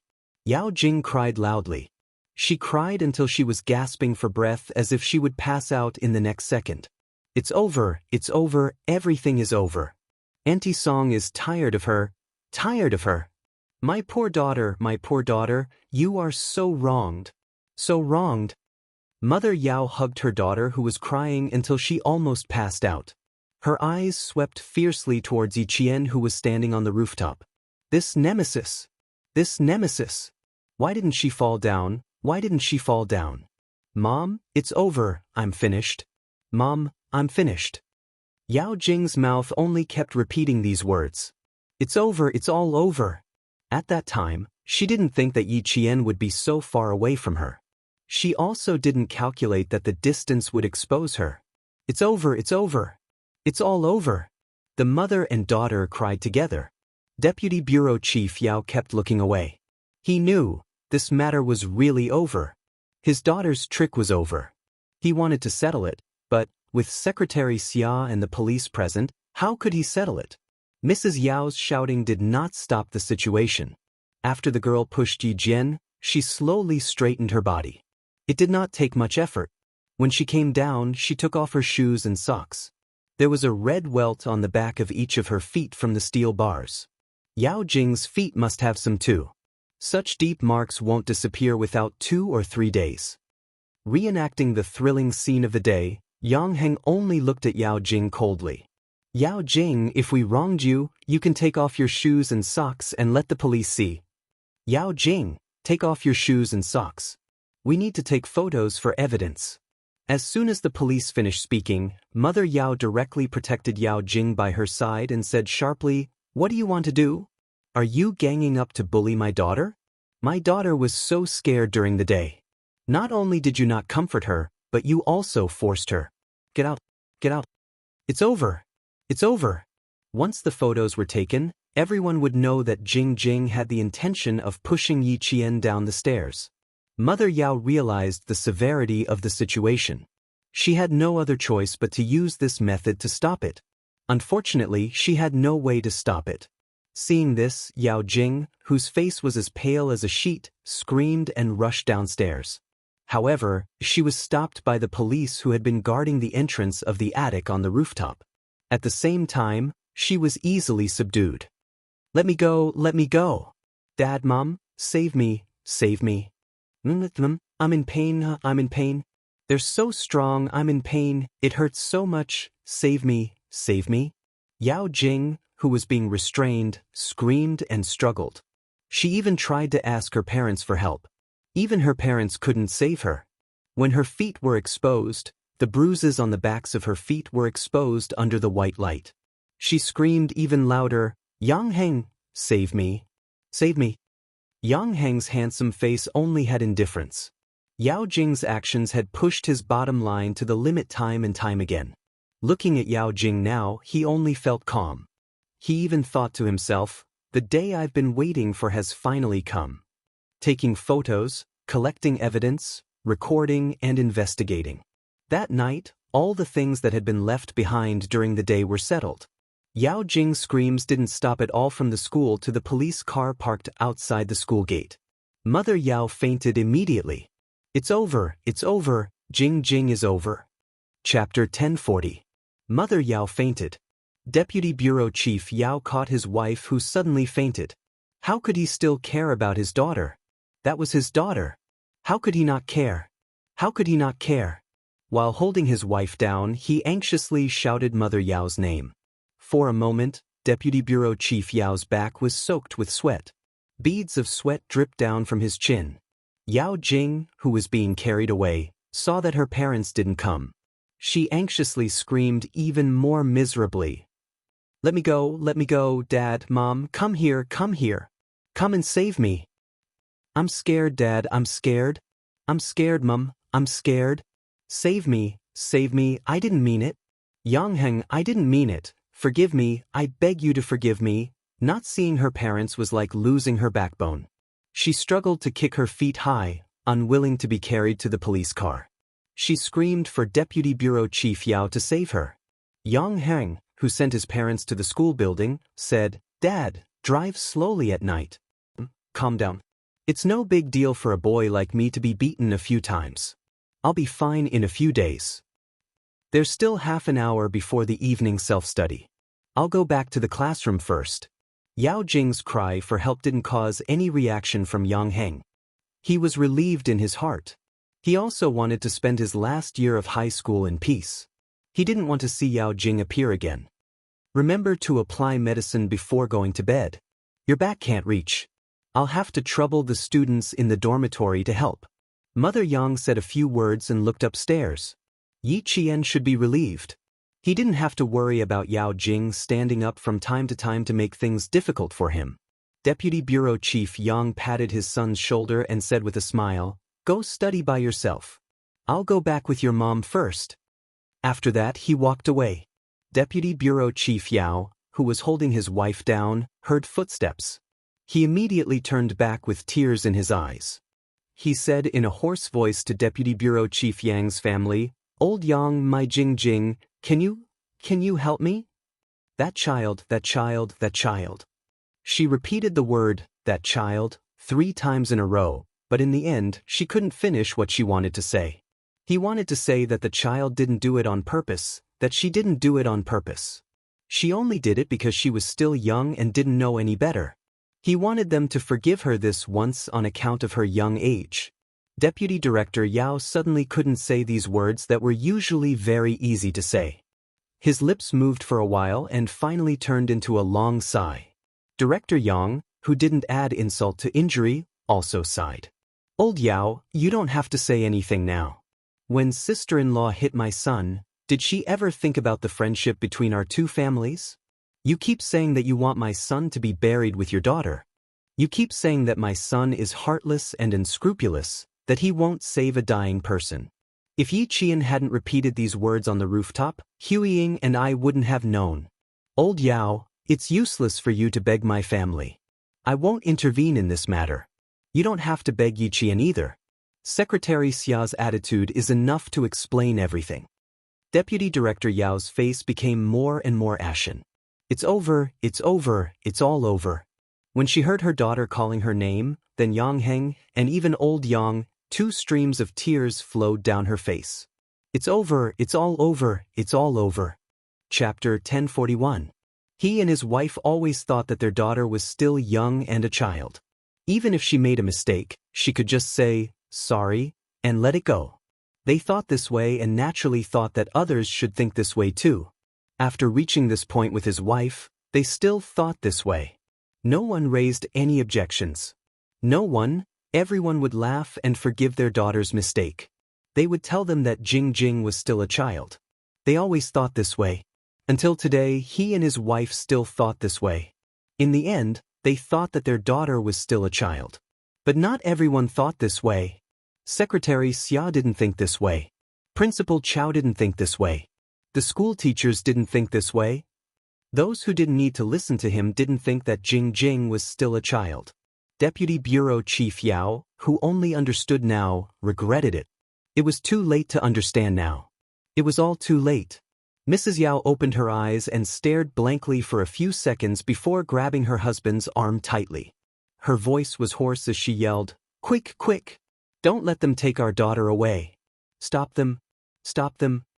As soon as she spoke, Bureau Chief Yang and his wife's faces turned cold. Mother Yang didn't want to stay for a second and walked straight over. A loving mother leads to a wastrel. Yao Jing was spoiled by the adults. "Old Yang, why are you still standing there? Our son is back in the classroom. We should go home too." Staying here would only make her feel worse. Yao Jing, who was about to leave the school building and walk towards the school gate, did not see her parents. Frightened out of her wits, she turned to Yi Jian for help. "Yi Jian, I'm sorry. I'm sorry. Please forgive me. I didn't do it on purpose. I know I was wrong. Please forgive me just this once." Only Yao Jing's screams could be heard in the quiet school. She was panicking, confused, scared. Begging her parents was useless. Begging Yang Heng was useless. Yao Jing begged Yi Qian. She needed to be forgiven. Just like last time, she scolded Yi Qian's mother. After being forgiven, everything would be fine. I was wrong. I don't want to be taken away by the police. I don't want to go to the juvenile detention center. I don't want to be locked up like a criminal. Yi Qian, I beg you. I beg you to forgive me just this once for the sake of our classmates. Mother Yao, who still hadn't come to her senses, stood up. Hearing her daughter's heart-wrenching scream, she staggered and wanted to chase after her again, but was stopped by Deputy Bureau Chief Yao. "Don't chase after her. It's useless." "How is it useless? Let go of me. Let go."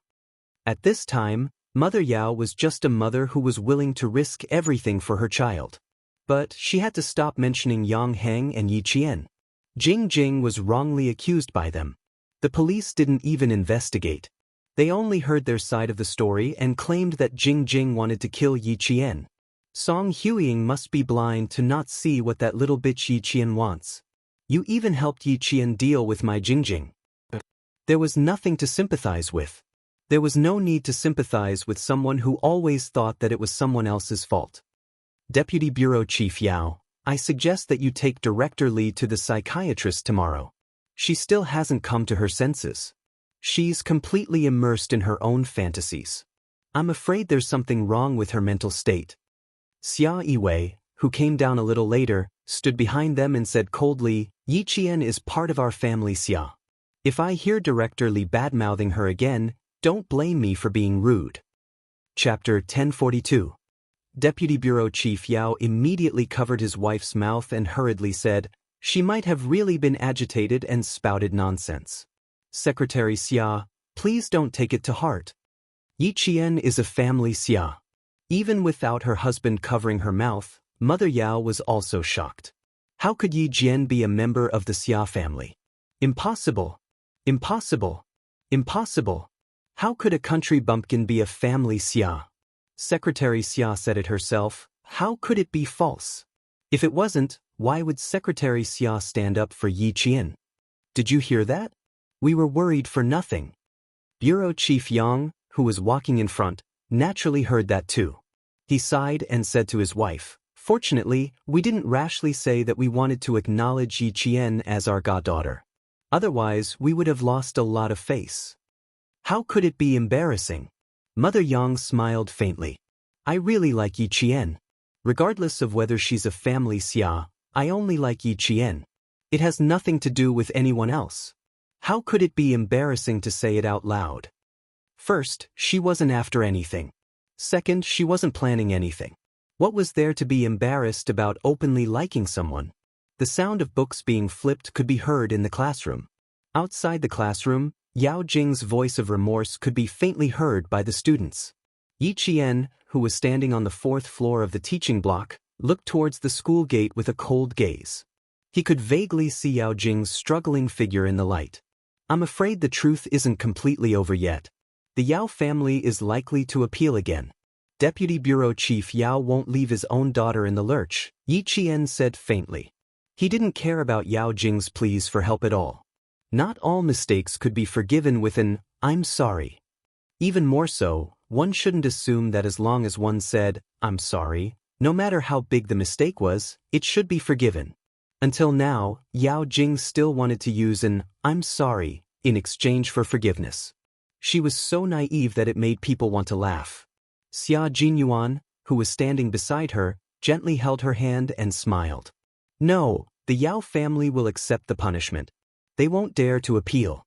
It's a foregone conclusion that Yao Jing will be sent to the juvenile detention center, and the Yao family can't do anything about it. You're so sure? Yi Qian smiled at him. Are you going to handle the matters outside? If she didn't even dare to appeal, only Xia Jinyuan would be able to do so. Otherwise, with Deputy Bureau Chief Yao and his wife's indulgence, how could they bear to let Yao Jing enter the juvenile detention center? Xia Jinyuan did not deny it. He nodded with a stern look in his eyes. We have to let them know the consequences of messing with someone they shouldn't mess with. Didn't they bully Little Fox for being an orphan? Didn't they bully Little Fox because she had no one to back her up? Then he would let the Yao family see who they had offended. There was no need for him to use his personal power to settle this matter. The Yang family would put pressure on him, and the school would step in. As for him, he only needed Xia Yiwei to show concern from time to time and investigate the background of Deputy Director Yao and his wife. Everything would be settled easily. Appeal? That would only happen when the Yao family had the energy to do so. If they failed to appeal, they might even end up in jail.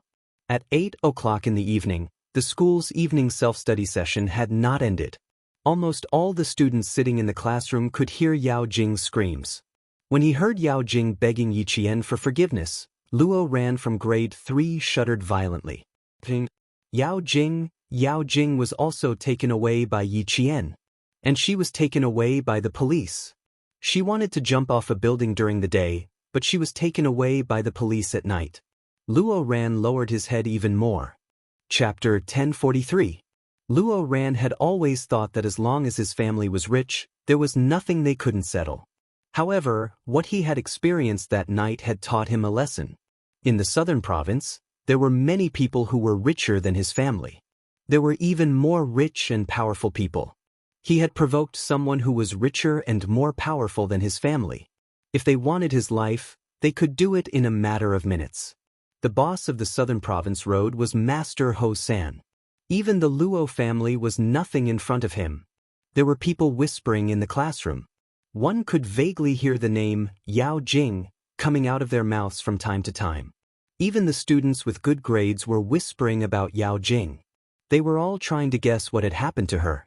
One moment she was screaming for help, the next moment they were talking about the police, and now they were talking about Yi Qian.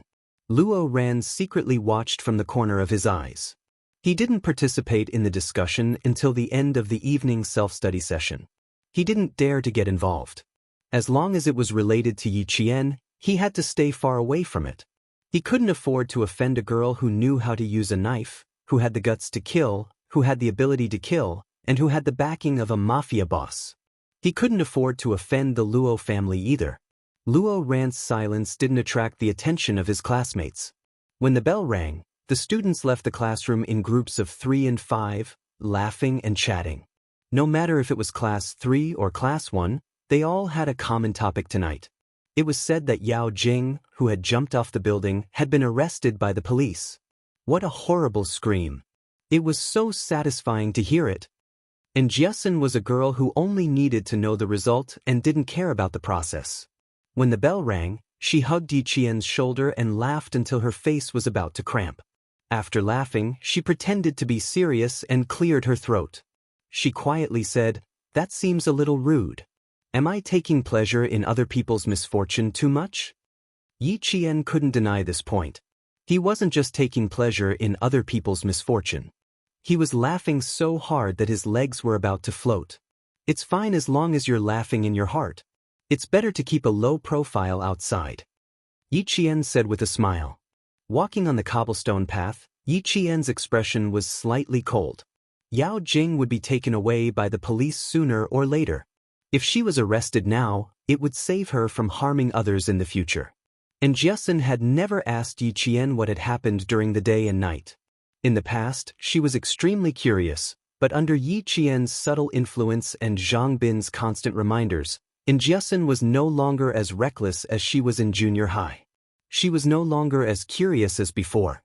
Even though she wanted to know what was going on, Yi Qian didn't say anything, so she didn't ask for details. Since he already knew the result, he didn't care about the process. Yi Qian didn't know where to start talking about Yao Jing's incident. Moreover, Yao Jing's incident had already spread throughout the school. As one of the parties involved, she didn't have the habit of gossiping about others behind their backs. If it was something that everyone already knew, there was no need for her to explain the reason and process in detail. It wouldn't take long for someone to find out the truth. Yang Heng was similar to Yi Qian in that he didn't have the temperament to gossip about others behind their backs. No matter how many questions his classmates asked, he just smiled and brushed it off. After a few times, no one asked any more. If he didn't say anything, no one could get anything out of him. Wang Dandan wasn't having a good time either. Her classmates surrounded her and wanted to know what had happened during the day. Why did Yao Jing commit suicide? Why did it involve Yi Qian? Most of all, they didn't understand why Yao Jing was taken away by the police. Chapter 1044. There were so many questions that Wang Dandan didn't know what to do. In the end, the class teacher, who had sprained her ankle, came forward to save her. Class SIX's class teacher received instructions from the school leaders and called Wang Dandan out from the crowd. I know that you, Li Mei, and Yao Jing have a good relationship, and you're the clearest about what happened to Yao Jing today. I hope that you can remain silent on this matter. If you know something, don't say it. If you don't know something, don't make wild guesses. Do you understand what I mean? The school didn't intend to hide anything, but they couldn't just stand by and watch the situation develop. They had to control what they could. They couldn't let the students' parents doubt the school's management and teaching quality. How could they let Yao Jing ruin the reputation of a century-old school? Wang Dandan, who hadn't recovered from her shock for the entire day, bit her lip and nodded. I know. Don't worry. I've been classmates with Yao Jing all the way from junior high to senior high. I won't speak ill of her in front of my classmates, nor will I stand up for her. Yao Jing wanted to push Yi Qian down the stairs, but in the end, she fell down herself. When Yang Heng found her and told her about it, she couldn't help but believe it. That was the truth. She didn't want to believe it, but she had no choice. Even as a good friend, she couldn't help but be afraid of Yao Jing. For Yang Heng, for a guess without any evidence, she was willing to kill her classmate. That was too scary. Wang Dandan told her class teacher honestly. She also told her class teacher that her relationship with Yao Jing was just an ordinary one where she wouldn't defend her or intentionally slander her. As the child of a business family, she had always been clear about the trade-offs between relationships. Wang Dandan could be said to be Yao Jing's best friend. To this day, even her best friend was frightened by Yao Jing's vicious heart and didn't dare to continue their friendship. If Wang Dandan dared to take someone's life over such a small matter, then if there were greater benefits in the future, she would have to pay for it with the lives of her entire family. The wind at night was much colder than during the day. It was late autumn in the southern province in November, and the wind at night brought with it the chill of early winter. The street lights in the campus faintly illuminated the campus. The students, who were usually the most enthusiastic about walking around Swan Lake, also chose the nearest way back to the dormitory. They talked softly until the lights in several dormitory buildings lit up one by one. As the sun rose and set, Yao Jing's matter was soon drowned out by the midterm exam the next day. No matter how curious she was about other people's affairs, she couldn't miss the exam because of this. There were 3 days of exams in the third year of high school. The first and second year students, who only had 2 days of exams, were off on the second day. Yi Qian carried a paper bag and walked to the school gate after finishing his exams in the afternoon. She had once said that when he returned, he would personally retrieve the military uniform from her hands, and then they would look at the 10,000 maple leaves together. Now that he was back, she was here as promised. Xia Jinyuan had been waiting at the school gate for a long time. Among the group of students walking out of the school gate, he didn't need to look around to find the girl he was waiting for. Yi Qian's clean school uniform was blue and white, and his face was clean and clean. He was like a lotus flower stained with morning dew, swaying with pure beauty. Walking among the students, he easily attracted the attention of others, and even more so, attracted his gaze. He couldn't see anyone else's existence. Xia Yiwei said that 23-year-old men didn't know what kind of girl they wanted. They were young and ignorant. At that time, they were passionately in love and couldn't bear to part with each other. They thought they had found a partner to spend the rest of their lives with. Chapter 1045. Only when the heat had died down and her state of mind had matured did she realize that she could not bear to part with him. When she said that, her tone was full of vicissitudes. While she was persuading him, she was also persuading herself to let go of 17 years of feelings. When other people were 23 years old, they didn't know what kind of girl they wanted. That was because they started to understand things too late. They started to understand things when they were 23 years old. They started to think about things when they were 26 years old. They might only understand what kind of wife they wanted when they were 30 years old. But he was different. When he was 14, he began to understand things. When he was 17, he began to think about things. When he was 20, he understood what kind of wife he wanted. At 23, he was certain that the girl who walked towards him calmly would be his partner for life. It would not change until death. It seems like you did well in the exams. It didn't affect your mood. Opening the car door, Xia Jinyuan smiled at Yi Qian. You have the aura of a king returning.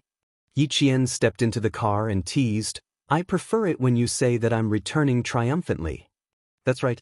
A triumphant return suits both of us. Xia Jinyuan smiled. He also liked to return triumphantly. Every time he completed a mission, he would return triumphantly with his comrades. After getting into the car, he did not start the engine immediately. Instead, he told Yi Qian about his plans. We're going to Mount Delum. When the maple leaves are yellow, we can climb the mountain and enjoy the scenery. Turning his head, he gazed at Yi Qian with a gentle and reserved gaze. His deep voice became more serious. I'm back, little fox. I didn't miss the chance to accompany you to see all the yellow maple leaves. Actually, I've thought about it.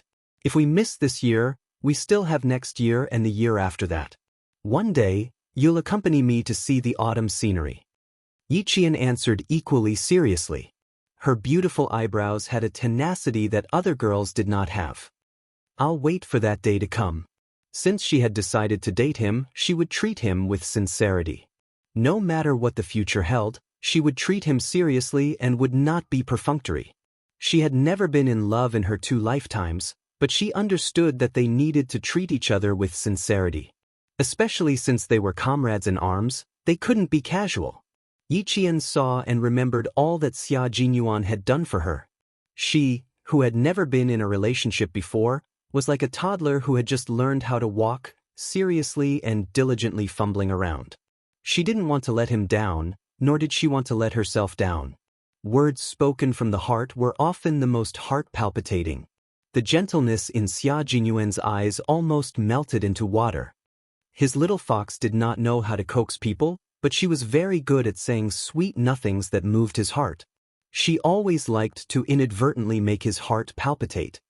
He just wanted to hug her fiercely without saying a word. He just hugged her like this and felt very happy. Seeing Xia Jinyuan like this, Yi Qian couldn't help but smile.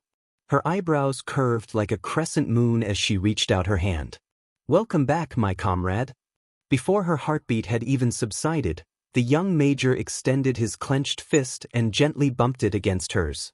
His handsome face had a smile as he slowly said, My identity has been restored. The mission has been completed. Little fox, I'm back to retrieve my military uniform. In that second, Yi Qian's eyes suddenly reddened. Tears welled up in her eyes. For the sake of his country, the young major in front of her was willing to risk not being able to change his identity even if he sacrificed himself. He went to a foreign country and became an illegal mercenary to carry out beheading operations in another country. Chapter 1046. People who lived in peaceful times would never know that their country had such a group of soldiers who could not leave their names behind after sacrificing themselves in the mission, using their own flesh and blood to protect their country. Her delicate lips slowly curved into a smile that was as gentle as a blooming flower. You are an upright person, so of course you have to wear a military uniform that represents your identity. The maple leaves on Mount Daliang had turned a dazzling shade of gold like metals. When the wind blew, the maple leaves rustled in the wind. Yi Qian looked at the young major who was standing beside him. His heart was at peace. Xia Jinyuan, you are my goal. One day, I will wear the same military uniform as you and look at 10,000 maple leaves with you in an upright manner. She didn't hide her gaze. Xia Jinyuan, who was looking at the scenery in the distance, looked up and saw the darkness in her eyes, as well as the tenacity that had never changed. Xia Yiwei said that he didn't know much at the age of 23, but he didn't think for a second and told her seriously, the love I want doesn't involve so much romance, nor does it involve so much indecisiveness. It also doesn't involve so much time to quarrel. My love has gunpowder, fearlessness, companionship, and I can rest assured that my life is in Yi Qian's hands. Xia Yiwei, you and Ho Zi didn't write a suicide note, did you? You didn't think that you might never see each other again, did you? Xia Yiwei's expression was one of shock. She said involuntarily, Xia Jinyuan, you are a military officer after all. Don't tell me you have to go on stage during the drill? After hearing that, he immediately laughed. You are my older sister, but you don't understand me. But Yi Qian understands me. Xia Yiwei, would I miss a girl who understands me? When I meet a girl who understands me, and supports me, the 23-year-old me will only seize the opportunity. Because every time I go out, I have to write a suicide note. This time, I'm still alive, but next time, I don't know if I can come back alive.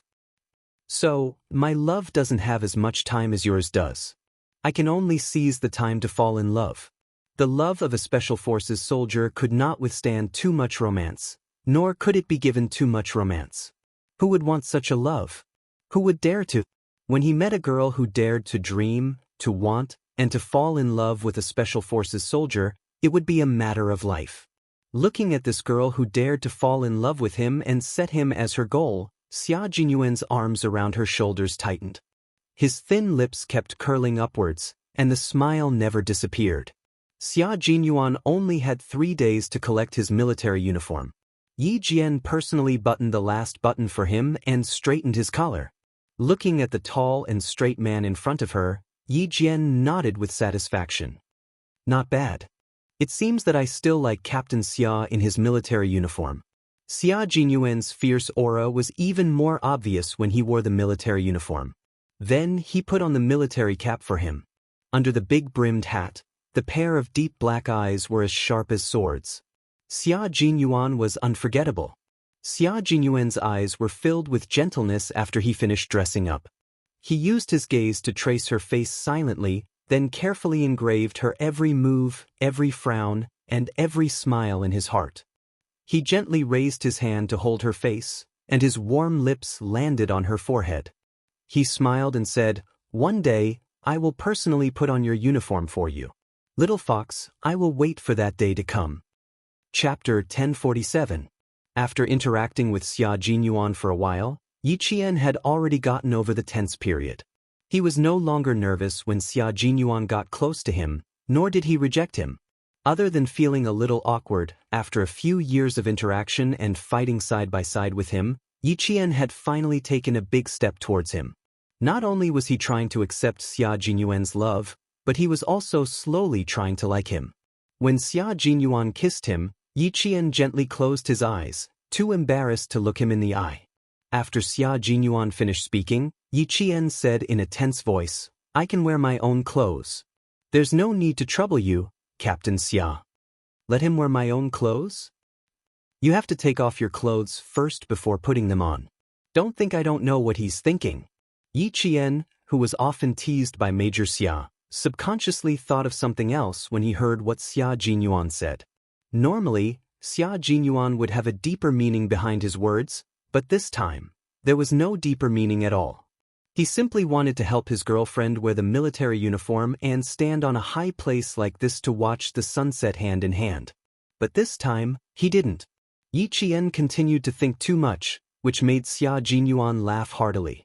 He intimately pinched her beautiful nose and said, "You're thinking too much again. But I really don't mind if you think too much."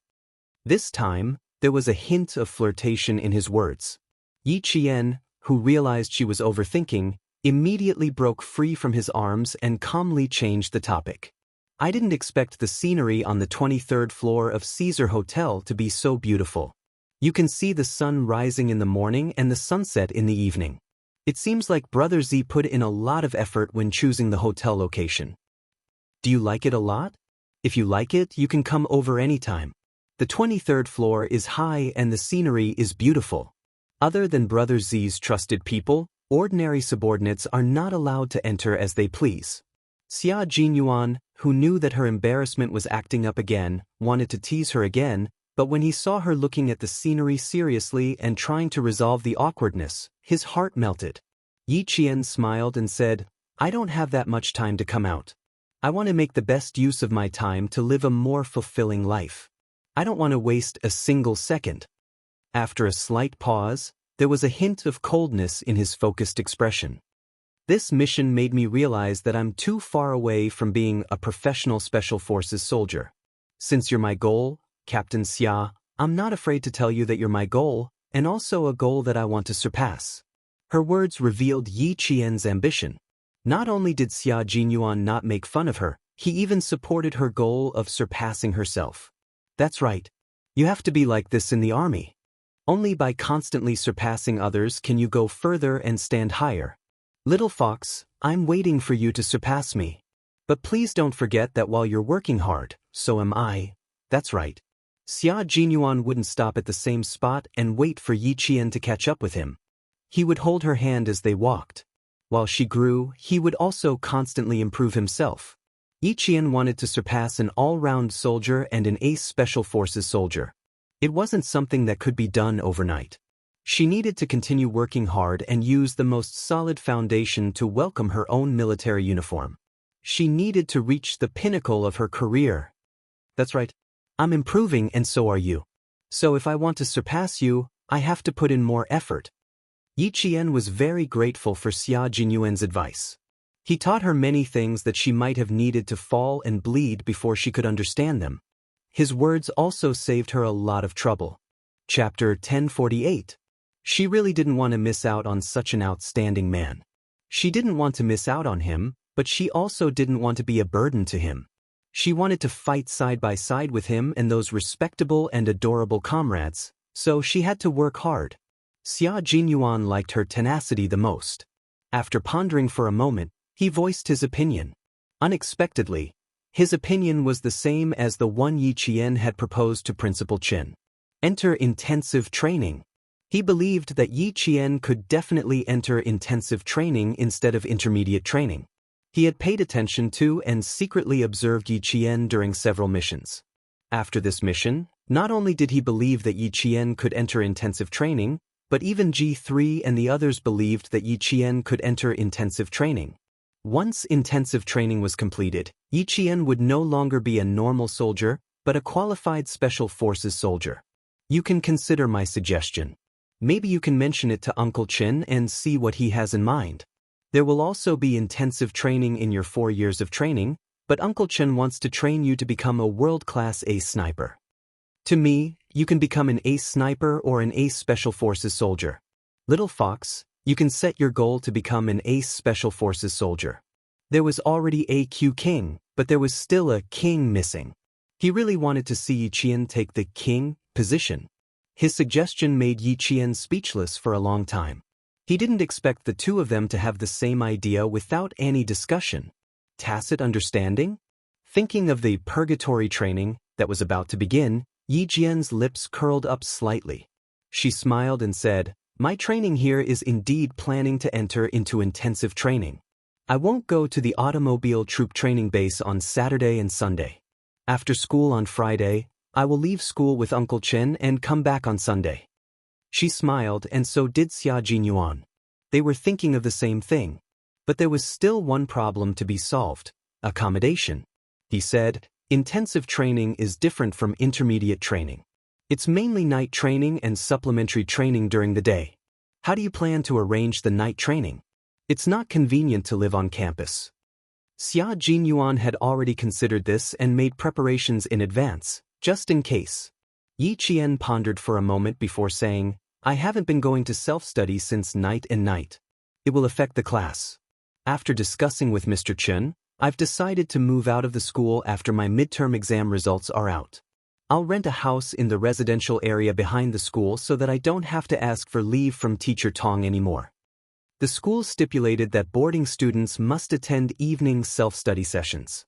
Previously, they had only agreed to allow Yi Qian to apply for leave at night because of her special status.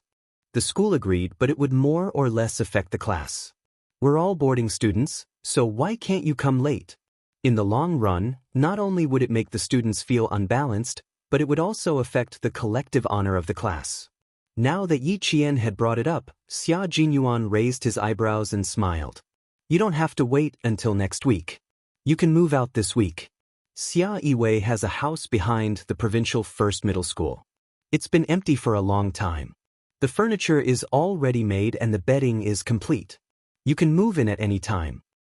You don't have to refuse this. Her house is empty no matter where it is. If you move in, you can guard it for her. Also, I think it will be more convenient for you to move out of the school and it won't affect the class. Which boarding student doesn't attend evening self-study sessions every day?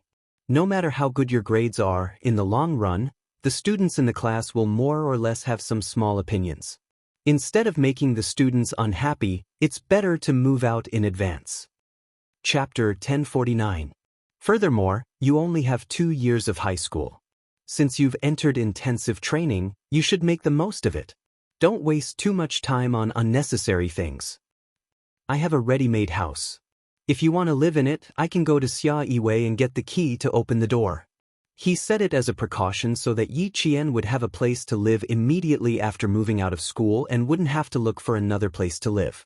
When Yi Qian said that she would stay temporarily, he didn't think it was a long-term plan. However, at that time, she was extremely resistant to him and restricted him a lot, so he didn't dare to interfere too much. Now that his status was different, he was confident that he could consider his future girlfriend's future as her future boyfriend. Yi Qian's first thought was to refuse, but when he heard Xia Jinyuan say, Uncle Chen is almost 50 years old now. Little fox, you need to grow up as soon as possible so that he and Uncle Jen can live in the village without any worries and enjoy a retired life. His words hit Yi Qian's Achilles' heel, and he couldn't refuse. Xia Jinyuan waited for her to nod her head. The military man's swift and decisive actions were immediately revealed when it came to this matter. First, he asked Yi Qian to call Principal Chen and ask if he had already spoken to the school and if the school agreed to let her move out of school temporarily. Then he called Xia Yiwei and said that he wanted to borrow her house for Yi Qian to move in. In reality, he was just taking back the key that Xia Yiwei had kept for about 2 months. Principal Chen had already spoken to the school and told Teacher Tong that they would move out as soon as they found a house. Now that he heard that Xia Jinyuan had a house, Principal Chen laughed and said, Then we don't have to be polite with him. Let's live there for 2 years. Major Xia will pay for everything. Xia Jinyuan didn't take a single cent from him. That evening, before 7 p.m., Yi Qian placed all of his textbooks in a brand new bookcase. In less than 2 hours, Yi Qian had moved out of school. At 7 o'clock in the evening, Xia Jinyuan, who only had 3 days of rest, had to rush back to the anti-chemical regiment to report.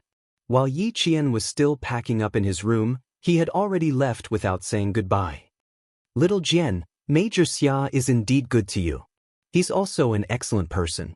I have no objections. But there's one thing I need to tell you. No matter how outstanding Captain Xia is, it's still his ability. As for you, you can't relax at any time. Always remember that you're a soldier. A soldier who needs to rely on his own hands to fight and doesn't need to rely on any connections. Xia Jinyuan taught Yi Qian how to be an outstanding soldier, while Uncle Chen and Uncle Jen taught Yi Qian how to be self-reliant, self-loving, and most importantly, self-respect. A girl is not a flower. She can also stand tall and proud in this world. Her efforts will not be in vain. She will be rewarded. Yi Qian kept every word they said in her heart. When she heard what they said, she nodded solemnly and said, "Don't worry. No matter what status Major Xia has, I won't rely on him for what I want. I can rely on my own 2 hands to fight for everything I want." Good girl, we've always believed in you. Out of so many children, why did his Uncle Jen value Yi Qian so much? Although she had outstanding abilities, there was also her character. Abilities were important, but character was even more important. Yi Qian, who had no one to rely on in her previous life, had already developed an independent character. In this life, she was reborn with regrets and hatred from her previous life. Revenge was not her main focus. After going through so many difficulties, she finally understood that her own abilities were the foundation of the world. Chapter 1050. Even if she wanted to take revenge, she had to have the ability to do so. In this lifetime, Yi Qian had never given up on destroying Yi Jifan's family. She had been working hard to improve herself so that one day, she could defeat Yi Jifan's family in one fell swoop. She had never given up and always worked hard. She wanted Yi Jifan to know that Yi Qian was not to be trifled with. Yi Qian was not to be trifled with.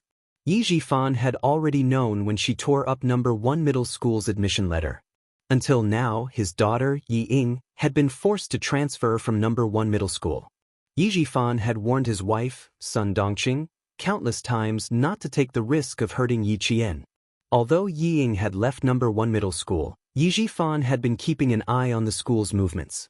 Yi Jifan had already found out about Yao Jing's expulsion on the day of her senior year exams.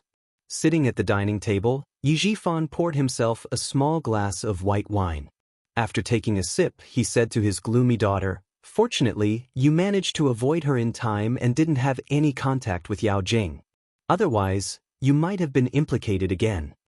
He had never thought that his niece was so powerful. She had actually forced Deputy Bureau Chief Yao and Director Li's daughter to withdraw from school. He had asked his daughter to befriend Yao Jing because of Deputy Bureau Chief Yao. His niece, on the other hand, had forced Deputy Bureau Chief Yao's daughter to withdraw from school. Who exactly is supporting you from behind? Yi Ying's eyes darkened as she poked at her rice with her chopsticks. She then turned to Yi Jifan and asked, "Dad, did the Yao family not react? Did they just let Yao Jing be bullied by Yi Qian?" There was no reaction at all. It seems that they just did as they were told. They didn't plan to go against Yi Qian, nor did they plan to seek an explanation from the school. Yi Jifan had always told Yi Ying these things. It was better to know more than not to know. Yi Ying's eyes flashed with darkness as she gritted her teeth. Her voice became even more gloomy. "I don't believe that an orphan who used to have to listen to my whims now has the ability to do whatever she wants. Dad, haven't you found out who's behind her yet? There must be someone behind her, otherwise she wouldn't be so capable. Does the military support for her unconditionally? What other redeeming qualities does she have?" That's right, other than being able to read well, he didn't understand what other redeeming qualities his niece had. "That's why we can't touch her now. Before we figure out who's behind her, we must not act rashly. Right now, I'm glad that I let you transfer to another school. Ying, no one will be able to gain any advantage from her." Ever since Yi Ying transferred to another school, Yi Jifan felt a lot more at ease. Although there were times when he was unwilling, seeing the smile on his daughter's face more and more, and the teachers of No. 2 high school were very satisfied with his daughter's performance, the unwillingness in his heart faded a lot. Now that he heard that even Deputy Director Yao's daughter had been forced to drop out by Yi Qian, the last bit of unwillingness in his heart disappeared. Instead, he was glad that he made a prompt decision not to let his daughter continue to study at the provincial first middle school. Yi Ying, who had scooped out half of the rice in the bowl, bit her lower lip so hard that it left a circle of teeth marks. Even Yao Jing couldn't win against Yi Jian. How could this be? Thinking about the past and how she had suffered at the hands of Yi Qian, Yi Ying's eyes shone with a fierce light. After a while, she said, "Dad, you're right. Before we find out who's behind Yi Qian, we can't touch her." Also, she took out the jade pendant around her neck. Her delicate eyebrows flashed fiercely. "This jade, we can't let Yi Qian take it away. Grandma can forget about getting her hands on this jade." Chapter 1051. This jade pendant was as important as her life in Yi Ying's eyes. She would fight anyone who tried to snatch it from her, even if it was her grandmother. Yi Jifan's eyes narrowed at the mention of the jade pendant. Yi Qian had become so powerful, knew that the jade pendant was in his hands, and even mentioned it. Yet, Yi Qian had not done anything. It was as if she had completely forgotten about the jade pendant. How could she forget? He had experienced her memory firsthand. It was impossible for her to forget. Since she hadn't forgotten, why didn't she ask any more? Or did she not care about what the jade pendant represented? Did she not care that the jade pendant was actually her mother's legacy? For a moment, Yi Jifan could not figure out what Yi Qian wanted and what she wanted to do. The sliding door of the dining room opened. Sun Dongqing, who had been busy in the kitchen, walked out with a dish in each hand. "Come, drunken snail and flour crab. These are all your favorite dishes." As soon as she came out, Yi Jifan gave Ying a look, and the father and daughter stopped talking. They could not mention Yi Qian in front of Sun Dongqing. The moment they mentioned Yi Qian, the house would be filled with gunpowder. At the same time, it was very likely that she would run to school to cause trouble again. Therefore, the father and daughter rarely talked about Yi Qian in front of her to avoid unnecessary trouble. Yi Qian had chosen to forget about the Yi family ever since Yi Ying transferred schools. Even Xia Jinyuan warned her not to go against Yi Jifan for the time being. Before she was 100% sure that she could defeat Yi Jifan, she would not take the initiative to provoke him. The midterm exam results came out 3 days later. As expected, Yi Qian topped the second-year cohort. When the results came out, the whole cohort sighed. She had taken 11 days off and still managed to get into the top class. Her ability was unfathomable. They could not catch up to her. When the teachers of class 1 saw that Yi Qian was the top student in every subject, their complaints about her taking 11 days off also disappeared. A student like her was a natural scholar. Even if she studied on her own, she would probably be able to rank first. Teacher Tong was also relieved. As the head teacher, she was most worried about Yi Qian's absence and his absence at night, which would affect his studies. Now that the results were out, all the teachers, including Principal Chow, were relieved. Yi Qian, who had already moved out of the school for 3 days, did not care about the results after the exams. Other than the Chinese essay, which she was not confident about, she knew how she would score for the other subjects. She already knew what was going on, so she wasn't too surprised when the results came out. Even when he saw that he was in first place, Yi Qian's expression was still indifferent. When the other students saw this, they couldn't help but lament in their hearts. This was the difference. Results and scores were like numbers to her, numbers that were not worth mentioning. Your results will definitely be noticed by the admissions teachers of Tsinghua University and West University. You're so much better than second place. When Yi Qian's results came out, Meng Wen was the first to mention the direct admissions. His tone was somewhat sour. The teachers of Tsinghua University and West University haven't left yet. They'll definitely let you go later. Yi Qian already knew what Meng Wen was thinking. Before she could answer, Jiao Hai had already answered, "Don't worry." Yi Qian already said that she won't participate in the direct admissions of Tsinghua University and West University. She won't fight for a spot in the cohort. I don't believe that she would give up such a good opportunity. Meng Wen stiffened his neck and retorted. He stared at Yi Qian without blinking and very obviously probed, "Do you know which third-year cohort students are likely to be directly recruited by famous schools?" Chapter 1052. Yi Qian didn't know whether to laugh or cry at this kind of probing. Meng Wen's grades weren't bad, but there was still a gap between her and him. Forgive her for being blunt, but if there really was a direct enrollment quota, it probably wouldn't be Meng Wen's turn. How would I know which direct enrollment is available? I'm not interested in that. If you want to know, you can ask Teacher Tong. Also Meng Wen, don't worry. Tsinghua and West University's direct enrollment quota won't include me. You don't have to think of me as an imaginary opponent. Instead of thinking about getting a direct enrollment quota, why don't you do well in your only 2 years of high school and build a solid foundation? Even if you don't get a direct enrollment quota, you don't have to worry about not being able to get into Tsinghua and West University. After all, the direct enrollment also depends on the score. If your score isn't good, you won't be able to get a direct enrollment quota no matter how much you want it. Yi Qian directly reminded Meng Wen that instead of always thinking that she would take up a direct enrollment quota, it was better to work hard and use the score to speak for itself. If your score was high, why would you need a direct enrollment? Meng Wen's face turned red when she heard Yi Qian's words, but she couldn't refute them even if she wanted to. Moreover, she knew that he was reminding her for her own good. She moved her lips and softly said, "I understand, thank you," before walking away awkwardly.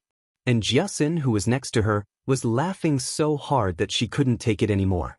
Yi Qian couldn't help but laugh and say, "Don't laugh until you're out of breath." Meng Wen was worried and asked me what was so funny about you. No, I'm not laughing at what she asked you. I'm laughing at her probing. Aoyo, how is that probing? She might as well have asked you directly if you would take up a direct enrollment quota. Why are you so funny? Don't be the pot calling the kettle black. You're very funny in my eyes too. Yi Qian couldn't help but laugh until his eyes turned into crescents. Meng Wen was a little narrow-minded, but she didn't have a bad heart. When she was awkward, it gave her a headache. When she was petty, it made Lu Xian go crazy. In short, she was an awkward girl. And Jiasin had always known how funny she was in Yi Qian's eyes. She looked at Yi Qian, who was laughing until his eyes were like lines. After a while, she sighed and complained, "It's a pity that you've moved out again.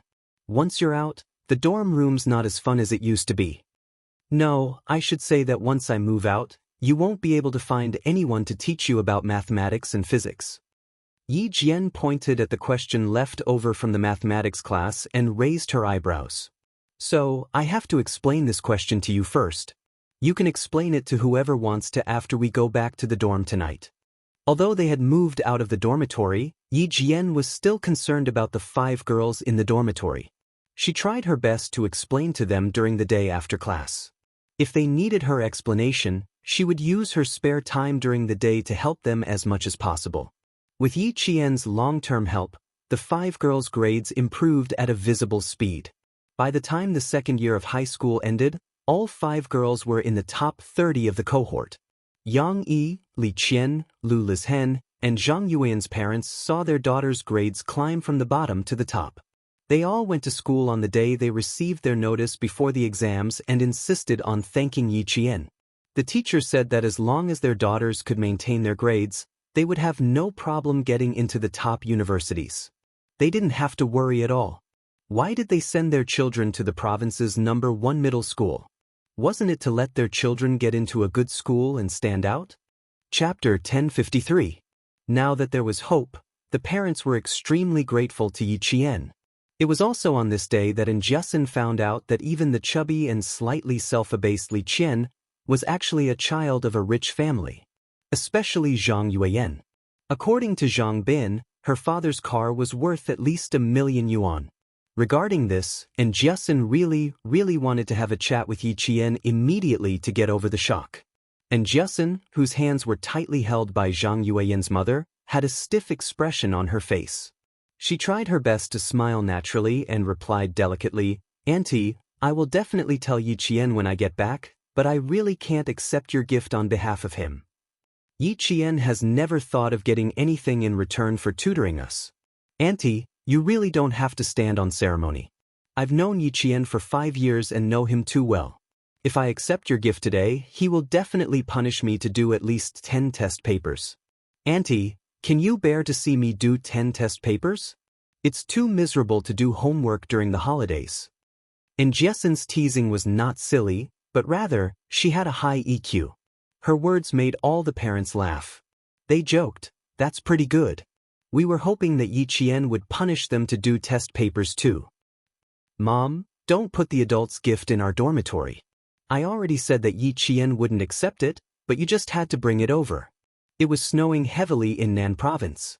Zhang Yuan wore a red down jacket and sat by the bed. She said helplessly, "Yi Qian really doesn't need it. You and Dad can take it back." After Zhang Yuan spoke, Lula's hen and the other two also asked their parents to bring the gifts back. Looking at the bags of high-end goods in the dormitory, and Jiasin secretly held her forehead. Interacting with a bunch of rich people was really stressful. If she really accepted these gifts and lost one or two items, she wouldn't be able to afford the compensation. She definitely couldn't accept the gift. Even if she did, she wouldn't be able to hand it over to Yi Qian. After the final exams, Yi Qian left the school on the same day. She had already told herself that she would not be coming back to collect the notice, nor would she return to the village. So, she did not know where Yi Qian was now. It was snowing heavily in the southern province, while the sun was shining brightly in Hainan. The sky was blue, the water was clear, and the sunlight shone on the seabirds. There was no hint of winter at all. Yi Qian, who was basking in the warm sun, did not have the chance to enjoy it. The purgatory training had entered the endurance testing phase. They had to complete 6 extremely torturous tests within a set time limit, and they had to achieve an excellent grade in each of the tests. In 25 seconds, the player could crawl 50 meters backward, clear obstacles in 20 seconds, complete a 2,000-meter run in 15 minutes, and swim 150 meters in full gear. After completing these 4 tests, they could not rest. They had to remove their gear within 30 seconds, complete 50 sit-ups and 50 push-ups per minute. Yi Qian did not even frown when she completed the last 6 tests individually.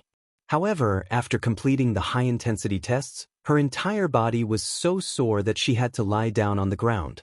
Even if she were to lie down in a smelly ditch, she could still close her eyes and sleep. You don't have enough stamina. You need to eat more to increase your stamina. After you pass the last 2 tests, girl, you still have to do a 30-kilometer long rapid march. You have to reach your destination within a set time limit. After completing 50 push-ups, Yi Qian lay down on a bush. Dressed in camouflage, she stared at the blue sky and white clouds. She panted heavily as she answered, "1 week, Uncle Chin. Give me 1 week. I will definitely pass all 6 tests." The winter break was very short. She had to seize every moment to improve herself. Hard work was inevitable, but the rewards would benefit her for the rest of her life. Chapter 1054. Principal Chen turned off the stopwatch, opened the military water bottle, and handed it to Yi Qian. "My intensive training is different from normal intensive training. You will need to memorize the location of each province and country, as well as the latitude and longitude of each country. I will also test you on the models, differences, and shooting ranges of the guns and ammunition." Intensive training was not only physical training, but also memory training. Yi Qian got up from the bushes after resting for 2 minutes. His dark eyes were as bright as obsidian. "I will follow your instructions. I have rested enough, so I can begin the next step of the training. Let's talk about the classification of maps. Since Major Xia still hopes that you can command, you must know about maps." Headmaster Chen opened a light aluminum folding table that was used for marching. It was 50 centimeters long and 30 centimeters wide. He spread out a military map and said in a stern voice, "Maps can be divided into normal maps and specialized maps. According to their uses, they can be divided into teaching maps, political maps, military maps, flight maps, and so on. Next, I will talk about military maps, which include sea maps, aviation maps, and other specialized maps. Military operations cannot be separated from maps. Maps are used to reflect information about the terrain and landforms. Maps are the eyes of the military. They are a silent guide. No matter what, you must understand them and be able to draw them immediately. You need to have a certain level of knowledge about how to recognize and use maps, as well as 6 basic elements to complete the drawing of a military topographic map." Principal Chen was very knowledgeable, and his teaching was very detailed. His low and deep voice allowed Yi Qian to listen attentively and quickly digest the professional knowledge. The plain Cartesian coordinates on a military map are different from the Cartesian coordinate system in mathematics. The longitude is the vertical axis x, and the equator is the horizontal axis y. Look here. He pointed lightly on a military map with a pencil, indicating for Yi Qian to see it clearly. Here is the vertical axis X, and here is the horizontal axis Y. Yi Qian had always absorbed such profound and difficult professional knowledge very quickly. Principal Chen only needed to explain it once and give an example to understand it. Magnetic azimuths are widely used in military operations, artillery, aviation, and navigation. When drawing a military map, you must understand this and be able to clearly mark it. For example, like this. Principal Chen took out a piece of white paper and quickly drew with a pencil. After a while, a simple military map appeared on the white paper. After learning how to draw a military map, you also need to know how to study the map on the map. According to the characteristics of the military units, the mission, the enemy situation, and the weather and season, you need to make a comprehensive analysis, research, and judgment. Only after you understand and grasp everything can you decide on a combat operation. This was the knowledge that a commander needed to know. It was also the ability that a special forces soldier had to possess. Yi Qian listened attentively and was even fascinated. From it he quickly learned the importance of military map drawing, map analysis, and battle planning. He also knew that terrain analysis had a huge impact on the mobility of the military. You need to know how many railways and roads the entire military would pass through. If there were armored mobility, you need to know how long the bridges were, how wide they were, and how much weight they could bear. Commanders need to know all of these. Only by knowing these, understanding these, and grasping these can you analyze and judge the possibilities of the various military units along the roads and off-road opportunities, as well as logistics, and so on. Only then can you be confident of winning the battle. Chapter 1055. Principal Chen and Xia Jinyuan had an overnight conversation before the winter break. After sending Yi Qian back, Xia Jinyuan took the initiative to look for the world-class sniper and told him about his proposal to train Yi Qian to become an all-around ace soldier. Principal Chen did not object to his proposal at all. He did not even hesitate before agreeing to it. Yi Qian's ability was not just a little bit. The more he spent time with her, the more he could see her outstanding ability and super adaptability. He could also see her tenacity that did not match her delicate appearance. Like a tree, standing tall and proud. Like the sea, vast and boundless. Like a well, unfathomable. The more her teachers taught her, the more they cherished her talent. They wished they could teach her all the best knowledge in the world. Sometimes, they even worried if they could beat her. This was because the speed at which she absorbed knowledge was so fast that it shocked everyone who had taught her. From military maps to military command, and then to military tactics, Yi Qian spent the entire winter vacation going through the hellish training of ice and fire. At the same time, she crazily absorbed the knowledge of the field that she had never been involved in. Principal Chen was amazed by her ability to absorb knowledge, while Yi Qian was amazed by Principal Chen's erudition. Tactics are also known as the art of using troops or the art of command. According to the basic types of combat, tactics can be divided into offensive tactics and defensive tactics. According to the military types, arms, and tactics involved in the tactics, they can be divided into military tactics, troop tactics, and contract tactics. According to the scale of the battle, they can be divided into army tactics, troop tactics, and detachment tactics. After a morning of intensive training, Yi Qian walked into the eastern mountainous area of the central part of Hainan Island. The sun was not above her head, but a drizzle. Wearing a camouflage cloak and raincoat, she sat under a wide banana leaf. Her lips were slightly pursed as she listened attentively to Principal Chen's explanation. In her eyes, Principal Chen, the world-class sniper, was a walking military textbook at this time. Whether it was military tactical knowledge or military command, everything was available to her. Yi Qian was now talking about military and tactical knowledge, and he was extremely interested in the types and styles of combat Wang Chong was talking about. In battle, regardless of whether you are attacking or defending, you should establish the fearless mentality of actively eliminating the enemy, the spirit of not being afraid of sacrifice, and the determination to fight bravely. However, you must remember that the country did not groom you to sacrifice yourself. You must be prepared to sacrifice yourself, but the ultimate goal is to destroy the enemy. In any battle, you must pay attention to protecting yourself, especially against the attacks and interference of the enemy's high-tech weapons and equipment. A commander must first be well organized, fully prepared, and know how to judge the situation and fight flexibly. You're commanding from the rear, and there are tens of millions of soldiers charging at the front. Every step they take is based on your decisions. Therefore, even though the commander is at the rear, his responsibility is huge. Remember not to make unrealistic battle arrangements in battle. Once the taboo is violated, it won't be one soldier sacrificing his life, but tens of millions of soldiers. Last Jian, you must always remember that you need to work together in battle. Once your cooperation is destroyed, you must recover in time. You must keep the death rate to a minimum. Only by ensuring comprehensive protection can you guarantee victory. The commander was the soul and brain of the entire army. Without a commander on the battlefield, the army would be like a sheet of loose sand, rushing around randomly without any fighting power. After Yi Qian finished listening to the 1.5-hour lesson, he understood that it was not easy to be a commander. Chapter 1056. It was much easier for a soldier to fight alone than a commander. A soldier could quickly make decisions that were beneficial to his team based on his own judgment, but a commander was different. A commander had to be in control of the overall situation, know how to deploy troops, know how to coordinate, and when there was a disruption, immediately and quickly adjust tactics to ensure victory. After knowing all this, Yi Qian was even more impressed with Xia Jinyuan's ability.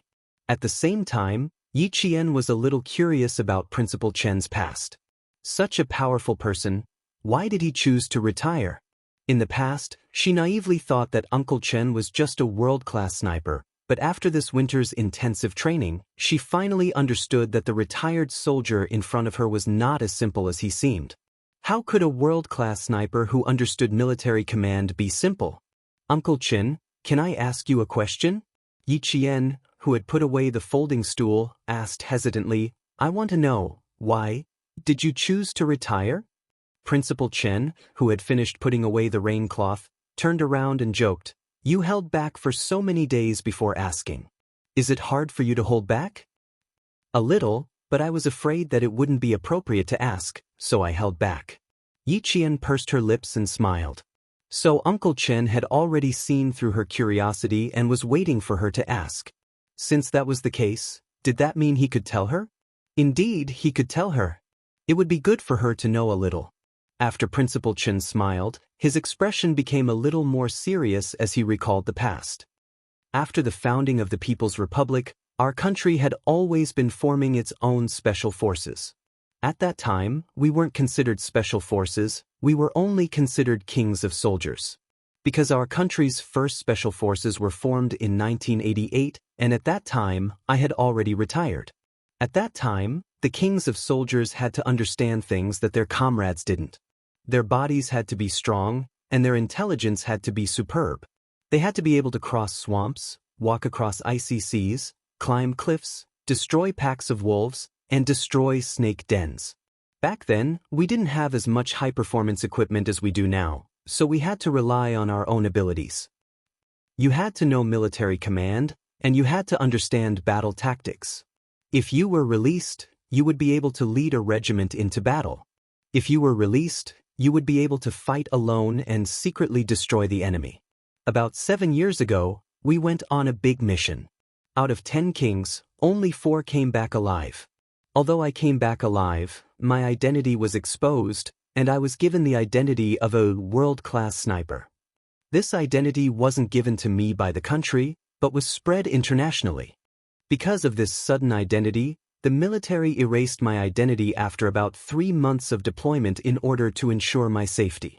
I became a soldier who sacrificed on the international stage but was actually still alive.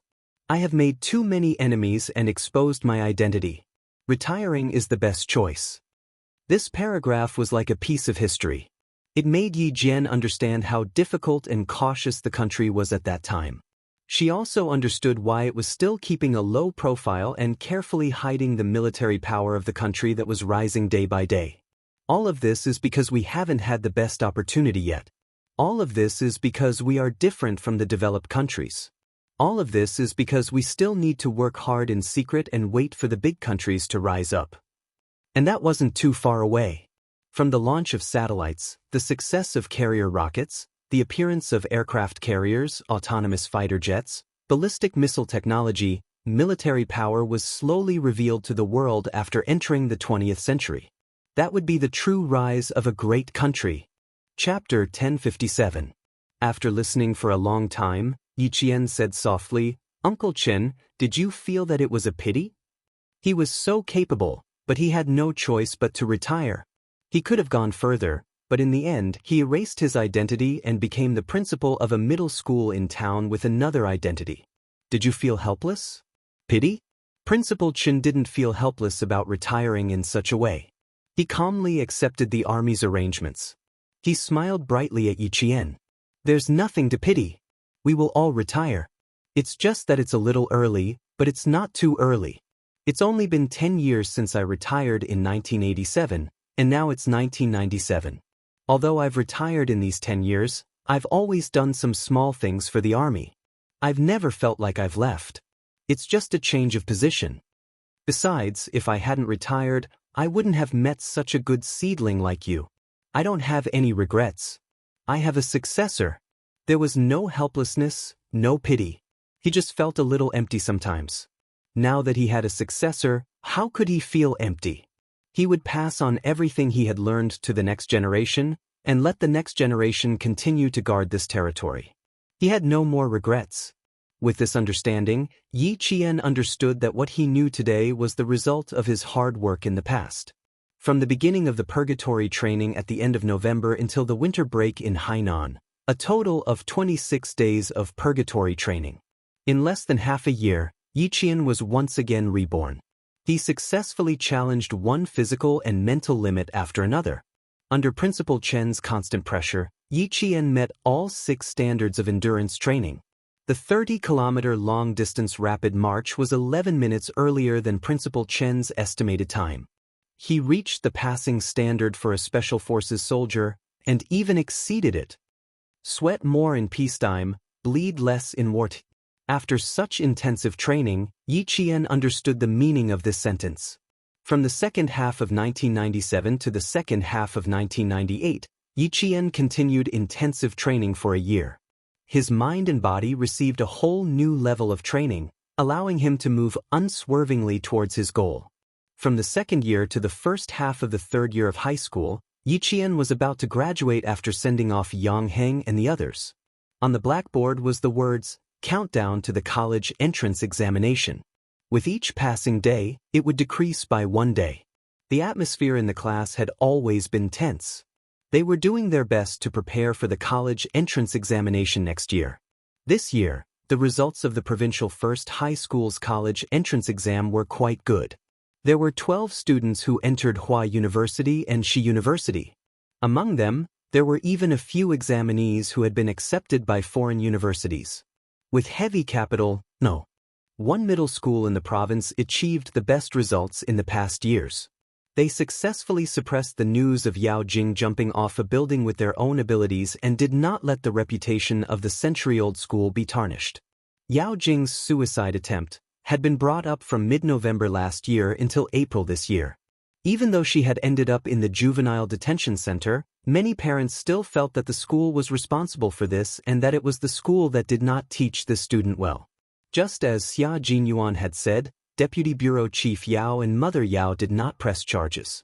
Mother Yao found a lawyer and prepared for about 3 days.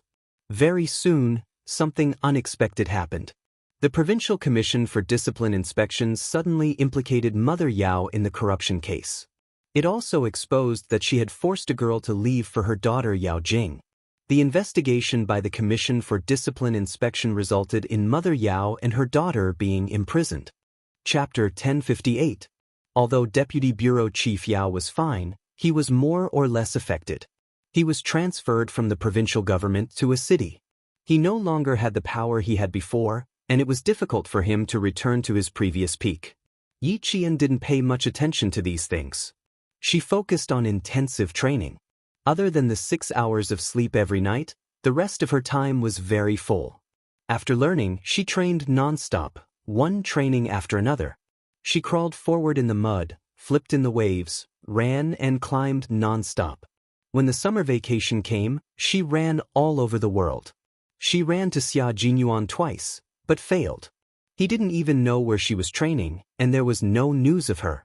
This result was not surprising to him. As a special forces soldier, they had only spent a short time together. It was impossible for them to be in a relationship all day long. They had the same pursuit, the same dream, and the same goal. Separation wouldn't make them feel tired because they knew that she and he were constantly working hard. In the winter of 1998, Yi Qian, a third-year high school student, sat in the classroom to discuss a math problem with Jiasin, Li Qian, and Yang Yi. She was improving, and so were Jiasin and the rest. Moreover, these 5 former roommates had all become good students in the grade. Whether it was a major exam or a minor exam, their individual results would always be in the top 15 of the grade. There were a total of 6 in the dormitory. One would always be at the top, and the other 5 would occupy the top 15 places in the grade. They had also become the school's legend. At this moment, Ms. Tong was smiling helplessly at Principal Chow. Even I, as a teacher, don't dare to look into Yi Jian's eyes. Her gaze is as sharp as a sword, scaring me so much that I don't dare to say anything harsh. Our school shouldn't pay too much attention to her. As long as her results are still there, everything is fine.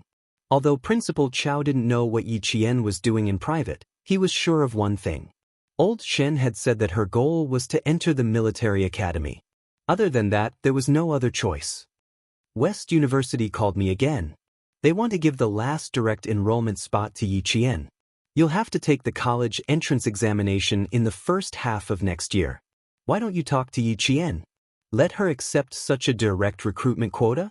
Ever since last year's midterm exams, Tsinghua University and West University had been contacting the provincial first high school in order to snatch Yi Qian to their school. Heavy snow began to fall outside. The 1998 winter seemed to have arrived much earlier than the 1997 winter. The first snow was also much heavier than the 1997 winter. Holding a porcelain cup filled with hot water, Principal Chow pondered for a moment before saying, "We can't delay this any longer. We need Yi Qian to give us a clear answer. How about this afternoon? Tell her to come to my office for a chat." It was nearing the last midterm exam for the 3rd year of high school. It was time to give the school an answer regarding Yi Qian. Not only did Teacher Tong not dare to look into Yi Qian's eyes, but Principal Chow was also the same. There were a few times when he accidentally bumped into her, and he would be shocked by the sharpness in her eyes. With Principal Chow's help, Teacher Tong felt a little relieved and left the principal's office, waiting for noon to come. My college entrance exam application? Yi Qian, who was sitting in the principal's office, was slightly surprised. Isn't it only next year? Why do they have to apply now? She still didn't understand why the school wanted to know her college entrance exam application in advance. She also didn't know that Tsinghua University and West University were fighting for her. Principal Chow smiled and said, "Tsinghua University and West University have always wanted to give you the direct enrollment quota. I'm asking you on behalf of the 2 schools. What do you think?" Chapter 1059. Yi Qian didn't know that Tsinghua University and West University wanted to give her a direct admission spot. She always thought that this matter was over. After all, it had been more than a year since she last saw the teachers from Tsinghua University and West University. She didn't expect that this matter wasn't over yet. The schools didn't give her a reply either. After thinking for a while, Yi Qian smiled faintly and said, "I can only thank the teachers from the 2 schools for thinking so highly of me. I don't plan on applying to Tsinghua University or West University, and I definitely don't plan on taking a direct admission." Her words surprised Teacher Tong. She quickly advised, "Yi Qian, the opportunity is right in front of you. All you need to do is nod your head. Why don't you think about taking a direct admission? Tsinghua University and West University are the most famous universities in our country. They have many talents in the fields of science, academia, economics, and so on. It can be said that every student is proud to get into Tsinghua University or West University. I don't understand why you would give up an opportunity that others dream of. Is there some unspeakable addiction? Or do you have other plans? Thoughts of going abroad? If Yi Qian had plans to go abroad, Teacher Tong definitely wouldn't stop her. More importantly, she had never seen Yi Qian have any plans to go abroad. Lu Lizhen and Yang Yi, for example, had plans to go abroad in the second half of their second year of high school. If Yi Qian didn't plan on going abroad, then what was the reason? Principal Chao didn't ask immediately. His gaze was slightly dim, as if he was thinking about something. When he went to Fujian Town High School that year, Old Chen said, "This child's goal is a little different, but she will definitely be willing to fight for the glory of our country." A little different goal? Just how different was Yi Qian's goal? "You probably don't plan on going abroad." Principal Chao, who had been silent for a while, spoke. His voice was slightly restrained, and he spoke with a serious tone. "Yi Qian, are you sure you want to give up on Tsinghua University and West University's direct admission spots? So easily giving up an opportunity that others dream of." He really wanted to know why Yi Qian would give up on it. Tsinghua University and West University, which family's child got in? They would set off firecrackers and throw banquets to celebrate. There were only 2 spots for direct recruitment from Tsinghua University and Shi University in the entire province. One spot was given to a boy from Class 2, and the other was waiting for Yi Qian's approval. Yi Qian had always been very clear about his goals. Without any hesitation, he smiled and said, "Last year, when I found out that Tsinghua University and Shi University had direct enrollment quotas, I gave up. Or rather, I never considered those 2 schools. Shida University is one of the most famous institutions of higher learning in China and even in Asia. It has a history of over 100 years and has produced countless great people and academic masters. As for Tsinghua University, it is the only university in the history of our country to have been established as the nation's top institution of higher learning. It is a majestic institution, and a university like this is definitely the university that every student in the country dreams of attending. I'm very grateful to the teachers of the 2 schools for thinking so highly of me, but it's true that this is not my personal goal. Since the second year of junior high school, my goal has only been to work hard to get into the National Science University. After so many years, it hasn't changed. Principal Chao, Teacher Tong, I'm willing to give up the direct enrollment quota and give it to students who really need it and have the ability to enter the 2 universities." Yi Qian's words caused the office to fall silent. Teacher Tong's gaze was already sizing up Yi Qian from head to toe. She had heard Yi Qian say that he wanted to apply for the National Science University. Every year, there would be students from the century-old provincial first high school who were admitted to the military school. However, students who were admitted to the National Science University were extremely rare. There wouldn't even be one in a few years. Chapter 1060. If she remembered correctly, it had been 4 years since the last batch of students who got into the National University of Science and Technology. Plus, all of the students who got into the National University of Science and Technology were male. There wasn't a single female student. Yi Qian wanted to get into the National University of Science and Technology. She had taught a few batches of graduates, but this was the first time she heard a girl say that she wanted to get into the National University of Science and Technology. Teacher Tong looked at Yi Qian not because she was suspicious, but because she wanted to see if Yi Qian was really determined. She said she wanted to get into the National University of Science and Technology. With her current results, it wasn't difficult. On the other side, Principal Chao asked with interest, "Yi Qian, is this your personal decision? Or did someone suggest that you give up on the 2 famous schools and get into the National University of Science and Technology?" Old Chen was a retired soldier and took good care of Yi Qian. He raised her like she was his own daughter. If he had any suggestions, Yi Qian would definitely listen to them. In the past, I really didn't think about getting into the National University of Science and Technology. I didn't even dare to think about going to high school. Later, it was all thanks to Uncle Chen's advice that I didn't muddle through my days. I was also influenced by Uncle Chen. From then on, I set the National University of Science and Technology as my goal. It has never changed. This is the only university I want to get into. From the moment she set her goal, she had worked hard for this goal for so many years. She even put aside her hatred for Xiaofan's family and worked hard to improve herself. Now, she was only half a year away from her goal. She had put in so much effort, and there was still a very important person waiting for her to get into the National University of Science and Technology and wear the military uniform. No matter how tempting the enrollment conditions of Tsinghua University and West University were, it couldn't shake her determination. Good, very good. Yi Qian, it has been 7 years since our school's last female student got into the National University of Science and Technology. We will wait for your good news in next year's college entrance exam. Principal Chao absolutely supported Yi Qian's decision. He even thought that she wouldn't have any problems getting into the National University of Science and Technology. Yi Qian, who could usually score 723 points and above, would have no problem applying to the National University of Science and Technology of China. If there was no problem with his score, there would be no problem with his body and character. Teacher Tong didn't say much. She just smiled and patted Yi Qian's shoulder. Her kind smile was filled with encouragement. She said softly, "Work hard and work towards your goal. One day, you will definitely get what you want. Teacher is also looking forward to seeing you walk into the military academy and put on that solemn and sacred military uniform." I will definitely get what I want. Yi Qian smiled. Her brows were as bright and beautiful as the sun.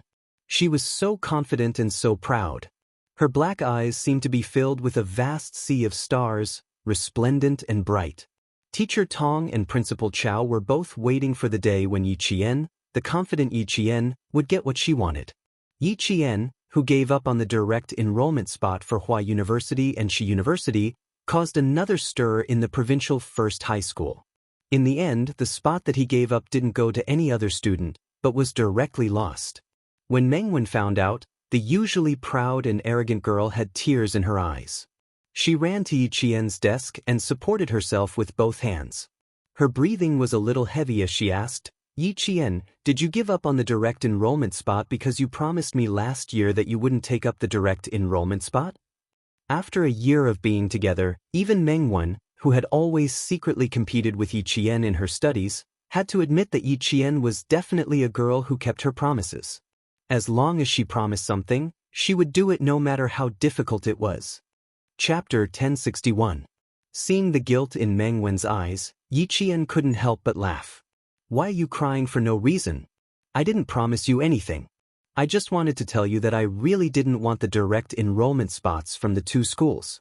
I didn't before, and of course I don't now." Then he sighed regretfully. "Sigh, I thought that after I gave up, the direct enrollment spots would be given to other students. Who knew that they would be lost? It really wasn't because of me?" Mengwen quickly wiped the corners of her eyes and pursed her lips. "If it wasn't because of me, I wouldn't have apologized to you." Yi Qian shook his head. "It really wasn't because of you. Again, I think you should know that you don't have the face to make me give up the direct enrollment spots for you." After saying that, Yi Qian laughed to himself. Mengwen's face flushed red. She glared at Yi Qian in embarrassment and annoyance before swinging her ponytail and leaving proudly. After taking a few steps, she turned back and said in an awkward voice, "So what if you gave up? With your grades, you can choose any school in the country. Also, don't tell other students that I asked you those questions last year." This was the awkward and narrow-minded Mengwen, but she didn't have any bad intentions. With her, him, and them, her high school life was so rich and colorful. Even after graduation, she would still miss them often. She missed the laughter that she had never experienced in her previous life. With their existence, she had one less regret in this life. Yi Qian wanted to apply to the University of Science and Technology. In the end, she only told Jiasin and told her that she had already decided since the second year. This shocked Jiasin so much that her eyes widened at least twice. She was still wondering if she could get into the same university as Jane Eyre. When she saw her grades, she thought that she would definitely succeed. But in the end, it was like a bolt from the blue. Getting into a military school. Was it too late for her to work hard now? After being provoked, Xiaofan studied even more fiercely, causing the entire dormitory to follow suit. When the final results for the third year of high school came out, all 5 girls were in the top 10 of the grade. Luckily, the 5 of them didn't take the exam in the same exam hall. Otherwise, with each one of their scores being 5 points lower than the other, the whole school would suspect cheating. Grade 12 Class 1's outstanding results left Grade 12 Class 2 and Grade 12 Class 3 in the dust. Grade 12 Class 1 took half of the top 50 places, and the other half took the top 100 places. This year's Grade 12 Class 1 graduates made Principal Chow faintly feel that this year's graduation number 1 high school. Or maybe they would forever be the strongest Grade 12 Class 1. At this time, Yiqian's China's, Sinzesses, this, a lot. Hers's, S's, STS, sheetes. The rain was so heavy that walking became a problem. In order to avoid mudslides, she chose to camp at a high place and wait for the rain to stop before moving along the ridge. That's right, 500 kilometers. She needed to complete it within 15 days and reach Principal Chen's. Chapter 1062. If it was just a simple journey of 15 days, there would be no problem at all. But here came the main point. Not only were there poisonous snakes and leeches in this area, there were also drug and money trading scenes. Principal Chen said that there were often fights in this area, and sometimes there were even border and drug enforcement officers. She had not encountered drug trading scenes or border and drug enforcement officers yet, but she had seen plenty of poisonous snakes and leeches. Leeches were especially common during rainy seasons. No matter how tightly bandaged her body was, she had already been bitten twice on her neck. By the time she felt pain in her neck, it was usually full of blood. With a slap, its black and slippery body, which was at least twice the size of a leech, had already been sucked until it was round and round. With a military dagger, she could see the 2 twisted halves of its body. The bright red blood disappeared as soon as it was washed away by the rain. After dealing with the leeches, there would still be giant pythons. This type of snake was usually not a problem as long as one avoided it, but if one really encountered one, it was inevitable that one would be shocked. Looking at the python that was entrenched with the ancient vines, Yiqian had to pay attention to her surroundings while keeping an eye on it. When the rain stopped, the python began to leave the ancient vines and slithered into the depths of the forest. In the rainforest, humans could also become python food. The rain was still dripping. Yiqian put away the raincloth and wiped away the traces she left behind. She took the compass and continued on her way. At around 4 in the afternoon, there was suddenly the sound of dogs barking not far away. Yiqian did not hesitate at all. She climbed up a tree with both hands and held her breath to prevent being discovered by the dogs. Dogs had a very sensitive sense of smell. When Yiqian heard the dogs barking from afar, her heart skipped a beat. She was not afraid of the border police's drug detection dogs, but she was afraid of encountering drugs. The dogs that were used to prevent the border police from trading. Without stopping on a tree, Yiqian carefully maintained her balance and stepped on a branch. Then she slowly jumped onto a tree in front of her. If she walked on top, even if the dogs smelt her, she would have enough time to escape. Soon, a group of people in camouflage walked into her sight. The light was too dim, and it had just rained. The mist in the rainforest was thick, so Yiqian could not immediately determine if the camouflage was the border police or someone else. "Captain Liu, the aura has disappeared," someone said in a low voice. Then he took out a piece of cloth for the sniffer dog to sniff. After a while, the man who spoke said, something's wrong with the scent." Of course, something was wrong. The people chasing after her were not the same person. Wrong target. He went south. This is the north. Their figures were hidden behind the leaves of the rainforest. Yiqian could only hear them whispering a few words before the sniffer dog barked again and headed north. Avoiding these specially trained dogs was also a necessary skill for a special forces soldier. Yiqian stayed still in the tree for at least an hour. When he heard no more barking, he turned on the dim light and unfolded the military map. She needed to pinpoint her exact location. She had just heard the border police say that they should be chasing after the target, and her appearance had led the anti-drug dog to the wrong target. After checking her location, Yi Qian put the map back into the waterproof bag. She quickly jumped down from the tree with the sharp dagger in her mouth. It was past 5 in the afternoon, and the sky was already dark. Yi Qian used the luminous guide to move in the right direction again. She still needed to march for another 4 hours. Chapter 1063. Yi Qian had all the necessary equipment for a night march. Not only did he have night gear, but he also had equipment for individual combat. Personal protection, survival protection, weapons, and night vision equipment were all on Yi Qian. They were even more well-equipped than the anti-narcotics police at the border that they encountered at around 4 o'clock. Yi Qian fixed the night vision goggles and carried the domestic QBU sniper rifle with a caliber of 5.8 mm and an effective shooting range of 1,000 meters. He was expected to arrive at tonight's shelter by 9 o'clock in the evening. The road she was taking now was Xia Jinyuan's wilderness survival route. The training she went through during the winter break was also the training that Xia Jinyuan had gone through. There was no change at all. Tonight's resting place was also where he used to rest. It was a man-made cave that was not wide, but it was enough for her to sleep tonight. The 4-hour walk was extremely difficult. At around 7 o'clock in the evening, it started raining heavily again. Fortunately, it was winter and there was no thunder or lightning. Otherwise, she would have to be careful of being struck by lightning. After walking for about an hour, Yi Qian saw a piece of cloth that was caught by thorns in the green world. Like a slingshot, Yi Qian instantly dashed behind a tree and slowly approached the bush. Yi Jian narrowed her eyes slightly after taking off the torn cloth to take a look. The cloth that had been washed by the rain still had a faint smell of blood. Looking at the situation in this area, a large area of bushes had been trampled down. Judging from the area that had been trampled down, there were no less than 5 people staying here. Yi Qian then looked at an unknown tree and saw traces of a newly cut branch. He then looked at the cloth that had a faint smell of blood. There were sewing locks on both sides of the cloth. It did not look like it was torn from a shirt, but more like it was torn from the corner of a pants. He then picked up a few small branches that had been cut off and a small pile of freshly cut bark.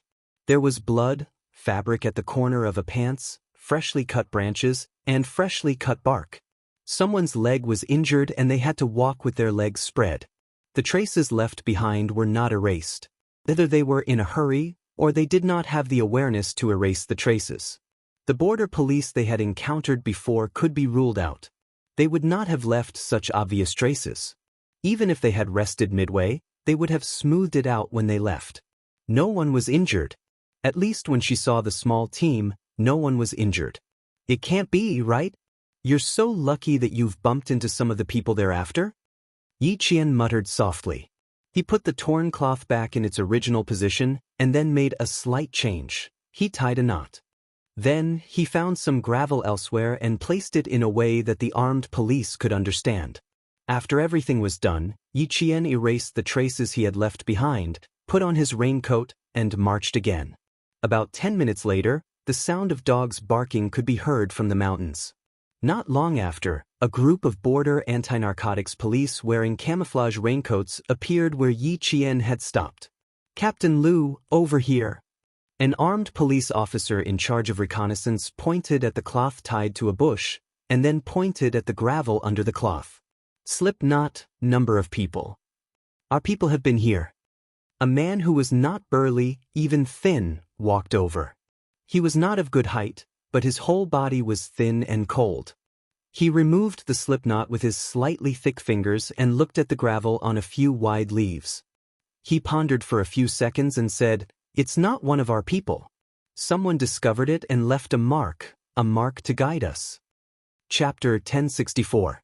Translator, Henyi Translations Editor, Henyi Translations, not one of our people? Could it be one of our patrol brothers? Doesn't look like it. Lu Dui took off the cloth and put it to the sniffer dog's nose to sniff. He saw the sniffer dog running in the direction where Yi Jian disappeared. Lu Dui quickly raised his hand, and a group of 7 people quickly followed. It wasn't one of their patrol brothers, and it wasn't one of their people either. Someone had been here before and had discovered the abnormality here. They had left some clues for them. Perhaps it could be understood that someone was helping them. Who was helping them? It was so late at night and it was raining. Who would appear in this rainforest where drug dealers roamed and danger lurked everywhere? They couldn't be sure if it was one of their people, and they couldn't be sure if the person who left the clues was safe. They didn't erase the traces of the drug dealers, but instead left it for them to discover. Perhaps it was safe for them. It was already late at night, and the border police pursuing the drug dealers were still walking in the dense rainforest with their sniffing dogs. The rain-soaked leaves swept across their bodies, faces, and hands, leaving behind rainwater and small cuts on their faces and hands. Yi Qian, who was walking along the mountain ridge, didn't stop. At this moment, she stepped on the dense shrubs and walked in a world of green. Even the rainwater had turned into green lines, splashing down in front of her eyes. There was no light in the rainforest at night. As she walked through the uneven growth of the forest, her military boots stepped on the shrubs. Even the sound of her walking was muffled by the sound of the rain. Did they take the same route? I can see the traces they left behind along the way. Bending down, Yi Jian pushed aside the low bushes and leaves, leaving a clear mark on the green leaves, which were left on the moist mountain soil. She smiled slightly and held the sniper rifle in her hand. She took out a sterile gauze from the first aid kit and tied a knot on the shrubs. As long as the border police didn't give up on the search, they would definitely find the clues she left behind. When he found out that he was going to take the enhanced survival route that Xia Jinyuan had trained him, Uncle Chen even joked that he would be like Major Xia when he encountered a group of drug dealers who were in the middle of a transaction. Xia Jinyuan's 15-day march ended with 2 extra days, making it 17 days. They spent 2 days following the drug dealers to their manufacturing site and inadvertently helped the border police force to destroy a large drug manufacturing site. He encountered them, but he didn't expect her to encounter them as well. The only difference was that this group of people had already been discovered and were now on the run. After leaving behind the markings, Yi Qian continued to carry the heavy sniper rifle on his back and walked alone in the endless forest. There was not a trace of fear on her face.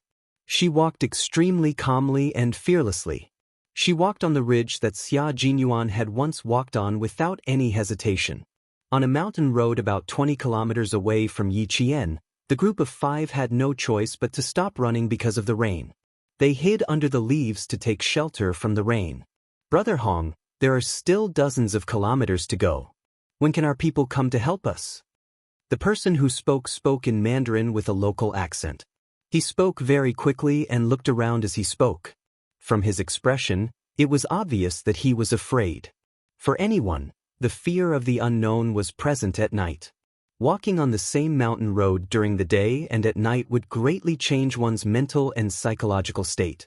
For these fugitives, not only did they have to face the unknown dangers of the night, but they also had to face the danger of being caught at any time. Chapter 1065. A bald man held a makeshift walking stick with one hand. He used his mouth to catch the rainwater and said, "Soon. My men will only come after we pass this part of the road. Don't worry and follow me. You can make as much money as you want in the future." The 5 of them had one thing in common. They were all bald. The leader, who was called Brother Hong, had a special identity. He was the breakthrough point of a big case for the anti-narcotics police. He had successfully broken out of prison when he went out for medical treatment. He had done it very easily, which surprised Brother Hong himself. The other 4 bald men who followed him had just been released from prison a few days ago. For their own dreams of getting rich, they once again walked together with Brother Hong, who they had known for a long time. They only hoped that they could make a fortune in the future. Brother Hong's foot had been hit by a bullet. The bullet was still stuck in his bone and could not be removed. He had only tied it up with his prison uniform and did not do anything simple. He had been on the run all this time. After he finished speaking, he lowered his eyes. A fierce light flashed in his eyes. These people, none of them could be left alive. When he escorted him to the place where his brothers would pick him up, all of them would have to be dealt with. He had promised them well, but in reality he was just drawing a hungry pancake. After resting for less than 10 minutes, the group of 5 had to continue walking. No matter how tired they were, they had to continue. If they did not, they might lose their lives. The nerves and bodies of the 5 people were extremely tense. Facing the heavy rain and the dark rainforest, fear spread like radiation in their brains. They endured tremendous psychological pressure and hurried on. The fugitives had to continue no matter how scared they were. Yi Qian, who was marching on a rainy night, also had to continue walking. 4 hours and 2 hours had passed. They were 1 hour late to the place where they could rest, which meant that they had 1 less hour of sleep tonight.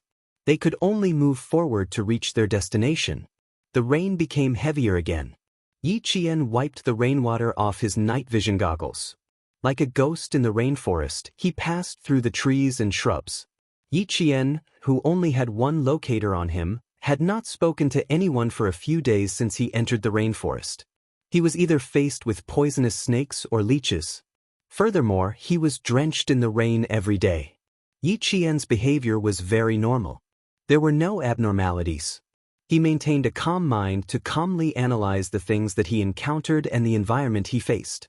Just like now, normal people would have an instinctive fear in the face of darkness, scream in the face of danger, and faint in the face of something that suddenly appeared. He would think of dangers that he wouldn't have thought of during the day, and he would also bear psychological pressure that he didn't have during the day. Most people would not deliberately try to win. It was very likely that they would choose to avoid it. Usually they would think, I won't take the mountain road at night anymore. This was the thought of a normal person, the most normal thought. But for Yi Qian, for the special forces, there was no turning back. They could only move forward. No matter how scared they were, they had to move forward. Not only that, they had to overcome their fear of the dark. They could not let fear overtake them. This was Yi Qian's progress. Step by step, he made solid progress. There were no shortcuts. He had to rely on himself to overcome one obstacle after another. Using his own hard work in exchange for a different life, Yi Qian had used his own blood and sweat to lay the foundation for his future achievements. Wind could not shake him, rain could not stain him. After more than a year of intensive training, Yi Qian's mental and physical qualities were far superior to his peers. Marching at night had become an essential part of Yi Qian's daily routine. When he encountered difficulties, he would overcome them with determination, and when he encountered danger, he would resolve it calmly. Chapter 1066. For example, right now, facing the 5 figures resting in front of him, Yi Qian quietly hid behind a tree, using the leaves as cover to observe their movements. The 5 of them were all bald. They sat together, and from time to time, it could be seen from their faces that they were all tense. Their eyes kept darting around, and they looked restless. These people were probably the people the border police were looking for. The leaves rustled from the rain, and their voices intermittently reached Yi Qian's ears. Brother Hong, how much longer do we have? Can you at least give us a definite answer? We've been walking for a day, and we still haven't arrived. There's a lot of rain and snakes in the mountains, and we're all tired and hungry. If this goes on, we'll collapse before we even get here. Yes, Brother Hong. Give us a definite answer. Sometimes you say they're just ahead, and sometimes you say they're not far away. We've been walking for a day, and we're all worried and uneasy. Brother Hong, are you sure someone will come to pick us up? Brother Hong, the 4 of us are sincerely following you. Once you tell us, someone will come to pick us up, we'll follow you without hesitation. You've seen our sincerity, but Brother Hong, you should at least show us your sincerity, right? The 4 bald men spoke one after another as they surrounded the man in the middle. Yi Qian didn't immediately move away. He quietly waited for the man in the middle to reply. The sound of the rain was very loud. In order not to miss any sound, the bold Yi Qian gently moved forward about half a meter, and then slowly lay down in the bushes. She glanced around faintly to avoid being noticed by others. Brother Hong's leg was infected, and he had a slight fever. Hearing that the 4 of them wanted to hear his reply, Brother Hong sighed. Do the 4 of you not believe me? We really need to hurry, and my people are indeed waiting for me to return. Why didn't I ask my people to come to the hospital to pick me up? It's very simple. I sent a letter out when I was in prison, and I'll return to the village one day. I'll continue to lead my brothers to make a fortune. If you trust me, you can continue to follow me. If you don't, I won't force you to stay. You can choose to leave now. The four Baldies were all arrested because they were helping others to carry drugs. Why did they follow Brother Hong? It was because they had heard of Brother Hong's name before they were arrested. He knew that this person possessed a poison vein. But now that no one had come to help them after so long, they couldn't help but wonder if the poison vein in Brother Hong's hands had all been wiped out by the armed police. After he finished speaking, a younger bald man suddenly said excitedly, "Brother Hong, you mean to take us to the place where you left the big goods? You'll take us there directly? Of course, the four of you sent me out. How can I not show some sincerity?" Brother Hong's Mandarin also had a local accent. It was a Sichuan accent that could not be distinguished. He sighed. He really did look sincere. The young man seemed to know something, and his expression became more and more excited. Yi Qian could only hear him saying, "Thank you, Brother Hong. Thank you, Brother Hong. I'll follow Brother Hong from now on. Thank you, Brother Hong. Thank you, Brother Hong." Brother Hong waved his hand. "You guys risked everything to save me. I definitely have to thank you. I'll rest for a few minutes first. We'll continue our journey later." Okay. You rest. The young man looked as if he had seen a rain of money. He immediately treated Brother Hong as if he was his ancestor. Chapter 1067. His actions confused the other three. At least, Yi Qian was still confused when he saw them wiping the rainwater off their faces. When the younger bald man beckoned them to the side and whispered a few words to them, they all became excited. Yi Qian, who focused his attention on Brother Hong, smirked. The four of them turned their backs to him and whispered. Brother Hong, who was resting with his eyes closed, slowly opened his eyes and glanced over. Yi Qian could see the obvious murderous intent on his face. They didn't leave, and neither did Yi Qian. This route was the fastest route in the entire rainforest. If she went off the right path, she wouldn't be able to reach the campsite tonight. 10 minutes later, Brother Hong stood up with the help of his crutches. Wearing the raincoat he bought in the market, he continued walking. Yi Qian followed beside them.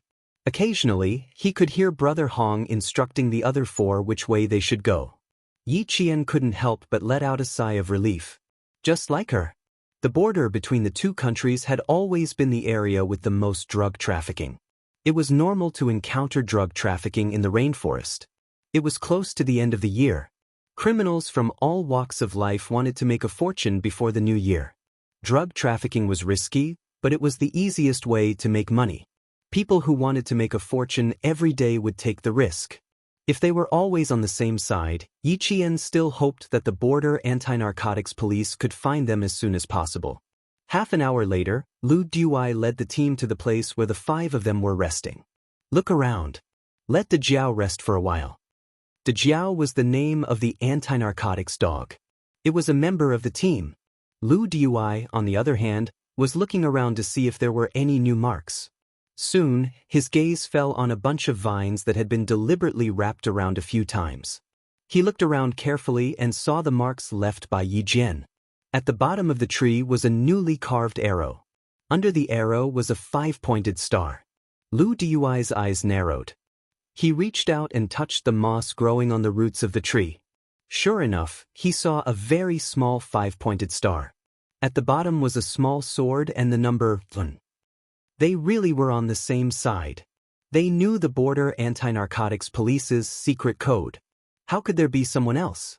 The higher-ups had arranged for them to be the only group to keep a close eye on the situation.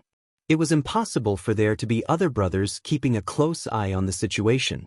Furthermore, it was even more impossible for them to keep a close eye on the situation alone. What was that all about? Who else was following him? Captain Lu erased the traces left behind and led the team forward. They were not too far away from the target, but they were not too close either. He didn't pay much attention to who was in front of him. As long as he was sure that it was one of his brothers, he felt a little more at ease. Let's see if there are any markings. An hour later, Lu Duai saw a set of signals. There was a row of 1 engraved at the bottom of the root. The first 1 was slightly longer, and the last 4 1s were slightly shorter, but the length was the same. As for the string of ones below, there was no pattern to it. Lu Dui couldn't help but smile when he saw this. Interesting. Using numbers to transmit information. The longest one represented Brother Hong. The next 4 ones meant that there were 4 people around him. The last string of ones meant that Brother Hong had reinforcements. The brothers in front of them seemed to be following them very closely. They clearly heard everything that Brother Hong said. Although this provided them with timely information about Brother Hong's whereabouts, if they followed so closely, they wouldn't be able to provide immediate support if there was any danger. Chapter 1068. Fortunately, they could confirm that Brother Hong and the other 4 didn't carry any guns or ammunition. At most, they had a dagger. They couldn't follow too closely. They were still casting a long line to catch a big fish. The brothers in front had to take care of themselves. After that, Captain Lu received more information. While they were still guessing the other party's identity, they didn't find any clues left behind in the next 2 hours. They didn't even find any traces left behind by the target. There were no signs of fighting. Did that mean the brother in front had left alone again? But because he saw it, he left a mark to see if the border police would notice. And if he left this signal, he could guess whether the border police would see it or not. This brother probably guessed the identity of the Brother Hong, who was wearing a prisoner's uniform. How could a normal person wear a prisoner's uniform and walk away? No more marks? Captain Lu, there are no signs of fighting. Nothing should have happened. After the scout finished checking the surroundings, he wiped the rain off his face and said in a low voice, either he left alone first, or he didn't plan on leaving any more marks. Captain Lu pulled his rain hat down a little and glanced at the similarly green world. He said in a low voice, it should be the brothers from other units who are involved in wilderness survival. They noticed the situation and gave us a heads up. There are no signs of fighting. Don't worry about it. Keep moving forward. Yi Qian didn't follow them. She had just arrived at the place where she could rest for the night. Naturally, she didn't need to follow them. Moreover, she felt that the border police seemed to be deliberately lagging behind, following them at a moderate pace. In the end, there wasn't even the sound of the sniffer dog. It was as if the barking earlier had deliberately disturbed Brother Hong and made them run for their lives. The man-made hole was just big enough for one person to curl up and rest. Yi Jian already had experience in sleeping outside at night. She knew what the first step was and what the second step was. First, he used the rain curtain to block the wind and rain. Then he laid out the moisture-proof mattress and sprinkled some repellent powder around the entrance of the cave. After the simple protective measures were done, he placed the most important sniper rifle inside the cave. Finally, he could go to sleep before 11 o'clock. The rain fell on the rain curtain. The pitter-patter didn't disturb Yi Qian's sleep, but she was quickly woken up. Someone was still moving forward in the rain. Their footsteps were fast but not messy. Their breathing was relatively stable. Yi Qian's mind flashed with the border police team they had met earlier. Calculating the time, it was still less than half an hour before Brother Hong and the others left. He had really calculated the time and maintained a distance of less than half an hour. Yi Qian did not interfere with the border police anymore. They must have seen the message she left behind. If she stayed any longer, she might confuse them even more and tell them that the target they were pursuing had reinforcements, so there was no need for her to leave any more messages. Yi Qian only slept for 6 hours. At 5 o'clock in the morning, Yi Qian had already packed his luggage and set off again in the humid rainforest. At 7 o'clock in the morning, he arrived at the teleportation coordinates. He turned on the locator and sent his location to Principal Chen. This was the military's positioning coordinates. As long as the signal from the locator was sent out, it would be able to accurately pinpoint his location. Yi Qian took her first sip of water since she woke up in the morning and ate a piece of hardtack. She only had 5 minutes to rest before her slender figure entered the endless rainforest in the blink of an eye. After walking for about 15 kilometers, Yi Qian hugged his sniper rifle and jumped into a nearby bush like a slingshot. There was the smell of gunpowder and blood. Chapter 1069. Yi Qian was now more sensitive to the smell of rust in the blood and the faint mixture of gases in the smoke. Even if there was a faint odor in the humid air, Yi Qian would still be able to detect it. Yi Qian, who had hidden herself well, didn't immediately move. Only when she thought she could get closer to the smell of blood did she cautiously move forward. It wasn't strange for the smell of blood to appear in the rainforest, but if there was also the smell of smoke, then she needed to be careful. Especially when she was walking on the mountain ridge between the two countries. Yesterday, she even encountered a group of escaped drug dealers, so she needed to be even more careful. If it was any other time, Yi Qian would judge whether or not she should go and investigate based on the situation, but this time, she had to go and investigate. Brother Hong had previously said that he had reinforcements and wanted to kill the 4 bald men who were escaping with him. This was enough to prove that he had reinforcements and that someone had helped him get rid of the 4 bald men. And there was only a small group of border police officers chasing after them. If they really went against the reinforcements of Brother Hong, Yi Qian wasn't sure how high the chances of the border police officers winning were. She still didn't feel at ease, so she still needed to go and confirm. Yi Jianjian walked to a side of the mountain that was covered by shrubs due to the trees growing in the shade. Yi Jianjian saw a pair of crooked feet looming in the bushes. After the battle, the bushes were filled with the smell of death. The surroundings were very quiet, not even the sound of insects or birds. It was a deathly silence. Yi Qian completely hid herself in the bushes as she moved forward. When she got close to the location of the pair of feet, Yi Qian let out a sigh of relief. There was a black, fireball-like tattoo on the neck of the deceased.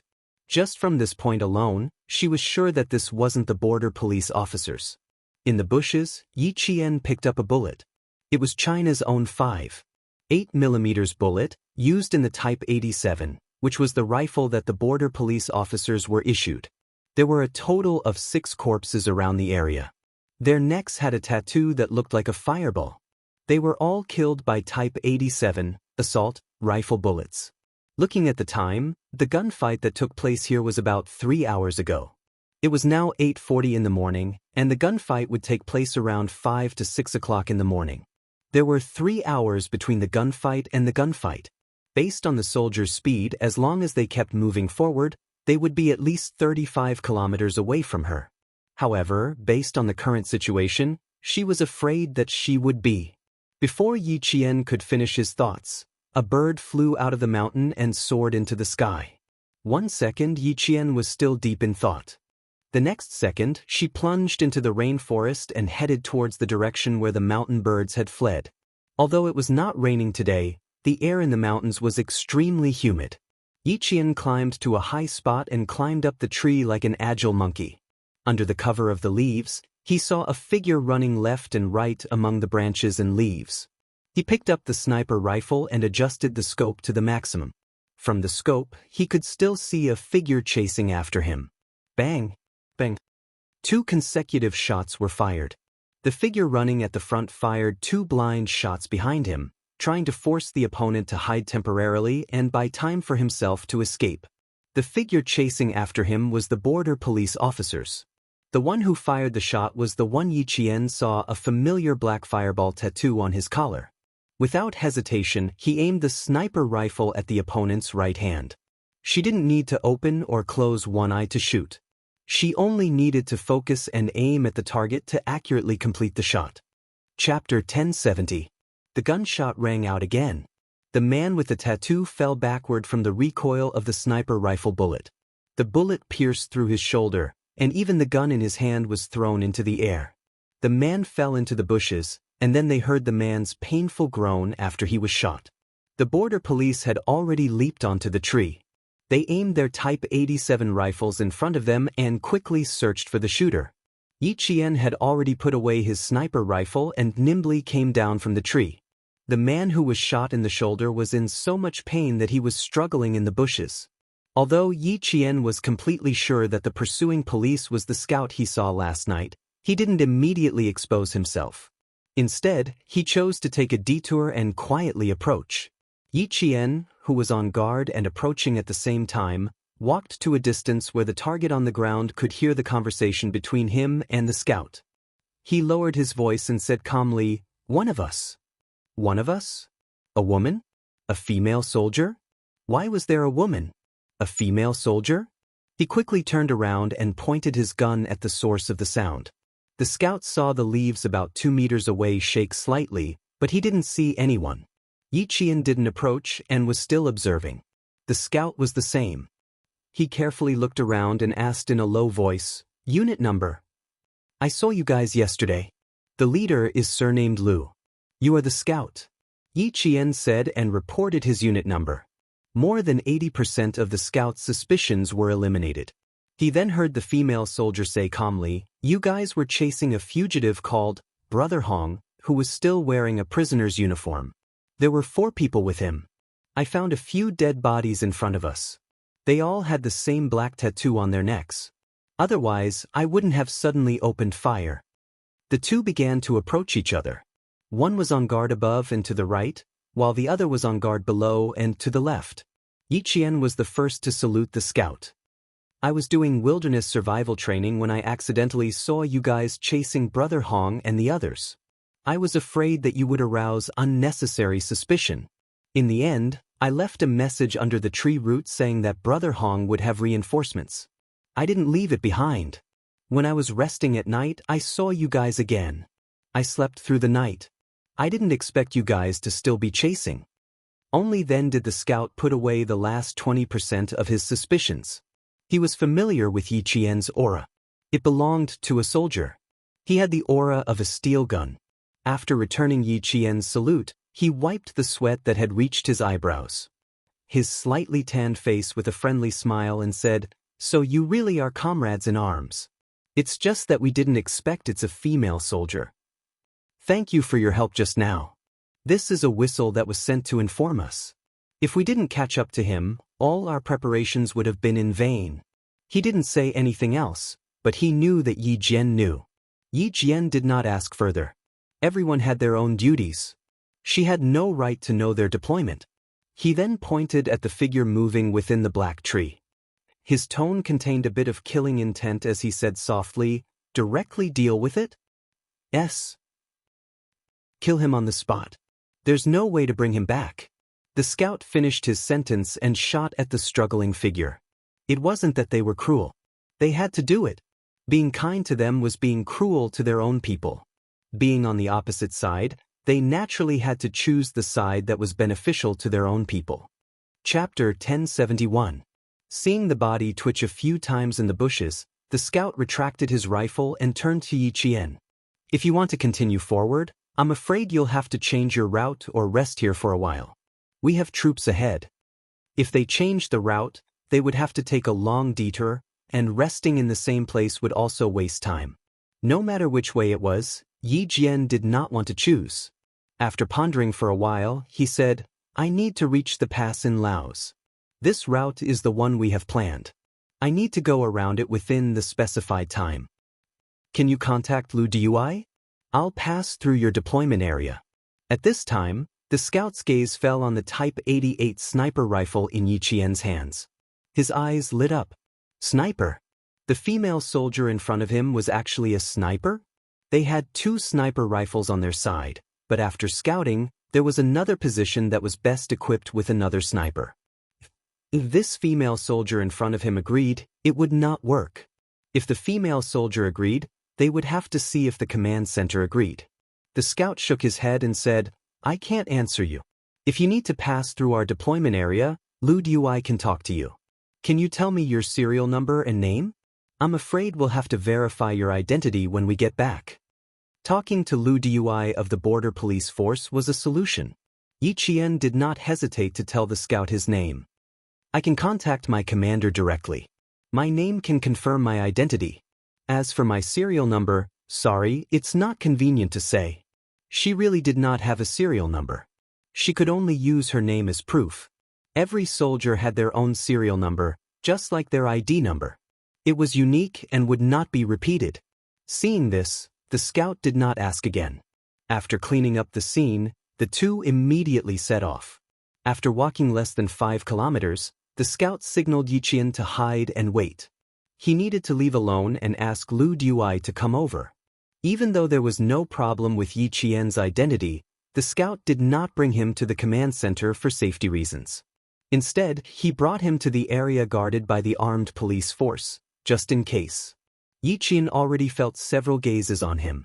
He did not feel strange, but he had to be more vigilant during the operation.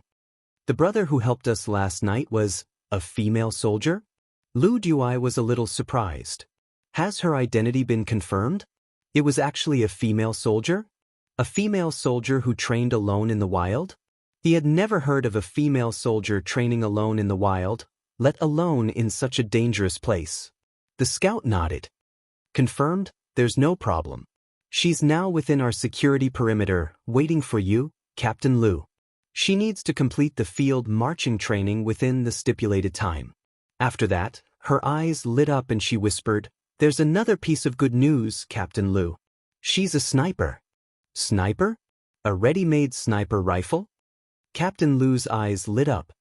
And it's a Type 88 sniper rifle, rarely seen. Captain Lu, should we talk to her? Captain Lu, whose eyes were also shining, suppressed the surprise of the unexpected harvest and said in a low voice, "Let's contact the main force first. It'll be easier for us if the main force agrees. We still have to let the main team confirm her identity. It's better to be careful." They were just short of a sniper, and now a sniper had appeared. It was a bit of a coincidence. "Yi Qian? Are you sure the female soldier's name is Yi Qian?" The voice from the radio was even more surprised than when Captain Lu had heard it. He continued to ask, "Her skin is very fair, her skills and marksmanship are quite good, and her facial features are easy to recognize.